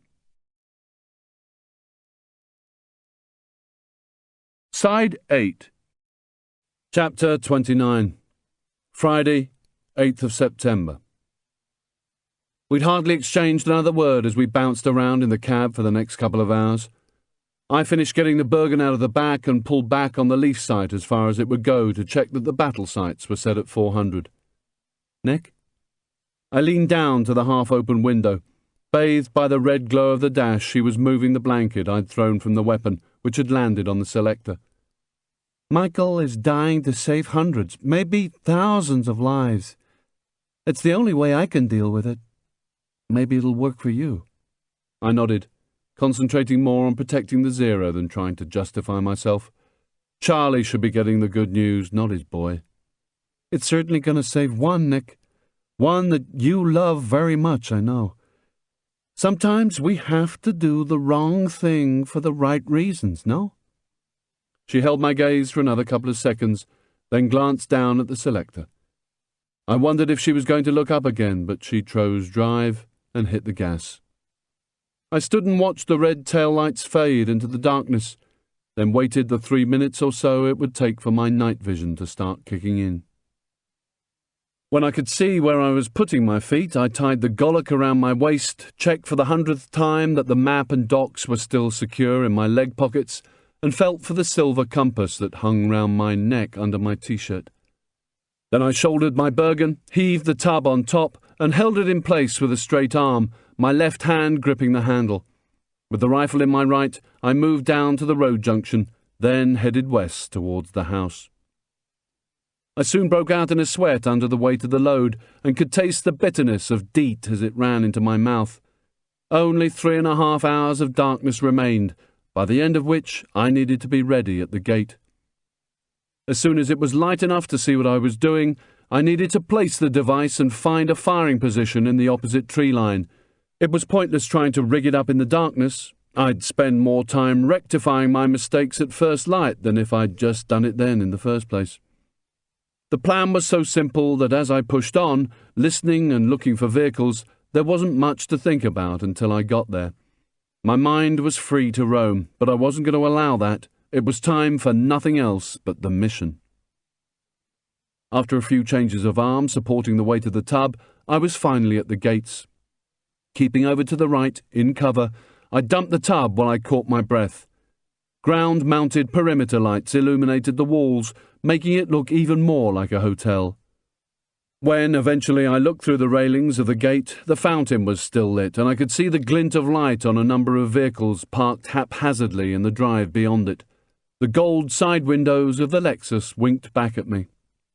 The house was asleep, no light shining out, apart from the enormous chandelier which sparkled through a large window that I took to be above the main entrance. There wasn't going to be any finesse about this device, but it had to be set very precisely. As the vehicle moved through the gates, the force of the shaped charge had to be directed exactly where I wanted it. I would also have to make sure it was well camouflaged with a mozzie net. I went back and collected the tub, then stumbled along the animal track that ran between the wall and the canopy. The wall ran out after just 7 or 8 meters, and at that point I moved a few feet back into the trees to wait for first light. There was no need to go further. Besides, some of Diego's traps might still be set. Keeping the Bergen on my back, I sat on the tub with the weapon across my legs to protect the Zero, the plastic protection rustling gently each time I moved. I was just willing the mozzies to try to take a bite out of me now. I was 95% pure DEET, but they seemed to know better. I changed my mind about keeping the Bergen on. It wasn't serving any purpose, and besides, I wanted water from the side pouch. As I took slow sips, I unstuck the T-shirt from my itchy chigger rash and gazed enviously at the house with its air conditioning and refrigerators working overtime. The occasional animal made a noise in the jungle as the mozzies still circled in holding patterns around me, sounding like kamikaze planes heading for my face before changing course after a sniff of what I had waiting for them. Once I'd put the water back into the Bergen, I gave myself another rub down with the DEET, just in case they discovered a gap in the defences. The tiny bits of leaf and bark on my hands scrubbed against my face and stubble. I sat, scratched my back, felt the fur on my teeth with my tongue, and wished I'd hit the fire pestle 3 times when I'd had the chance. About 45 boring minutes later, I began to see an arc of pale light rising above the tree line. It was going to be a dull one. The birds took their cue to get noisy, and the howler monkeys on the other side of the house woke up the rest of the jungle, as if the crickets ever slept. I began to make out a low mist lying on the mud of the clearing, and higher up, black and grey cloud cover. It would be good for me if the sky stayed overcast. It meant no chance of sunlight reflecting off the objective lens. Another 10 minutes and light was penetrating the canopy. I could just see my feet. It was time to start rigging the device. After rechecking the score marks on the sight, and that the battle sights were pulled back to 400, the kit went back on and I moved slowly towards the gate. I dropped the tub and Bergen about 2 meters short of it, laying the weapon on the ground and not against the wall to avoid any chance of it falling. It didn't take long to find a tree of the right height and structure to take the charge. There were enough of them about. I took the nylon tow rope out of the top flat pouch of the Bergen, tied one end of it to the tub's handle, and gripped the other between my teeth. The taste of petrol nearly made me gag while I looked up and worked out how to climb my chosen tree. My calf was throbbing painfully. It was a noisy ascent, but a time comes when you just have to get on with it, and now was the moment, before everybody in the house began to stir. Trapped water fell onto my head, and I was drenched again by the time I reached my vantage point. At last I could just see over the wall towards the house, and to the other tree line to my half right, where the bottom couple of feet of the trunks were still shrouded in mist. My firing point was going to be somewhere along that tree line. It was maybe 300 meters away, and the tub should be easy enough to find from that distance with the optic. I thought about placing a large leaf or two on top of the wall as a marker to guide me in, but it was too risky. If I could see it, so could anyone driving towards the gate. I had to assume they were switched on and that anything unusual would be treated with suspicion. I'd just have to open my eyes and find it once I got into position. I was still working out how I was going to strap the tub in position when I heard the noise of an engine start up in the driveway. I turned my head to look towards the source. The only things moving were my eyes and the dribble from the sides of my rope-filled mouth. It was impossible to make out what was happening. There were no lights from any of the vehicles, just the low, gentle sound of a petrol engine ticking over. I had to act. This might be the only chance I got. I opened my mouth to release the rope and almost fell as I scrambled down the trunk. Adrenaline surged as I grabbed the weapon and ran back to the end of the wall, frantically tearing at the plastic, trying to check the score marks, feeling for the ready rounds, feeling for my docks. I dropped onto my right knee, brought the weapon up, and looked through the optic, gulping in deep breaths to oxygenate me for the shot, wiping the deep sweat from my eyes before removing the safety. An oldish guy moved around in the low light, the tip of a cigarette glowing in his mouth. He was wearing flip-flops, football shorts, and a badly ripped dark polo shirt, and was wiping the night's rain and condensation off the sleek black Lexus with a chamois leather. The engine must be running for the air, which meant he was expecting passengers soon. I sat back on my right foot and braced my left elbow on my left knee. The soft bit just above the elbow joint jammed into the kneecap, butt pulled firmly into the shoulder. Then I checked my field of view into the killing ground. There was no pain in my leg now, no feeling anywhere as I prepared myself mentally, visualizing the target coming from the front door, heading for either the rear or front of the Lexus. Condensation formed on the lens. I kept the weapon in the aim and, with both eyes on the killing ground, rubbed it clear with my right thumb and t-shirt cuff. All the time taking slow, deep, controlled breaths. I was hoping it was going to kick off and at the same time hoping that it wouldn't until I was in a better position. The old guy made his way conscientiously along the wagon with his chamois. Then the two huge doors at the front of the house opened and I was aiming into a body, the chandelier backlighting him perfectly. The post sight was in the middle of a white short-sleeve shirt and tie, one of the BG, either Robert or Ross, whichever had gone out for the drinks. He was standing in the doorframe, talking on his Nokia and checking progress with the wagon. My heart rate soared, then training kicked back in. I controlled my breathing and my pulse started to drop. I blocked out everything around me, closing down into my own little world. Nothing else existed apart from what I could see through the optic. The BG disappeared back into the house, but the front door was still open. I waited in the aim, hearing, feeling the pulse in my neck, taking controlled breaths, oxygenating my body. If I felt any emotion, it was only relief that it might soon be over and done with. There he was. Michael stepped outside, green on blue, carrying a day sack, smiling, talking with Robert and Ross either side of him. I got the post on him, centre of the trunk, got it on his sternum, took first pressure. Shit! A white shirt moved between us. Keeping the pressure, I followed the group. I got part of his face, still smiling, chatting animatedly. Not good enough, too small a target. Then someone else, a dark grey suit, blocked my view completely. This wasn't going to work. Too late, too many bodies blocking. They were at the wagon. Shit! Shit! Shit! I released first pressure, ducked back behind the wall and ran for the gate while applying safe. No time to think, just to do. Inside my head I was going apeshit. Opportunity target. Opportunity target. Fuck the off-route mine now. I just wanted an explosion. Still screaming silently at myself, I grabbed the tub. There was a strange, empty feeling in my stomach. The sort I used to have as a kid, running scared from something, wishing my legs could go as fast as my head wanted them to. Gasping for air, I reached the gate and dropped the tub against the wall, the blue rope still attached, the rest trailing behind. Opportunity target! Opportunity target! The engine note of the Lexus changed as the wagon started down the drive towards me. It got louder as I picked up the Bergen and sprinted along the edge of the trees by the road. It was time to hide. I launched myself into the foliage at a point about 30 metres from the gate. Fuck! Too near to the device! I got into a fire position in the mud, using the Bergen just like the mound, my breathing all over the place. The electric whine of the motor opening the gates drowned out the noise of the Lexus as it came nearer and then stopped. I was too low. I had no muzzle clearance. I jumped up in a semi-squat, grabbing air, legs apart to steady myself, butt of the rifle in my shoulder as I pulled and twisted to get the fucking stupid safety off. I could see the wraparounds of the two white shirts in front as we all waited for the gates to open, and knew I was exposed to them. I kept as low as I could, my chest heaving up and down as the Lexus finally started to roll forward. Just 20 feet to go. The wagon stopped so suddenly the rear bucked up on its suspension. Shit! I stopped breathing and fixed both eyes on the tub. I brought the weapon up to refocus into the optic and took first pressure. The engine went high-pitched into reverse and I saw the blurry whiteness of the tub and the post clear and sharp in the middle of it, then fired. I dropped the weapon as I hit the floor, screaming to myself as the shock wave surged over me. It felt like I'd been free-falling at 100 mph and was suddenly stopped by a giant hand in mid-air, but my insides kept going.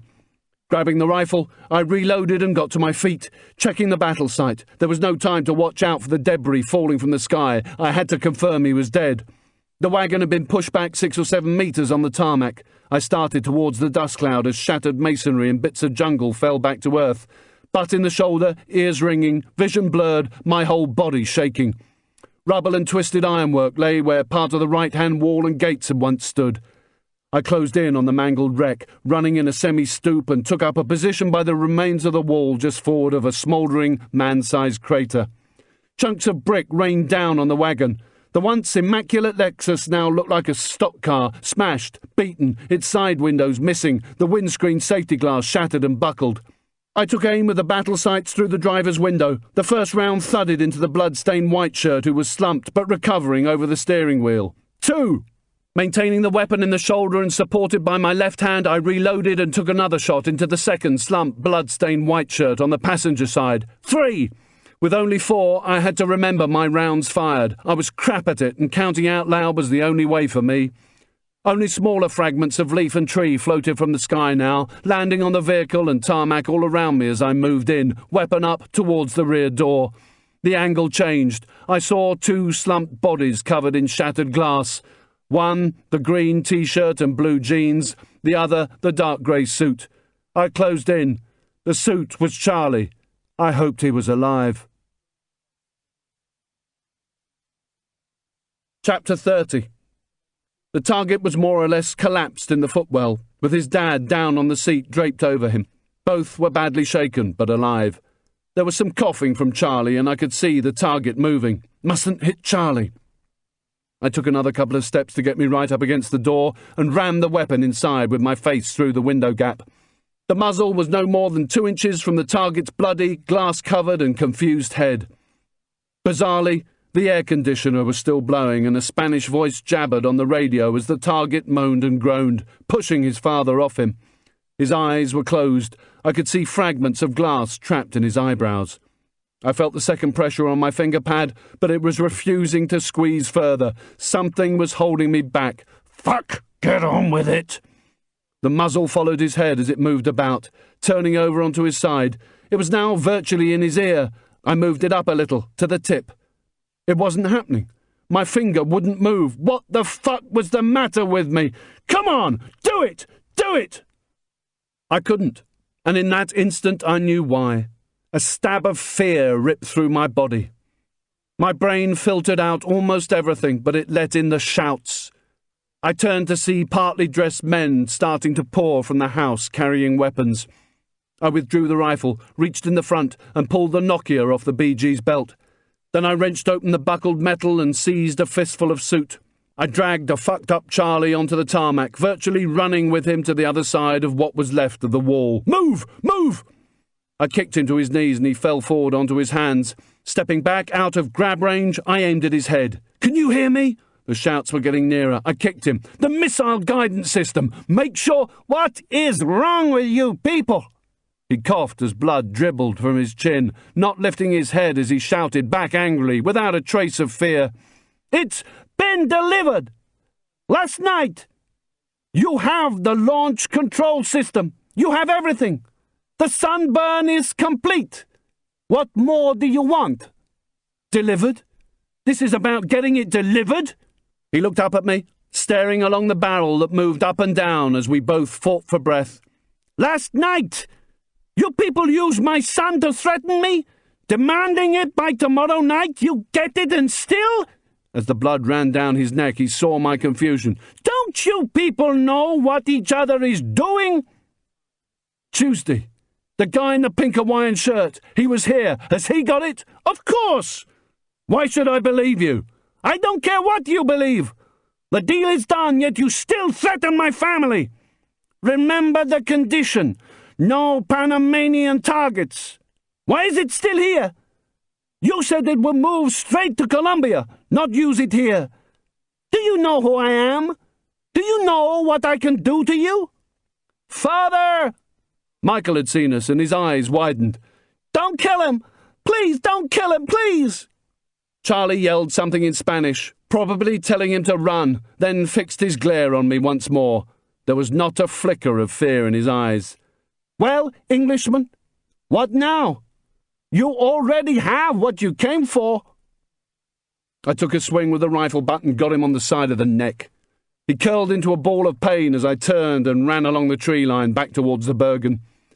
I grabbed it in my spare hand, looked back and saw Michael limping towards his dad as people and vehicles converged. That was the problem. Michael was real people. He was a kid with a life, not one of the shadow people I was used to, the sort of target I'd never thought twice about killing. I hurled myself into the jungle, crashing through wait a while, not caring about sign. I just wanted to get my arse out of here and into the wall of green. Barbs tore into my skin and my throat was so parched it hurt to take breath. But none of that mattered. The only thing that did was getting away. The commotion behind me gradually faded, soaked up by the jungle as I penetrated deeper, but I knew it wouldn't be long before they got organised and came in after me. There was automatic fire. The follow-up was much quicker than I'd expected. They were firing blindly, hoping to zap me as I ran. That didn't bother me. The trees would take the brunt. The only important thing was whether or not they were tracking me. I pulled out my compass, checked, and headed east for about 20 metres. Towards the loop, taking my time now, trying not to leave upturned leaves or broken cobwebs in my wake. Then I turned north, then west, doubling back on myself, but off to the side of my original track. After 5 or 6 metres, I stopped, looked around for a thick bush, and wormed my way into it. Squatting on my Bergen, butt in the shoulder, safety off, I fought for breath.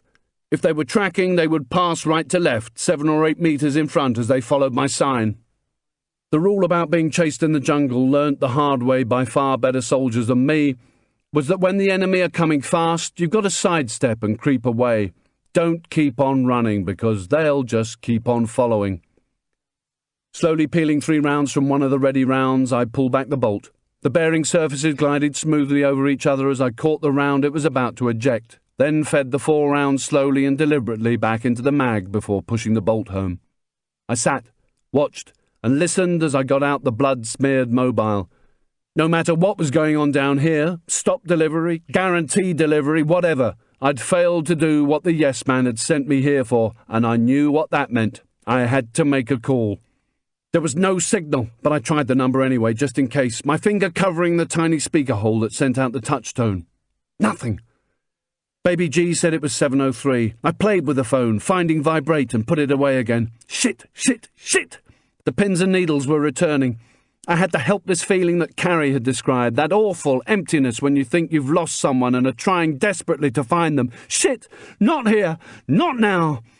A frenzied exchange in Spanish brought me back to the real world. They were close. There were more shouts from under the canopy, but were they following me? I sat motionless as seconds and then whole minutes ticked by. Nearly 7:15. Should be getting up soon for school. I had fucked up. I had to accept that. But what was more important now, at this very moment, was getting a signal on the mobile, and that meant going back uphill towards the house, where I'd seen it used. There was the odd resonant yell that sounded like a howler monkey, but I saw no one. Then there was movement to my front, the crashing of foliage as they got closer. But they weren't tracking. It sounded too much of a gang fuck for that. I held my breath, butt in the shoulder, pad on the trigger as they stopped on my trail. Sweat dripped off my face as 3 voices gobbed off at warp speed, maybe deciding which direction to take. I could hear their M16s, that plastic, almost toy-like sound as they moved them in their hands, or dropped a butt on the toe cap of a boot. A burst of automatic fire went off in the distance, and my three seemed to decide to go back the way they'd come. They'd obviously had enough of this jungle lark. Anyone tracking me, even if they'd lost my sign and had had to cast out to find it, would have gone past my position by now. Even with me trying to cut down on sign, a blind man could have followed the highway I'd made if he'd known what he was feeling for. I got just short of the edge of the tree line, all the time checking the signal bars on the mobile. Still nothing. I heard the heavy revs of one of the bulldozers and the squeal of its tracks. Moving forward cautiously, I saw plumes of black diesel smoke billow from the vertical exhaust as it lumbered towards the gate. Beyond it, the front of the house was a frenzy of people. Bodies with weapons shouted at each other in confusion as wagons moved up and down the road. I moved back into the wall of green, applied safe, and started checking up at the canopy as I unravelled the string on the weapon to make a sling. I found a suitable tree about 6 metres in. It would have a good view of the house, looked easy to climb, and the branches were strong enough to support my weight. I took out the strapping that was going to be my seat, got the Bergen on my back, slung the weapon over my shoulder, and started to clamber up as engines revved and people shouted out in the open ground. When I was about 20 feet up, I tried the Nokia again, and this time I got 4 bars. Fastening the straps between 2 strong branches, I hooked the Bergen over another next to them, settled into the seat facing the house, then spread one of the mozzie nets over me before closing down the Bergen in case I had to buy out. I was going to be here for a while, until things had quietened down, so the net had to be hung out onto branches so it wasn't clinging to me and tucked under to cover the straps. I needed to hide my shape, shine, shadow, silhouette, and movement. That wouldn't happen if I didn't spread it out a bit to prevent myself looking like a man in a tree with a mozzie net over him. Finally cradling the weapon across my legs, I calmed myself down as I hit the keypad. Not giving him time to think or talk, I got to him in a loud whisper. "It's me, Nick. Don't talk, just listen." Chapter 31.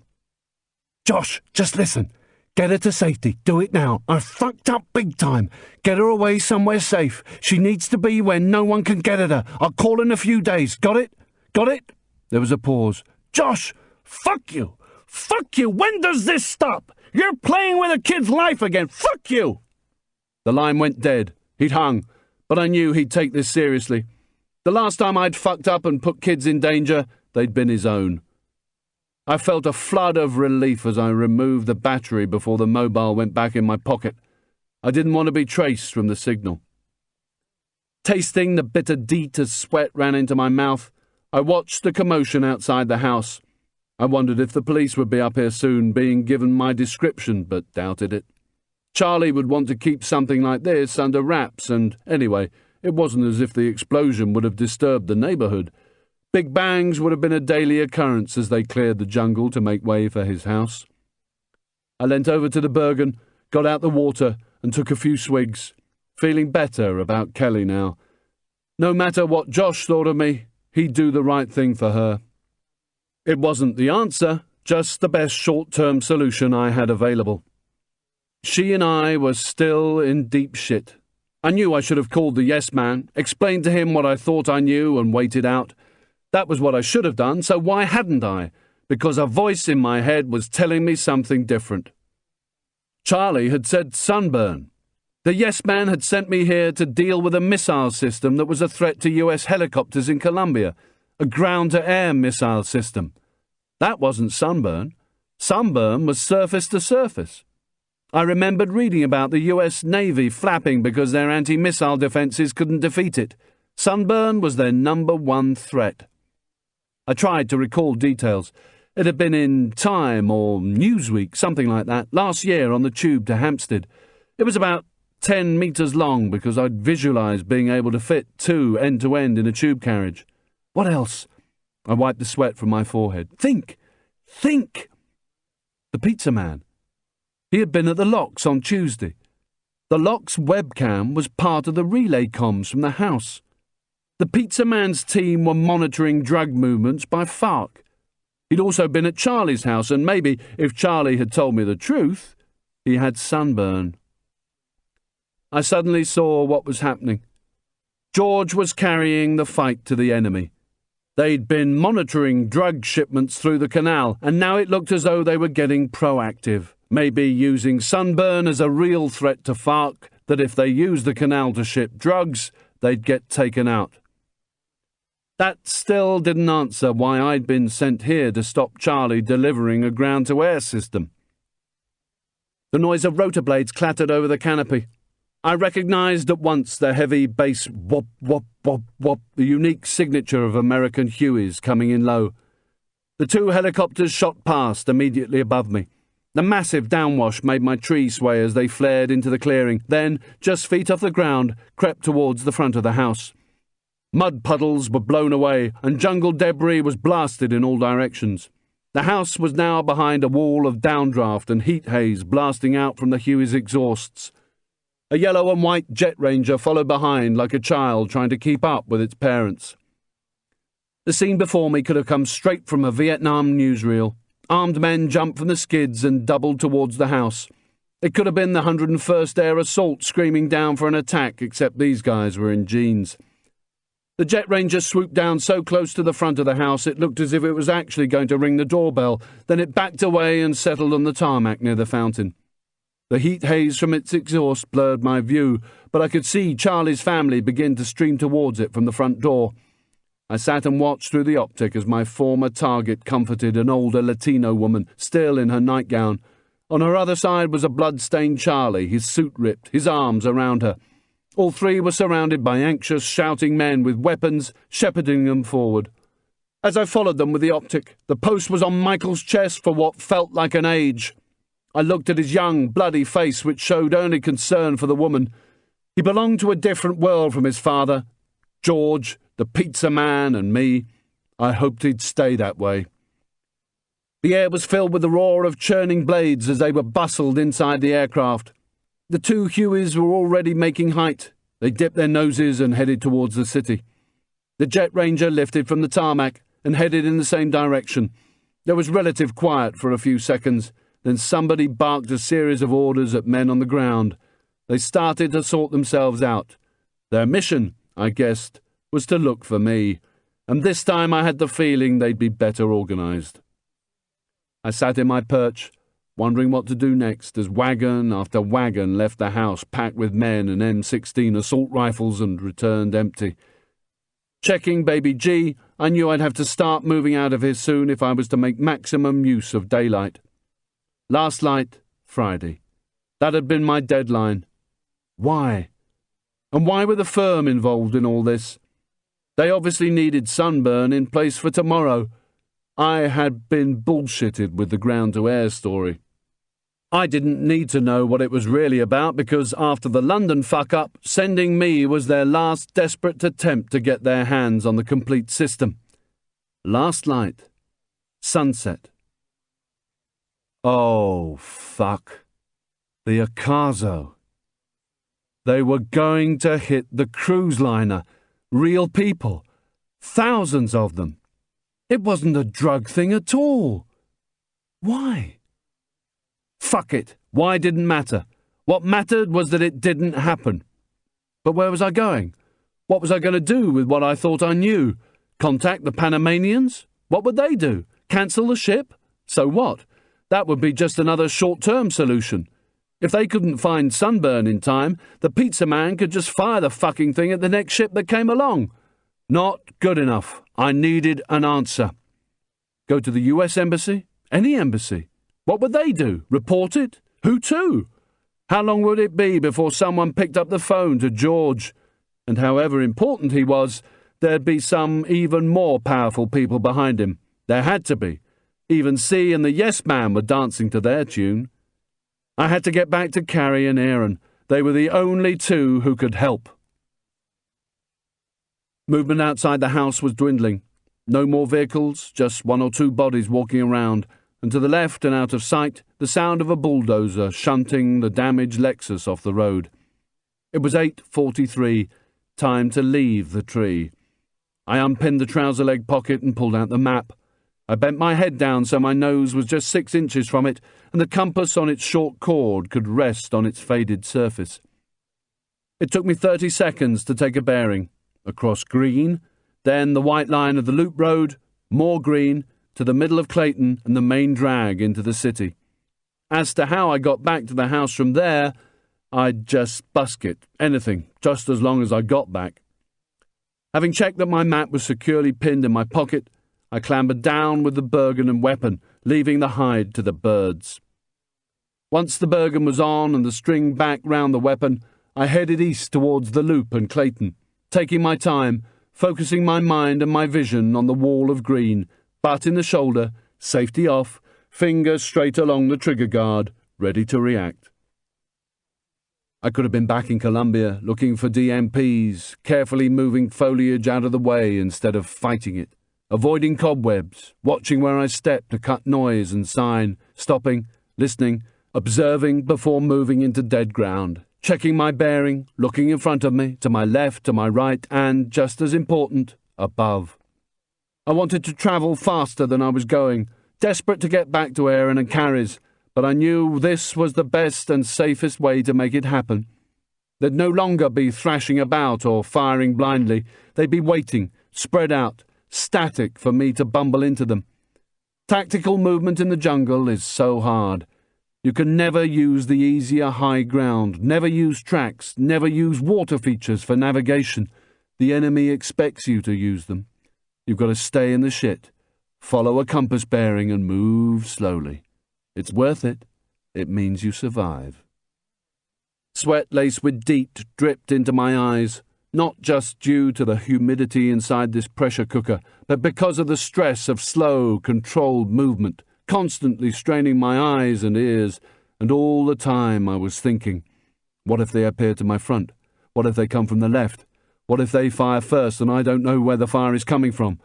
Contacts in the jungle are so close, you can smell their breath. Chapter 32. It'd take me 2 hours to reach the loop, which was a lot quicker than I'd expected. I dumped the Bergen and unstuck my T-shirt from my back in an attempt to relieve the chigger bites. Then I fingered my wet, greasy hair off my forehead and started moving slowly forward, butt in the shoulder. As I neared the road, it was time to apply safe and get down on the jungle floor. Using elbows and the toes of my Timberlands, I dragged myself to the edge of the canopy. The weapon lay along the right side of my body. I moved it with me, knowing that with the safety firmly on, there was no chance of a negligent discharge. Last night's rain filled the dips and potholes in the tarmac, and the sky was still dull. A motley collection of black, light, and dark grey clouds brooded above me as I looked and listened. If the boys had any sense, they'd have triggers out along the roads, doing a bit of channeling of their own, waiting to see what emerged from the canopy. Even if they did, I had a bearing I had to stick to. Edging my way forward a little more so that my head was sticking out from the foliage, I couldn't see anything up the road to the right, apart from the road itself disappearing as it gradually bent left. I turned my head the other way. No more than 40 meters away was one of the wagons from the house, a gleaming black Land Cruiser, facing me and parked up on my side of the road. Leaning against the bonnet was a body with an M16 in his hands, watching both sides of the bend. He was maybe in his 20s, in jeans, yellow T-shirt and trainers, and looking very hot and bored. My heart pumped. A vehicle was my fast track out of here, but did he have mates? Were they spaced up and down the road at intervals, or was he on stag, ready to whistle up the rest of the group if he saw anything as they enjoyed a quiet smoke behind the wagon? There was only one way to find out. I inched slowly backwards into the tree line, finally getting up onto my hands and knees before crawling to the Bergen. Shouldering it, I removed safe and slowly closed on the wagon by paralleling the road, butt in the shoulder, eyes and ears on full power. Each time my foot touched the jungle floor and my weight crushed the leaves, the sound seemed 100 times louder to me than it really was. Each time a bird took flight, I froze in mid-stride like a statue. 20 painstaking minutes had passed when I was brought to a halt once more. From just the other side of the wall of green came the sound of his weapon banging against the side of the Land Cruiser.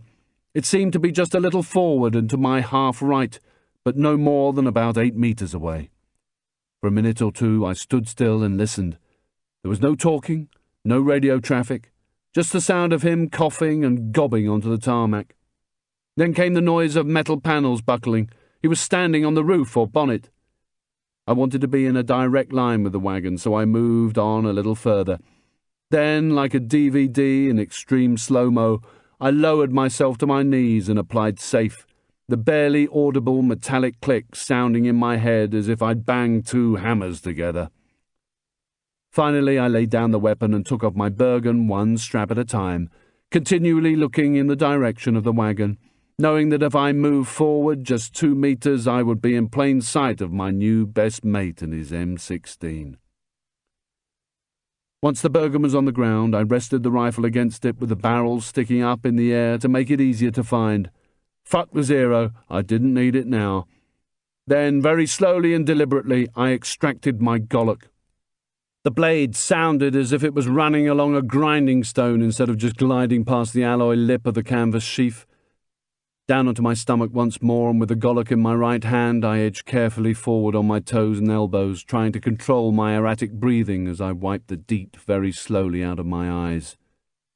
I neared the edge of the tree line at a point about 5 meters short of the wagon. I could see the nearest front wheel, its chromed alloys stained with mud at the centre of a lot of wet, shiny tyre. I edged forward a little more, so slowly it would have made a sloth look like Linford Christie. Another couple of meters and the bottom of the door sills and the front wing came into view, but in the gap between them and the grass I saw no legs. Maybe he was sitting inside. Maybe, as the buckling sound had suggested, he was standing on the roof. My eyes strained at the tops of their sockets as I tried to look up. I heard the coughing up of phlegm and spitting. He was definitely outside, definitely up there somewhere. I counted off 60 seconds before moving again. He was going to hear me soon. I didn't even want to swallow. I was so close I could have reached out and touched the wheel.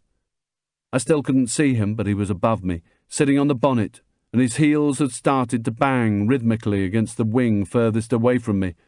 He must be facing the road. I knew what I needed to do, but I had to psych myself to do it. It's never easy to take on somebody like this. Up there was virgin ground, and when I got onto it, I had to react quickly to whatever I found. What if there was another guy in the wagon, lying asleep? What if he had heard me and was just waiting for me to pop up? For the next 30 seconds, I revved myself up as mozzies hovered around my face. I checked I was holding the Golok correctly with a good firm grip, and that the blade was facing the right way. I took one last deep breath and sprang to my feet. He was sitting on the opposite wing with his back to me, weapon on the bonnet to his left. He heard me, but it was too late to turn. I was already leaping towards him, my thighs striking the edge of the bonnet, my feet in the air. My right hand swung round and jammed the Golok across his neck. With my left, I grabbed the blunt edge of the blade and pulled tight, trying to drag his head onto my chest. The M16 scraped over the bodywork as he moved back with me over the wing, my body weight starting to pull us both to the ground as his legs kicked and his body twisted. His hands came up to grab my wrists, trying to pull the Golok away, and there was a scream. I squeezed his head against my chest and committed to falling backwards off the wagon. The air exploded out of me as my back hit the ground and he landed on top of me, and we both cried out with pain. His hands were round the Golok and he writhed like a madman, kicking out in all directions, banging against the wheel and wing. I opened my legs and wrapped them round his waist, forcing my feet between his legs, then flexed my hips in the air and thrust out my chest, trying to stretch him as I pushed the Golok against his neck. I worked my head down to his left ear. Shh! I could feel the Golok in the folds of his skin. The blade must have penetrated his neck a little. I felt warm blood on my hands. I shushed him again, and he finally seemed to get the message. Keeping my hips thrust out, I bent him over me in an arc. He stopped moving, apart from his chest, which heaved up and down. I could still feel his hands against mine as he gripped the blade, but he wasn't struggling anymore. I kept on shushing into his ear. He didn't say or do anything as I forced him over to the right, pulling back on the blade, murmuring, "Come on. Over you go, not knowing if he could even understand me. Soon my chest was on his head, pressing his face into the leaf litter, and I was able to look behind me for the M16. It wasn't far away. I got my foot into the sling and pulled it within reach. The safety catch was on, which was good. It meant the weapon was made ready, that there was a round in the chamber, because you can't apply safe on these things otherwise. I could hardly use it to threaten him if he knew it wasn't ready to fire. There was snorting from his nostrils as they filled up with mucus from shock, and the movement of his chest made me feel I was on a trampoline. I still had one of my legs wrapped around him and could feel the weight of his hips on my knee in the mud. The important thing was that apart from his breathing, he was motionless. Exactly as I would have been in this situation because, like him, I'd be wanting to come out of it alive. I untangled my leg while keeping the pressure on his neck with a gollock, and the moment I was free, I used my left hand to grab the M16. Then, still keeping the blade against his neck, I slowly got up, shushing gently until I was hovering over him and could take away the blade. He knew exactly what was happening and did the right thing by keeping absolutely still, his face wincing with pain as the blade ran along his neck. It wasn't cut that much, and they weren't deep gashes. Once free, I jumped back and got the M16 on him with just my left hand. I spoke gently. "Hello?" His eyes locked on mine, full of fear. I put the gollock to my lips and gave him another shush, nodding for him to get to his feet. He complied very slowly, keeping his hands up even when I began to steer him into the jungle, back in the direction of my kit. There wasn't really enough time to be doing this because more of his crew might arrive at any minute, but I needed to retrieve Carrie's rifle. We reached the Bergen site and I got him to lie face down while I hurriedly shouldered the Mosin Nagant and sheathed the gollock. I pulled back the cocking piece on the M16 just to make sure there was a round in the chamber and that both of us hadn't fucked up. He stared at me, straining his eyes to his extreme left. He was flapping, thinking he had a date with a 5.56mm round at any moment. I smiled. "Speak English?" There was a nervous shaking of his head as I moved a few paces towards him. "Como está?" He nodded shakily as I got the Bergen on. "Bien! Bien!" I put my thumb up and gave him a smile. Good. Good. I wanted to bring him down a bit. People who think they have nothing to lose can be unpredictable, but if he thought he was going to live, he'd do as he was told. I wasn't really sure what to do with this boy. I didn't want to kill him because it might turn noisy and there wasn't any time to try to tie him up properly. I didn't want to take him with me, but there wasn't any choice. I couldn't just let him run wild, not this close to the house anyway. I jerked my head. "Vamos! Vamos!" He got to his feet and I pointed towards the Land Cruiser with the M16. "Camion! Vamos! Camion!" It wasn't exactly fluent, but he caught my drift and we moved. At the wagon, it was simply a matter of shoving the Bergen and rifle into the back, then manoeuvring him into the passenger footwell with the M16 muzzle twisted into his shirt and lying across my lap. The safety catch was on automatic, and my right index finger was on the trigger. He got the message that any movement on his part would be suicide. The key was in the ignition. I turned it and selected drive, and we were moving. The Land Cruiser was shiny and new, still with its showroom smell, and it gave me a strange sense of security. As we headed for Clayton and the city, I looked down at my passenger and smiled. No problema. I knew there wouldn't be any problems from him. I'd just seen a wedding band on his finger and knew what he would be thinking about. The rain was coming early today by the look of the multiple shades of grey, so low now that they were shrouding the rugged green peaks in the far distance. It wouldn't be long before the sky opened big time. What was I to do with my new mate? I couldn't take him through the toll. I might be in a lot of trouble there as it was if it was now being watched. We passed one of the playgrounds between the married quarters and I stopped, got out and opened his door. He stared down the barrel of the beckoning M16. "Run! Run!" He looked at me, confused, as he climbed out, so I kicked him on and waved my arm. "Run!" He started legging it past the swings as I got back into the driver's seat and headed for the main drag. By the time he found a phone and made contact, I'd be in the city and well out of the area. I was certainly safe from the air. Nothing was going to be flying when the skies opened. I checked the clouds once more, just to make sure. I also checked the fuel, just under full. I had no idea if that was enough, but it didn't matter. I had cash. The M16 was shoved between the door and seat as I hit the main drag and headed for the toll booth. Chapter 33. The 4x4 pitched and rolled along a waterlogged jungle track, launching walls of water and mud in all directions. I was just glad to be doing it with the windows closed and air conditioning humming. Maybe 10 more minutes until I reached the clearing and the house. The rain had started as soon as I hit El Chorrillo, slowing everything down. By the time I joined the Panama highway, it was dropping from the sky like Niagara Falls and had carried on like that for the next hour. After that, the cloud had stayed really low and threatening all the way to Chipo. I stopped off at the store the old Indian had been sitting outside 2 days before and bought a couple of Pepsis and a plastic bag of little sponge cakes. When those were gone, I dug around in the Bergen for the sesame bars and water. There was no drama on the next bit of road apart from the mud and the water. I gave a bit of thought to having to ditch the wagon later on, but the main preoccupation was getting back to the house and persuading those two to help me. Maybe there was a way that Carrie could get George to stop it. Maybe they knew how to themselves. Maybe if I ripped the dish off the roof. Maybe. Bouncing along the track, I came into the clearing to see that the cloud had lifted. But there was no sun yet, and no one to be seen. Both their wagons were parked outside the house, and the generator was chugging as I passed the tubs, hitting the horn as it seemed to be the thing to do around here. As I got nearer the house, I saw Carrie come to the mozzie door and stare out. I parked the Land Cruiser and climbed out into the humid air. She opened the mozzie screen for me as I stepped onto the veranda, clearly trying to work out the Land Cruiser. I waited until the hinges stopped squeaking. I'll explain that later. There's been a fuck-up. Charlie's already handed over the guidance system, last night. There's more. My muddy boots clumped on the veranda boards as I passed her and entered the living room. I wanted them both together before they got the news. The fans were blasting away and Aaron was sitting in an armchair facing me, leaning over a mug of coffee on the table. Nick? His little finger was dipping aimlessly in the black fluid and letting it drip onto the wood.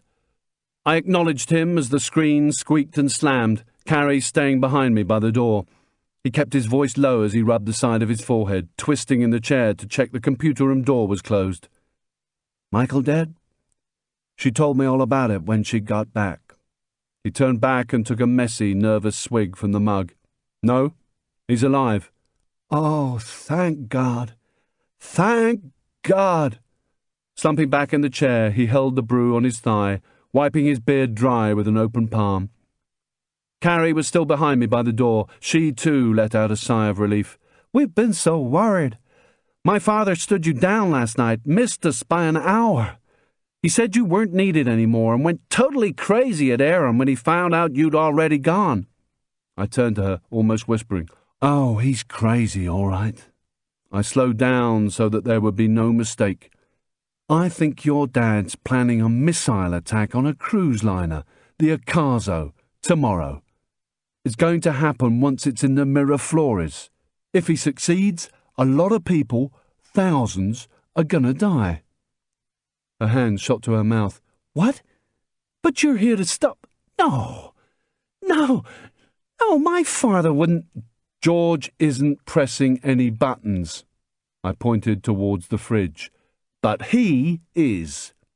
The one with the scar on his stomach. You know, the Beach Babies, your favourite picture. They both followed my finger.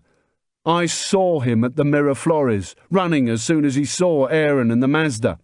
He was also at Charlie's, at his house, on Tuesday, and then here last night.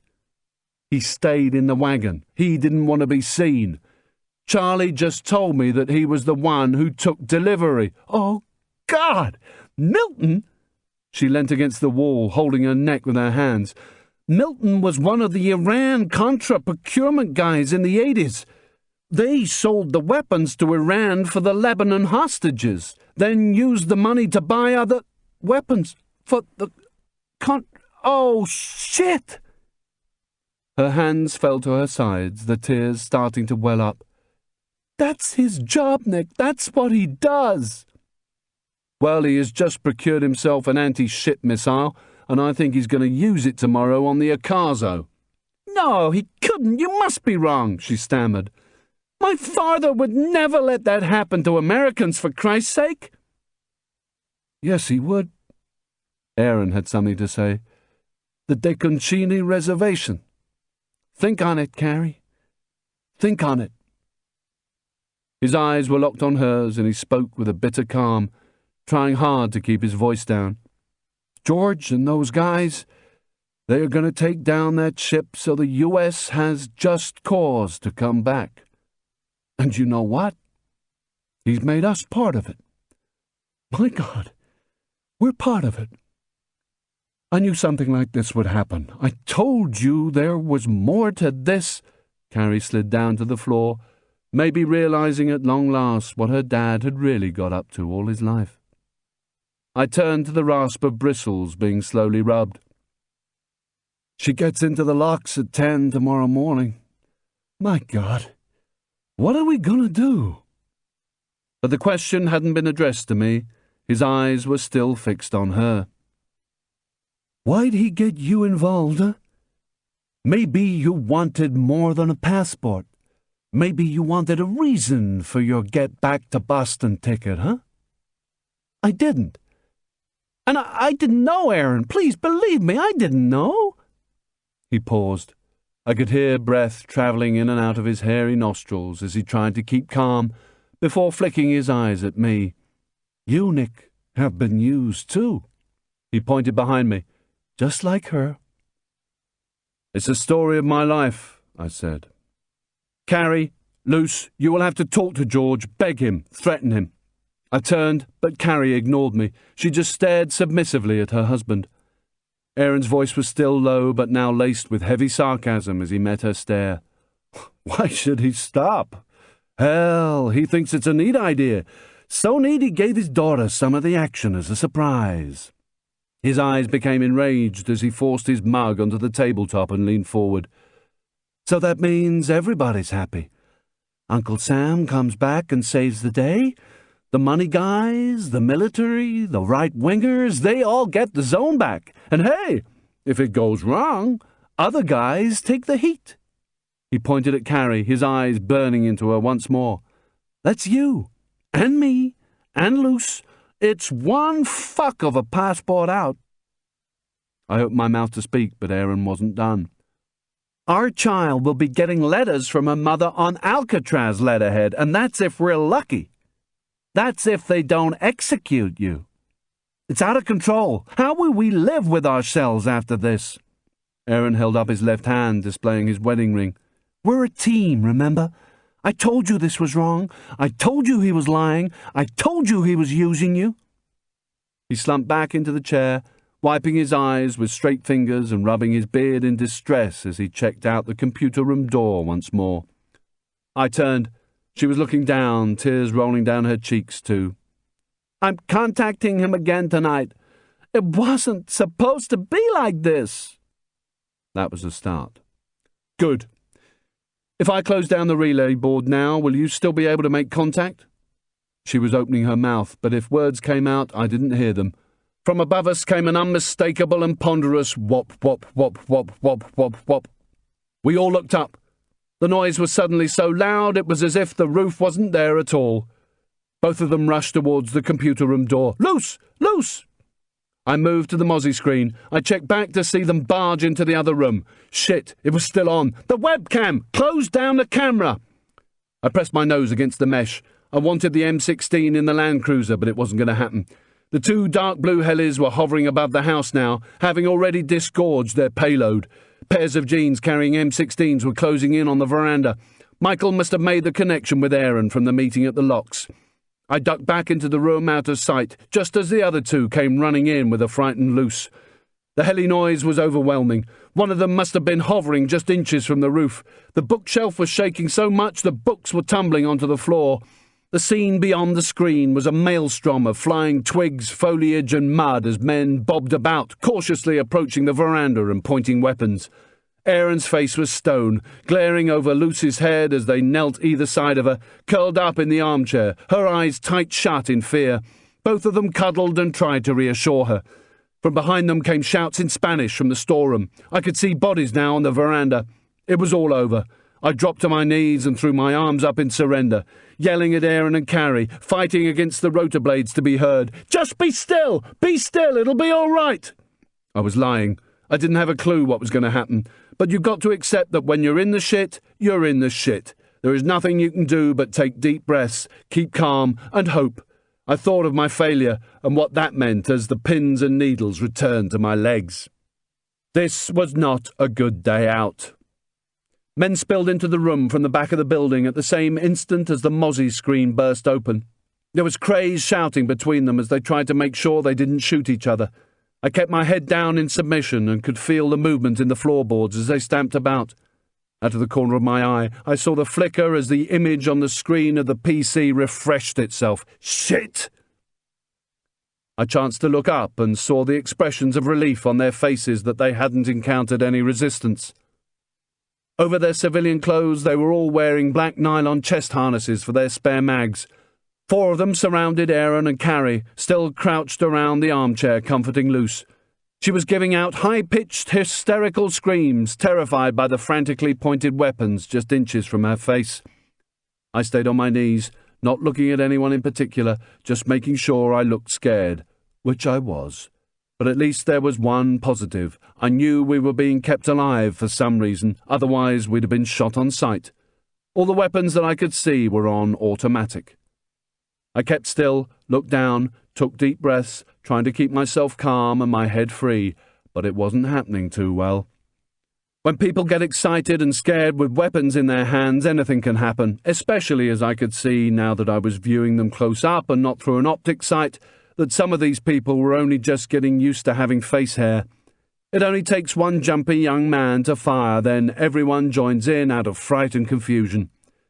Boots and trainers rushed past as loud instructions came from commanders trying to make themselves heard over the continuous thumping of the rotor blades.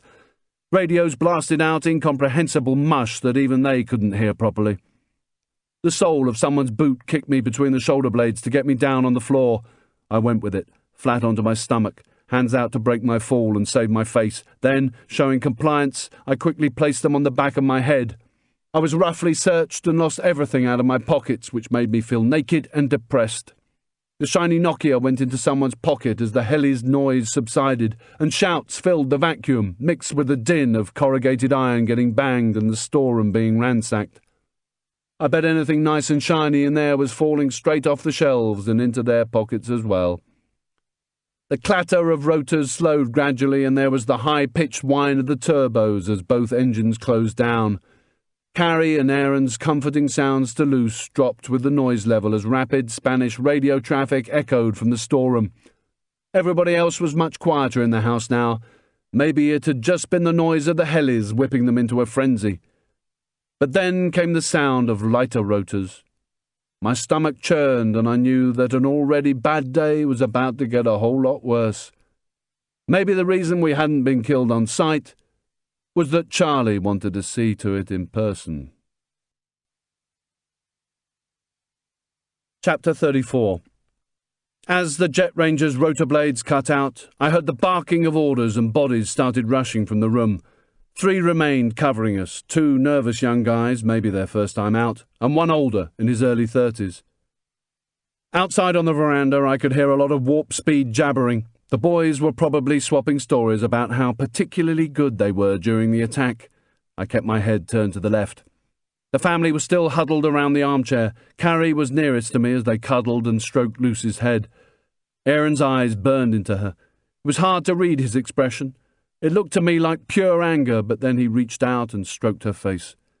Calmer and more controlled Spanish came from the rear of the house, sounding more cultured than the guys with weapons gobbing off. I tilted my head very slightly and screwed my eyes to the top of their sockets to see what was happening. Charlie, dressed in a navy tracksuit and white trainers, had 3 or 4 others buzzing around him like presidential aides as he strode into the room. He walked towards me, looking as if he had need of nothing, not even oxygen. I felt scared. There was nothing I could do physically about things at the moment. If I saw the chance to get away, I would grab it, but right now I just had to look away from him and wait. Whatever happened, I knew it was likely to be painful. They came towards me, talking quietly to each other as he was called by one of the bodies still in the computer room, and then there was the squeak of rubber-soled trainers on floorboards as the group promptly turned and headed back from where they'd just come. I glanced up and saw them hunched around the PC as the screen flickered and slowly rolled down the image of the lock as it was refreshed. One was pointing at the picture, talking as if he was giving Charlie a multimedia presentation. The others nodded and agreed. I turned my eyes to the armchair. Aaron and Carrie were looking anxiously over Lucy's head at the group. Aaron turned and stared back at his wife, his eyes swivelling in their sockets as he leant to kiss a sobbing Lucy's hair. The guys were still mumbling on the veranda behind me. I watched as one of the crew broke away from the PC and came back into the living area. He'd had a change of kit since I stole his Land Cruiser and now boasted a clean, shiny black tracksuit. His neck was covered with a gauze dressing, held in place by surgical tape, and there was a big smile on his face as he sauntered towards me. I lowered my eyes, clenched my teeth, and tensed up. He crouched down and cocked his head so we could have eye to eye. "Como está, amigo?" His prominent Adam's apple bobbed up and down under the blood-spotted gauze. I nodded. "Bien. Bien." He gave the thumbs up with a smile. "Si. Good. Good." I kept my body tense, but still nothing happened. He was taking the piss. I couldn't help but smile back as he got to his feet and returned to the crew at the PC, then addressed a few remarks to Charlie, probably telling him I was indeed the same man, and maybe confirming to him that I was the only one on the ground earlier. Charlie seemed very cool about things, not even turning to look at me. Instead, he smiled and pinched both cheeks of the Land Cruiser guy as he handed over the plastic bag carrying my docs. Charlie then went back and muttered to some more of his aides by the screen. My Land Cruiser friend pulled out my roll of dollars from the bag before leaving via the storeroom. Seconds later, one of the Hueys sparked up, turbos whining. Some of the lads were being lifted out. The heli took off, thundering over the roof as the staff meeting came to an end. They streamed back into the living area, Charlie in the lead, my bag of docs in his hand. He made a beeline towards me. I did my best to bury my face in my shoulder. His mud-stained trainers stopped a foot or two away from my eyes, so new they didn't even have creases in the nylon yet. I concentrated on my shoulder as he crouched down with a crack of his knees and grabbed my hair. I just went with it. What was the point of resisting? Our eyes met. His were dark brown and bloodshot, no doubt due to the force of the explosion. His skin was peppered with scabbed-up pop marks from the shattered glass, and the side of his neck was dressed like that of the guy from the Land Cruiser. But for all that, he didn't look angry, just in command. He stared at me, his expression impenetrable. I could smell his cologne and hear his steel watch strap jangle as he grabbed my chin with his spare hand.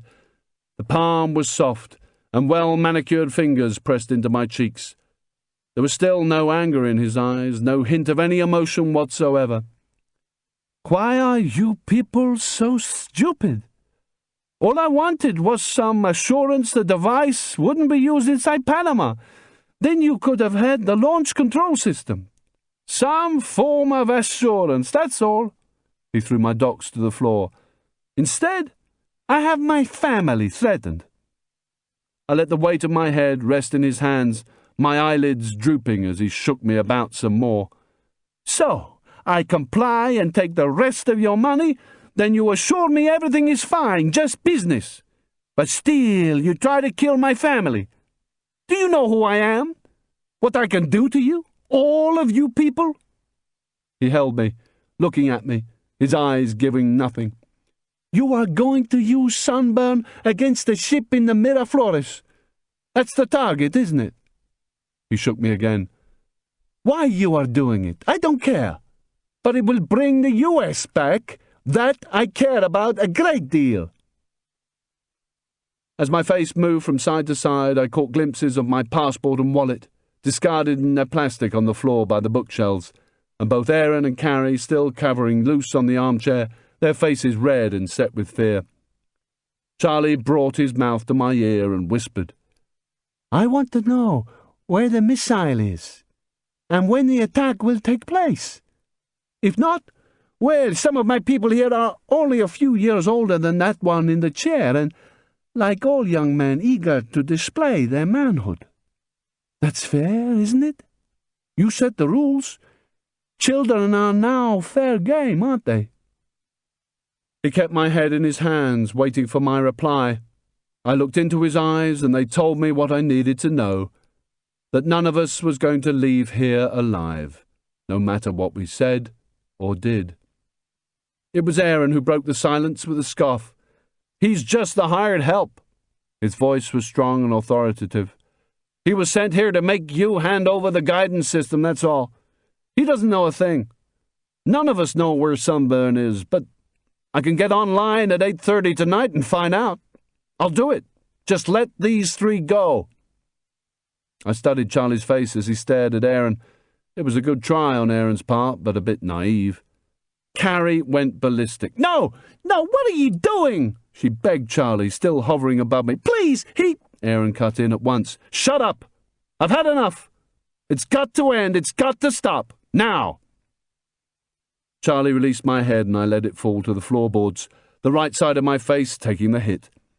He wasn't too keen to have my hair grease on his hands and bent down to wipe it on my shirt before walking over to the coffee table. Aaron followed him with his eyes. 8:30. I can't do anything until then. That's when I can make contact and find out. 8:30. Just let them go.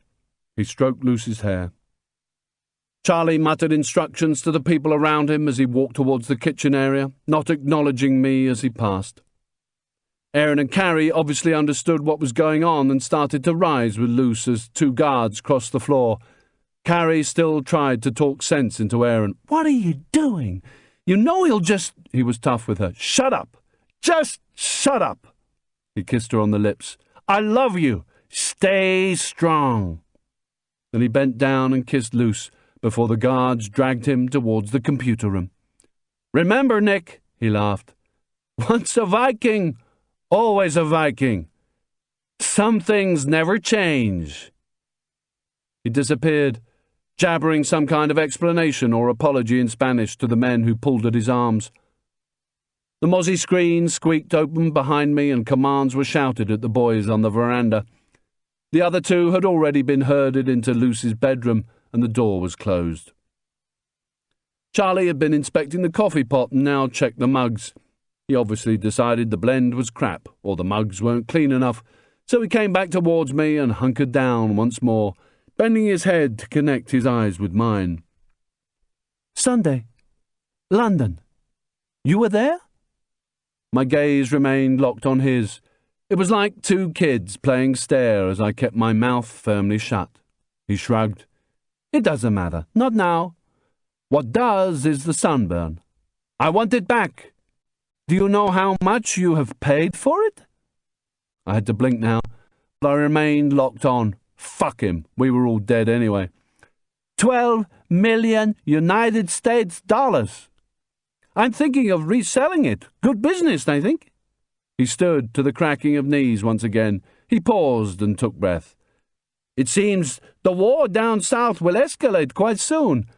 I should imagine FARC would very much appreciate the opportunity to buy Sunburn, to prepare, let's say, for when the Americans send a carrier fleet to support its troops. He smiled. After all, the Russians designed the missile with just one target in mind, the American aircraft carrier. I was pushed towards Lucy's bedroom and opened the door to see both of them lying on the bed in a huddle. Carrie was stroking Lucy's hair. She looked up in terror as the door creaked open, her expression only changing when she saw it was me. The door slammed shut. I moved over to the bed and sat down beside them with my finger to my lips. We've got to get out of here before these kids get organised. She looked down at her daughter, kissed her head and spoke in whispers. What's he doing? He knows nothing. George won't say... I don't know. Shh. I was only just beginning to understand what Aaron was doing, but I wasn't going to tell her. I got up and went to the window, which was protected by a wire mesh mozzie screen on the outside. The window's side hinge types that opened inwards were caked with faded, flaking cream paint. The hinges had long since lost their coat, with luck through use. The mozzie screen was held in place by wooden pegs that swivelled on screws. I looked out and studied the tree line 200 metres away as Luce sparked up behind me. "Is Dad coming?" Carrie soothed her. "For sure, baby, soon." The ground outside was littered with freshly broken terracotta tiles from the roof. There was intermittent chat and the odd laugh coming from the veranda to my left. I inspected the window, my mind still very much on Aaron. He wasn't as naive as I'd thought. Once a Viking, always a Viking. They slash, they burn, they pillage. They never change. He told me that. He'd come to the same conclusion as I had. No way was Charlie letting us out of here alive. I was expecting some resistance from the windows, but they gave quite easily and opened towards me with just one pull. Immediately closing them again, I went over to the bed. "Here's what we're going to do. We're going to get out through the window and get ourselves into the trees." Luce had been looking at her mother, but her head jerked towards me. Tears streaked her face. "What about Dad?" "I'll come back for him later. There's no time for this. We've got to go right now." Luce looked up at her mother and silently implored her. "We can't," Carrie said. "We can't leave him. What will happen when they find us gone? If we stay put and don't antagonize anyone, we'll be all right. We don't know anything. Why should they harm us?" The whine of the turbos and the jet ranger started up and the rotors were soon turning. I waited until they reached full revs before putting my mouth to Carrie's ear. "Aaron knows we're all dead whatever happens, even if George does tell him the location. You understand? We all die." The helicopter took off as her head fell onto Luce's. I followed to keep contact with her ear. "He's buying me time to save you two. We must go now, for Luce's sake and for Aaron's. It's what he wants." Her shoulders heaved with sadness as she hugged her daughter. "Mom?" The tears were infectious. Both of them were sobbing now into each other's hair as the noise of the jet ranger disappeared over the canopy. End of Side 8.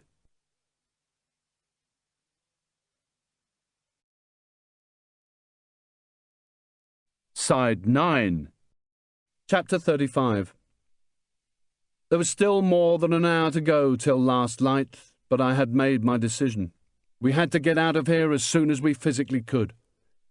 Mumbling and laughter still drifted from the front of the house as if to remind me of the risk we'd be taking. If somebody was on stag at the edge of the veranda, we'd be in full view for the entire 200 metres. It would take us at least 90 seconds to make that distance over muddy ground, and that's a very long time for an M16 to have you in its sights. But who knew what the next hour held? The three of us could be split up and moved to separate rooms, killed, or even put into the remaining Huey and flown out. We had no control over that, and by waiting could end up squandering the chance Aaron had given us. As I looked through the glass and mesh, it was easy enough to confirm our route, half right towards the dead ground, then into the tree line. We'd been moving at an angle away from the front of the house and the veranda, but there'd come a point where we cleared the corner at the back and were in the Huey's line of sight. Would there still be people aboard? Maybe the pilot carrying out his checks? There was no right or wrong about the decision to go now. These things are not a science. If we died, I'd have been wrong. If we lived, I'd have been right. Once absorbed by the wall of green, we'd be relatively safe. We'd just have to contend with a night out on the jungle floor, then spend the next day moving through the canopy towards the dead valley, navigating by paralleling the track. We'd cross the tree graveyard at night, hiding under the dead wood in the day until we made Cheapo. From there, who knew? I'd worry about that then. As for Aaron, I doubted that he'd last much past 8:30. Carrie and Luce were still comforting each other on the bed. I went over to them and, with Brittany on the wall overseeing events, whispered, "We're going to go for the trees." Luce looked at her mother for reassurance. "The thing to remember is that we must spread out when we're running, okay? That way it's harder to be seen." Carrie looked up from her child and frowned. She knew that wasn't the reason. She knew a single burst from an M16 could kill all three of us, and if we were spread out, we'd be that bit harder to hit. Luce tugged at her mother's arm. "What about Daddy?" I could see Carrie fighting back the tears and put my hand on her shoulder. "I'll come back for him, Luce, don't worry. He wanted me to get you two into the jungle first. He wants to know you're safe." She nodded reluctantly, and we heard more mumblings from the veranda, and Boots the other side of the door. Going immediately was the right thing to do. "If we get split up," I said quietly, "I want you two to carry on into the trees without me. Then make your way towards the far right corner and wait for me there." To Luce I added, "Don't come out if anyone calls for you, even if it's your dad. It'll just be a trick. Just my voice, okay? Once you're safe, I'll come back for him." I'd crossed that bridge when I came to it, but for now a lie was necessary to keep them quiet so I could get on with what he was sacrificing himself for. "Ready?" Both heads nodded. I looked at Luce. "Me first, then you, all right?" I moved back to the window and out of whisper range. Carrie followed, looking out to the tree line, listening to the laughter out front. "They're outside on the deck, Nick. It isn't—" "No time. Not interested. But how are we going to get to the trees without—" "Just get her ready." She was right. How were we going to make it? I didn't know. All I did know was that there wasn't any time for fancy plans, even if I could think of one. We just had to get on with it. We were dead anyway, so anything else was a bonus. Pulling open the windows let the sounds of crickets and the boys on the veranda trickle into the room.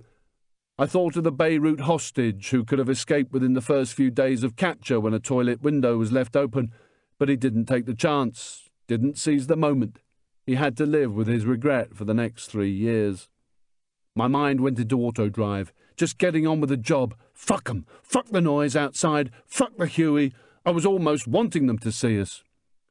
The wooden pegs squeaked as I swiveled them to release the mozzie screen. It rattled in its frame as I pushed it free. I froze, waiting for the murmuring on the veranda to change into shouts. It didn't happen. I pushed again, and this time the screen came away. Slowly and carefully, I lowered it towards the ground. Boots banged about on the decking, and the front door slammed as I felt the screen touch the mud and broken tiles. I clambered out, feet first. My Timberland squelched into the mud, and I moved the screen to one side before beckoning Luce, not even bothering to check the noises. I'd know if they saw me. Better to concentrate on what I was doing rather than flap about something I had no control over. My mother helped her, even though she didn't need to, and I guided her down beside me into the mud. Using one hand to hold her against the wall, I held out the other for Carrie as the boys on the veranda appreciated a punchline and one of the rocking chairs was scraped across the wood. Carrie was soon beside me. I got her to stand next to Luce against the wall and pointed to the tree line to our half right. I gave them the thumbs up but got no reply, so, taking a deep breath, I took off. They knew what to do. Within just a few strides, the mud had slowed our run into not much more than a fast walk. Instinct made all three of us hunch low in an attempt to make ourselves smaller. I pushed them ahead of me and kept motioning to them to spread out, but it wasn't working.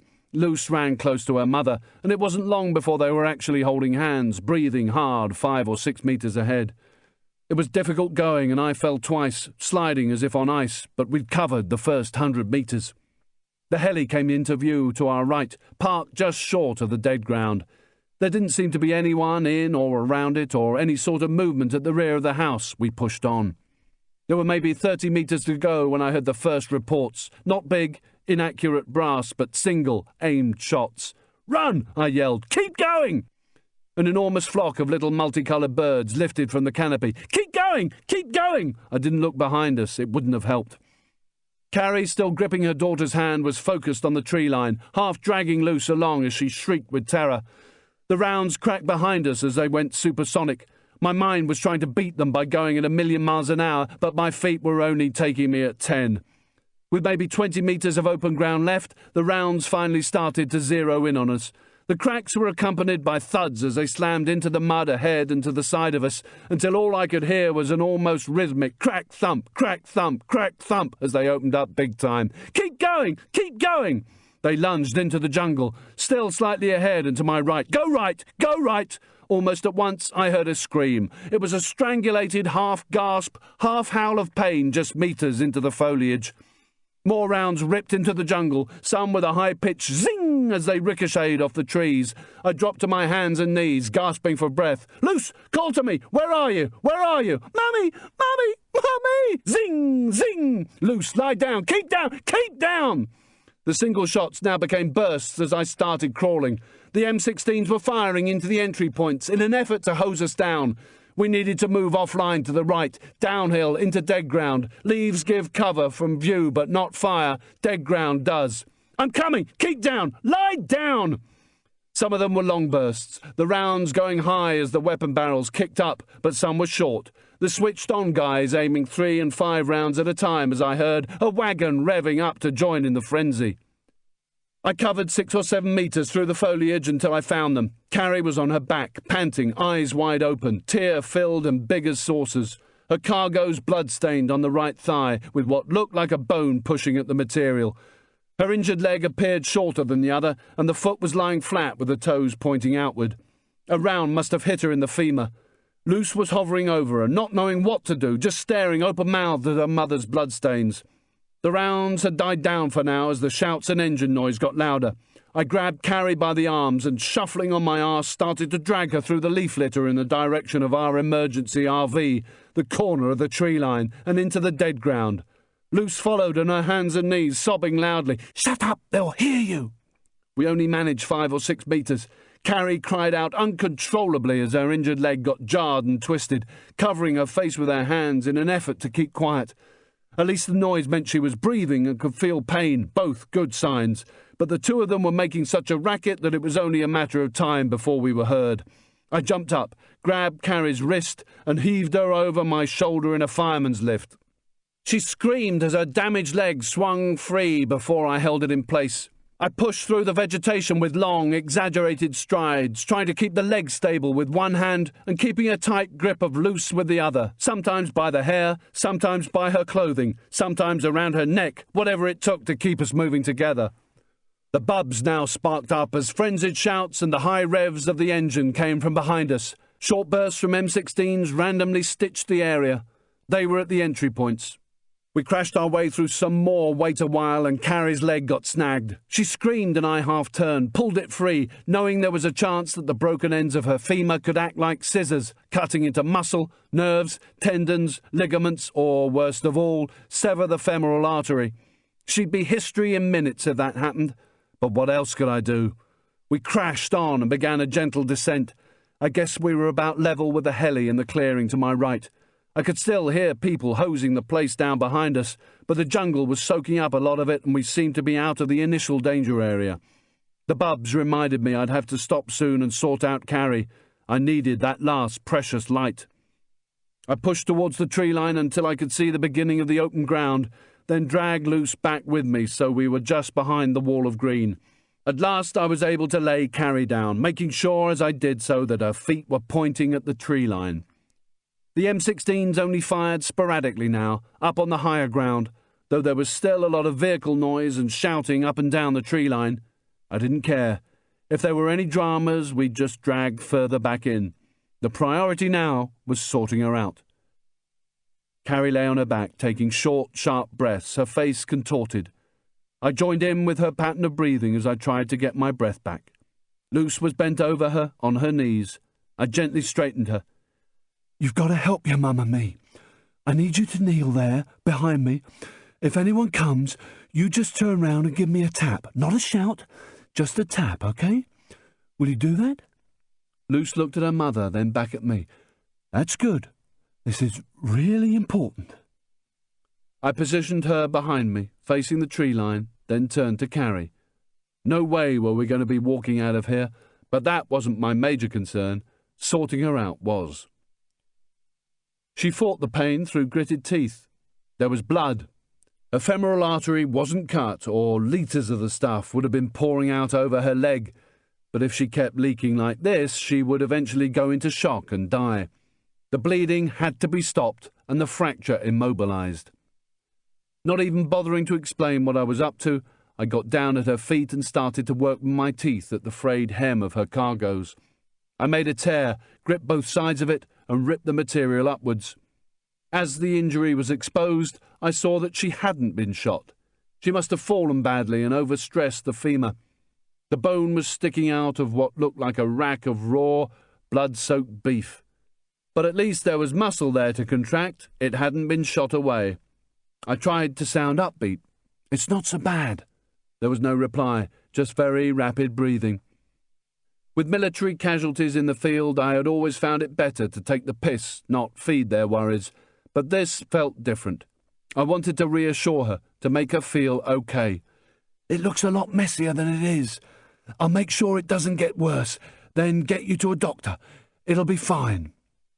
With her head tilted back, she seemed to be looking up at the canopy. Her face was fixed in a terrible grimace, eyes screwed tight.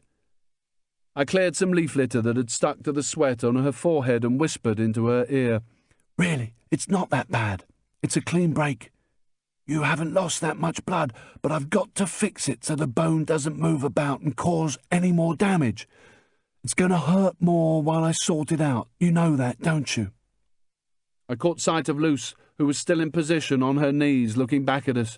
I gave her the thumbs up, but all I got in return was a fleeting, tear-stained half-smile. Carrie's chest heaved up and down as she sucked in air, quietly screaming to herself as she took the pain. Carrie, I need you to help me. Will you do that? Will you help me? I want you to hold on to the tree behind you when I say, okay? Forcing the words out haltingly through the tears, she sobbed, Get on with it! There was a burst of fire further up the tree line. Luce flinched and looked back. I held up both my hands and mouthed to her, It's okay. It's okay. The firing stopped and Luce turned back to her task. The bubs echoed about us in the fading light as I gently eased Carrie's inch-wide webbing belt through the hoops of her cargoes and put it down by her feet. Then I took off my sweatshirt, knowing I was sentencing myself to being one big mozzie banquet. I ripped a sleeve away from its stitching. Carrie's eyes were closed, her lips quivering, as I started pulling on the large waxy leaves that drooped down about us. In a minute, I'm going to move your good leg next to your bad one. I'll do it as carefully as I can.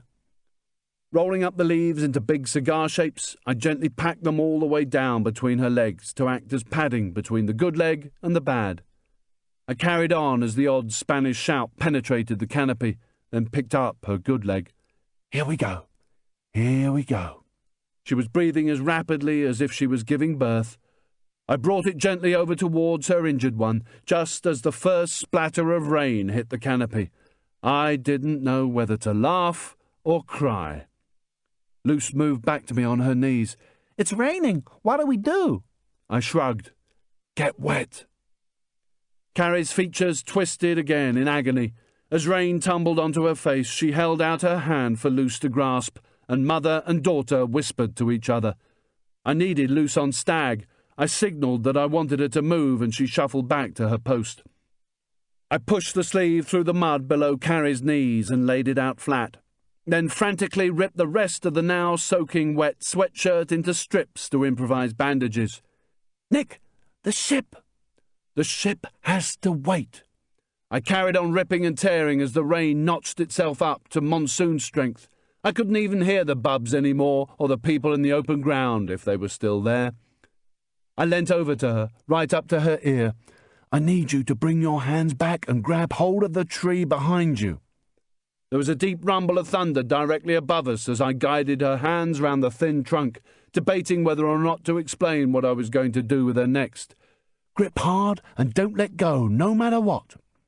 I decided against it. She was in enough pain without anticipating more. I crawled back down to her feet and fed the belt under both her ankles, digging into the mud so I didn't move her damaged leg any more than I had to. Then, kneeling in front of her, I gently picked up the foot of the injured leg between my hands, the right supporting her heel and the other on her toes. Her whole body tensed. It's going to be okay. Just keep hold of that tree. Ready? Slowly but firmly, I pulled her foot towards me. I rotated it as gently as I could, stretching the injured leg out straight to stop the taut muscles from displacing the bone any more and, I hoped, bring some relief from the pain. It wasn't easy. There was a lot of thigh muscle to pull against. Every movement must have felt like a stab from a red-hot knife. She gritted her teeth and for a long time didn't make a sound. Then finally it all became too much. She screamed as her body jerked, but didn't release her grip as the exposed bone started to retract from the open wound. Rain fell in torrents and more thunder rumbled across the darkening sky as I continued with the traction. She screamed again and her body convulsed as I sat down, pulling her leg with all my weight. "Nearly there, Carrie, nearly there." Luce came running over and joined in the sobs. It was understandable, but I didn't need it. I hissed at her, "Shut up!" There was no other way that I could think of, but it just made her worse. She whimpered again, and this time I just let her get on with it. My hands were busy and I couldn't cover her mouth. I couldn't let go because the muscle contraction would pull it back in again and cause more damage. I started to feed the canvas belt over Carrie's ankles with my left hand and then over her sandaled feet in a figure of 8. "Keep your good leg straight, Carrie, keep it straight." Then I pulled back on the ends of the belt to keep everything in place, tying a knot with the belt, still under tension to keep her feet together. Carrie had been jerking like an epileptic, but still held on to the tree and, more importantly, kept her good leg straight. "It's okay, it's done." As I knelt up, Luce fell on top of her mother. I tried to get her off. "Let her breathe," but they weren't having any of it, clutching each other tight. It was getting so dark I could hardly see beyond the two of them now, and the fracture still had to be immobilized so it couldn't do any more damage. I gently folded over the sweatshirt sleeve lying under her knees and tied the ends together with a knot on the side of her good knee. Large lumps of bright green leaf protruded between her legs now that they were getting strapped together. I placed strips of sweatshirt firmly and carefully over the wound. I fed the material under her knees and then worked it up before tying off on the side of the good leg. I wanted to immobilize the fracture and put pressure on the wound to stem the blood loss. Rain cascaded down, blurring my vision as it ran into my eyes. I was working virtually by feel as I tied off the other sleeve round her ankles, adding more support to the canvas belt. I stayed sitting at Carrie's feet, almost shouting to make myself heard above the rain. "Now you can give me my Scout's first aid badge." All I had to do now was make sure that the sweatshirt wasn't tied too tight. I couldn't tell if the blood supply was reaching below the ties. Without light, I couldn't see if the skin was pink or blue, and finding the pulse was a nightmare. There was really only one option. "If you feel pins and needles, you got to tell me, okay?" I got a short, sharp, "Yep." I couldn't even see my hand in front of my face now as I checked Baby G. The dial illuminated and it was 6:27. Just behind me, I could hear both of them crying, even above the drumming on the vegetation. I was starting to feel cold. Not too sure where their heads were, I called out into the darkness. "You two must keep physical contact with each other all the time. You must each know where the other one is all the time. Never let go of each other." I put my hand out and felt wet material. It was Lucy's back as she cuddled her mother. No way were we walking out of here. What the fuck was there to do now? I didn't really know. Well, actually I did, but I was trying to deny it. That was probably what was making me feel cold. I was kneeling there in the rain when I heard Luce speak up. "Nick!" I tapped my hand on her back to acknowledge her. "You're going to get Daddy now?" Chapter 36. It seemed I had come to that bridge. "I'll be no more than a couple of hours." She wasn't wearing a watch, but some kind of timing would be something to cling on to. 8:30, Nick, 8:30. Carrie fought between short, sharp breaths as if I needed reminding. "If I'm not back by first light," I said, "you need to get out into the open ground and make yourself known. You'll need taking care of. Once the weather clears, they can use the heli to get you to hospital." Maybe, maybe not. I didn't know what they'd do, but there was no other way if I didn't return. Going back to the house had been a simple choice to make. Carrie needed medical attention. I needed a wagon to get her to Cheapo. I had to go and get one, and that meant getting Aaron out of there too. Stealing a wagon in the middle of the night, then picking Carrie up so close to the house was a no-no. It simply wouldn't work. I needed to have control of the house and the people in it first. I didn't know if it was the physical pain or the realization that what I'd just talked about was a contingency plan for if Aaron and I were both dead, but she let out a loud sob. Rain drummed on Lucy's back as she knelt over her mother and joined in. I just let them get on with it, not really knowing what else to do while I tried to think through what I'd do once I was at the house, without coming up with much. I checked Baby G, 6:32. Less than 2 hours till Aaron's bluff was called. I felt my knees sinking into the mud. "I'll see you both soon. In fact, I won't see you, I'll hear you." I gave a weak laugh. I drew an imaginary straight line down her body to her feet. She hadn't shifted position since I'd laid her down, so I knew that was the way to the tree line. I started crawling, feeling my way over the wet leaf litter, and soon emerged into the open ground. There was an immediate difference in the ambient noise. The dull pounding of rain into mud took over from the almost tinny noise of it hitting leaves. It was just as dark, however, and because of the dead ground I couldn't see any lights from the house. I stood up and stretched, then ripped an armful of palm leaves from the trees at the edge and laid them onto the ground at my entry point, throwing mud on top to keep them in place. Then, with the heel of my boot, I scraped deep score marks into the mud for good measure. It didn't matter if Charlie's men found the long straight puddles after first light. By then I'd either have done my job and be away from here, or it would all have gone to rat shit anyway and Carrion Loose would need finding. I set off towards the house, conscious that the helicopter would be somewhere to my left. I was tempted to make my way over to it and have a look for a weapon. But what if the pilot was asleep inside or listening to a Walkman? What if they had somebody on stag? It was unlikely in the middle of nowhere and with us now lost in the jungle, but still I couldn't take the chance of a compromise so far from the house. The aim was to get all of us out of here, not go the best of 3 falls with someone in a helicopter. As I crested the high ground, I saw the glimmer of light from the single bulb burning away in the shower area. There was no other lighting, nothing from Lucy's bedroom or Carrion Aaron's. I certainly couldn't tell if our escape window was still open or not, and I didn't intend getting close enough to that side of the house to find out. Why bother? It was wasting time. I'd go to the side where I knew there was an entry point that would definitely get me in. I moved back down the slope and, avoiding the helicopter, made my way round to the other side of the house as more thunder rumbled above. Picking my way through the mud, eventually moving up to the left of the house, I crested the high ground again. The shower area light was now to my right, still trying to penetrate the curtain of rain. Approaching the tubs, I became aware of the chug of the generator, and at that point got onto my hands and knees and began to crawl. The mud felt warm and lumpy on my bare skin, almost soothing the itchy swellings on my stomach. The chug was soon drowned out by the rain beating on the lids of the plastic tubs. There were no signs of life from the house, and it wasn't until I drew level with the storeroom that I could just make out a thin sliver of light coming from beneath the door. I kept moving, and eventually saw a dull yellow glow filtering through the mozzie screen on the window between the bookshelves, but no movement inside. There was no need to crawl any more as I got to the end of the tubs and drew level with the veranda and wagons. Covered in mud, I stood up and moved cautiously towards them. I headed for the Land Cruiser, now pointing towards the track through the woods, rain hammering on its bodywork. I stood off to the side and could see movement inside the house, though from this distance they wouldn't be able to see me. Lurking, standing in the shadows and watching, was a skill I'd learnt as a young squaddy in Northern Ireland, during long hours on foot patrol in Republican housing estates.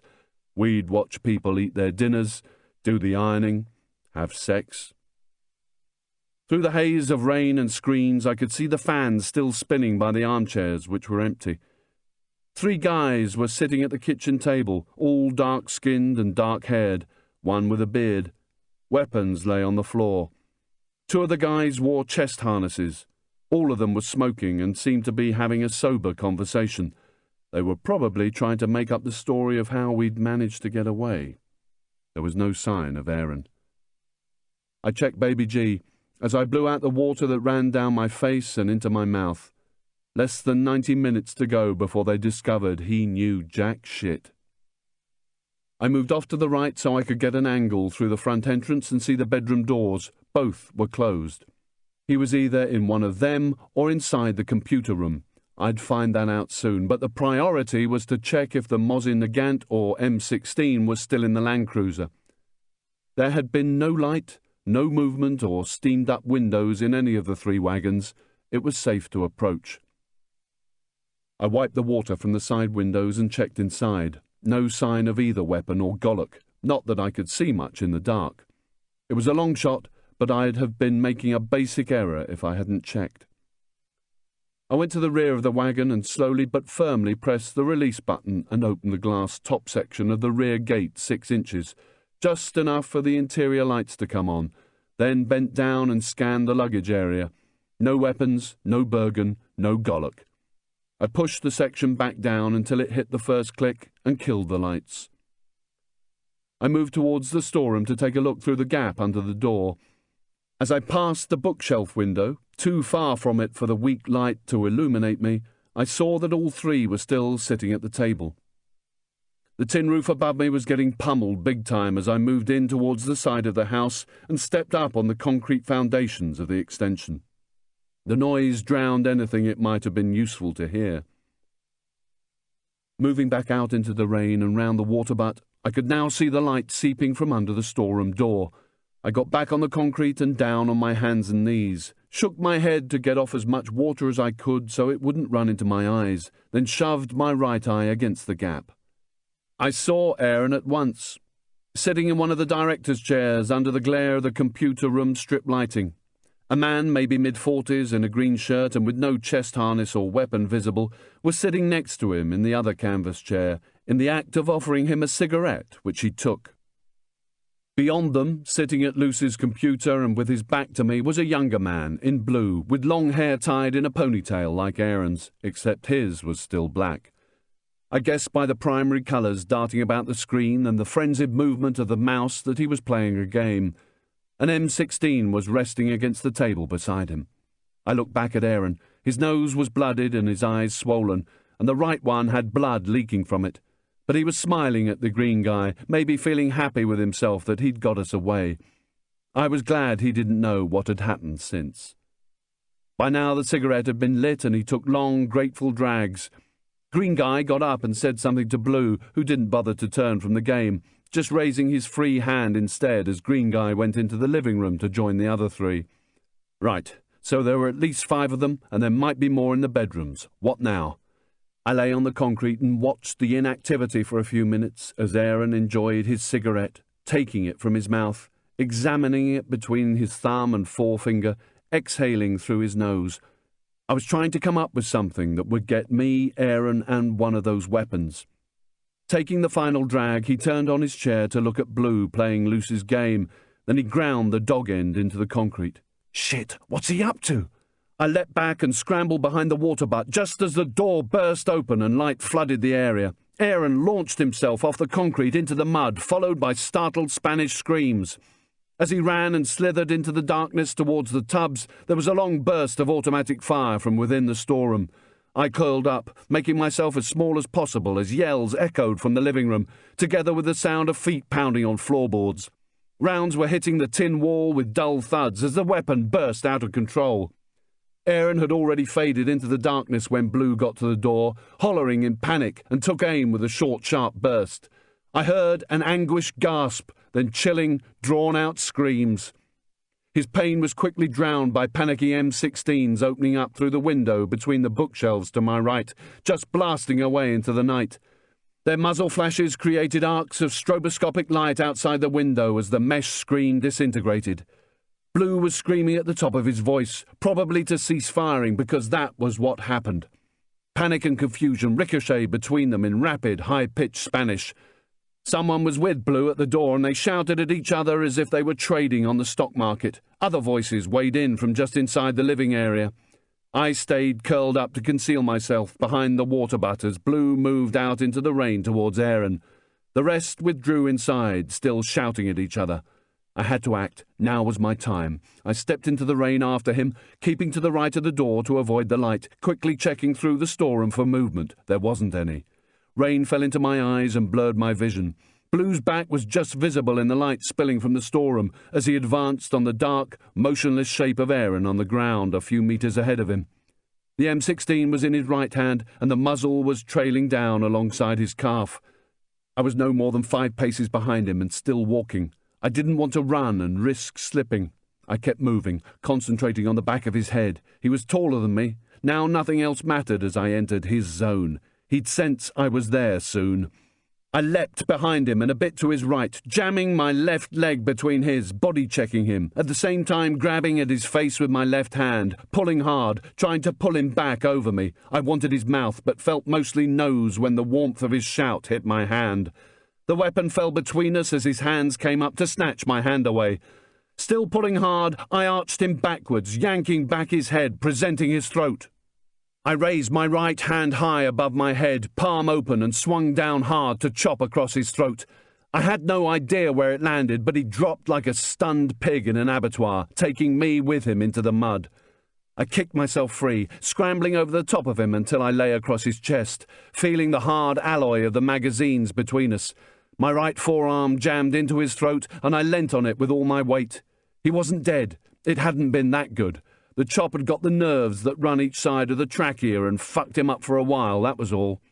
No reaction, no resistance, no last kicks yet. I pressed into him, shaking the rain off as it kept trying to get into my eyes. Looking up, I could see into the storeroom. The others were probably still in the living room, trying to come to terms with the even bigger nightmare they were now facing, waiting for Aaron's body to be dragged back by this fuckwit who'd let him escape. I looked down on him, his eyes closed, no kicking or resistance. I eased off and put my ear to his mouth, no sound of breathing. I double-checked by digging the middle and forefinger of my right hand into his neck to feel the carotid pulse. Nothing. I rolled off him and felt for Aaron. My hands were soon warm with his blood as I felt up his body for his neck. He, too, was dead. I scrabbled around in the mud for the M16, then started to remove Blue's chest harness. I rolled him over, unclipping it from his back, then dragged off the neck and shoulder straps. His arms lifted limply in the air as I pulled. With the harness weighing heavily in one hand and the M16 in the other, I ran to the back of the house for the cover and light it afforded me, and placed the weapon on the sink. The moths had found shelter out of the rain as well, flitting around the light on the wall between the sink and the shower as I gulped air, knowing I didn't have much time before they came out here to see what was taking their friend so long. Fuck the heli. If anyone was still in it now, he was deaf. Aaron's blood dripped off my hands as I took out a fresh 30-round mag and pushed my thumb down into it to make sure it was full. For me, it was too full with 30 rounds. I took out the top one and pushed down again to check the spring had a chance to do its job.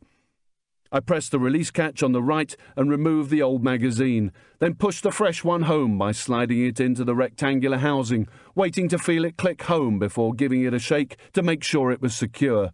I cocked the weapon.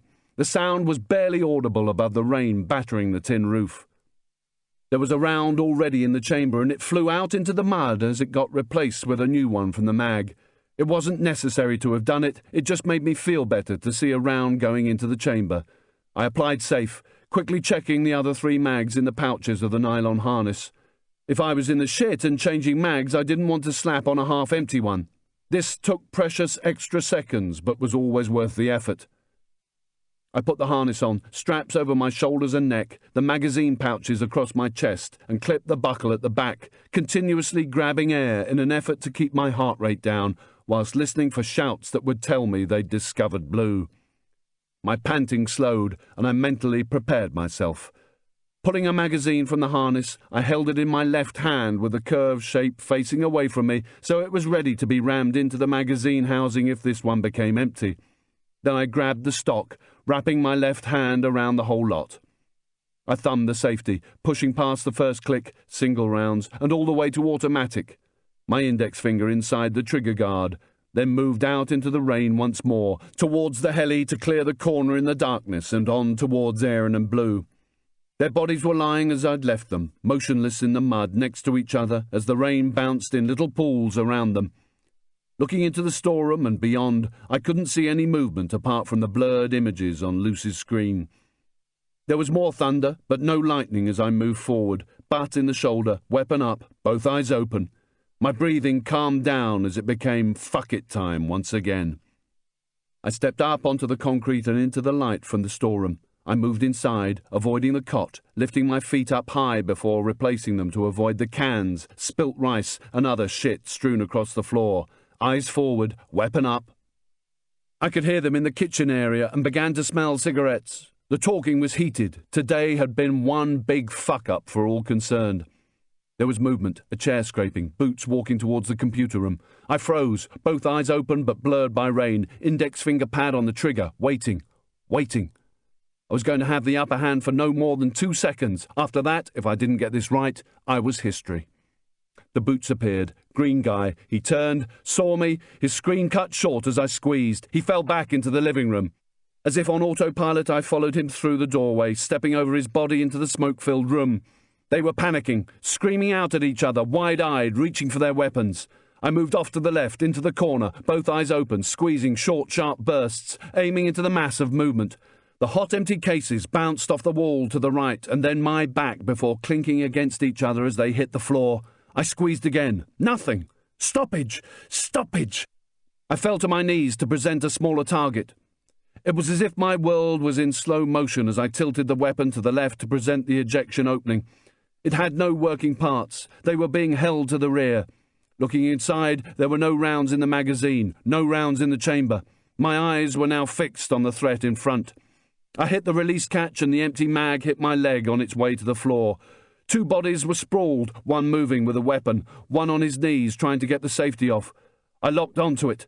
The mist of the propellant was already mixing with the heavy cigarette smoke. The bitterness of cordite clawed at the back of my throat. I twisted the weapon over to its right and presented the magazine housing. The fresh magazine was still in my left hand. I rammed it into the housing, banged it into position from the mag bottom, and slapped my hand down hard onto the locking lever. The working parts went forward, picking up around as I got the weapon into the shoulder, brought the barrel to what I was looking at, and fired on my knees. Another mag, and it was all over. There was silence as I reloaded, apart from the rain hitting the roof and the kettle whistling on the cooker. 2 of the bodies were on the floor. One was slumped forward over the table, his face distorted with the dead man's sneer. I remained on my knees, surveying the carnage. The acrid stench of cordite filled my nostrils. Mixed with the cigarette smoke, it looked as if a dry ice machine was running, covering the bodies, some with their eyes still open, some not. There wasn't much blood on the floor yet, but it would be there as soon as their bodies gave it up. I looked around. Everybody I had seen was accounted for, but the bedrooms had to be checked. Getting to my feet, butt in my shoulder, I gave 3 short bursts through the door to Lucy's room, then forced my way in. And then the same with Carrie and Aaron's. Both were clear, and Lucy's window was now closed. I turned to the kitchen. The floor was covered in a mixture of mud and blood. I went over to the stove, kicking my way past empty cans that had been shot or pushed onto the floor, and took the kettle off the ring. I poured myself a mug of tea from a tin of sachets on the side. It smelt of berries, and I threw in some brown sugar and stirred it as I walked towards the computer room, kicking a weapon out of the way. I dragged the blood-soaked green guy away from the door. Empty cases chinked together as his body moved them across the floor. I stepped into the computer room and closed the door behind me. Seated in a director's chair, I slowly sipped the sweet, scalding liquid while picking out 2 empty cases that had got caught between my chest and the harness on their way to the floor. My hands were starting to shake a little as I silently thanked all those years of skillet arms training that had made stoppage drills second nature. Tilting the mug for the last few drops of the brew, I got to my feet and went to Aaron and Carrie's bedroom. I pulled off the harness and changed into an old black cotton sweatshirt with a faded Adidas logo on the front. It was time to drag Aaron out of the mud. I put the harness back on, gathered up their purple bedsheet, and went to the Land Cruiser with the M16. I checked that the keys were still inside, lowered the rear seats ready for carry, then climbed into the Mazda and fired it up. The headlights bounced up and down as I bumped through the mud to Aaron. He was heavy to retrieve, but I finally got him into the back of the Mazda and wrapped him up in the sheet. As I tucked one corner over his face, I thanked him quietly. Closing the tailgate, I left the wagon where it was, then dragged Blue and hid him amongst the tubs before walking back to the house. I turned off the living room lights and closed the door before kicking Blue's empty cases under the desk and storeroom shelving. Luce didn't need to see any of that. She had seen enough already today. I knew what happened to kids when they were exposed to that shit. Finally, using a torch from the storeroom shelves to light me, I dragged the cot out into the rain and threw it into the back of the Land Cruiser. It just fitted on the opened lower half of the tailgate. Then I headed for the dead ground and the tree line. Chapter 37. The wipers pushed away the flood with each stroke, only for it to be instantly replaced, but not before I glimpsed the entry point in the tree line. The Land Cruiser hit a tree stump and reared up, tilted over to the left, and came back down just as the headlights hit on the palm leaf markers. I left the lights and engine running, grabbed the torch from the passenger seat, ran round and dragged out the cot. With a firm grip on one of the legs as it trailed behind me, I broke through the tree line. "Luce, where are you? Luce, it's me! It's Nick! Call to me!" I shone the torch in a broad sweep, but it only reflected back at me off the wet leaves. "Luce, it's me! Nick! Over here! We're over here! Nick, please! Please, Nick!" I turned to my right and pushed towards her, dragging the cot away from a strand of wait a while that wanted to hang on to it. Just a few feet more and the torch beam landed on Luce, soaking wet, kneeling by her mother's head, her hair flat and her shoulders shaking. Carrie was lying beneath her, in pain, covered in leaf litter. Seeing Lucy's face in the torchlight, she raised a hand, trying to remove the hair stuck to her face. "It's okay, baby. Everything's okay. We can go back to the house now." I dragged the cot alongside them and inspected the job I'd done on her leg. It wasn't as good as it should have been. Maybe I didn't deserve that first aid badge after all. Thunder rumbled and cracked above the canopy. "Where's Daddy? Is Daddy in the house?" Luce looked at me from the other side of her mother, squinting into the torchlight, her red face wet with rain and tears. I looked down and busied myself with the dressings, pleased that the weather, distance, and canopy would have soaked up the sounds of automatic gunfire. I didn't know what the fuck to say. "No, he went to get the police." Carrie coughed and screwed up her pale face, smothering her child into her chest. She looked at me quizzically over her head. I closed my eyes, put the torchlight onto my face, and shook my head. Her head fell back and she let out a low cry, her eyes tight shut. Lucy's head jumped up and down as her chest convulsed. She tried to steer her mother's thoughts elsewhere, thinking it was only physical pain. "It's okay, Mom. Nick's going to get you back to the house. It's okay." I'd done as much as I could with the dressings. "Luce, you've got to help me get your mum on the cot, okay?" Moving the torch slightly so as not to blind her, I looked at her scared face, nodding slowly as rain coursed down it. "Good. Now get behind your mum's head, and when I say, I want you to lift her from under the armpits. I'll lift her legs at the same time, and we'll get her onto the cot in one go. Got it?" I shone the torch above Carrie's head as Luce got into a kneeling position behind her mother's head. Carrie was still thinking of Aaron. That pain was far greater than anything her leg was causing. "That's right. Now put your arms under her armpits." Carrie raised herself limply to try to help her daughter. I jammed the torch into the mud. The beam shone up into the canopy, and rain splattered onto the front of the lens. On my knees, I slid one arm under the small of her back and the other under her knees. "Okay, Luce. On my count of 3. Are you ready?" Thunder reverberated over the canopy. A small but serious voice answered, "Yes, I'm ready." I looked at what I could see of Carrie's face. "You know this is going to hurt, don't you?" She nodded, her eyes closed, taking sharp breaths. 1, 2, 3, up, up, up. Her scream filled the night. Luce was startled. Carrie had gone down harder than I'd have wanted, but at least that phase was over. As soon as she landed, she started breathing quickly and deeply through gritted teeth as Luce tried to comfort her. "It's okay, Mom. It's okay. Shh." I pulled the torch from the mud and placed it on the cot next to Carrie's good leg so that it shone upwards, creating horror movie shadows on their faces. "The hard bits are done." "It's okay, Mom. Hear that? The hard bits are done." "Luce, grab your end. Just lift it a little and I'll lift this end, okay?" She jumped to her feet and stood as if to attention, then bent her knees to grip the aluminium handles. "Ready? 1, 2, 3. Up, up, up." The cot lifted about 6 inches and I immediately started crashing backwards through the vegetation in the direction Carrie's feet were pointing. More thunder rumbled, swamping Carrie's sobs. Luce still thought it was just pain. "We'll see Daddy soon. It's okay, Mom." Carrie couldn't hold back and cried out into the storm. I kept checking behind me and soon made out the lights of the Land Cruiser penetrating the foliage. Just a few paces later, we were out in the open. The rain was relentless as we lifted Carrie into the back of the vehicle, like a patient into an ambulance, her legs protruding onto the tailgate.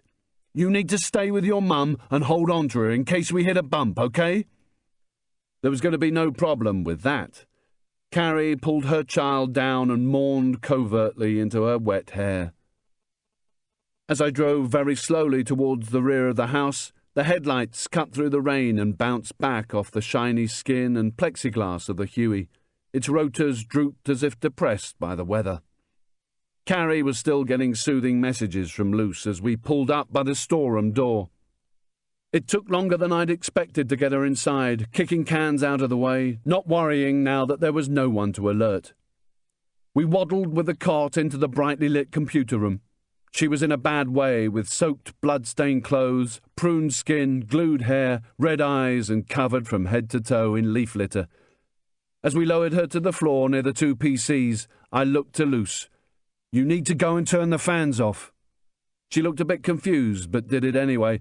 The fans would make the moisture evaporate quicker, producing a chilling effect. Carrie was in enough danger from shock as it was. As soon as Luce left us, Carrie pulled me down to her, whispering at me. "You sure he's dead? You sure? I need to know. Please." Luce made her way back to us as I looked her straight in the eye and nodded. There was no dramatic reaction. She just let go of me and stared up at the slowing fans. There was still nothing I could do to help her with her grief, but I could do something about her physical injuries. "Stay with your mum. She needs you." The medical suitcase was still on the shelf, though it had been opened and some of the contents scattered. I collected everything together and threw it back in the case, then knelt at the side of the cot and searched through to see what I could use. She'd lost blood, but I couldn't find a giving set or fluids. "Luce, is this the only medical kit you have?" She nodded, holding hands with her mother, squeezing her fingers tight. I guess they would have depended on a heli coming in to get them in the event of serious illness or accident. That wasn't going to happen tonight, not with this downpour, but at least it was keeping Charlie at bay. As long as it kept raining so hard, he wouldn't be able to fly back to find out why contact had been broken. I found the dihydrocodeine under the shelves. The label might have said 1 tablet when required, but she was getting 3, plus the aspirin I was pushing from its foil. Without needing to be asked, Luce announced she was going to fetch some Evian. Carrie swallowed eagerly, desperate for anything to deaden what she was feeling. With this lot down her neck, it wouldn't be long before she was dancing with the fairies, but for now she was studying the wall clock. "Nick, tomorrow, 10 o'clock. She turned to me, her expression pleading. First things first. I ripped the crunchy cellophane from a crepe bandage and started to replace the belt and bits of sweatshirt in a figure of 8 around her feet. She had to be stabilized. As soon as that was done, we needed to be out of this house before the weather improved and Charlie fired up his helis.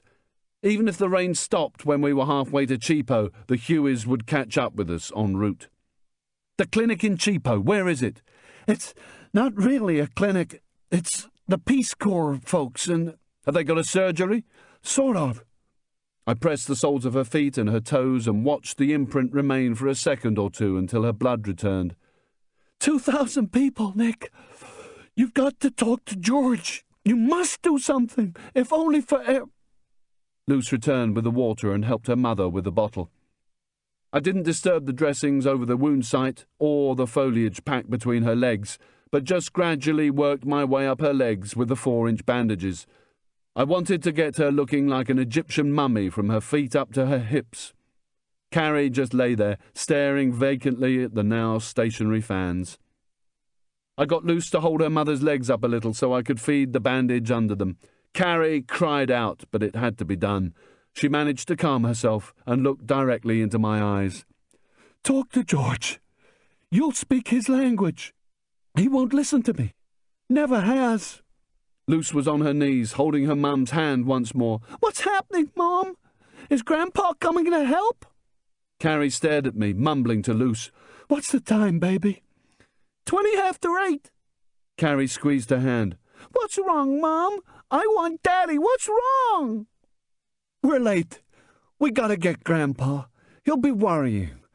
Talk to him, Nick. Please, you've got to." "Where's Daddy? I want Daddy." She was getting hysterical as Carrie held her hand tight. "Soon, baby. Not yet. Get Grandpa."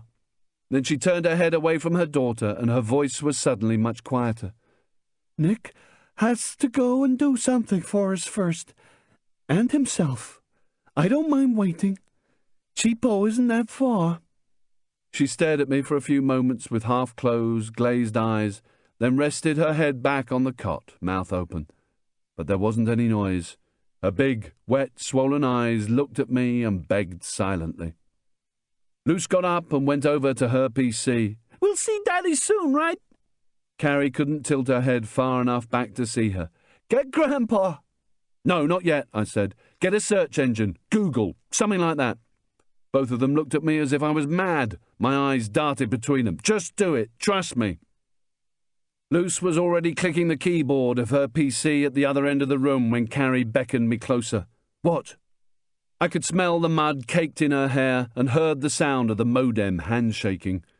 She stared at me, her pupils almost fully dilated. "Kelly, the yes guy, you got to do something." "It's okay. I've taken care of that. For now, at least." She smiled like a drunk.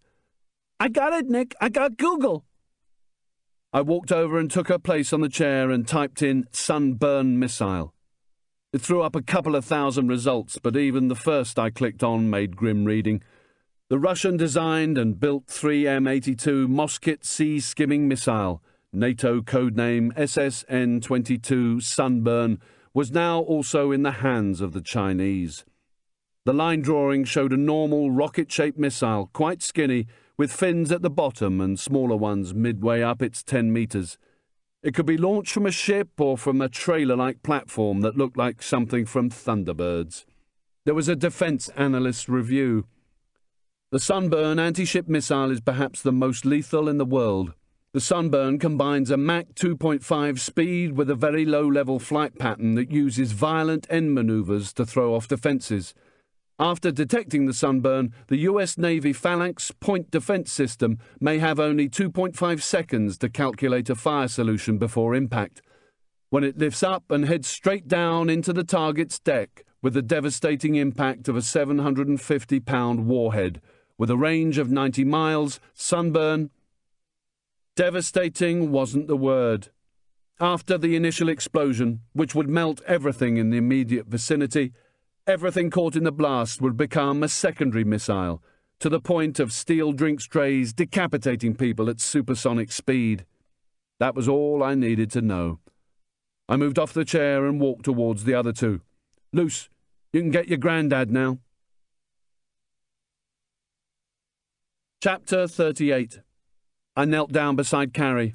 "The banjo you were talking about, is it a river? Is that why they have a boat?"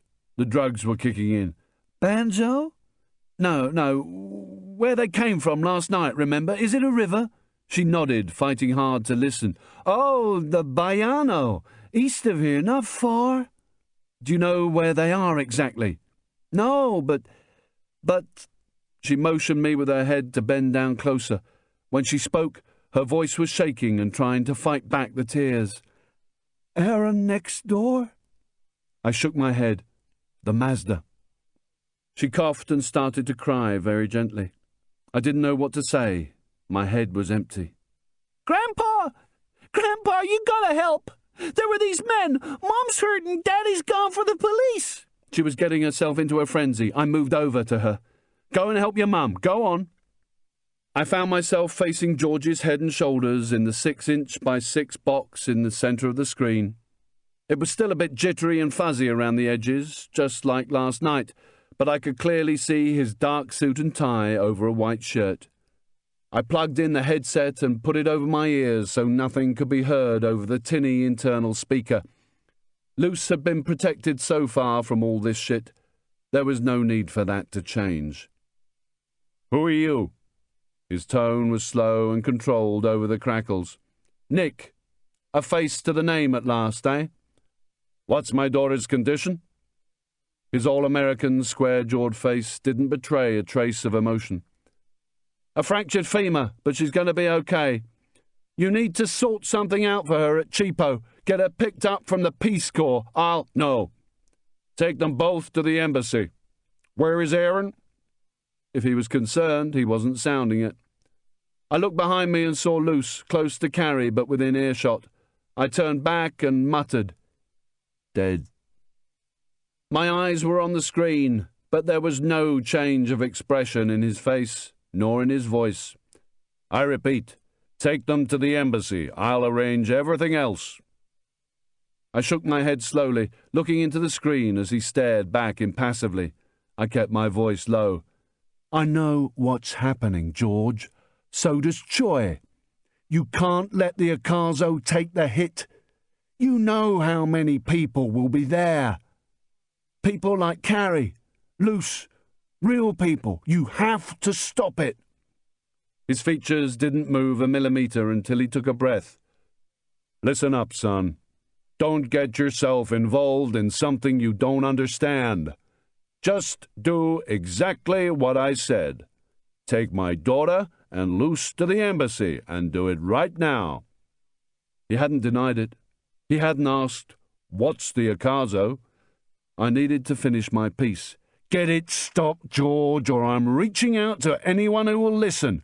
Call it off, and I'm silent for life. Simple. Can't do that, son. He leant forward as if he wanted to get closer to intimidate me. His face took up a lot of the screen. Reach out all you want. No one will be listening. Just too many people involved, too many agendas. You're getting into ground that you wouldn't be capable of understanding. He moved back, his shirt and tie returning to the screen. Listen up good. I'll tell you what's simple. Just take them to the embassy and wait there. I'll even get you paid off if it helps. He paused to ensure I was really going to get the message. If not, take my word for it, the future won't look bright. Now just get with the program, take them to the embassy, and don't get dragged into something that's so big it'll frighten you. I listened, knowing that as soon as I was through those embassy gates, I'd be history. I knew too much and wasn't one of the family. Remember, son, many agendas. You wouldn't be sure who you'd be talking to. I shook my head and pulled off the headset, looking around at Carrie with a shrug of exasperation. Let me speak to him, Nick. No point. He's hearing, not listening. 2,000 people, Nick. 2,000 people. I went over to them both and grabbed one end of the cot with both hands. Luce, we need blankets and water for your mum. Just pile them up in the storeroom for the journey. I pulled the cot back so Carrie was within reach of the headset and placed it over her head, repositioning the mic so it was near her mouth. Above us, George's face still dominated the screen as he waited for my answer. Hi, it's me. The face on the screen was impassive, but I saw the lips move. I'll live. All those people won't if you don't do something to call it off. George's mouth worked for several seconds, but his expression remained set. He was arguing, rationalizing, probably commanding. The one thing he still wasn't doing was listening. Just once, just for once in my life. I've never asked you for anything. Even the passport wasn't a gift. It came with conditions. You have to stop it. Stop it now. I looked at George and his cold, unyielding face as he spoke. It was now Carrie's turn to listen. She slowly pulled the headset from her face, her eyes swollen with tears, and let it drop on her chest. Disconnect it. Get him out of here. It's over. Comms are closed. I left them to it as George had already cut the comms himself. The box had closed down. That was because he'd be getting onto the missile crew using the relay. Looking up at the ceiling, I followed the black wires from the dishes, down behind the plywood boards and out under the tables, looking like a plate of spaghetti as they jumbled themselves up with white wires and fought with each other on their way to feed the machines. Sliding under the desk, I started to pull out anything that was attached to anything else as I shouted at Carrie, "Where's the relay board? Do you know where the relay is?" I got a weak reply. "The blue box. It's near where you are somewhere." Luce came back into the room and went to her mother. Under the mass of wiring, books and stationery, I found a dark blue and badly scratched alloy box just over a foot square and 4 inches thick. There were 3 coaxial cables attached, 2 in, 1 out. I pulled out all 3. There was mumbling behind me. I turned just in time to see Luce heading for the living room door. "Stop! Stay where you are! Don't move!" I jumped to my feet and moved over and grabbed her. "Where are you going?" "Just to get some clothes, I'm sorry." She looked over to her mother for support. I let go so she could be at her mother's side, and as I turned to follow her, I noticed the small pool of blood that had started to seep under the door. I ran into the storeroom and grabbed the first thing I could find for the job, a half-empty 50-pound plastic sack of rice that had been kicked over. I lugged it back and placed it like a sandbag against the bottom of the door. "You can't go in there. It's dangerous. There could be a fire. The oil lamps fell when the helicopters came. It's everywhere. I'll get your stuff for you in a second." Getting back under the table, I ripped out every wire that was attached to anything, then listened to make sure it was still raining. "I'll get the clothes for you now, Luce. Just stay here, okay?" I nearly gagged when I opened the door and stepped over the rice bag. The smell of cordite had gone, replaced by death. A smell like a bad day in a butcher's shop. Once the door was closed, I turned on the light. The 4 bodies lay amongst the splintered wood and smashed glass, their blood in thick congealed pools on the floorboards.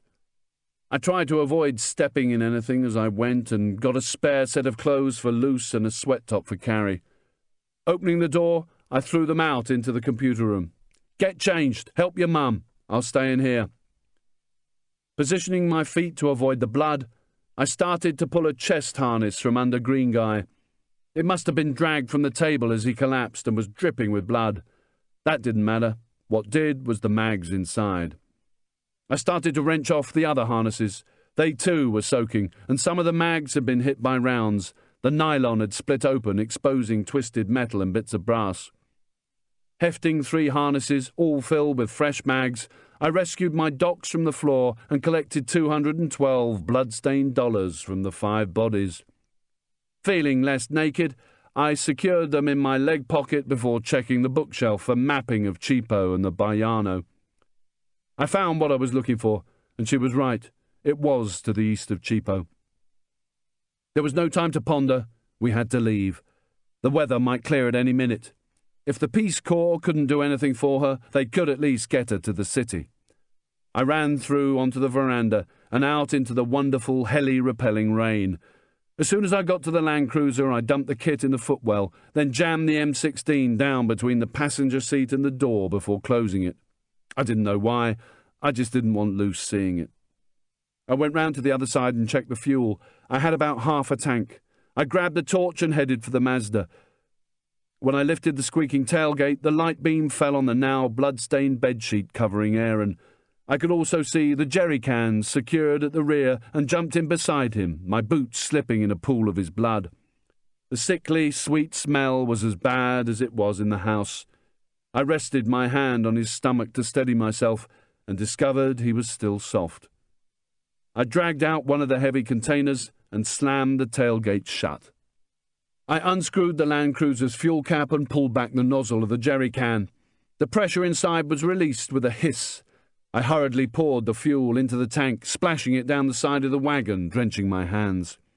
As soon as the jerry can was empty, I closed the fuel cap and threw the metal container into the footwell on top of the harnesses. I thought I might be needing it later. End of Side 9. Side 10. Chapter 39. Having made sure that mud had replaced Aaron's blood on my timberlands, I walked back towards the glare of the computer room and checked that the rice bag was still doing its job.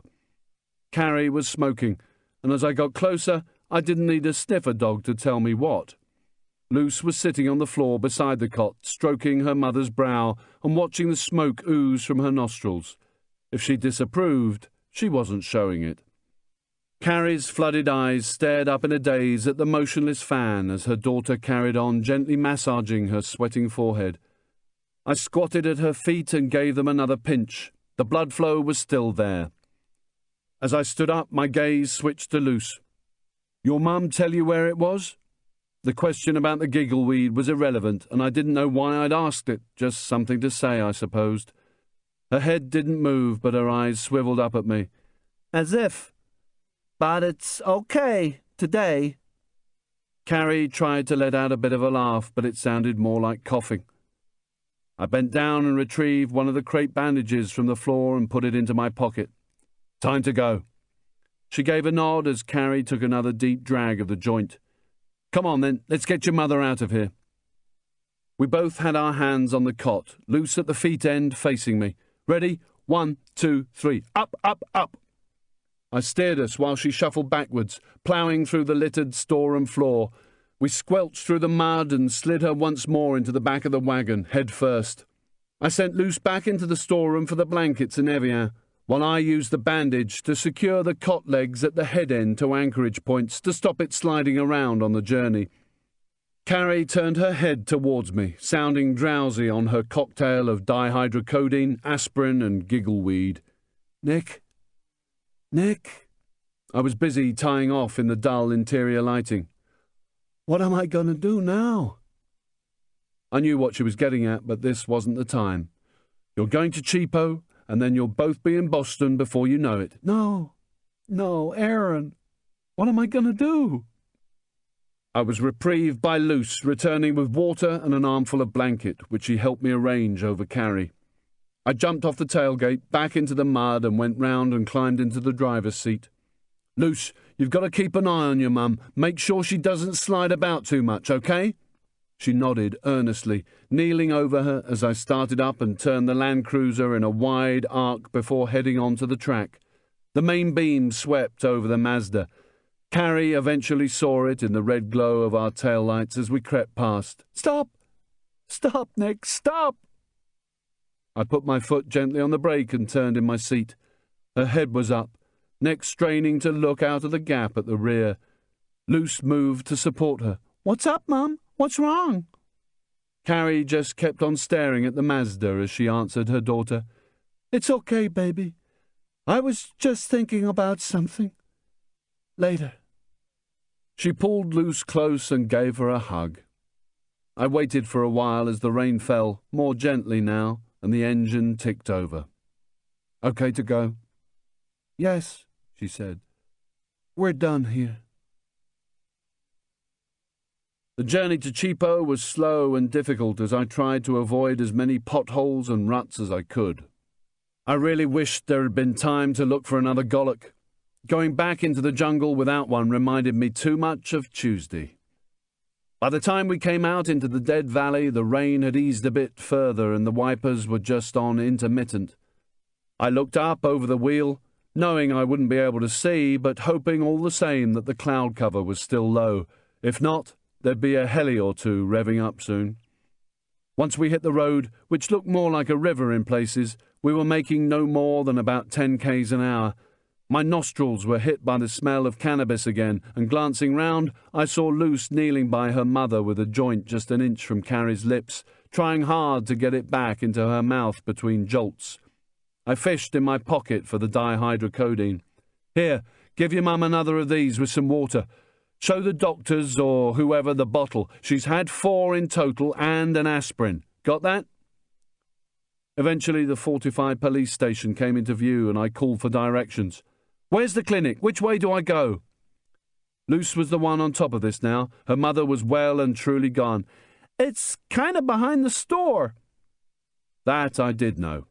We passed the restaurant and the Jaguar wasn't even curious as we drove on into the dark side of town. I flicked my wrist to have a check of baby G.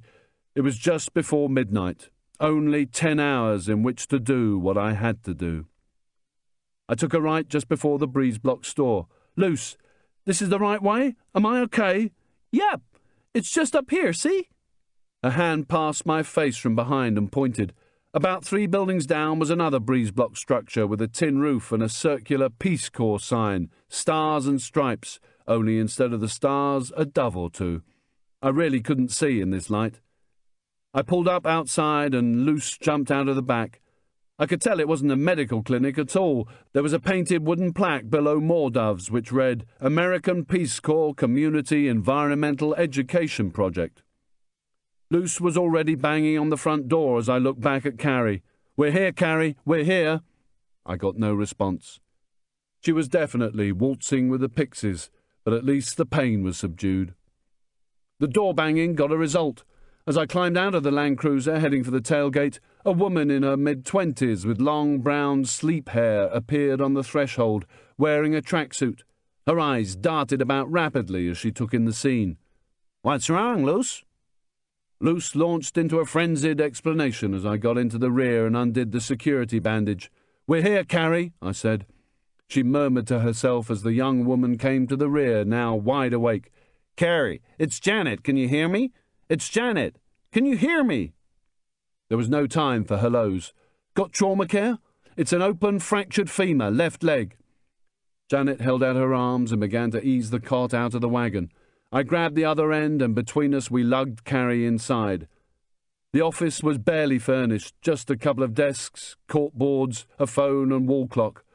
What I'd seen so far was doing nothing to make me feel happier about their level of expertise. "Can you treat her? If you can't, you need to get her into the city." The woman looked at me as if I was mad.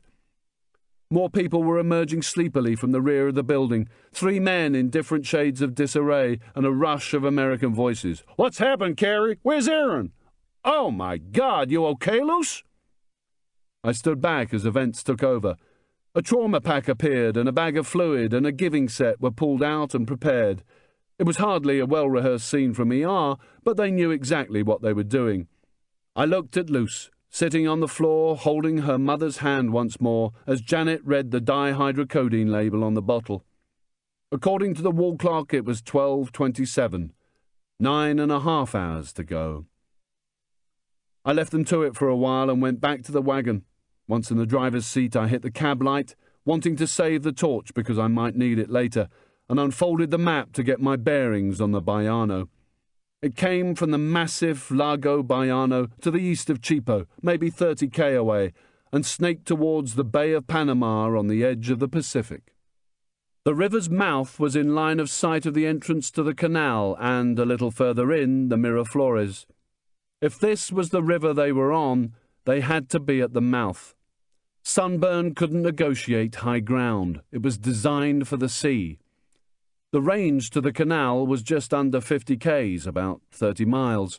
Sunburn's range was 90. It made sense so far. I studied the map, wondering if Charlie was doing the same before getting out there to look for it.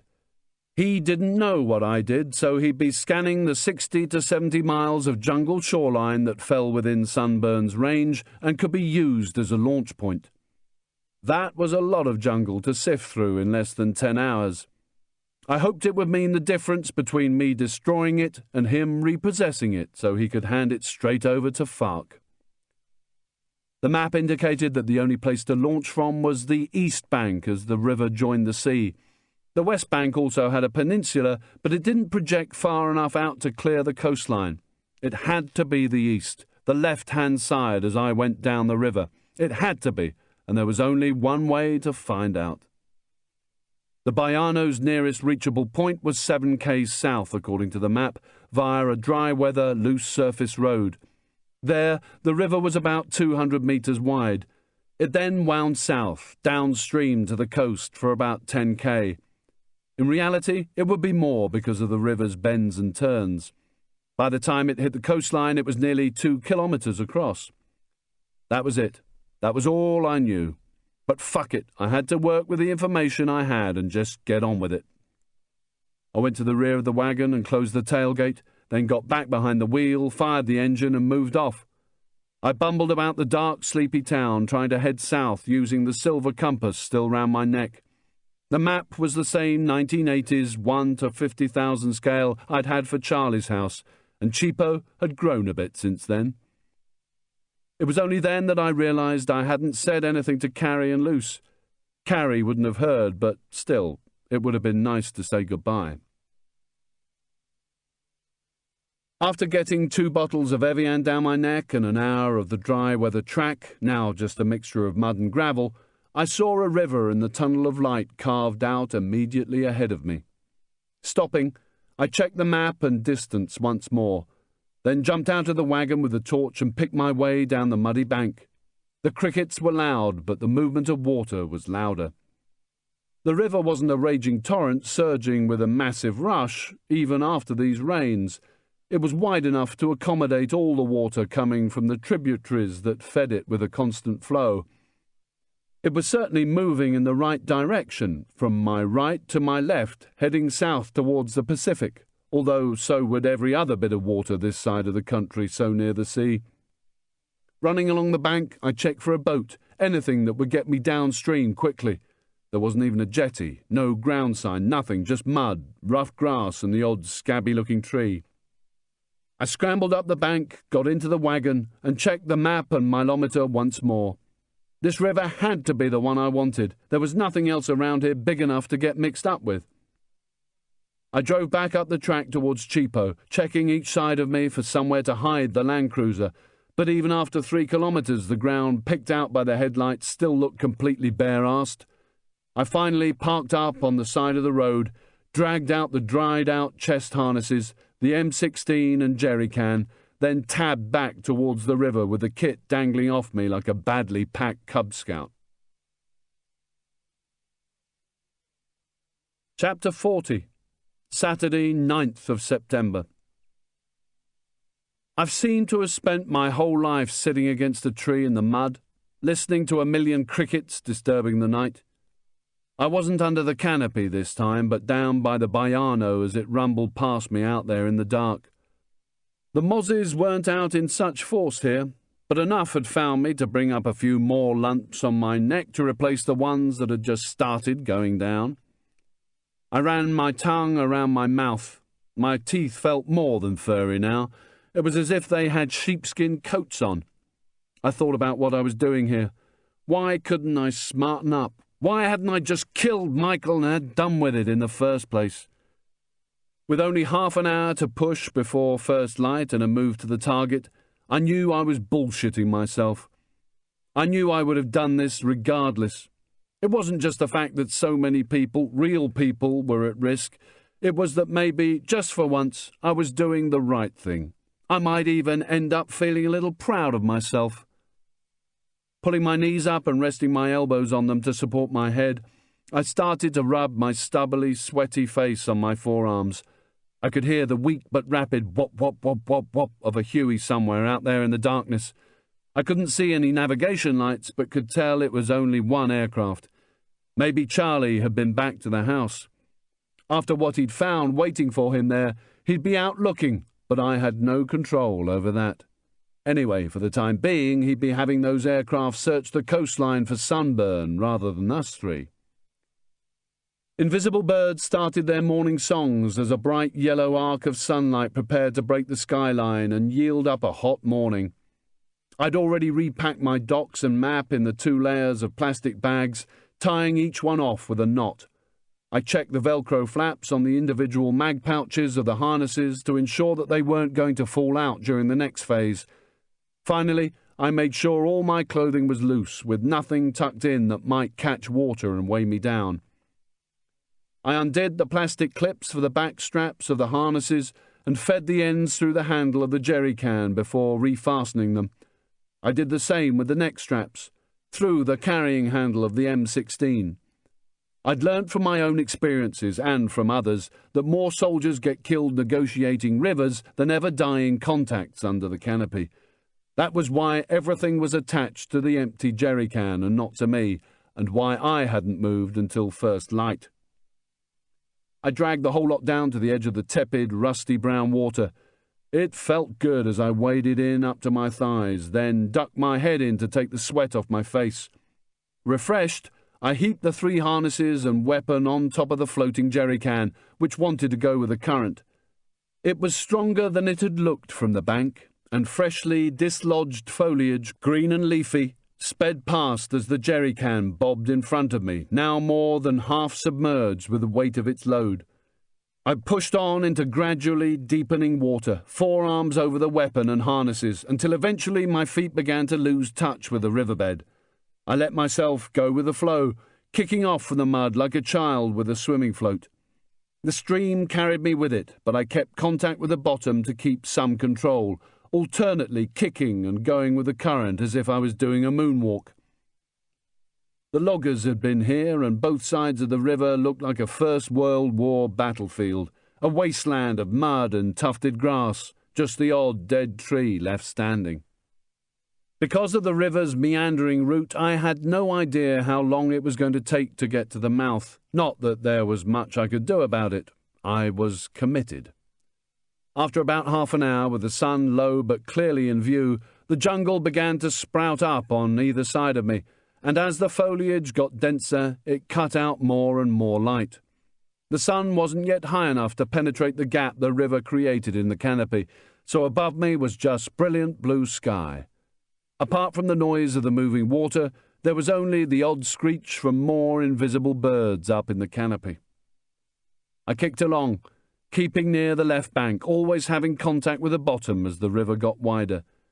The opposite bank gradually got further away, looking as if it was another country now.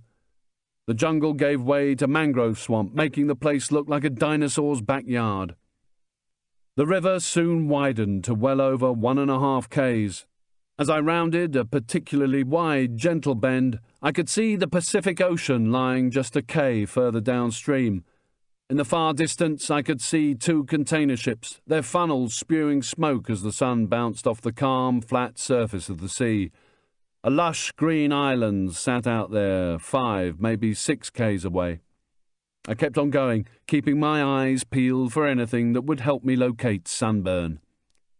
The current was slowing, and I moved downstream another 500 metres. Then, maybe 200 metres from the river mouth, approaching me to my left, was a small open-deck fishing boat that had been dragged up onto the bank and left to rot. Its rear had collapsed altogether, leaving a skeleton of grey, rotting wood. As I got closer, I could see there was a clearing beyond the boat in which stood a small wooden hut in a similar state of decay. I floated past, my eyes scanning the area. There had been movement, fresh movement. I could clearly see the dark underside of some large ferns just up from the bank, and some of the 2-foot-tall grass growing around the boat was interlaced where it had been walked through. Only tiny details, but enough. This had to be it. It had to be. There was no other reason for it to be here, but I couldn't see any sign in the mud leading from the bank. I carried on for another 50 metres, with the ocean in front of me now, until the canopy took over and the boat disappeared. I touched bottom and slowly guided the jerry-can ashore. Dragging the kit into the canopy, I got on my knees and unbuckled the harnesses and M16. The weapon wouldn't need any preparation. A brief dip in a river wasn't going to stop it working. I donned the first chest harness and adjusted the strap so that it hung lower than it should have, virtually around my waist. Then I put on the second, a bit above the first, adjusting it so that it was at the bottom of my rib cage, and the third one higher still. I rechecked that all the mags were stored facing the correct way, so that as I pulled them out with my left hand, the curve of the magazine would be facing away from me, ready to be slapped straight into the weapon.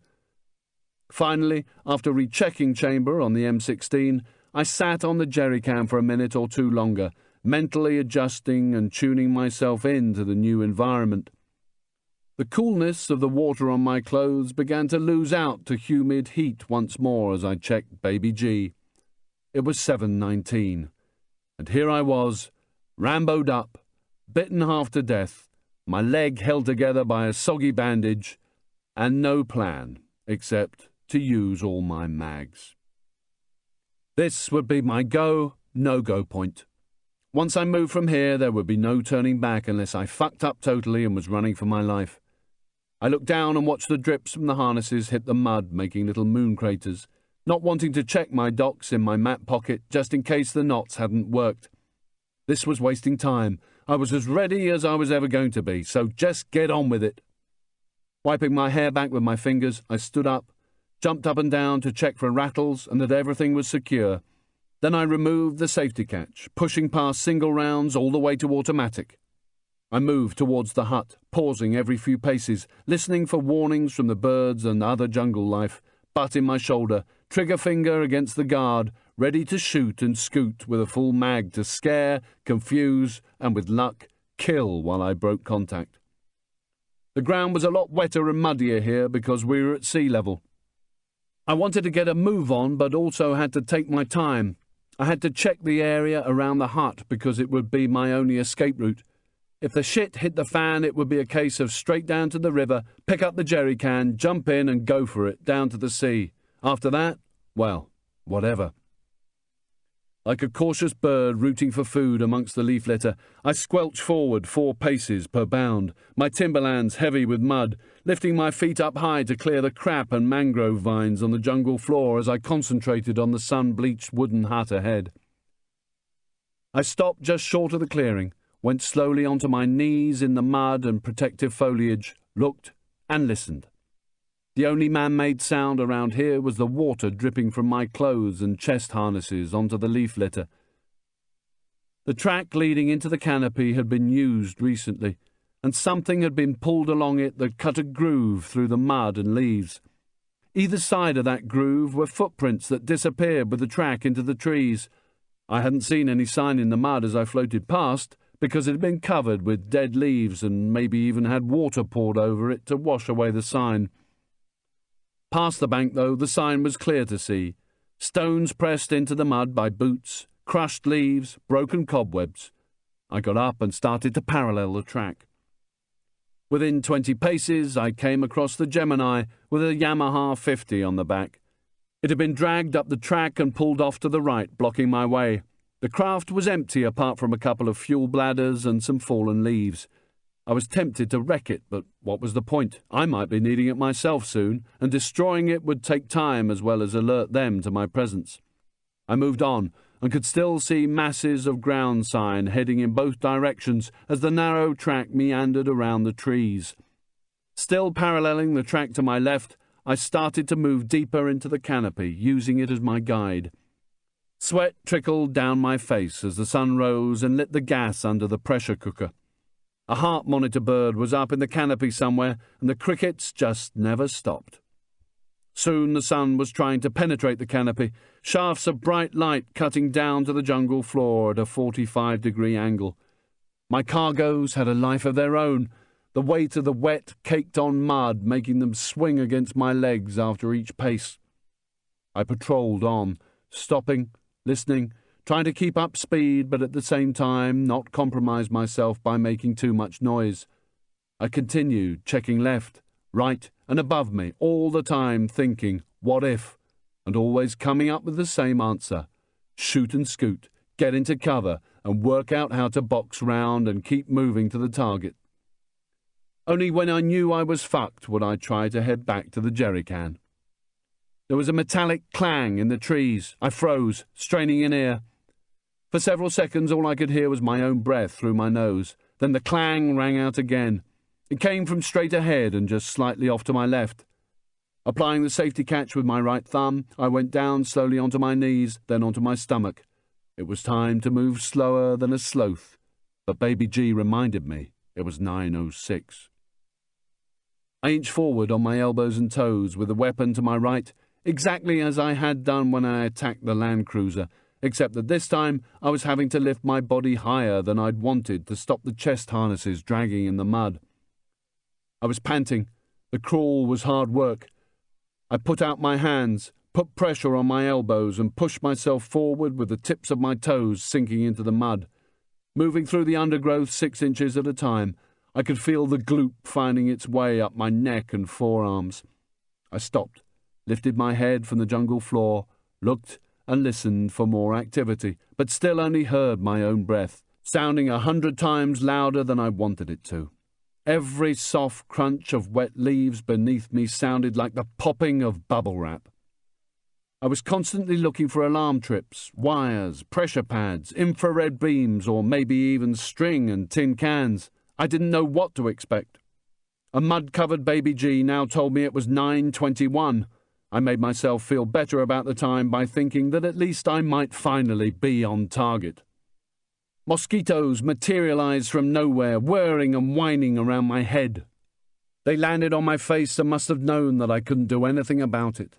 There was noise and I froze. Another clunk of metal on metal, then a faint, fast murmur above the noise of the crickets.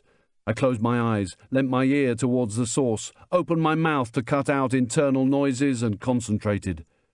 The inflection in the voices wasn't Spanish. I strained to listen, but just couldn't work it out. They seemed to be talking at warp speed, accompanied now by the rhythmic thud of full jerry cans. It was 9:29. I had to get closer and not worry about the noise, not worry about the people making it. I needed to see what was happening so I could work out what I had to do within the next 20 minutes. Chapter 41. I lifted my chest from the mud and slithered forward. Very soon I began to make out a small clearing beyond the wall of green. Sunlight penetrated the canopy in thick shafts, dazzling me as it bounced off the wet ground and perimeter foliage. Movement. The black-shirted guy who'd been on the veranda crossed left to right in the clearing before disappearing as quickly as he'd arrived, carrying 2 black bin liners, half full and shiny in the sunlight. He wore a US Army webbing belt with 2 mag pouches hanging down from it. I took some slow, deep breaths to reoxygenate myself. The thud of my pulse kicked in my neck. I made another 2 slow advances, not bothering to lift my head to look forward through the foliage. I'd know soon enough if they'd seen me. The voices came again from my right, a lot clearer and faster, but still in control. I could understand them now, sort of. They were Eastern European, maybe Bosnians. The DOS house had been full of them. The small cleared area in the trees was about the size of half a tennis court. I couldn't see anything but heard the unmistakable hiss of fuel under pressure being released in the vicinity of the voices.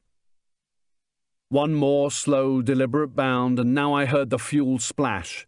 Not daring even to rub my lips together to wipe off the mud, I strained my eyes to the top of their sockets, my mouth open. I felt dribble run down from the corners. Blackshirt was to my half right, maybe 6-7 meters away, standing with a little fat guy who'd been with him that night. He was still wearing the same check shirt. The jerry cans were being emptied over the assembled contents of their camp. Camouflage netting, American Army cots, a generator turned on its side, plastic bin liners full and tied. All were piled into a heap. It was nearly time to leave, so they were destroying any evidence linking them to the site. I remained perfectly still, my throat dry and sore as I tried to listen to the 2 Bosnians above the din of crickets and bird calls. Their voices still came from my right, but we were separated by foliage. Holding my breath, straining my muscles to keep total control of them to cut down on noise, I edged forward another few inches, my eyes glued to the 2 at the rubbish dump just a few meters away as the last of the fuel was poured and the cans thrown on top. I was so close I could smell the fumes. As the area to my right opened up a bit, I saw the backs of the 2 Bosnians, dressed in green fatigue tops and jeans, bathed in a shaft of sunlight.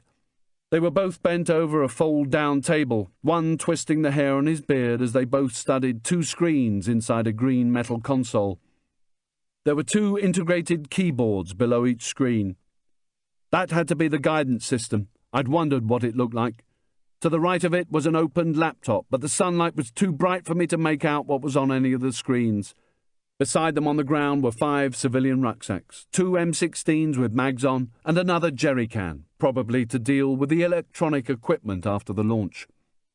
I wanted to check the time, but Baby G was covered in mud. I couldn't risk movement so close on target. I watched the 2 Bosnians talk and point at the console screens, then look over at the laptop as one hit the keyboard.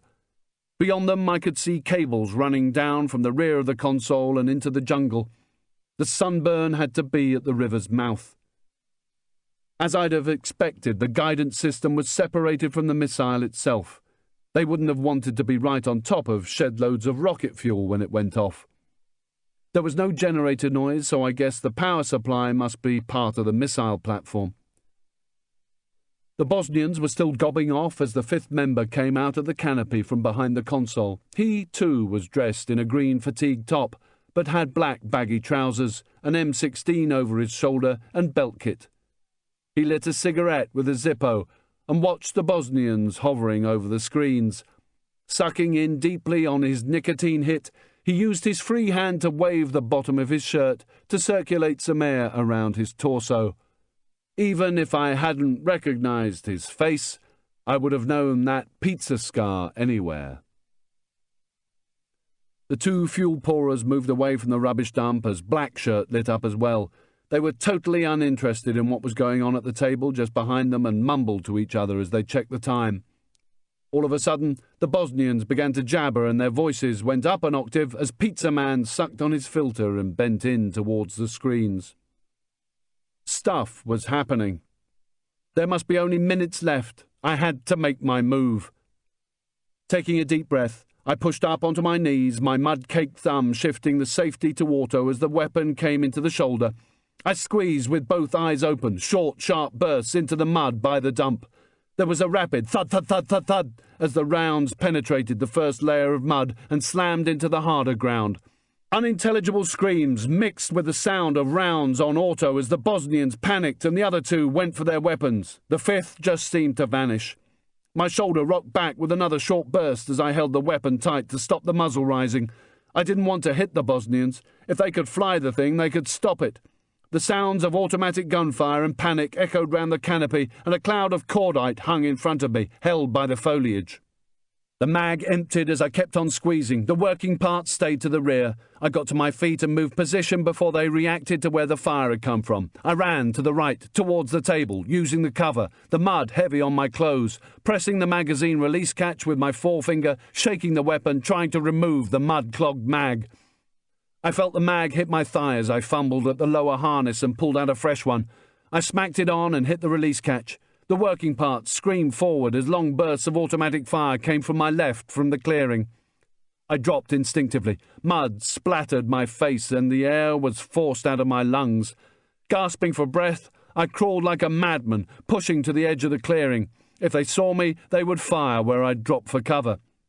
I was in time to see the Bosnians disappearing down the track, their terrified voices filling the gaps between bursts of gunfire. I also saw Pizza Man, the other side of the clearing, in cover, shouting at them to come back. "It's just one man, one weapon, get back!" It wasn't happening. The other two were following the Bosnians, firing long bursts into the jungle. "Fucking assholes!"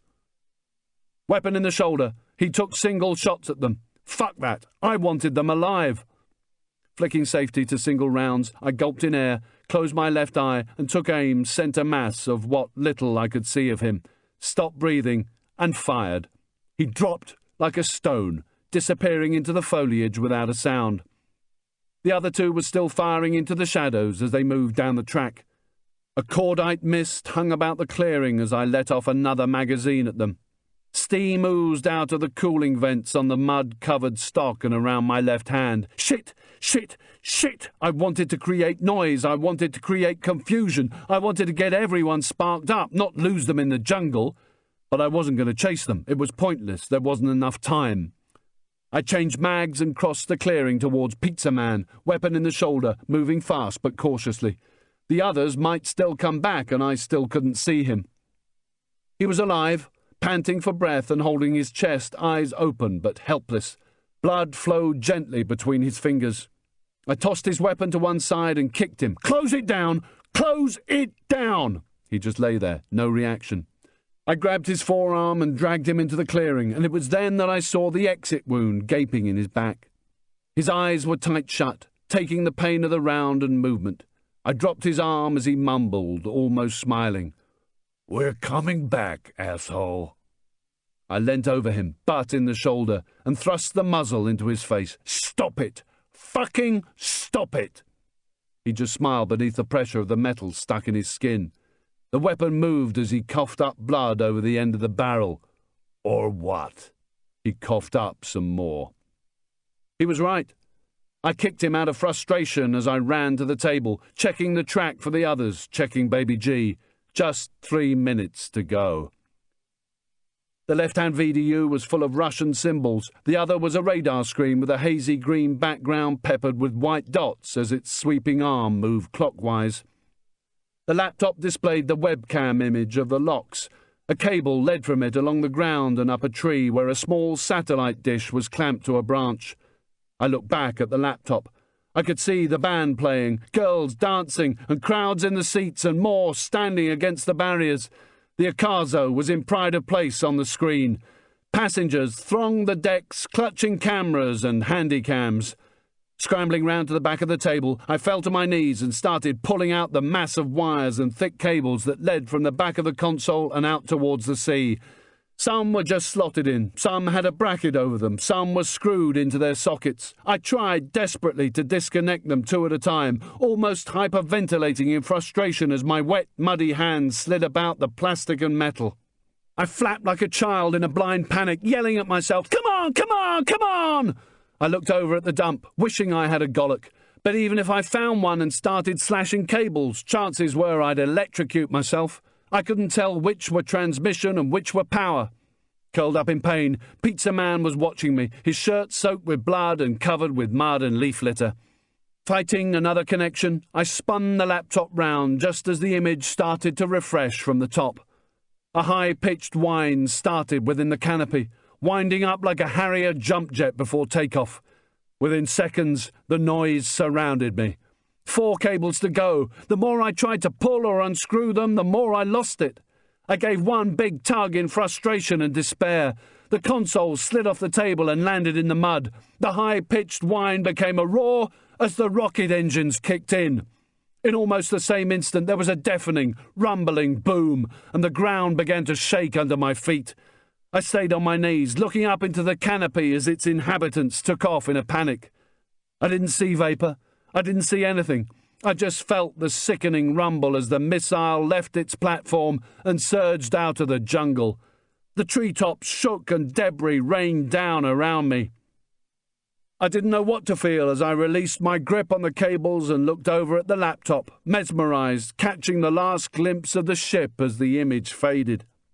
I could hear Pizza Man, still curled up in the leaf litter like a child, panting, trying to get oxygen. When I looked at him, he was smiling. I was sure he was trying to laugh.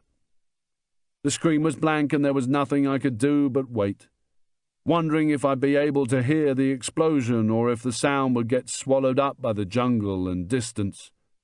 My chest heaved up and down as I tried to take deep breaths, swallowing hard, trying to relieve my dry throat, just waiting for the screen to refresh or stay blank forever, as the camera would surely be taken out as well. I was right. He was laughing, enjoying the moment. The first strip at the top started to show, and I could hardly contain the terrible feeling of expectation. Slowly, lazily, the image unfolded, and I braced myself for the scene of carnage, trying to convince myself that the camera being intact was a good sign. Then thinking I didn't know how far the camera was from the locks, so maybe not. The picture refreshed itself. The ship was intact. Everything was intact.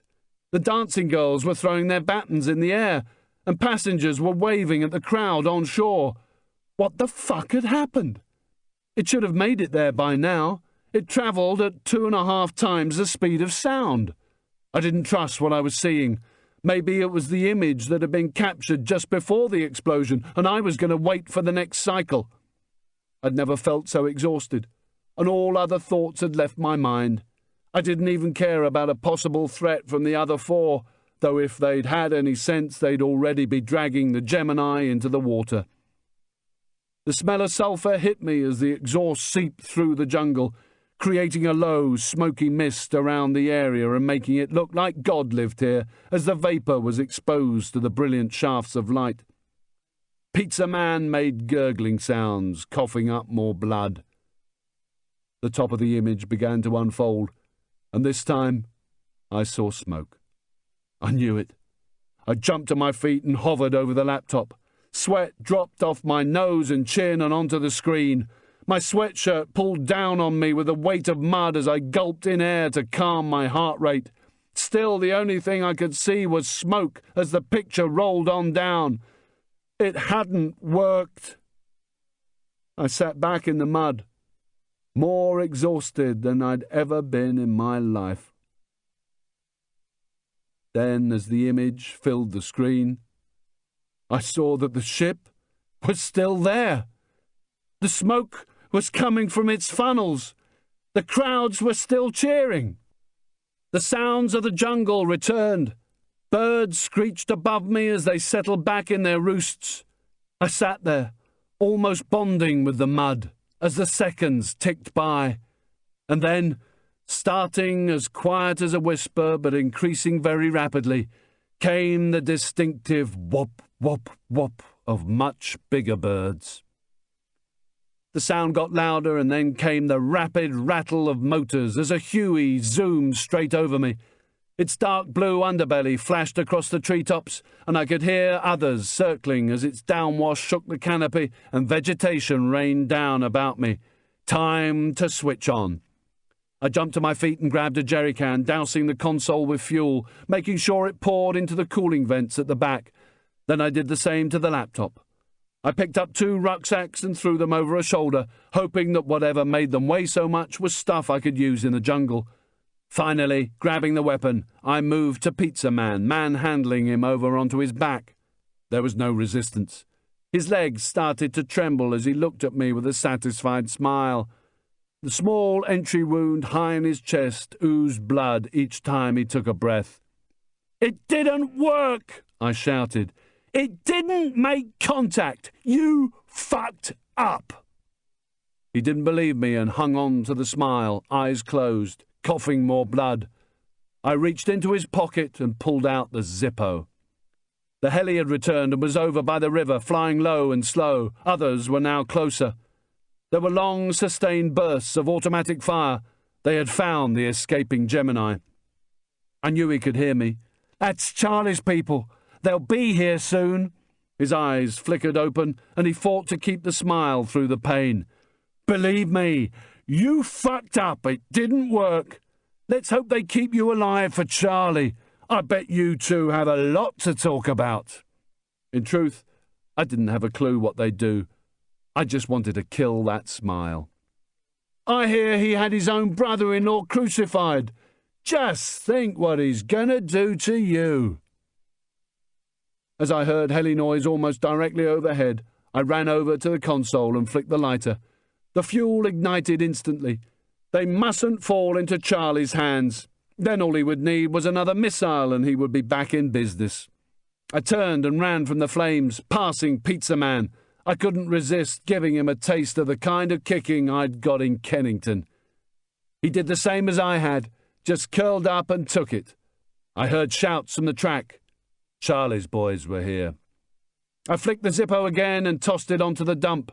As the roar of the Hueys became almost deafening, I shouldered the rucksacks, picked up the weapon, and ran into the jungle as fast as the mud on my boots would let me. Chapter 42. Friday, 15th September. Pulling down the visor to shade me from the sun, I watched through the dirty windscreen as passenger after passenger, laden with oversized cases, was dropped off outside departures. I felt a twinge of pain in my calf and adjusted myself in the seat to stretch my damaged leg as the roar of jet engines followed an aircraft into the clear blue sky. There had been enough anti-surveillance drills en route to the airport to throw off Superman, but still I sank into the seat and watched the vehicles that came and went, trying to remember if I had seen any of them or their drivers earlier. The dash digital said it was nearly 3 o'clock, so I turned the ignition key to power up the radio, scanning the AM channels for news even before the antenna had fully risen. A stern American female voice was soon informing me that there were unconfirmed reports that FARC were behind the failed missile attack, which appeared to have been aimed at shipping in the Panama Canal. It was sort of old news now and low down the running order, but it seemed that after it launched, fishermen saw the missile fly out of control before falling into the bay less than half a mile from the shore. The US had already re-established a presence in the Republic, as they were now trying to fish out the missile and set up defences to stop any such further terrorist attacks. The Polish voice continued. With approximately 12,000 armed combatants, FARC is Colombia's oldest, largest, most capable and best equipped insurgency.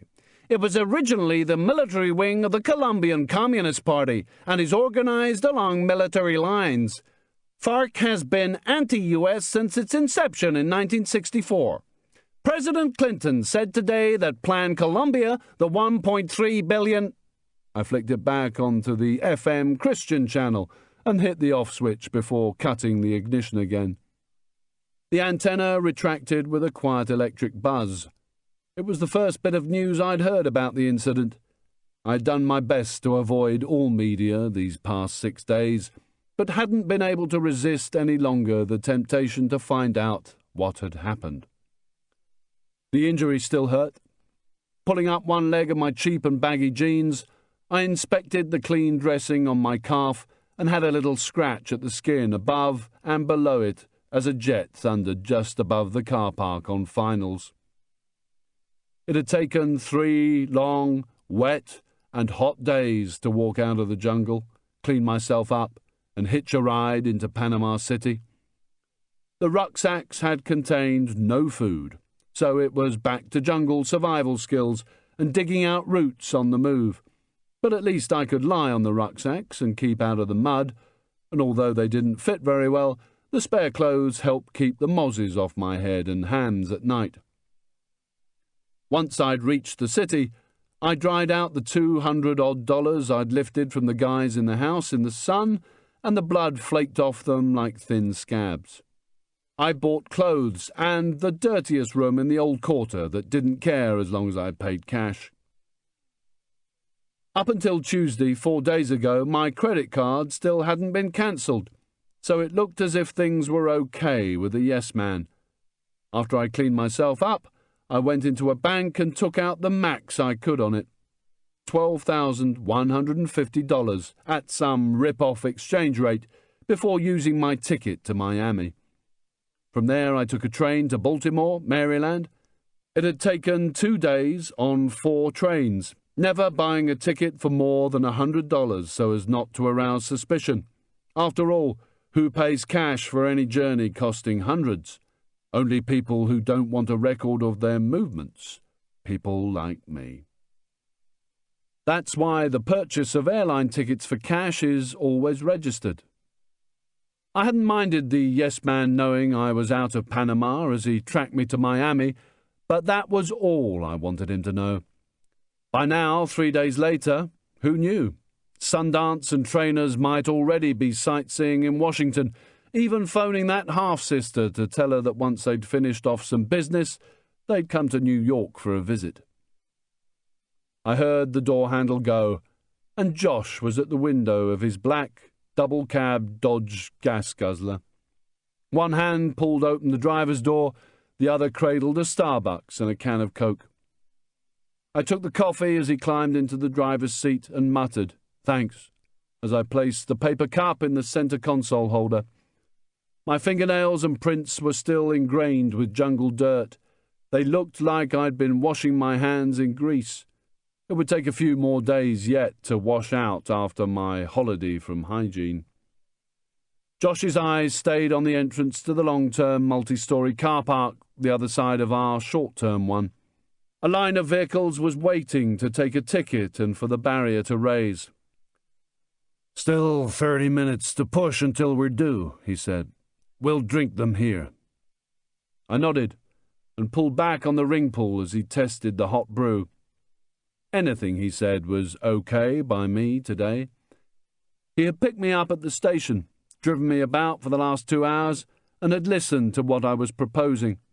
And now here we were, at Baltimore International Airport, where I should have arrived from Charles de Gaulle in the first place, and he had even bought me a Coke. He still looked the same, shiny brown bald head, still hitting the weights, gold-rimmed glasses that somehow made him look more menacing than intellectual. From my side, I couldn't see the torn sponge scar on his face. The Starbucks was still a bit too hot for him, so he nursed it in his hands. After a while, he turned towards me. I knew he hated me. He couldn't hide it from his face or the way he talked to me. I would have felt the same in his shoes. "There'll be rules," he said. "You hear what I'm saying?" Another jet came down over the wagon, and he shouted over the roar as he pointed every other word at me. "You are first gonna sort out this shit you've got us all in, man. I don't care what it's about or what you have to do. Just finish it. Then, and only then, you call me. Only then we talk. We don't deserve this shit. It's a grim deal, man." I nodded. He was right. "Then, only when that's done, this is how it's gonna be. Like a divorced couple. A couple that do the right thing by their kids. You fuck that up, you fuck yourself up. It's the only way it's gonna work. You hearing me? It's the last chance you're ever getting." I nodded, feeling relieved. We sat there and drank, both of us checking the vehicles that were trying to find a space. "How's the Christian thing going?" "Why?" "You're swearing a lot nowadays." "What the fuck do you expect? Hey, don't worry about my faith. I'll see you if you ever get there." That put paid to the conversation. We sat for another 10 minutes, watching vehicles and listening to the aircraft. Josh gave occasional sighs as he thought about what he had agreed to. He was certainly not happy, but I knew he would do it anyway because it was the right thing. He finished the Starbucks and put the cup into the console holder. "That recycled paper?" He looked at me as if I was mad. "What? What's with you?" "Recycled, the cup. A lot of trees are used making those things." "How many?" "I don't know, a lot." He picked up the cup. "The sleeve says 60% post-consumer recycled fiber. You feel better now? Oh, spirit of the fucking woods?" The cup went back into the holder. "Meanwhile, uptown, they're here." He drove out of the car park and followed signs for long stay, eventually turning into the multi-story. I bent down into the footwell as if I'd dropped something as we approached the barrier and ticket machine. The last thing Josh needed was a picture of us together at this time. I could see plenty of empty spaces, but we drove straight up the ramps to the second to last floor. The top floor was probably uncovered and open to observation. This was the next best floor. There wouldn't be many vehicles coming up this far, and those that did would be easier to check out. I had to hand it to Josh. The guy was thorough. We pulled into a space and Josh nodded at a metallic green Voyager with a mass of cartoon character baby sunscreens pulled down, effectively blacking out the rear. The plates were Maine, the vacation state. 5 minutes, got it? This is dangerous. She's my sister, for God's sake. I nodded and reached for the handle. Just remember, man, she missed you last week. You screwed up big time. I got out, and as I approached the Voyager, the front window powered down to reveal a woman in her mid-30s, black and beautiful, with relaxed hair pulled back in a bun. She gave an anxious half-smile and indicated for me to go round to the sliding door as she got out. I appreciate this. There was no answer from her as she went over to Josh's wagon and climbed in next to him. I felt some apprehension at seeing Kelly. I hadn't done so for just over a month now. I slid the door across. She was strapped into the rear seat, staring at me, a little confused, maybe a little wary, as I got inside to conceal us both. It's incredible how much children seem to change if you don't see them every day. Kelly's hair was cut much shorter than when I'd last seen her, and it made her look about 5 years older. Her eyes and nose seemed more defined somehow, and her mouth a bit larger, like a young Julia Roberts. She was going to be the spitting image of her mother. I put on my smiley face. moving baby toys out of the way to sit down in the row in front of her. "Hello, how are you?" Nothing exuberant, nothing over the top as I sat between two strapped-in baby seats and looked back at her. The reality of it was, I just wanted to throw my arms around her and give her the world's biggest hug, but didn't dare risk it. She might not want me to. Maybe it felt strange and new to her as well. Something the size of a jumbo was taxiing upwind of us. I could hardly hear myself think and stuck my finger in my ear and made a funny face. At least I got a smile from her. Josh's sister had left the engine ticking over, and I could feel the air conditioning working overtime as I pulled myself over the backrest and kissed her cheek. There wasn't any coldness in her reaction, but nothing in the way of exhilaration either. I understood. Why get excited only to be let down? "It's great to see you. How are you?" "Fine. What are those lumps on your face?" "I got stung by some wasps. Anyway, what are you up to?" "I'm on vacation with Monica. Are you going to stay with us? You said you were coming to see me last week." I know. It's just that, Kelly, Listen, I'm sorry for not doing all the things I said I would with you. You know, call, come visit when I said I would. I always wanted to do those things. It was just, well, stuff, you know. She nodded as if she knew.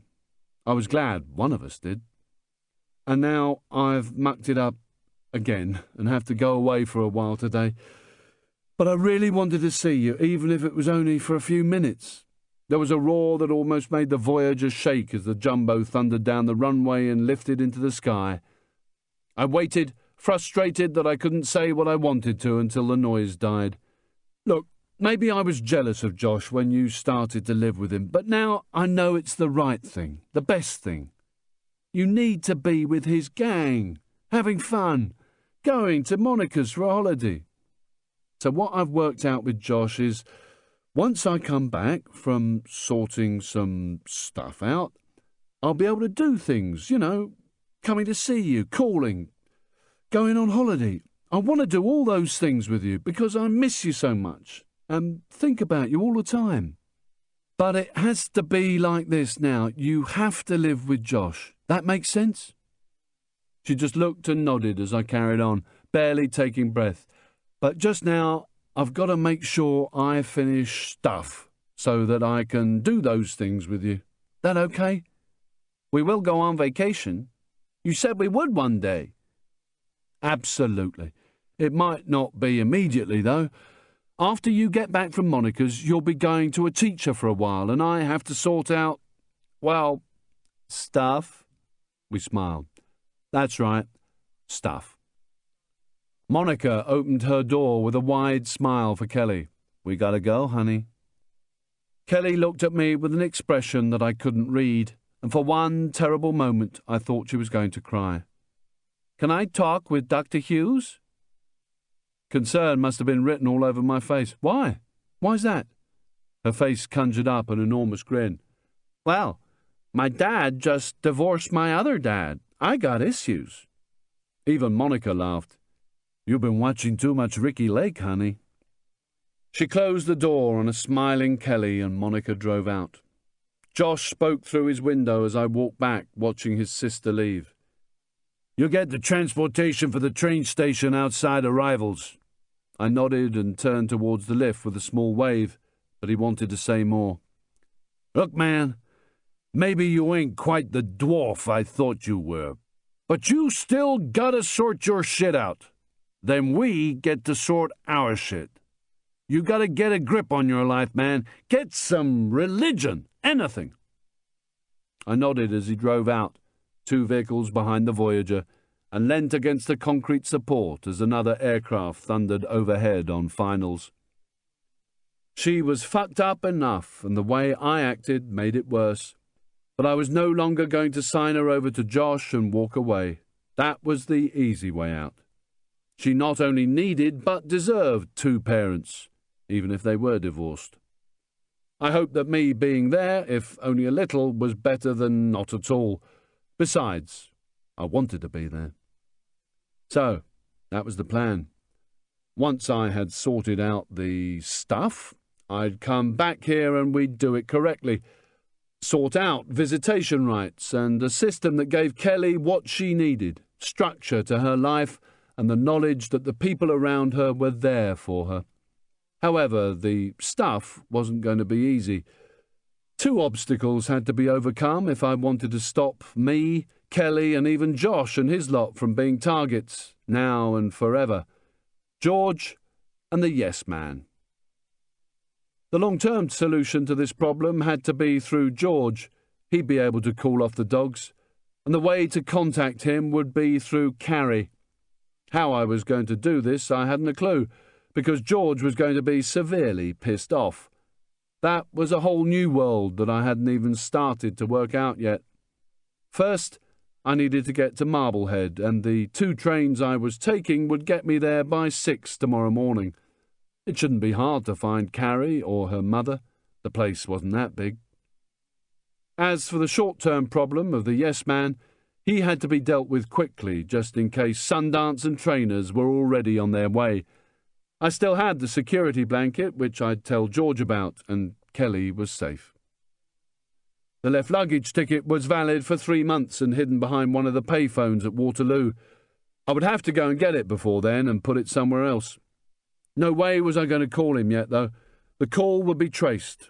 I'd do that tomorrow when the train got me into Boston South, or maybe I'd call once I got into Union Station in Washington, before getting the connection north. Then I thought, why bother going back to the UK at all? What was there waiting for me apart from the sports bag? I started to fantasize and thought that maybe, if I played my cards right, George could even fix me up with a US passport. After all, I had stopped the system getting into Fark's hands and maybe sticking out of the top of an aircraft carrier.